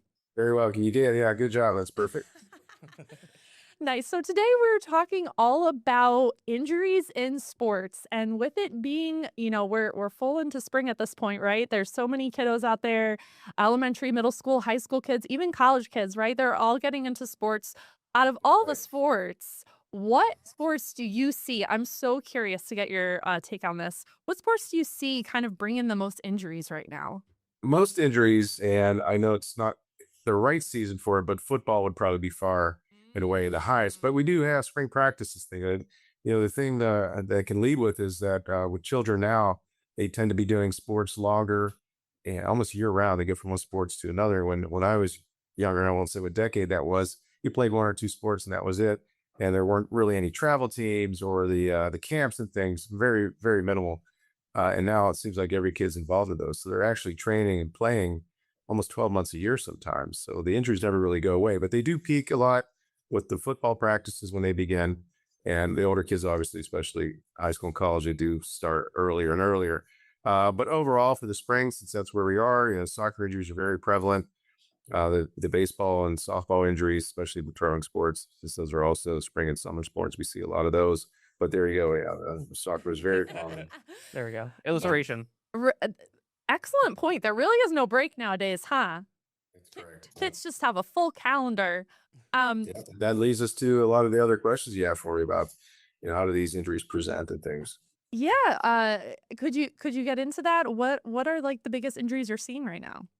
Sure. So it's a lot of the overuse. Again, back to the kids not really getting a break, and they've been cooped up maybe all winter, and the weather's nice, so they get out playing with their friends and at the team sports, and so they go from maybe a little relaxed to a high level of practice and competition quickly. So we can see a lot of soft tissue overuse injuries, sprains and strains, and also the stress fractures, especially with the amount of running that some of the kids are doing in the sports for conditioning, track and things like that. If they weren't running all year round, they go suddenly to intensity of the running or duration of the running, and we worry about foot and other types of stress fractures. So, but a lot of the musculoskeletal stuff is the soft tissue injuries from a sudden increase in the amount of exposure or practice. So yeah, no, when I was younger, I played a lot of baseball. I played basketball around this time because basketball you could play on both seasons, which was nice. So yeah, I used to like twist my ankle all the time. It's just common All the injuries like time. that. Wow. All the time, because I used to like to steal, and I would do slide my. Actually, the worst one was I slid my foot under a bag. I got caught into the bag, and I kept rolling over it. And then I was a catcher too, so I still had to catch. Right. Yeah, those base running, base sliding injuries are some of the more common ones with baseball and softball for sure. Yeah, I started to slide in head first after a while. And I liked getting dirty, so as a catcher, that was just kind of the thing. Yeah, start using your head. That's smart. Exactly. See, there you go. Do you guys see when families come in with their children with these injuries, do you find that parents are taking their kids in right away, or sometimes maybe they're waiting a bit to see like, is this serious? And then they're coming in maybe a few days later and realizing, oh gosh, this is worse than we thought. I think that in the last few years, there's been an uptick in amount of urgent evaluations by orthopedic surgeons in general with athletes. Just because I think of the social media, the exposure. Let's be honest, WebMD, everybody has a doctor in their pocket with their phone. So if a kid is limping or he has a swollen knee, they automatically get in. So there's a little bit of a panic. I'm a parent too. I have 3 kids, all of them played sports. So I get it. I was more of the just put some ice on, rub some dirt, and it'll be fine. Yeah. Or it's just because of how I was raised and being an orthopedic surgeon. But there was a little bit of anxiety sometimes when your kid's hurt. And so they just wanted to get it looked at. So we do see a lot of injuries I saw probably 3 or 4 young kids this morning already, under 12 for injuries, some of which due to sports. So they do get in pretty quick because they're worried about whether they'll be able to practice, whether they want to play, or everybody's the next Nolan Ryan or the next Kobe Bryant. So they're worried about their competition level. So they want to make sure nothing's wrong, which is totally fine. I get it. So we're more than happy to see him. That's good to hear. That's a relief. Gotcha. I guess if kids are getting hurt, right, at this young age or whatever, are they more susceptible to long-term effects, I guess, because they're still continuing to grow, right? So obviously, like in football, concussions could probably hurt development, or what are some other injuries that could be Absolutely. worse? It's an excellent question. And, I try to convey my advice, my thoughts to parents that come in about the overwhelming amount of sports that some of these kids are playing. And the frequent flyers I see, the ones that come in with injuries almost every year, I really do worry about that because there is a downstream effect of chronic injury, even if it's sprain, strain, soft tissue stuff. And then, of course, you're a baseball player talking about the little leaguers' elbow and the pitcher's shoulder and things like that. Those can be very bad actors. The ligamentous injury, the elbow for these kids that are pitching. I don't know what the pitch counts are up to now for a game, but they're trying to do a better job now than even 10 or 15 years ago, eliminating these kids, especially with the throwing. But you're right, multiple concussions at a young age, those kids, obviously, you need to really look long and hard at keeping them out of contact sports. It's a very unfortunate thing, but it is very scary, especially with CTE development later on in life, things like that. And that's something that kids aren't thinking about. I didn't think about that, obviously, my pitch count. I just wanted to throw if I could. I guess I never really thought about that. When we were younger, they probably didn't care about pitch counts. I was just such thing. No, it wasn't. That wasn't a thing probably till the 2000s, maybe even later. It's just you threw, and if your elbow is sore, you got a bad guy on it. So, but the good news is that they are looking at that more closely than ever before. So it does. I would say the amount of those types of throwing injuries that I see are actually going down compared to even 10, 15 years ago. Crazy, yeah. Because we were talking about also what would we have young kids? So where I have a 1-year-old. Three-year-old. 3-year-old. So they're not very involved yet. But I'm like, what sport do I want them to play in? I don't know. Is that them? They're probably they're gonna choose what sport they want to play. I'm hoping I've been asked that before, and I like all sports that I've played, a lot of them. And but boy, baseball's tough to beat as far as it's just a great sport all around. Basketball too. Basketball you can play with one person or 10 people. That's what I've told my son all along. So those sports are great. You do have physicality, but it's not as contact. Now, if the kid loves football, it's really hard to keep him out of it. But there are certain inherent risks you take with hockey and football, especially with the contact and the head injuries and higher energy stuff, the knee ligament injuries and ankle, and there's some bad things that can happen. We all know that. You just hope that there's a little bit of luck involved too, I think, to make it through a whole adolescent career without an injury playing the contact sports. Yeah, and I have a little girl, so I don't know what we're gonna get into. Hopefully it's softball or some gymnastics or something. I really don't want to do dancing or anything like that. Hey. Gymnastics. I had a gymnast in gymnastics. That's underrated for a contact sport. That's a serious sport, and what those kids go through with the training and the overuse injuries, that is a real sport. Don't kid yourself about that. No, for sure. But at least as an adult having to watch it, I'd be entertained a little bit more. And plus, the vibe is actually really cool. I've covered gymnastics before. Everyone's so supportive and lots of cheering and stuff, and it's great. No, it's in a great environment. It really is. I didn't know much about it until my one daughter started doing it. Surprising.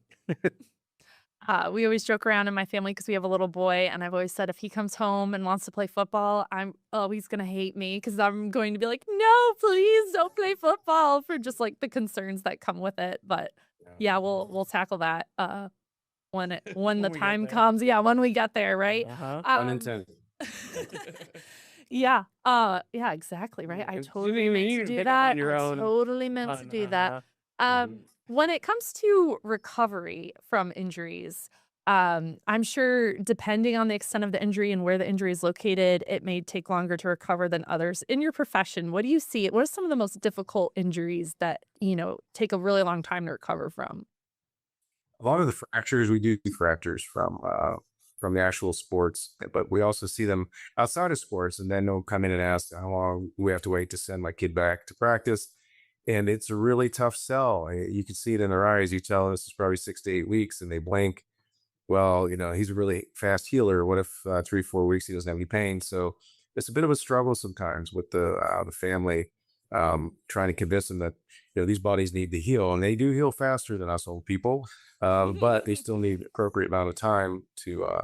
Mother Nature's Mother Nature, physiology is physiology. So to heal fractures or torn ligaments or pulled muscles, it does take some time, and it's common sense. If you go back before you're healed, you're probably gonna have a recurrence of the same injury. You're gonna start from square one, because that's how I try to sell it. You can go back. I can't force you to do anything. You're asking my opinion as an orthopedic surgeon. If you go back too soon, you're probably gonna be back again, and now you're starting from day one, basically. Yeah, because I was the kind of person that I would still play. I wanted to play, and so if I was injured, I don't know. I wouldn't. I didn't want to show it because I wanted to play catcher. I really wanted to play. I didn't want to prove that I was hurt. You I would imagine re-injure yourself, Kevin, huh? I would, yeah, and I didn't mind it. But Terrible. And I think that's how a lot of kids are. And a lot of parents kind of are like that, right? They just kind of want to push their kid until, yeah, it becomes a worse injury, I guess. Importance of listening to your doctor and being patient. I guess. All right, thanks for joining us. We're gonna take a quick break.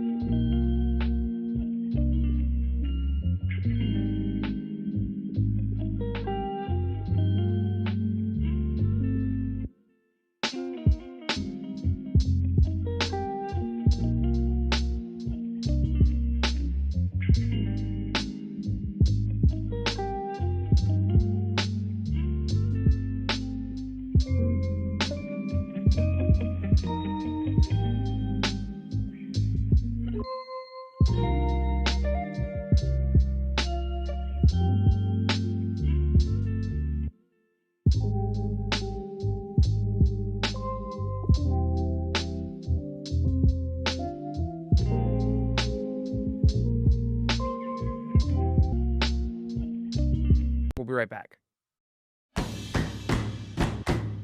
Welcome back to the Tired Parent Club. We were talking about sports injuries. So one thing we haven't talked about is how can you prevent these injuries?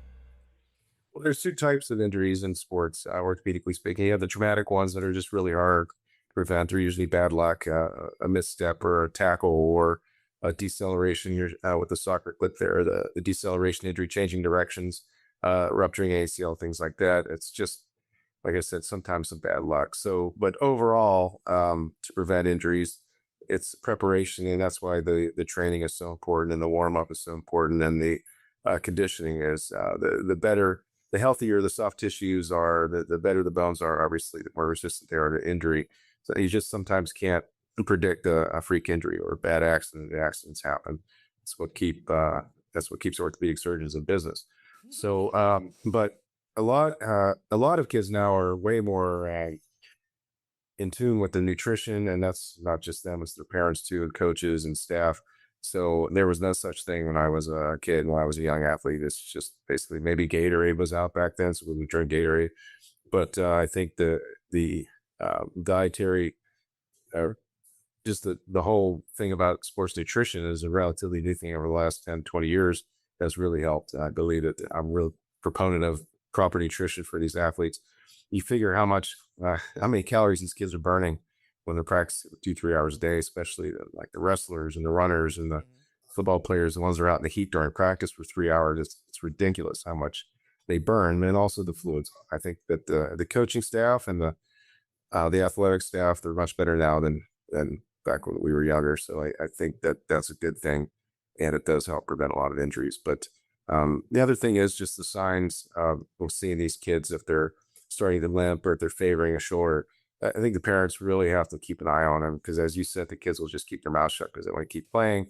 They don't want to let their team down. They want their coaches down. But if there's something wrong with your kid, you gotta pick up on it. You gotta pay attention. If he's limping, if he's asking for motion, or kids don't take motion or Advil or Leave or Tylenol like adults do. They just don't. They never ask for it. They're asking for it because their knee hurts or the foot hurts or the shoulder hurts or the back hurts. You really gotta have an open eye for that. You have to get them evaluated, because that's not normal. Sprains and strains are one thing. Just being sore from lifting weights or working out with the team is different. But when they're actually hurting, you can see it in their eyes and the way they carry their body. You really need to intervene and see what's going on. We were told to do lots of stretching beforehand. Is that something we should really do? We, like, as a kid, I was like, I'm not going to stretch. I don't need to do that. I don't know. What's interesting about that, I don't think there's ever been any scientific data to show that stretching for 5 minutes or 10 or 20 minutes actually does anything. Again, hard science and data, but I think it does help to warm up for sure. I think if Something doesn't hurt. It's part of the stretching is part of warming up, but warming up, I think, is vital to avoid the pulled muscles and tendons and things like that. And it's just to get your joints moving and get ready for the arduous practice. Yeah, that makes me think of like the swimmers or whatever, like Phelps, when he did the arm thing.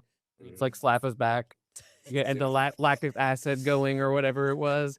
Yeah, I mean, I did that only seeing him do that, and I would play baseball, and I'm like, does that really do anything for me as a baseball player? Whatever, I'll still do it. It made me feel loose. That's all that mattered. I think as a pitcher, for sure, obviously throwing that hard, I think warming up slowly and warming up the joints and ligaments and muscles for sure. Okay. I have a random question. When a hyperextension happens, what can you explain what exactly that is and how that can occur when kids are playing sports? Because growing up, I had several classmates and friends that Hyperextension. hyperextended their foot or their leg, and can you just explain to our viewers what exactly that is and Sure. how it Typically, the two joints that would be prone to hyperextension injury the most would be the knee and the elbow. Because the elbow is more of a true hinge joint than the knee. The knee is not a true hinge joint, but as we know, it goes straight and it flexes. Flexion is when you bend your knee. So straightening your knee out to 0 degrees, a hyperextension would be going plus, 5, 10, 20 degrees. That's hyperextension. When the knee actually goes further than 0 degrees. We usually flex between, let's say, 125 and 145, 125 to 145 degrees, depending on your age and flexibility. So, but you can injure the knee and the elbow in both directions, hyperflexion and hyperextension. The knee hyperflexion injury, you can tear ligaments and tendons. But the hyperextension injuries are pretty common. Those will also in the knee tear your important ligaments and maybe meniscus cartilage and things like that. And actually fractures can occur and cartilage injuries. And in the elbow, that would be more of a fracture, especially in the pediatric population. Hyperextension injury to the elbow, fall from height, things like that. You can get injuries about the elbow. Supracondylar is one that's the most common, right above the elbow joint. So those are pretty nasty sometimes and need surgery.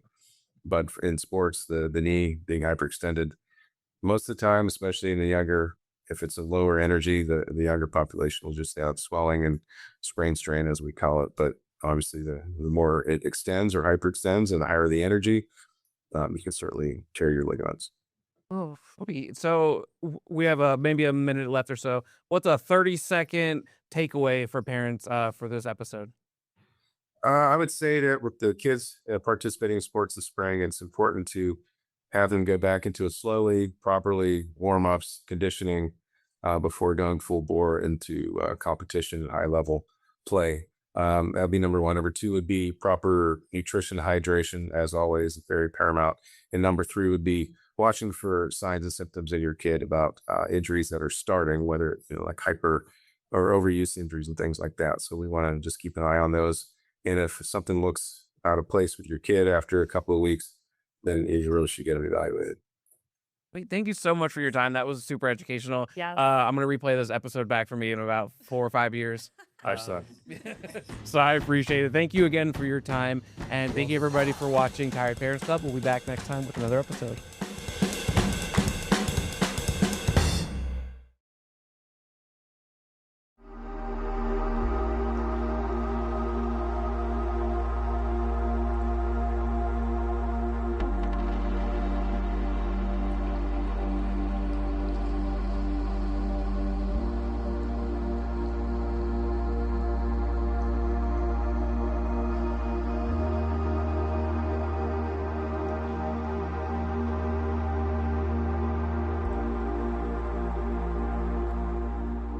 To release video of their mayor reportedly pantless inside of Town Hall. How soon the footage is expected as calls for his resignation continue. And North Carolina lawmakers vote on funding the state Medicaid program, so we see what comes next for the health care coverage. Tara. And the warmer weather is back. Highs are up into the 80s today across a good portion of the Carolinas. And once again, the situation is dry around the area, going on now 18 or 19 days, consecutive days without any measurable rain in the Queen City. But we do have several chances ahead in my pinpoint weather forecast. All right, thanks for that. Good afternoon. I'm Alicia Barnes. Queen City News at 4 starts right now.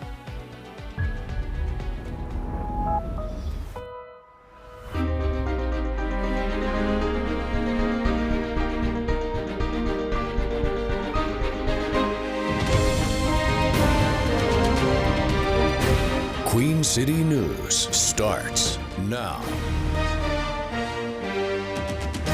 First at 4, time is ticking for Morrisville town leaders to release late-night surveillance video of Mayor Chris Carney reportedly pantless at Town Hall. So a judge gave the town a deadline of today to make the footage public. The incident is now at the center of multiple lawsuits. Queen City News reporter Matt Stell live in Mooresville right now. Matt, I got to ask first, what's the mood out there of what people are really talking about, what they expect to see, and what are you hearing from town officials about the situation? Yeah, Alicia, we're expecting that video from the town of Mooresville at any moment now. According to an order filed on April 15th from a judge, the town has 5 business days to release that video in its entirety, which means that we should be seeing that video today, April 22nd. The town also has the option to request to redact parts of that video, but that request has to be filed with the judge, once again, by today. We need to do things which build trust. Mooresville Town Commissioner Dana Tucker says he stands by his vote of no confidence in Mayor Chris Carney and hopes the mayor will do what he thinks is the right thing and step down. We've been dealing with an issue that's been going for a year and a half. I've mentioned different accountability mechanisms, including the individual in question holding himself accountable. I do think a lot of this could have been avoided. The ongoing controversy surrounding the mayor allegedly caught pantless on town hall cameras with a female town employee in October of 2024 has led to a number of lawsuits, most of them from former town employees alleging retaliation. A recent suit filed demands the release of that video to the public. A judge agreed and ordered the footage, which Queen City News requested, be released by the end of the day Wednesday. In an interview with us earlier this month, Carney blamed having too much alcohol that night, but said that he would not be resigning despite pressure from town commissioners. I've made all the statements on that I want to make, and again, I'm sorry for the distraction, but as any commissioner who wants to truly be honest with you, I owned it the next day. That's his decision to not be responsive to the board, and we will continue to encourage him to be responsive to the board. Alicia, you mentioned how folks and what's the mood here in Morrisville. Yeah, we've talked to some people in town who say they're just ready to see the video. It's been talked about literally for more than a year and a half now. Once again, we've requested that video from the town of Morrisville, which was ordered to be released today. but the town could ask the judge if they can redact some parts of the video that they don't want the public to see, but that request had to be made by today. Commissioner Tucker told us that the town will be releasing something today, whether that's the actual video or if that is a press release. We will wait and see. Now, of course, we reached out to Mayor Chris Carney ahead of this video being released. He did not return our call as of yet. In Morrisville, Matt Stell, Queen City News. All right, Matt, it's a game of wait and see. Thanks so much. The suspect accused of stabbing a pregnant woman outside a very busy Charlotte supermarket will now remain in jail without bond. So Marvina Hardy appeared before a Mecklenburg County judge today after being extradited from Florida. According to investigators, Hardy approached the victim last month in the parking lot of Harris Teeter on Sharon Amity Road, shouted an insult, and attacked her with a knife. Police say security cameras show the suspect waiting outside the store for almost 3 hours before the attack.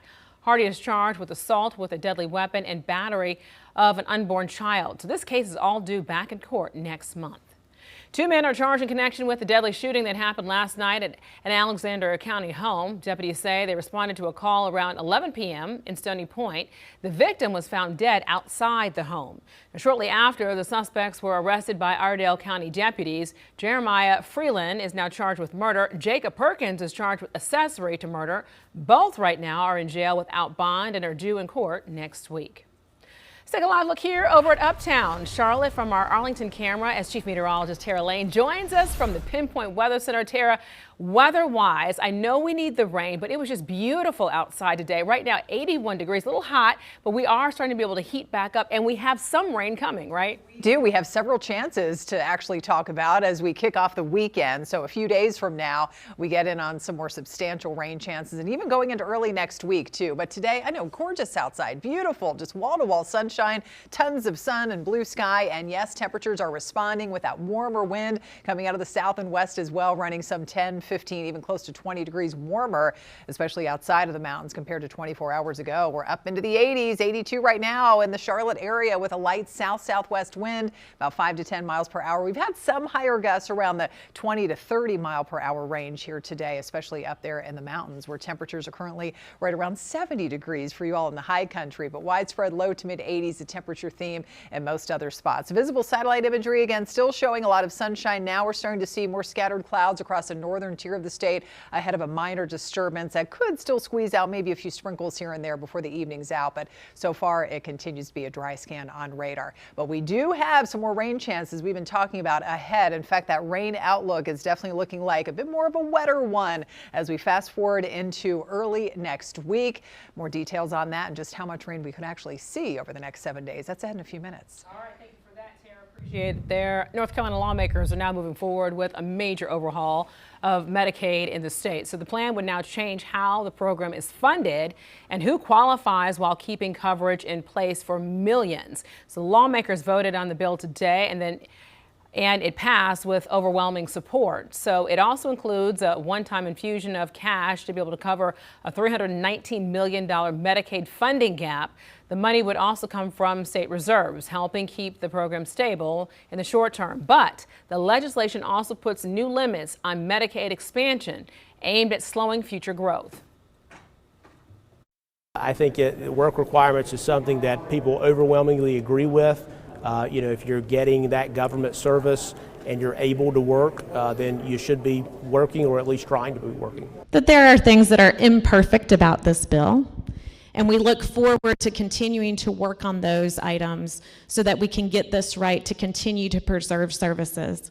But today is a happy day because 3 million North Carolinians will continue to have access to affordable health care, services that they desperately need.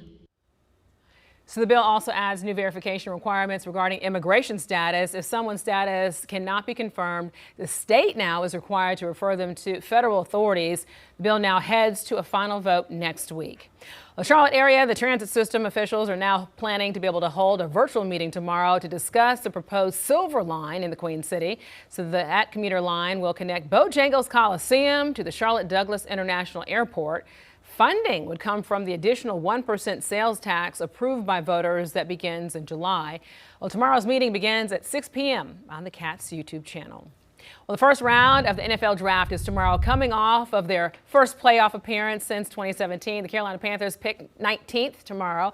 Mike Lissette joining us here. So, Mike, the big question for General Manager Dan Morgan is, do we know who we want? I'm sure he knows who he wants, but as far as who I think they're going to pick, I have no idea. But then again, we were in the exact same spot last year, and Morgan surprised us, taking a wide receiver instead of a defensive player. This year, we expect Morgan to have a few more surprises up his sleeve. Of course, big reason for that is where the Panthers are picking. As you mentioned, they got the 19th pick, so they might not, the guy they might actually want might not be there when the Panthers are on the clock. Morgan says there's a lot of factors at play, and the key is to be ready for just about anything. If anything, I think it opens us up to a lot of possibilities at pick 19. I think all positions are on the table, and like I said before, like you never know who's going to fall down to us. So I think we're definitely in the best player available mindset. I think what we did in free agency definitely set us up to do that. Morgan alluding to the two linebackers he was able to get this offseason. Perhaps that's a sign he'll once again look to add to the offense, or perhaps I'm looking too much into it. I think that's probably the reason there. NFL draft gets going at 8 o'clock tomorrow. Oh, it's going to be exciting. And Mike, tomorrow night, you can join the Carolina Sports Live crew as they cover round 1 of the NFL draft starting at 8 p.m. They are live with their reactions, right? And to the picks as they come in. You can tune in to Queen City News Plus, Facebook Live, and YouTube Live. And in the next half hour, we're going to have a special report live from the site of this year's draft in Pittsburgh. And it's a busy sports night in the Queen City. The Charlotte Checkers now begin their push in the Calder Cup playoffs. And in a best-of-3 series, the team is now hosting each game against the Springfield Thunderbirds after falling just short in the Calder Cup finals last year. So the club is making its 8th straight playoff appearance, and the puck drops at 7 o'clock at the Bojangles Coliseum. So it's a midweek match for Charlotte FC tonight. The club is on the road taking on Orlando City SC. Charlotte FC has just won now 1 win away from the one match this season, which may be able to be a crucial problem to overcome as the team does not play at Bank of America Stadium again for another 2.5 weeks. But tonight's match begins at 7:30. Well, it is said that April showers bring May flowers. Obviously, we haven't seen a whole lot of that rain here so far this month of April. In Charlotte, we're going on 18 consecutive days without any measurable rain, but that could change as we head into the weekend. Pinpoint weather forecast is next. All right, and another state approves redistricting maps in a national effort to control the U.S. House for this year's midterm. So why this movement could soon become a routine political strategy. We'll talk about it. And a warning for anyone heading out to Lake Wylie during this warm stretch of weather. What spilled into the water prompting a no-swim advisory? You're watching Queen City News at 4. Your time now is 4:11, 81 degrees outside in Charlotte. You're watching the most honored and the most local news here in the Queen City.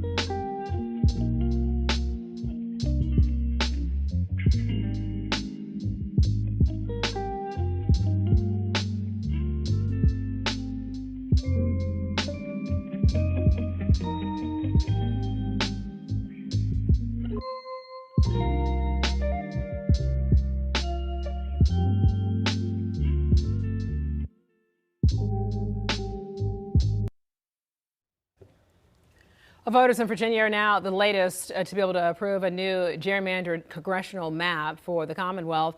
It comes after several states redrew their maps to give either Democrats or Republicans an advantage in the U.S. House, including North Carolina. So political experts now tell our Andy Weber, with the results seen so far, redistricting actually could soon become a routine political strategy. Last night was a big victory for the people of Virginia, a big victory for America, and a big victory for democracy. National Democrats celebrating Wednesday after voters in Virginia approved a new congressional map that is expected to net Democrats at least 4 seats in the midterms, leaving the state with a 10-to-1 representation in the U.S. House. Virginia followed the lead of states like Texas, California, and North Carolina, which all redrew their maps to give the majority party a greater advantage. In North Carolina, the GOP is looking to pick up NC's 1st district, currently held by Democrat Don Davis. Is there any risk of diluting stronger blue districts to a point where it might be shakier than expected come a midterm election? I think that this map is going to perform for Democrats in 2026 because I'm expecting it to be a Democratic-leaning midterm environment and should produce that 10-1 result. Kyle Kondik with the Center for Politics at the University of Virginia says while Democrats have an advantage this year, districts that were made less blue to weaken Republican control of others could spell trouble. I will say that in future elections that aren't as blue-leaning, so 2028 presidential or maybe a 2030 midterm, particularly if you have a Democratic president at that time, the Democrats could stand to lose several of these seats. It begs the question, is a biannual effort in the future, or will it stop here with this mid-decade efforts? Oh, I think we're going to see, I think this is going to continue into 2028 and even beyond because there doesn't seem to be any sort of national solution for redistricting and gerrymandering. Andy Weber, Queen City News. Well, President Trump today posted on Truth Social calling the Virginia election rigged. North Carolina leaders are now taking a close look at infrastructure needs at the State Chambers building. NC Conference and also the Chambers hosted the event today, an event that was at the Grandover Resort in Greensboro, and they shared strategies and policies that then could help increase the state's economic competitiveness. You can't have this exciting growth without infrastructure. So we have to be looking forward and bringing together leaders and thought experts and subject matter expertise to really dive into what's going to drive North Carolina forward, what's going to support growth over the coming decades, and how we can all collaborate to get that done. Of course, it was called Building NC, and that was the conference name there. Well, there were also discussions on education, talent supply, and competition. A no-swim advisory is in effect for a cove on Lake Wiley. So this all comes after more than 69,000 gallons of wastewater spilled yesterday near Old Oleander Drive. So officials now say a pipe failure at a lift station caused the overflow. Water crews are collecting the samples to test for bacteria, and they say that people and their pets should avoid the area until all repairs are complete. Farmers across the Carolinas struggling to be able to make it through the drought that we're now seeing right now outside. They say that they're just having to be able to spend more time and money, not just planting their crops, but keeping that crops alive. And South Carolina officials say the stretch from September to March was the driest in 131 years.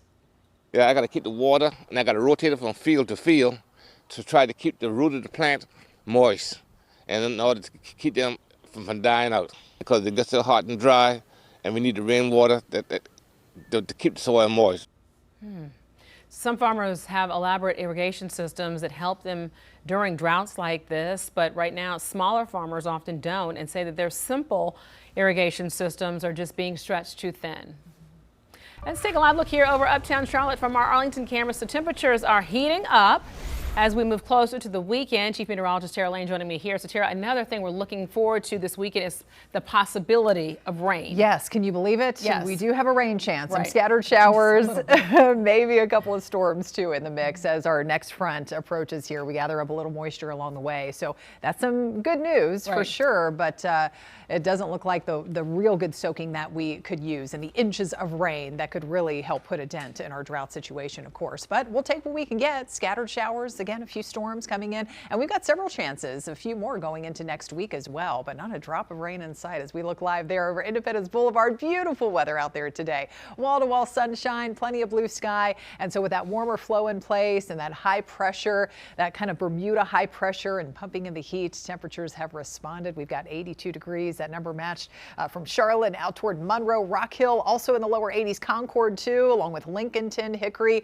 We've got the 60s and around 70 up there in the higher elevations, even some mid 80s showing up there in Lancaster and heading east into Wadesboro, Rockingham, and down through Cheraw there in Chesterfield County. A little gusty out there today. The wind picking back up. You can see the wind arrows out of the south and west, anywhere from 20 to close to 30 miles per hour, which raised the concern for more wildfires developing and possibly spreading, any fire that does get sparked because of that extra breeze today. And this will likely continue for another day tomorrow. I mean, we do have the burn bans that do continue until further notice for both of the Carolinas, North and South Carolina. More dry weather into tomorrow. Temperatures continue to warm up, so any fire that does get sparked could spread quickly out of control. And we may start noticing a little more smoke in the area in the days to come here with that southwest wind. Notice we've got several fires burning and large wildfire conditions down over parts of South Georgia, and they've got air quality alerts in effect over a good part of the Palmetto State and just to the south of you all in Lancaster and Chesterfield County and Chester County as well. So we could get maybe some worsening air quality developing as that smoke plume continues to work in over the next couple of days. So by Friday, late tomorrow evening and Friday morning, notice how kind of that yellowish color, that plume, that smoke plume kind of drifts closer to the Charlotte metro. So we could be looking at more of those smoky and hazy skies and possibly worsening air quality by the end of the week. So keep that in mind if you do have respiratory issues like asthma, emphysema. We'll keep track of that air quality and let you know of any updates there. But otherwise, yes, high and dry across the region. Now we do have a weak front trying to work in from the north here. We've got some scattered showers up in that direction over sections of Virginia, but only a couple sprinkles at worst possible around here. Staying largely dry over the next couple of days, but we will get some of those Saturday showers and storms. Sunday is looking like at this point the drier half of the weekend if you have some outside plans. But as I've been talking about, we get more rain chances heading into next week as well. So more sunshine ahead for tomorrow. Temperatures get boosted back into the mid 80s. Shower storm chances returning really on Saturday. Again, they lower a bit for Sunday. Sunday looking mostly dry, but then we get another front coming in Monday into Tuesday with possibly another round of maybe some steadier rain and possibly a few storms in the mix. So let's check it out this weekend. Starting with Saturday morning, we could be tracking already a couple of showers breaking out, moving into you all there in the mountain communities and dropping down through the foothills late morning into the afternoon. And there we go. That's a nice sight to see. More widespread coverage of some areas of even moderate rain, a possibility. And then it starts to move out later in the evening. So again, a drier Sunday ahead before we could be tracking those additional rain chances early next week. But we've been showing you this map too over the past several days, how any sort of rain that we get over the next, say, 7 days, likely just not adding up to a whole lot, about a quarter to a half inch expected at this point. Maybe some isolated higher totals with any of those heavier batches of rain. But turning generally unsettled over the weekend and heading into early next week, all the while temperatures mostly staying on the warm side, high temperatures mostly in the 80s. Thank you, Tara. So keeping a civil rights icon's name alive, how North Carolina University is now coming together to honor Reverend Jesse Jackson months after his death. You're watching Queen City News at 4, the most honored and the most local news in Charlotte.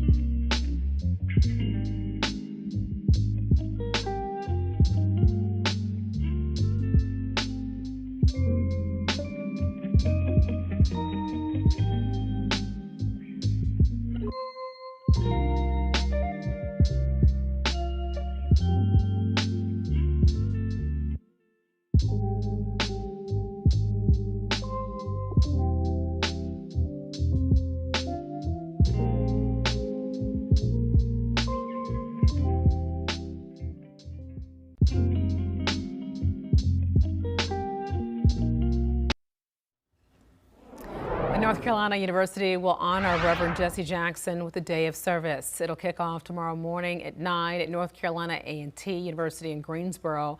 The theme is From Vision to Action, honoring a legacy through service. There will be remarks from university leaders and alumni and also performances by the school's Fellowship Gospel Choir. Afterward, everyone will march to the reflecting pool at the Alumni Foundation Event Center and depart for service sites.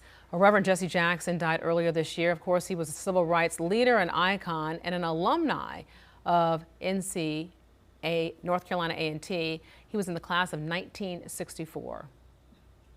Well, today is Earth Day, an annual event that raises awareness about issues like climate change and pollution. The company honored Earth Day today by hosting a community donation and junk drop-off in South Charlotte. So the event was meant to be able to help promote a healthy environment by mitigating waste and then keeping usable items out of North Carolina landfills. So people donated tech, clothing, and what do you think?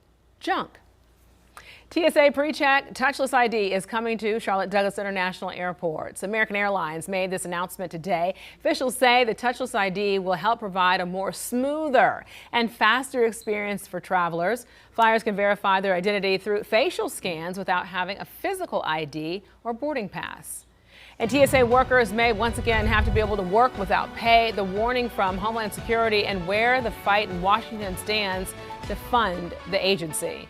And the NFL draft kicks off tomorrow in Pittsburgh. How the prospects are getting ready to hear their names called. You're watching Queen City News, the most honored and the most local news in Charlotte.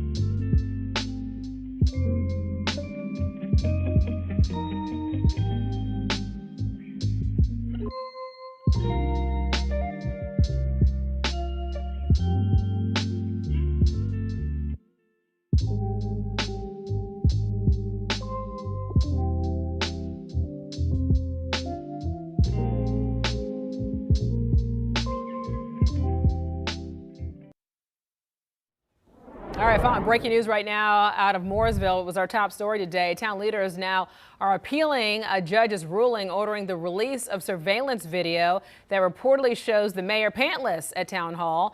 The town had until the end of today to make the video public. Well, the incident is now at the center of multiple lawsuits. Queen City News reporter Matt Stell live in Mooresville. Of course, as I said, this is breaking news. All this is happening right now, Matt, but you've been waiting all day for this video to drop.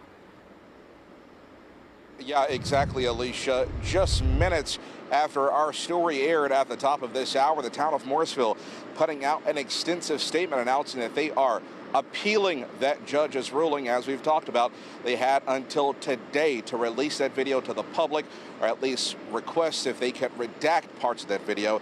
The town telling us in the statement that all surveillance videos captured in any part of public buildings could be considered public records. That includes people in and around the police department, fire department, courthouse, and the town says that this order poses safety and security risks for public service workers and the community at large, which is why the town says it is now appealing that judge's order and not wanting to release the video. We need to do things which build trust. Morrisville Town Commissioner Dana Tucker says he stands by his vote of no confidence in Mayor Chris Carney and hopes the mayor will do what he thinks is the right thing and step down. We've been dealing with an issue that's been going for a year and a half. I've mentioned different accountability mechanisms, including the individual in question holding himself accountable. I do think a lot of this could have been avoided. The ongoing controversy surrounding the mayor, allegedly caught pantless on town hall cameras with a female town employee in October of 2024, has led to a number of lawsuits, most of them from former town employees alleging retaliation. A recent suit filed demands the release of that video to the public. A judge agreed and ordered the footage, which Queen City News requested be released by the end of the day Wednesday. In an interview with us earlier this month, Carney blamed having too much alcohol that night, but said that he would not be resigning despite pressure from town commissioners. I've made all the statements on that I want to make, and again, I'm sorry for the distraction, but as any commissioner who wants to truly be honest with you, I owned it the next day. That's his decision to not be responsive to the board, and we will continue to encourage him to be responsive to the board.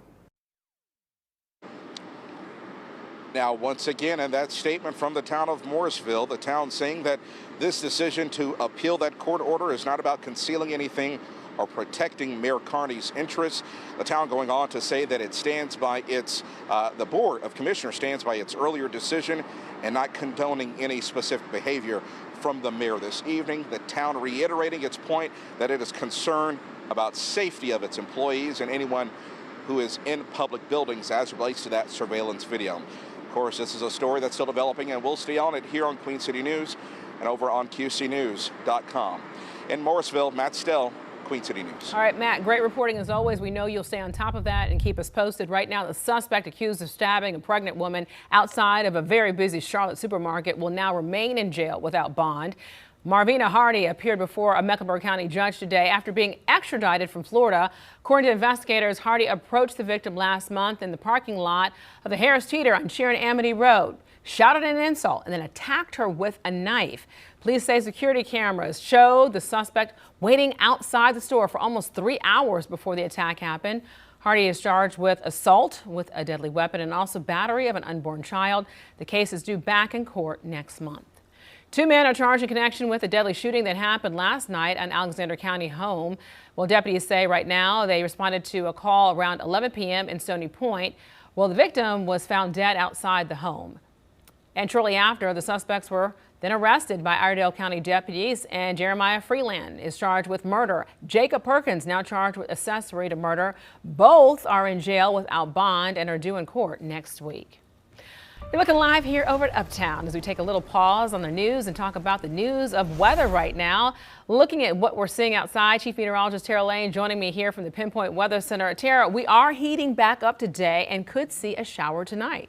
Yes, we could maybe have a couple sprinkles. We do have a weak system that's trying to drop in from the north, but staying largely dry across the area for yet another day, unfortunately. But we do have some better news talking about those rain chances as we get into the weekend coming up. And with the sunshine today, all of that blue sky and that warmer southwest wind, we are definitely feeling, some 10 to even close to 20 degrees warmer compared to 24 hours ago. We've got 80s right now in the Queen City, about 82 degrees. A fairly light south-southwest wind. Occasionally we get some gusts around 20 to 30 miles per hour, and dew points are still real dry, and that's what's led to another day of that increased wildfire danger as the burn bans continue over both Carolinas. We've got 85 hot degrees in Wadesboro, mid-80s in Rockingham and Chesterfield County, Lancaster Friends as well, even the mid-80s heading up into the foothills on either side of 70 degrees up in the mountains. So notice on the visible satellite imagery, we do have more cloud cover starting to drop in across the northern tier of the state. So out of some of those clouds, yes, it is possible we could get a couple sprinkles or maybe a brief light shower drifting in before the evening's out. But again, staying largely dry and right through another day tomorrow. But we do have more rain chances ahead even after the weekend. We have some shower and storm chances to talk about going into early next week as well. How much of it could add up, though? We'll take a look. My pinpoint weather forecast in a few minutes. All right, thank you, Tara. So North Carolina lawmakers are now moving forward with a major overhaul of Medicaid in the state. The plan would change how the program is funded and who qualifies while keeping coverage in place for millions.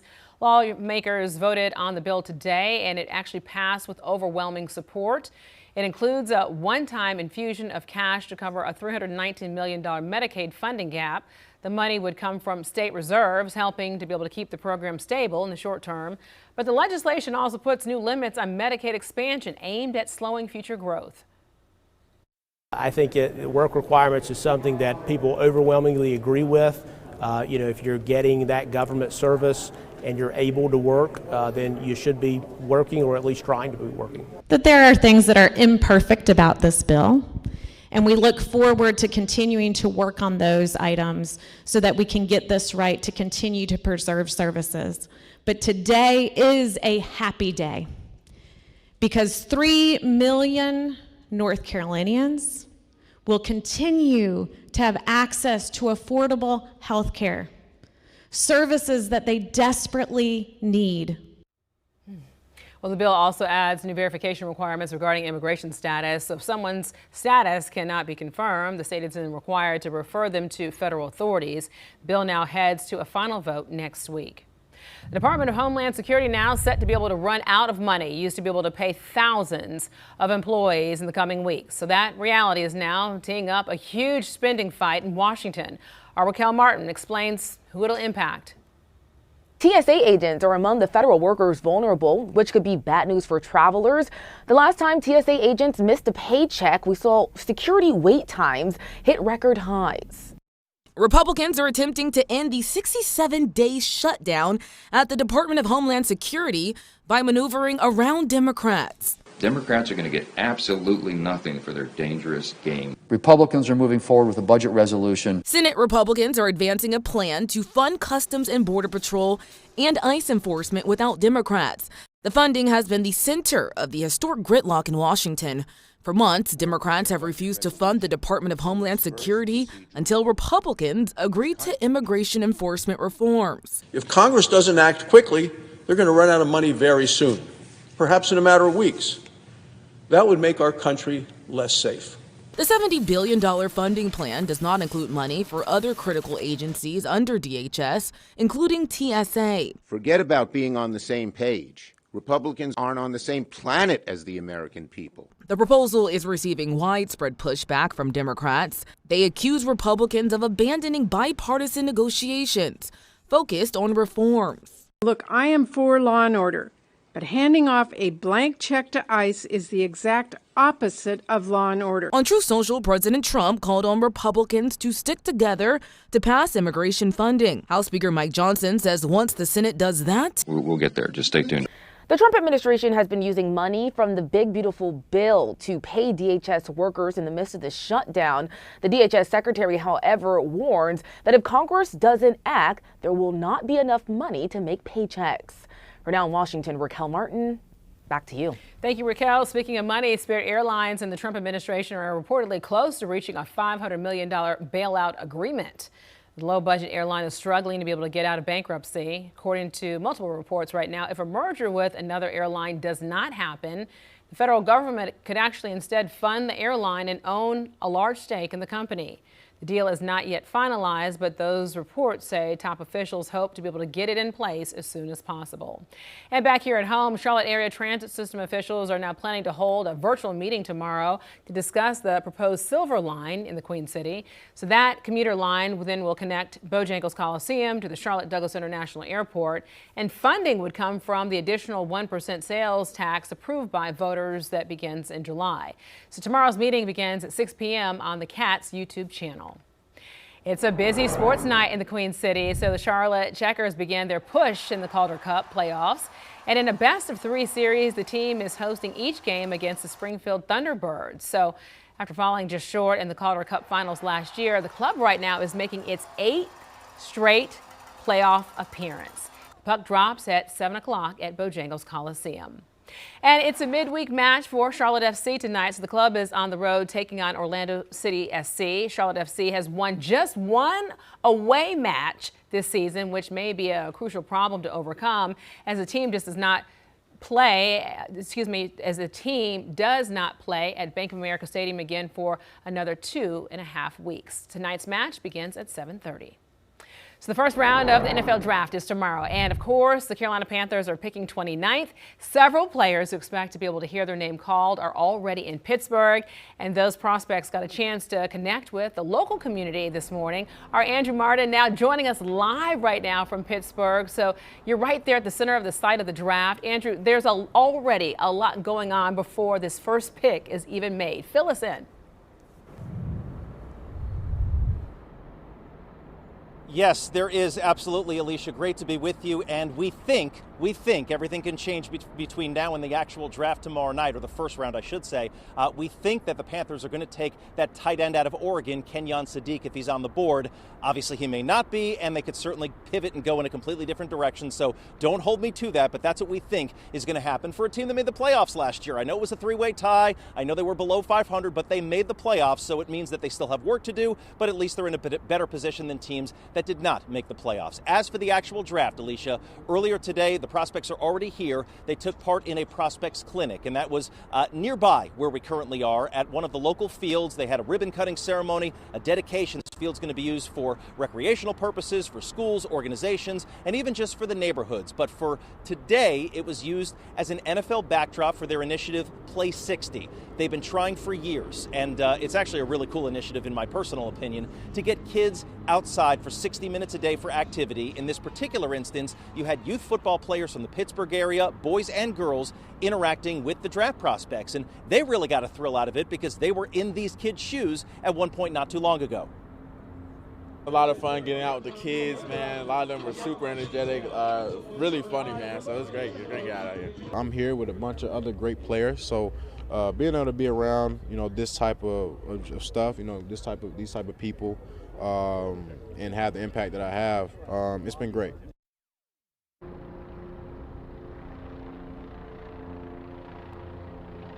And Alicia, I mentioned that tight end that we think the Carolina Panthers are going to draft. He was not here as part of that prospect clinic, so we'll certainly see what happens when, I was going to say if and when his name is called, but his name will be called tomorrow night. We just don't know when. First round of the draft is tomorrow, rounds 2 and 3 on Friday, rounds 4 through 7 on Saturday. Alicia, back to you. Andrew, thank you so much, especially for the inside scoop there, right? Love it. Thank you. Andrew Martin live from Pittsburgh, from the site of the NFL draft. Speaking of the draft right now, tomorrow night you can join the Carolina Sports Live crew as they cover round 1 of the NFL draft starting at 8 p.m.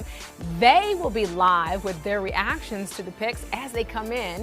You can be able to chat with them. You can tune in on Queen City News Plus, Facebook Live, and also YouTube Live. All right, an exciting night ahead for tomorrow evening. Here today, we've got some, pretty nice weather. Nothing too exciting or active, of course, across the region. Pretty tranquil conditions, a little breezy today. Definitely much warmer up into the 80s, but we do have some active weather on the way for the weekend and even going into next week, talking about the return of some rain and storm chances. That's next. All right, thank you, Tara. And sometimes small town experience growths over time when you look at the growth that happens in that small town. But one town in South Carolina is doing the exact opposite. We're going to tell you where and why. You're watching Queen City News. Your time now is 4:44, and you're watching the most honored and the most local news in Charlotte.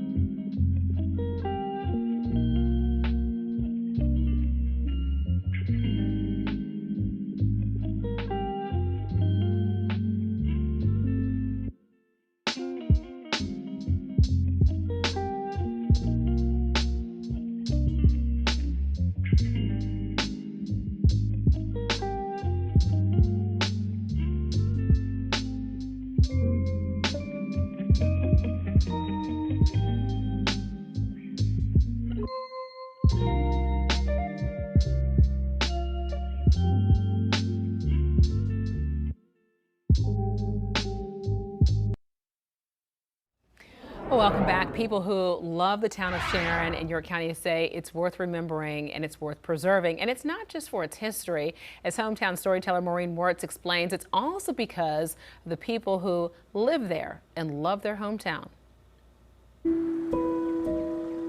I just like to let people know they matter.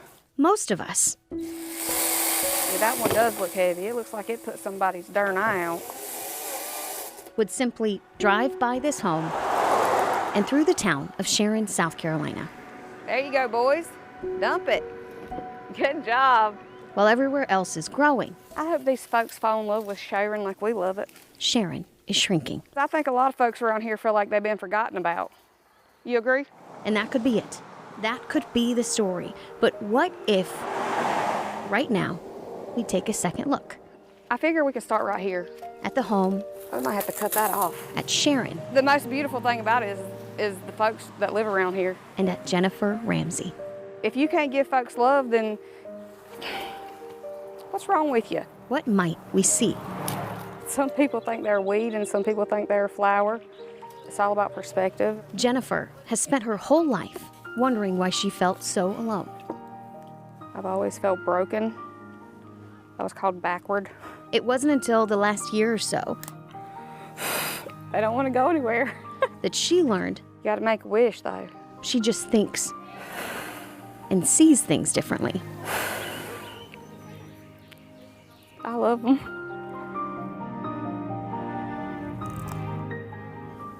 Being told that you're not broke, you're just autistic, just opened up my whole world up. Cut that one vine down, Skylar. Jennifer resurrected a women's volunteer group in Sharon called the Athena Club. It'll look a little better as time goes on. They're going around town and helping their neighbors. There's a lot of great things that can happen. It just takes the right people to come along and, you know, see a flower instead of a weed, I reckon. So, do you see the weed or the flower? It's like little wishes, ain't it? Do you keep going or stop? Oh, this is a good one. What do you see? What could you see? That was our Maureen Wirtz reporting. You can be able to see more stories like that every Wednesday at 9 a.m. as part of our Hometown series. Tara? Seeing lots of those popping up here across the area now that it's springtime and the warmer temperatures and sniffling and sneezing too from all that pollen blowing around at the same time. But yeah, we did have that nice warm up out there today. 83 degrees top temperature in the Queen City. So now coming in above the average of 75. 50 was a low this morning, and that's typical for this part of April. We've got widespread low to mid 80s here from the foothills down through the Piedmont points east and headed out toward the Sandhills. Temperatures up in the mountains on either side of 70 degrees from Ashe County and down through Watauga and Avery County. But even though, and we were saying this last week with that warmer week, even though we have the heat, we don't have the humidity. When you see those dew point numbers sitting in the 30s to near 40, that's still that comfortable and drier feeling air mass. And speaking of dry, of course, we've been saying this over and over again. We need the rain. April showers, not much of them here reported so far this month. We're going on 18 consecutive days of zero measurable rain from out of the airport in Charlotte. Not since Easter weekend. Remember that? We had some areas of rain, some showers pushing on through. Since January 1st, we have about a 7.5-inch rainfall deficit, and that's going to likely continue for another day tomorrow. We do have a weak system trying to drop in from the north. You can see that band of clouds rolling in now, clipping parts of the northern tier of the state. A couple of showers moving through, say, Richmond, Virginia, and out towards, say, the I-95 part of the 85 corridor there. But a lot of that will tend to miss us. A couple sprinkles, maybe a passing light shower can't be ruled out before the evening's out, but staying largely dry if you have plans to go on out this evening. But signs all point to a little bit of a wetter outlook here. Look at all the green. This is a nice sight to see on the map as we roll into next week and first couple of days of May. At least we'll get more rain chances and storm chances to talk about. Obviously, we don't want to talk about severe weather, but we'll take any sort of rain that we can get. Tomorrow Tomorrow, though, it's going to be another dry day. Lots of sunshine, pretty gorgeous outside. I mean, lots of blue sky, temperatures warming up into the mid-80s. You can see on Futurecast, not too much showing up at all throughout tomorrow afternoon. That changes a little bit Friday. We could end up seeing a couple of spotty showers, mainly in the mountains early in the morning and then once again through the afternoon. Not expecting much more outside of the mountains, but by Saturday morning, Saturday afternoon, that changes as we get another front approaching. So Saturday morning, scattered showers, maybe a few heavier batches of rain or a couple of thunderstorms starting to move into the mountains and foothills. And notice how all of that activity covers a little more of the Piedmont. A nice sight to see. So a little unsettled, not so great. I know if you have some outside plans, but that's going to be possibly the wetter and kind of showery and stormy half of the weekend. Sunday behind the front looking a little bit drier before we get more shower and storm chances early next week. But still, over the course of the next 7 days, I wish we had some higher rainfall numbers to show you, but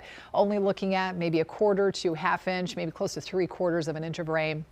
Some of those heavier showers.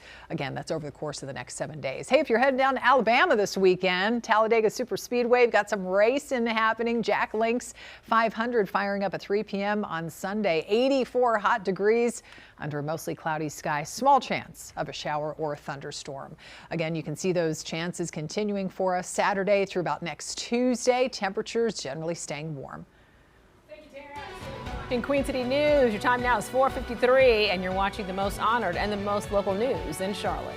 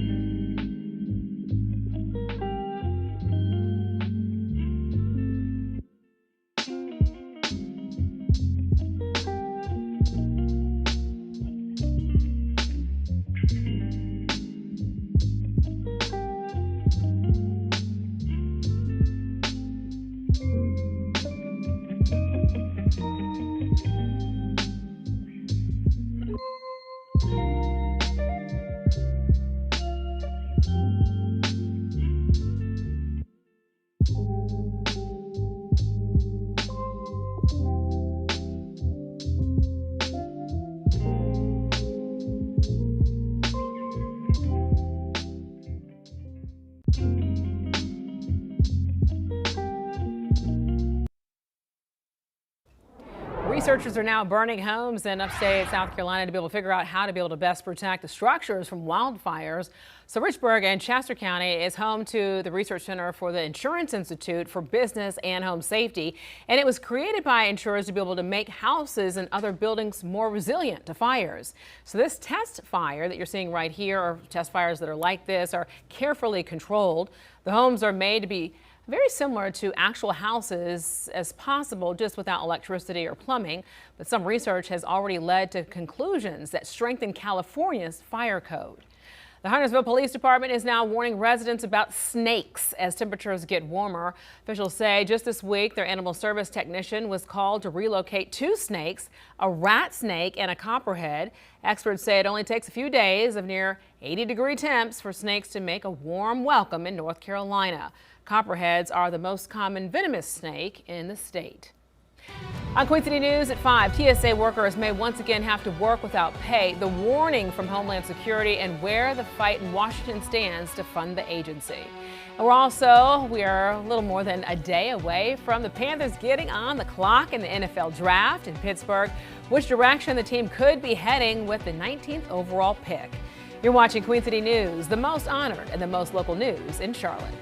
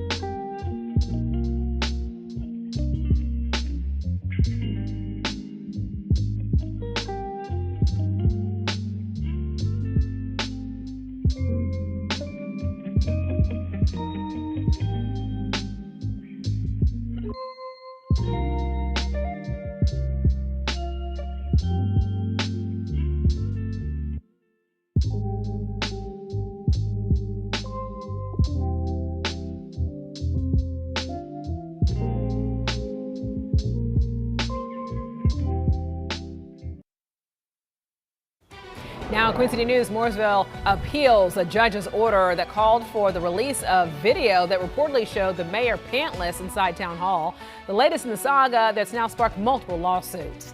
And North Carolina lawmakers now vote on funding the state Medicaid program. We see what comes next for the health care coverage. A warmer wind today and tons of sunshine. Beautiful outside, helping to boost those temperatures into the warmer 80s around the region today. However, of course, it's dry once again. We're going on 18 consecutive days without measurable rain in the Queen City, but that's set to change this weekend. All the details, my Pinpoint Weather Forecast. All right, and good evening to you. I'm Alicia Barnes. Queen City News at 5 starts right now.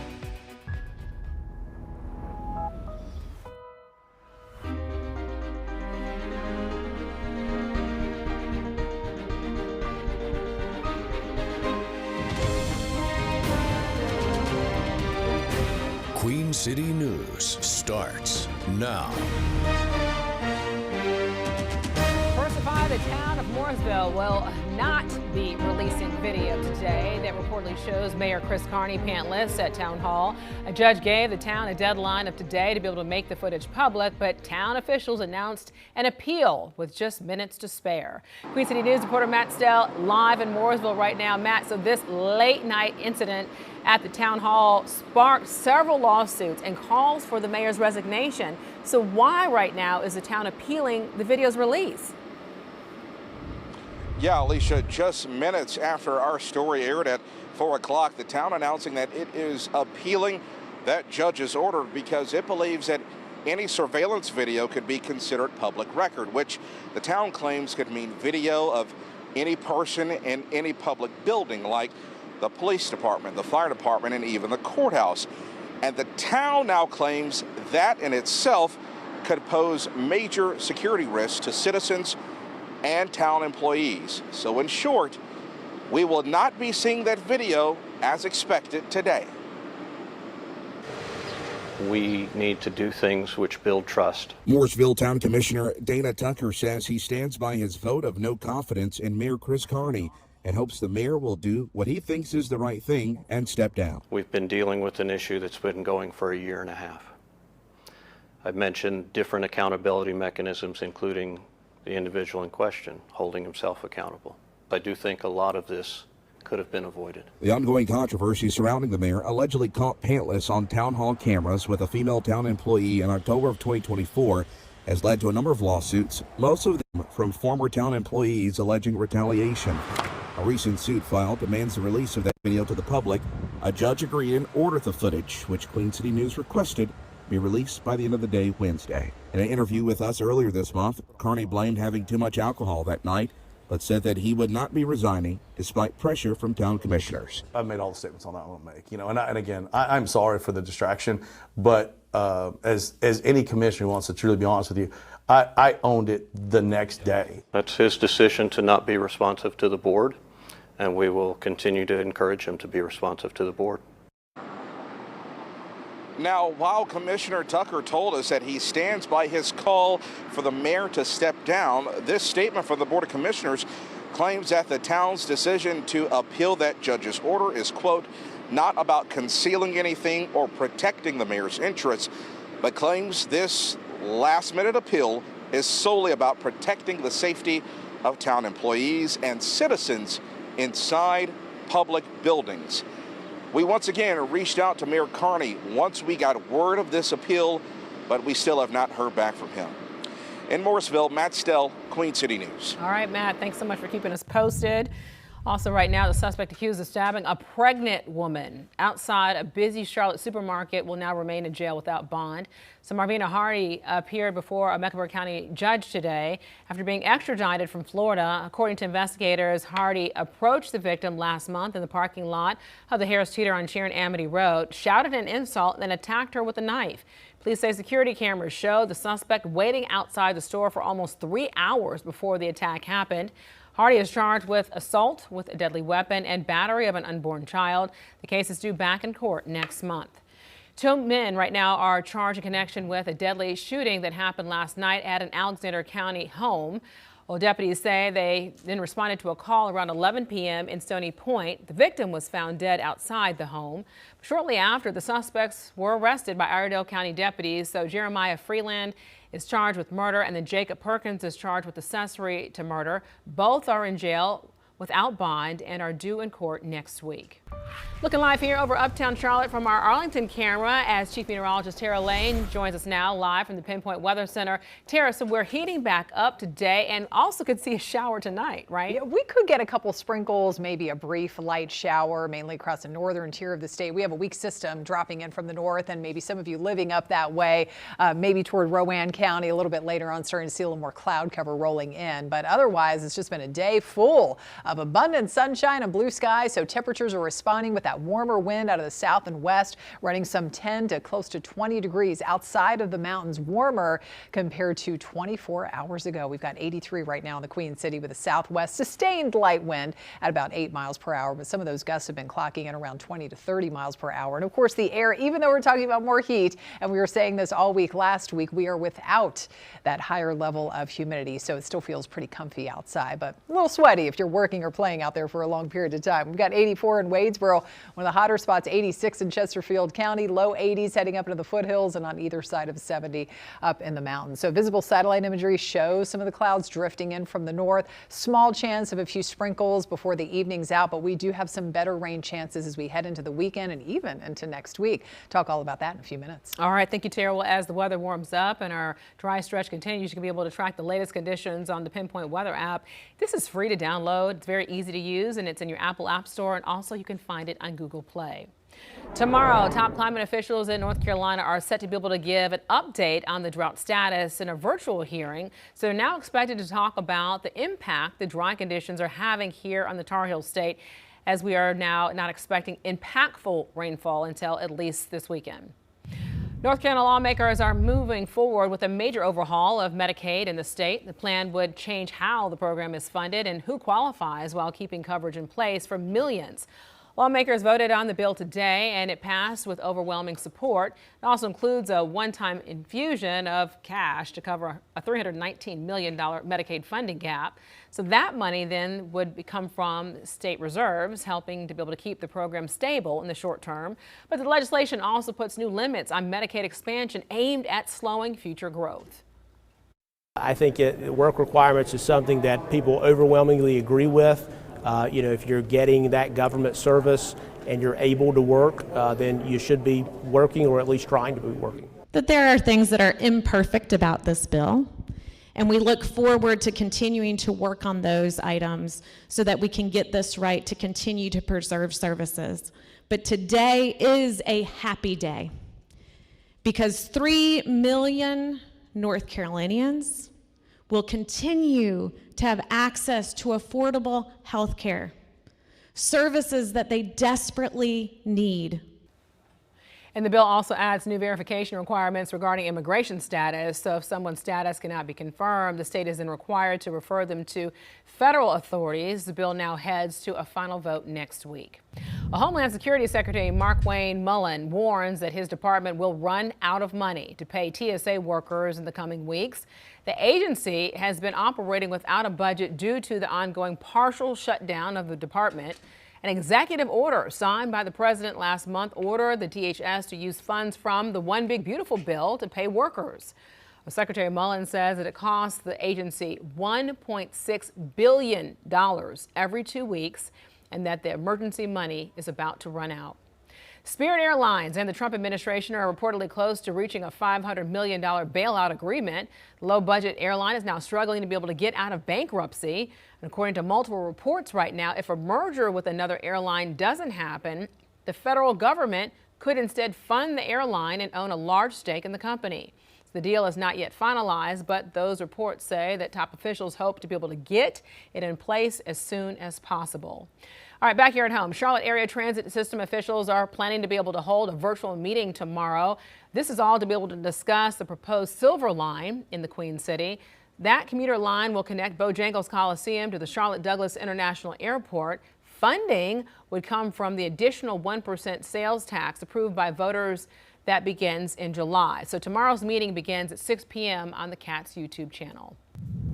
And we know the first round of the NFL draft is tomorrow. So coming off of their first playoff appearance since 2017, the Carolina Panthers, they picked 19th tomorrow. Our Mike Lissette joining us here. So Mike, do we know who GM Dan Morgan is actually thinking about getting?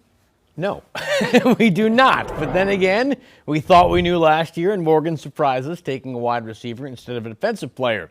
This year, we expect Morgan to have a few more surprises up his sleeve. Of course, a big reason for that is where the Panthers are picking. They got the 19th pick, so it might not matter who they actually want, might not be there when the Panthers are on the clock. Morgan says there's a lot of factors at play, and the key is he needs to be ready for anything. If anything, I think it opens us up to a lot of possibilities at pick 19. I think all positions are on the table, and like I said before, you never know who's going to fall down to us. So I think we're definitely in the best player available mindset. I think what we did in free agency definitely set us up to do that. And Morgan alluding to those two linebackers that he was able to get this past offseason. Perhaps that's a sign they'll look toward the offense.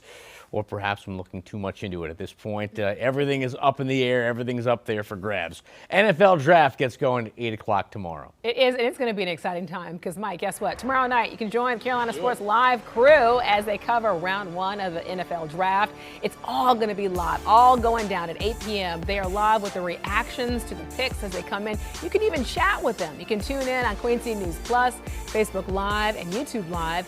And in the next half hour, we're going to have a special report live from the site of this year's draft in Pittsburgh. Well, it's a busy sports night in the Queen Cities, so the Charlotte Checkers begin their push in the Calder Cup playoffs. In a best-of-3 series, the team is hosting each game against the Springfield Thunderbirds. And after falling just short in the Calder Cup finals last year, the club is making its 8th straight playoff appearance. Puck drops at 7 o'clock at Bojangles Coliseum. And it's a midweek match for Charlotte FC tonight, so the club is on the road taking on Orlando City SC. Charlotte FC has won just one away match this season, which may be a crucial problem to overcome as the team just does not play out of Bank of America Stadium again for another 2.5 weeks. Well, tonight's match, though, it begins at 7:30. April showers bring May flowers, but obviously we haven't seen a whole lot of rain here so far this month of April. Lots of zeros showing up behind me on this calendar, but that could change by the time we get into the weekend. How much rain could we actually see and exactly when? That is next. And another state approves redistricting maps in a national effort to control the U.S. House for this year's midterm. So why this movement could soon become a routine political strategy. And a warning for anyone heading out to Lake Wylie during this warm stretch of weather. So what spilled into the water, prompting a no-swim advisory? You're watching Queen City News, the most honored and the most local news in Charlotte.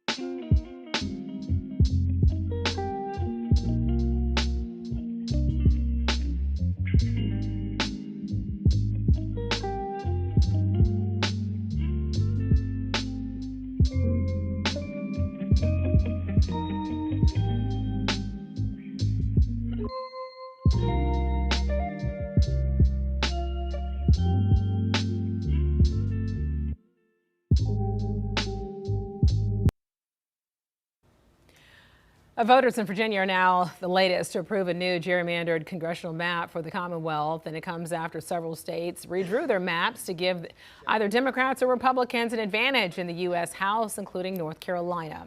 And political experts tell our Andy Weber, with the results seen so far, redistricting could soon become a routine political strategy.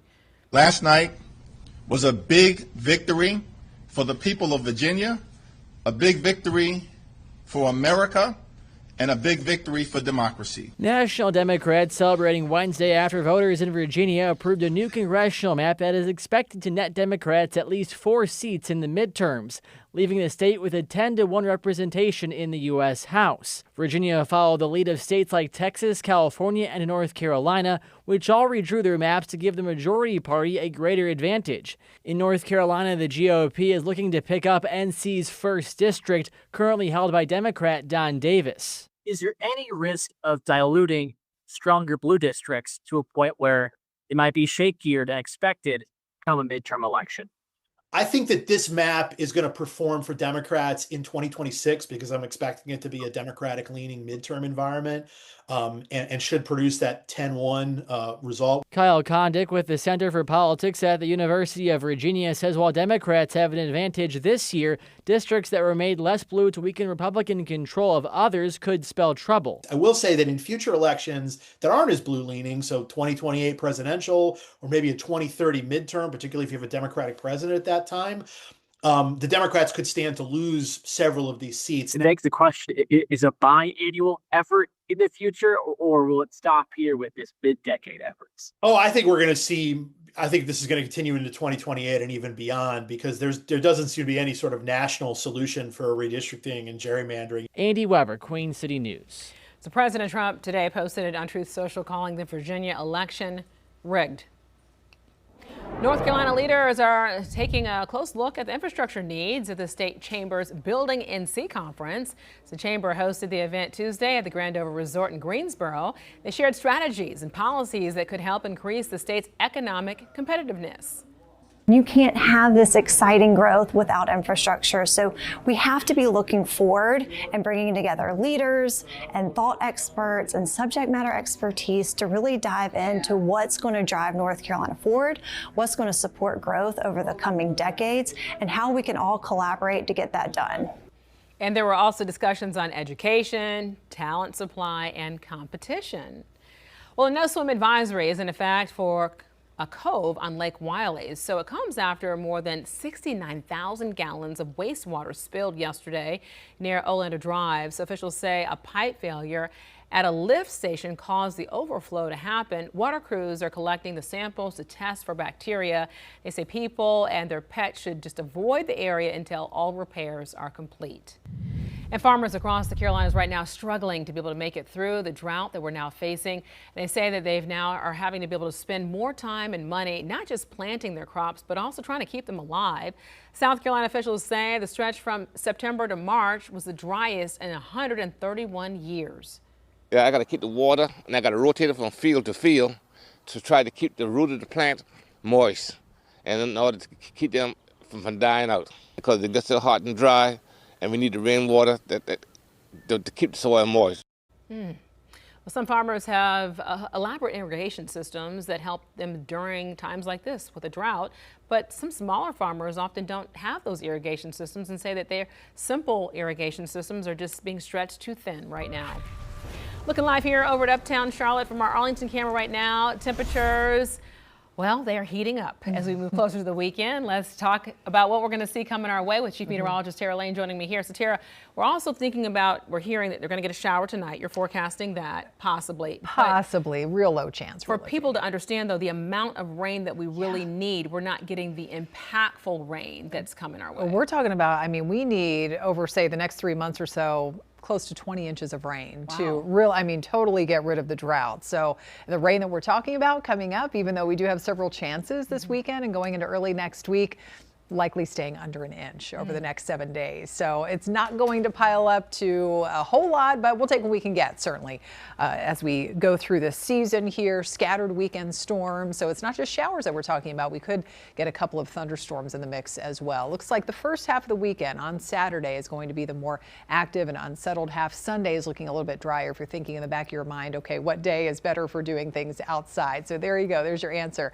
Certainly great weather for doing things outside today. Lots of sunshine, hardly even a cloud in the sky. So far, we do have some clouds working in from the north, but still temperatures with that warmer wind today shifting out of the south and west, getting a nice boost, low to mid 80s area wide from the foothills all over the Piedmont. We're on either side of 70 up there in the mountains, and the wind has gotten a little gusty. You can see those wind arrows out of the southwest.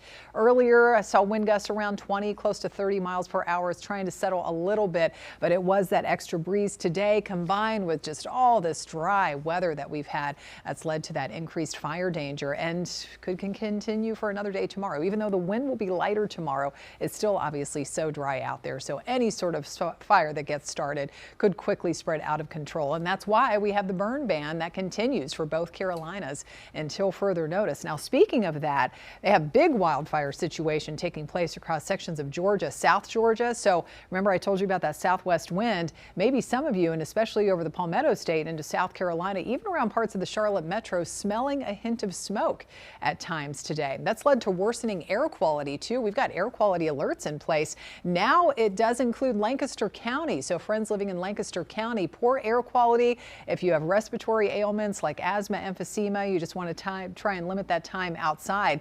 This may continue and get worse, the air quality situation, over the next couple of days, because look what happens. You can see all the fires down there in South Georgia. All of that smoke plume with the southwest wind will continue to work in closer to the Charlotte metro by the end of the week on Friday. So we need some rain. We're not seeing a whole lot out there right now. Weak system dropping in from the north. That's a cloud cover I was talking about across the northern tier of the state. Maybe a couple of sprinkles or a light isolated shower, a possibility before the evening's out, but really not expecting much.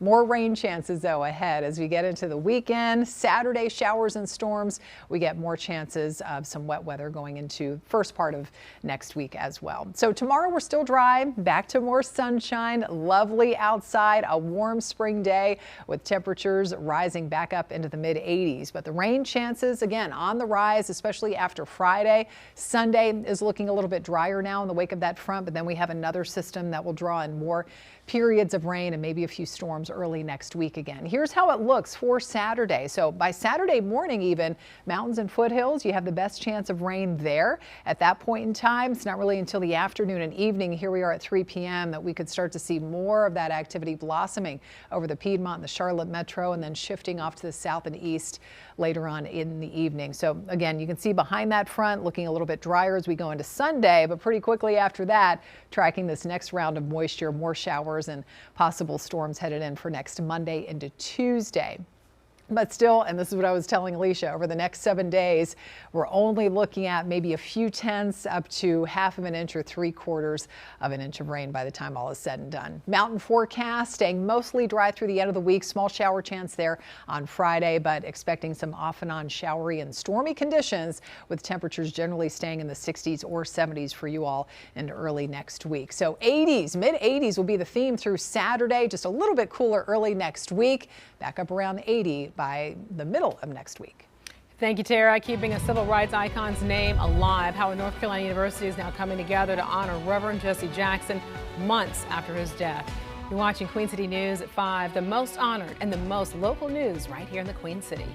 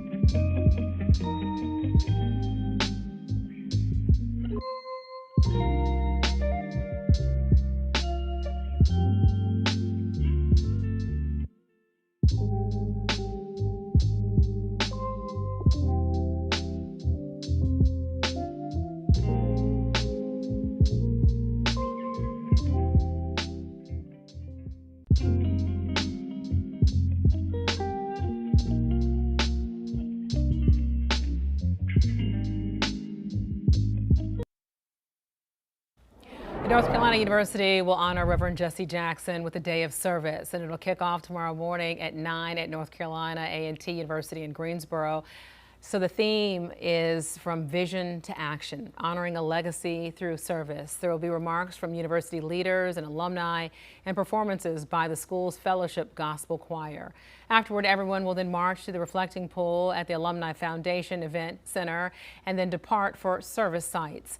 Reverend Jesse Jackson died earlier this year. He was a civil rights icon, a civil rights leader, and an alumni of North Carolina A&T. He was in the class of 1964. Well, today is Earth Day, an annual event that raises awareness about issues like climate change and pollution. The company honored Earth Day today by hosting a community donation and junk drop-off in South Charlotte. So the event was meant to help promote a healthy environment by mitigating waste and then keeping usable items out of North Carolina landfills. People donated tech, clothing, and of course, junk. I think Earth Day is just kind of an exclamation point on what we should be doing every single day. And one of the main purposes of our business is to keep things out of the landfill. Even though we are a junk removal company, there's still a lot of life left in a lot of the items that we pick up. 2 men and a junk truck. Look at that. So while it's not a federal holiday, Earth Day is often referred to as the start of the modern day environmental movement. TSA workers may once again have to be able to work without pay. The warning from Homeland Security and where the fight in Washington stands to be able to fund the agency. And the NFL draft kicks off tomorrow in Pittsburgh. How the prospects are getting ready to hear their names called. You're watching Queen City News. I'm Alicia Barnes. The most honored and the most local news in Charlotte continues at 5:30 with Brian Blakely.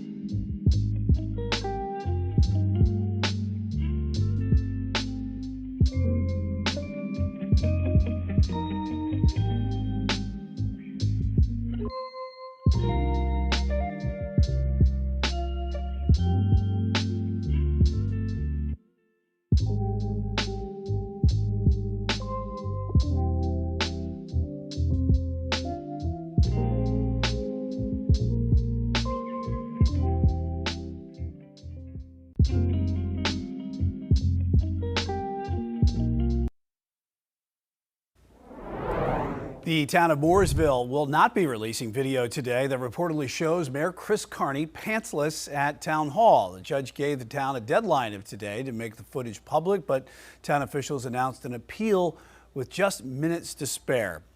And good afternoon to you. I'm Brian Blakely. This late night incident at the town hall sparked several lawsuits and calls for the mayor's resignation. Queen City News reporter Matt Stell is in Mooresville learning why the town is appealing the video's release. Just minutes after our story aired at 4 o'clock, the town of Mooresville announcing that it is appealing that judge's ruling because it believes that any surveillance video could mean any video of any person in a public building, like the police department, the fire department, or the courthouse. And the town believes that could pose a major security risk to both town employees and citizens. So in short, we will not be seeing that video as expected, at least today. We need to do things which build trust. Mooresville Town Commissioner Dana Tucker says he stands by his vote of no confidence in Mayor Chris Carney and hopes the mayor will do what he thinks is the right thing and step down. We've been dealing with an issue that's been going for a year and a half. I've mentioned different accountability mechanisms, including the individual in question holding himself accountable. I do think a lot of this could have been avoided. The ongoing controversy surrounding the mayor allegedly caught pantless on town hall cameras with a female town employee in October of 2024 has led to a number of lawsuits, most of them from former town employees alleging retaliation. A recent suit filed demands the release of that video to the public. A judge agreed and ordered the footage, which Queen City News requested be released by the end of the day Wednesday. In an interview with us earlier this month, Carney blamed having too much alcohol that night, but said that he would not be resigning despite pressure from town commissioners. I've made all the statements on that I want to make, and again, I'm sorry for the distraction, but as any commissioner who wants to truly be honest with you, I owned it the next day. That's his decision to not be responsive to the board, and we will continue to encourage him to be responsive to the board. Now, while Commissioner tells us he stands by his call for Mayor Carney to step aside, the statement from the Board of Commissioners claims that the town's decision to appeal that judge's ruling is, quote, not about concealing anything or protecting the mayor's interests, but claims the appeal is solely about protecting the safety of town employees and citizens inside public buildings. Now, we reached out again to Mayor Chris Carney shortly after learning about this appeal from the town, but we have not heard back as of yet. In Mooresville, Matt Stell, Queen City News. The suspect accused of stabbing a pregnant woman outside a busy Charlotte supermarket will remain in jail without bond. Marvina Hardy appeared before a Mecklenburg County judge today after being extradited from Florida. According to investigators, Hardy approached the victim last month in the parking lot of the Harris Teeter on Sharon Amity Road, shouted an insult, and attacked the woman with a knife. Police say security cameras showed the suspect waiting outside the store for almost 3 hours before the attack. Hardy is charged with assault with a deadly weapon and battery of an unborn child. The case is due back in court next month. 2 men are charged in connection with a deadly shooting that happened last night in an Alexander County home. Deputies say they responded to a call around 11 p.m. in Stony Point. The victim was found dead outside the home. Shortly after, the suspects arrested were by the Iredell County deputies. Jeremiah Freeland was charged with murder, and Jacob Perkins is charged with accessory to murder. Both are in jail without bond and are due in court next week. Let's get to the weather now as we're looking live over uptown Charlotte from our Arlington camera. Chief Meteorologist Tara Lane joining us right now for the Pinpoint Weather Center. We are heating back up today, but we could see a shower tonight. Tiny chance, Brian, of a couple sprinkles, maybe a brief isolated shower. I know, I wish it was more. We'd like to see a nice rainy night. Obviously, we need the rain. We've been saying it for months and months now, but likely not going to be the case later on tonight. Temperature change. Yes, we are heating up. We've got that warmer southwest wind working with abundant sunshine, mostly clear sky, and that's warming things up some 10, even close to 20 degrees outside of the mountains compared to 24 hours ago. We've got a warm 83 right now in the Queen City with that lighter southwest wind at about 8. We've seen some higher gusts today picking up around 20 to 30 miles per hour, and dew points are sitting in the mid 30s. So at least, again, we were saying this last week too, when we had those warmer and hot temperatures, we had the heat, but without the high level of humidity. So it feels still pretty comfortable out there, just a little more sweaty if you're working or playing out there for a long period of time. We've got some mid 80s in Richmond County, down through Chesterfield County, Lancaster Friends at 84, 81 in Gastonia, more low 80s heading up that stretch of 321 and right around that 70-degree mark up in the mountains. Visible satellite imagery does show some extra clouds working in now across the northern tier of the state, mainly out toward the Triad. So we do have that weak system starting to drop in from the north, but still it's a dry scan as we look around on radar. So again, just that small opportunity for a few sprinkles or a little bit of light rain later on this evening, mainly areas north of Charlotte. But we do have much higher rain chances ahead over the next several days. I'll show you just how much and when, how much of that rain we could see. That's ahead in a few minutes. Tara, thank you. As the weather warms up and our dry stretch continues, you can track the latest conditions on our Pinpoint Weather app. It's free to download in the Apple App Store and on Google Play. Tomorrow, top climate officials in North Carolina are set to give an update on the drought status in a virtual hearing. They're expected to talk about the impact the dry conditions are having on the Tar Heel State, as we are not expecting impactful rainfall until at least next weekend. North Carolina lawmakers are moving forward with a major overhaul in Medicaid in the state. The plan would change how the program is funded and who qualifies while keeping coverage in place for millions. Lawmakers voted on the bill today and it passed with overwhelming support. It includes a one-time infusion of cash to cover a $319 million Medicaid funding gap. The money would come from state reserves, helping keep the program stable in the short term. But the legislation also puts new limits on Medicaid expansion aimed at slowing future growth. I think work requirements is something that people overwhelmingly agree with. If you're getting that government service and you're able to work, then you should be working, or at least trying to be working. That there are things that are imperfect about this bill, and we look forward to continuing to work on those items so that we can get this right to continue to preserve services. But today is a happy day because 3 million North Carolinians will continue to have access to affordable health care, services that they desperately need. The bill also adds new verification requirements regarding immigration status. If someone's status cannot be confirmed, the state is required to refer them to federal authorities. The bill now heads to a final vote next week. Spirit Airlines and the Trump administration are reportedly close to reaching a $500 million bailout agreement. Low-budget airline is struggling to get out of bankruptcy. According to multiple reports, if a merger with another airline doesn't happen, the federal government could instead fund the airline and own a large stake in the company. The deal is not finalized yet, but those reports say top officials hope to get it in place as soon as possible. Charlotte area transit system officials planning to hold a virtual meeting tomorrow to discuss the proposed Silver Line in the Queen City. That commuter line will connect Bojangles Coliseum to the Charlotte Douglas International Airport. Funding would come from the additional 1% sales tax approved by voters that begins in July. Tomorrow's meeting begins at 6 p.m. on the Cats YouTube channel. It is a busy sports night in the Queen City. Charlotte Checkers begin their push in the Calder Cup playoffs. Best of 3 series. The team is hosting each game against the Springfield Thunderbirds. After falling just short in the Calder Cup finals last year, the club is making its 8th straight playoff appearance. Puck drops at 7 o'clock at Bojangles Coliseum tonight. And it is a midweek match for Charlotte FC tonight. The club on the road taking on Orlando City FC. Charlotte has won just 1 match away this season, which may be crucial to overcome, as the team does not play at Bank of America Stadium again for another 2.5 weeks. Tonight's match begins at 7:30.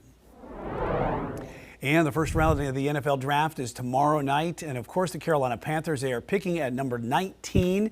Several players who expect to hear their name called are already in Pittsburgh. And those prospects got a chance to connect with the local community this morning. Want to check in right now with our Andrew Martin, who joins us live from Pittsburgh, the site of the draft. And Andrew, there's already so much going on before the first pick is even made tomorrow night. Yeah, and you might as well not just put it in pencil, put it in Sharpie, that number 1 pick is going to be Fernando Mendoza. Of course, I say that, and then we thought the Giants were going to be picking later after their 5th overall pick, and then they made a trade with the Bengals. Now they have the 10th overall pick. So anything could really happen between now and then, which that's what makes the draft so special. But one of the really cool things about the draft being in a city that is, in and around the country is you get to interact with kids in that area. And for the last several years, we've seen the NFL do its Play 60 campaign. That's the initiative to get kids active and outdoors. Earlier today, we saw this, and again, let me first say, we're expecting between 500 and 700,000 fans in Pittsburgh for this year's draft. But the prospects are already here, and they got to work with youth football players earlier today. For them, it was just as exciting to be out there as it was for the kids who got to meet them and learn from them. Been a lot of fun getting out with the kids, man. A lot of them were super energetic, really funny, man. So it's great. It's great to get out here. I'm here with a bunch of other great players, so being able to be around, this type of stuff, these type of people, and have the impact that I have, it's been great.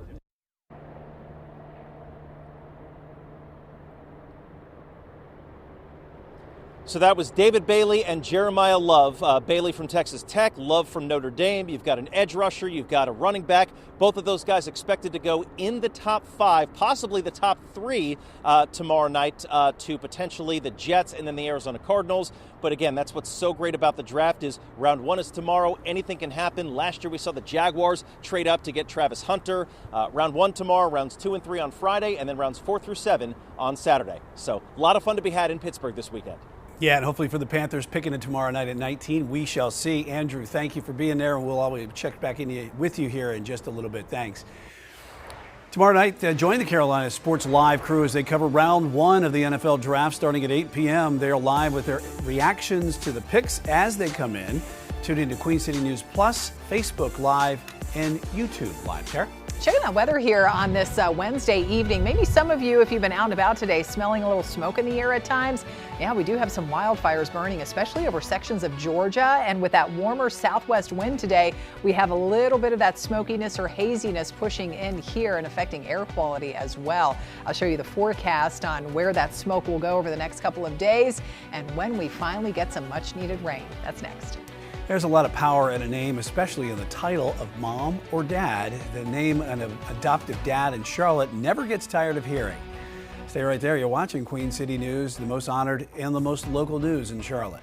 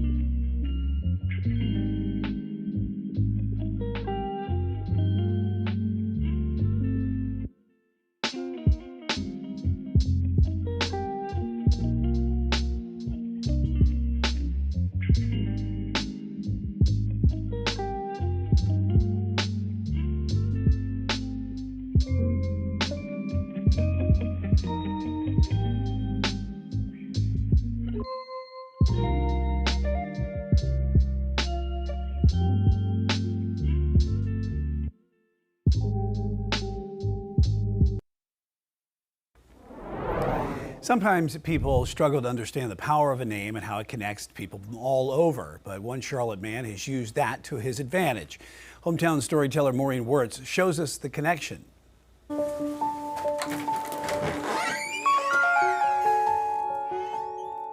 Front door. It usually begins with pictures on a wall. Then all of a sudden, toys are piled up in corners. Worn down markers and crayons replace pens. Doodles and dents mark up a dining room table. The change is both subtle and sudden, from person to parent. I was single most of my life. I wasn't a parent at all. So, being a dad wasn't something part of my everyday life. Dad, Oh, good job. A name Peter Mutabazi never gets tired of hearing. And it's been a joy for kids to say, Dad, and you're like, wait, me? You know? Because that name. So the first time that I came here, I called him Peter. So I called him Peter for 3 days that I was here. Means so much. I didn't do it at the first year we came, so it took me a while. To each. I felt like I actually had a dad who actually cared for me. Of his adopted. And then after those 3 days, I called him Dad. Children. I'd say it's definitely kind of right away. You know, I started calling him Dad. All right, here we go. While his kids call him Dad, most know him as Foster Dad Flipper on Instagram. He grew up as a street kid in Uganda and now is all about caring for kids.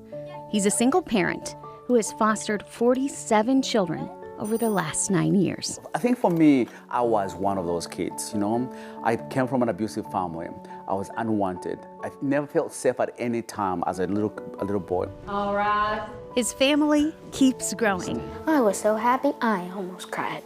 Elijah was just adopted. Thank you. Congratulations, sir. Thank you. He's now one of 4 and counting. See, you wiggle the feet.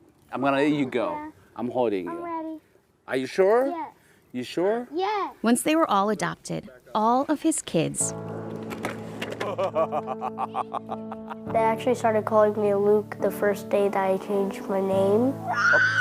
Okay, spin it, pull up. Changed their first name. Good, it felt great. I felt like myself. It gave me the opportunity to choose a name I actually liked. And their last. Does this make sense? Hi, my name is Isabella Mutabazi. It's Elijah Leandre Powell Mutabazi. Hi, my name is Anthony Mutabazi. Luke Mutabazi. Oh, I don't want to cry right now, you know? Think about that. The joy, the pride that brings, even for them to say, man, I have a piece of the world through my father that I can claim. It was never just a name change, but a tie, forever linking them together as family. Maureen Wirtz reporting. You can see more stories like that every Wednesday at 9 a.m. as part of our Hometown series. Let's get back to the weather right now as we take a live look over Freedom Boat Club on Lake Norman in Davidson, as we are heating up today as we're heading into the second half of the work week. You see the traffic moving along right there, probably just taking it all in right now if they can. So we've been talking about this drought forever. Yeah. We don't have much rain, but we might have a chance tonight. We do. Well, tiny chance tonight. The weekend, much better chance. So especially for Saturday. Saturday will offer up a little more coverage of the scattered showers, maybe a couple of thunderstorms. Right now, if you're thinking of any outside plans, I would say Sunday is looking like the drier half of the weekend. But you know what? Even going into at least the first half of next week, we do have more shower chances on the way. It likely won't add up to a ton of rain, but we will take what we can get.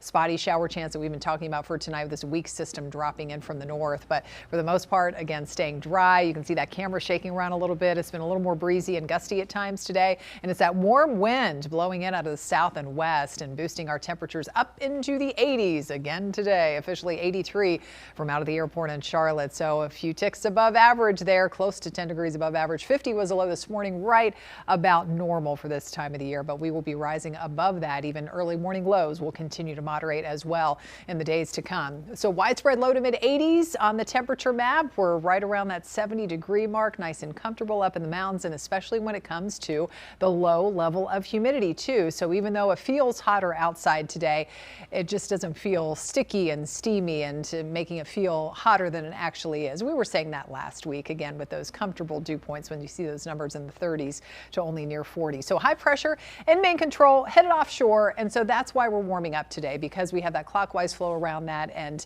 giving us that southwest wind. There's that minor disturbance I was talking about tracking in from the north, so bringing some extra clouds across the northern tier of the state. You can see some areas of green right on the Virginia, North Carolina state line, but a lot of that will tend to miss us. Again, a couple sprinkles or a brief light rain shower can't be ruled out in parts of the region before the evening's out. Because it's so dry, and we've been talking about this for weeks now, just that risk of wildfires and the burn bans continuing across both of the Carolinas until further notice. Well, we have a big wildfire situation down across sections of South Georgia, and we've been seeing, and maybe some of you smelling today, a little bit of that smoke in the air, a little bit of a haziness in the sky, and that's affecting air quality too. Look at all this orange covering most of the state of South Carolina. Lancaster County, friends, included in this so far, and so that's making for poor air quality, the particulates in that smokiness. So if you do have respiratory issues like asthma, emphysema, you just want to try and limit that time outdoors. Look at that smoke drifting in from South Georgia over the next couple of days. And so by the time we get into late tomorrow and heading into Friday morning, look at the timeline there, and you can see that yellowish looking blob creeping closer to the Charlotte metro. We could start to see or smell more of that smokiness in the air and affecting more of us with that poor air quality. So we'll keep you posted on that. As I said, burn bans continue across both of the Carolinas with the overall dry conditions, warming temperatures, so any fire that gets started could quickly try and spread out of control. April showers, more of them needed. We're going on 18 days in a row of no measurable rainfall from the airport in Charlotte. Not since Easter weekend, that Saturday and Sunday, have we picked up any rain. We have a deficit so far this year, close to 7.5 inches. Below normal there, but signs of a little bit more of an unsettled and wetter pattern ahead for early next week and going into the first couple of days of May. So more shower chances on the way. Not yet though for tomorrow. Tomorrow, beautiful sunshine, high temperatures warming up back into the 80s. By Friday, we may see a low chance of an isolated shower or two, especially up in the mountains. Saturday, this is when the chance increases more with the approach of this next front. So Saturday morning, best chance of rain will be in the mountains and foothills. And then you can see how we're expecting more coverage of the even moderate showers that will be possible across the Piedmont and the Charlotte metro right through the afternoon and evening. And you can see the front tries to drop a little more to the south and giving us that drier half of the weekend on Sunday, but still only adding up to maybe up to about a half of an inch of rain for most of us by the time all is said and done. But again, more rain is possible, especially by next Tuesday. All the while, temperatures remaining on the warm side, upper 70s to mid 80s. Tara, thank you. Can your home withstand a wildfire? Some South Carolina researchers are conducting tests to better protect against the threat. You're watching Queen City News, the most honored and the most local news in Charlotte.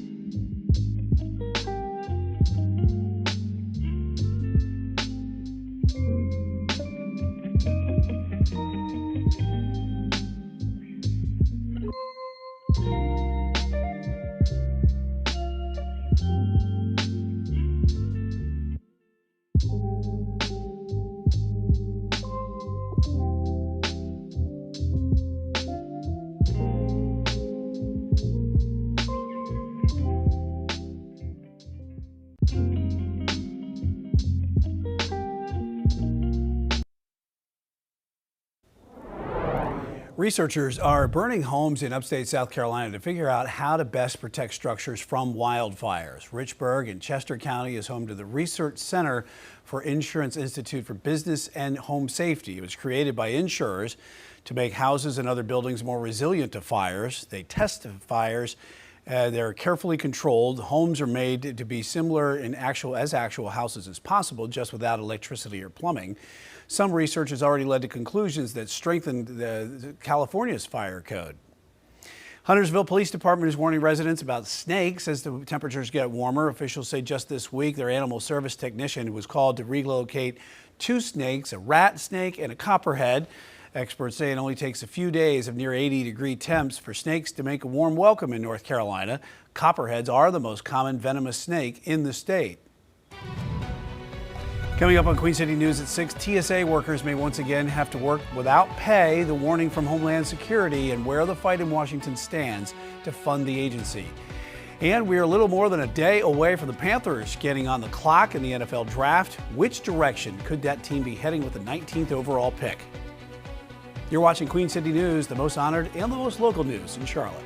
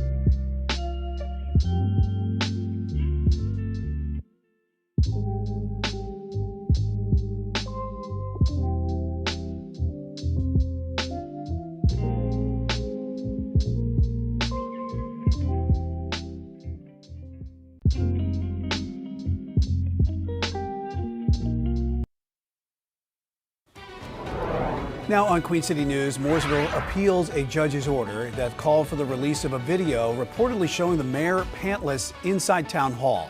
The latest in the saga that sparked multiple lawsuits. North Carolina lawmakers vote on funding the state Medicaid program. We see what comes next for the health care coverage. We are warming up today. That's the difference from yesterday. But what has not changed is, well, the fact that it's still dry across the region. We're going on 18 consecutive days without any measurable rain.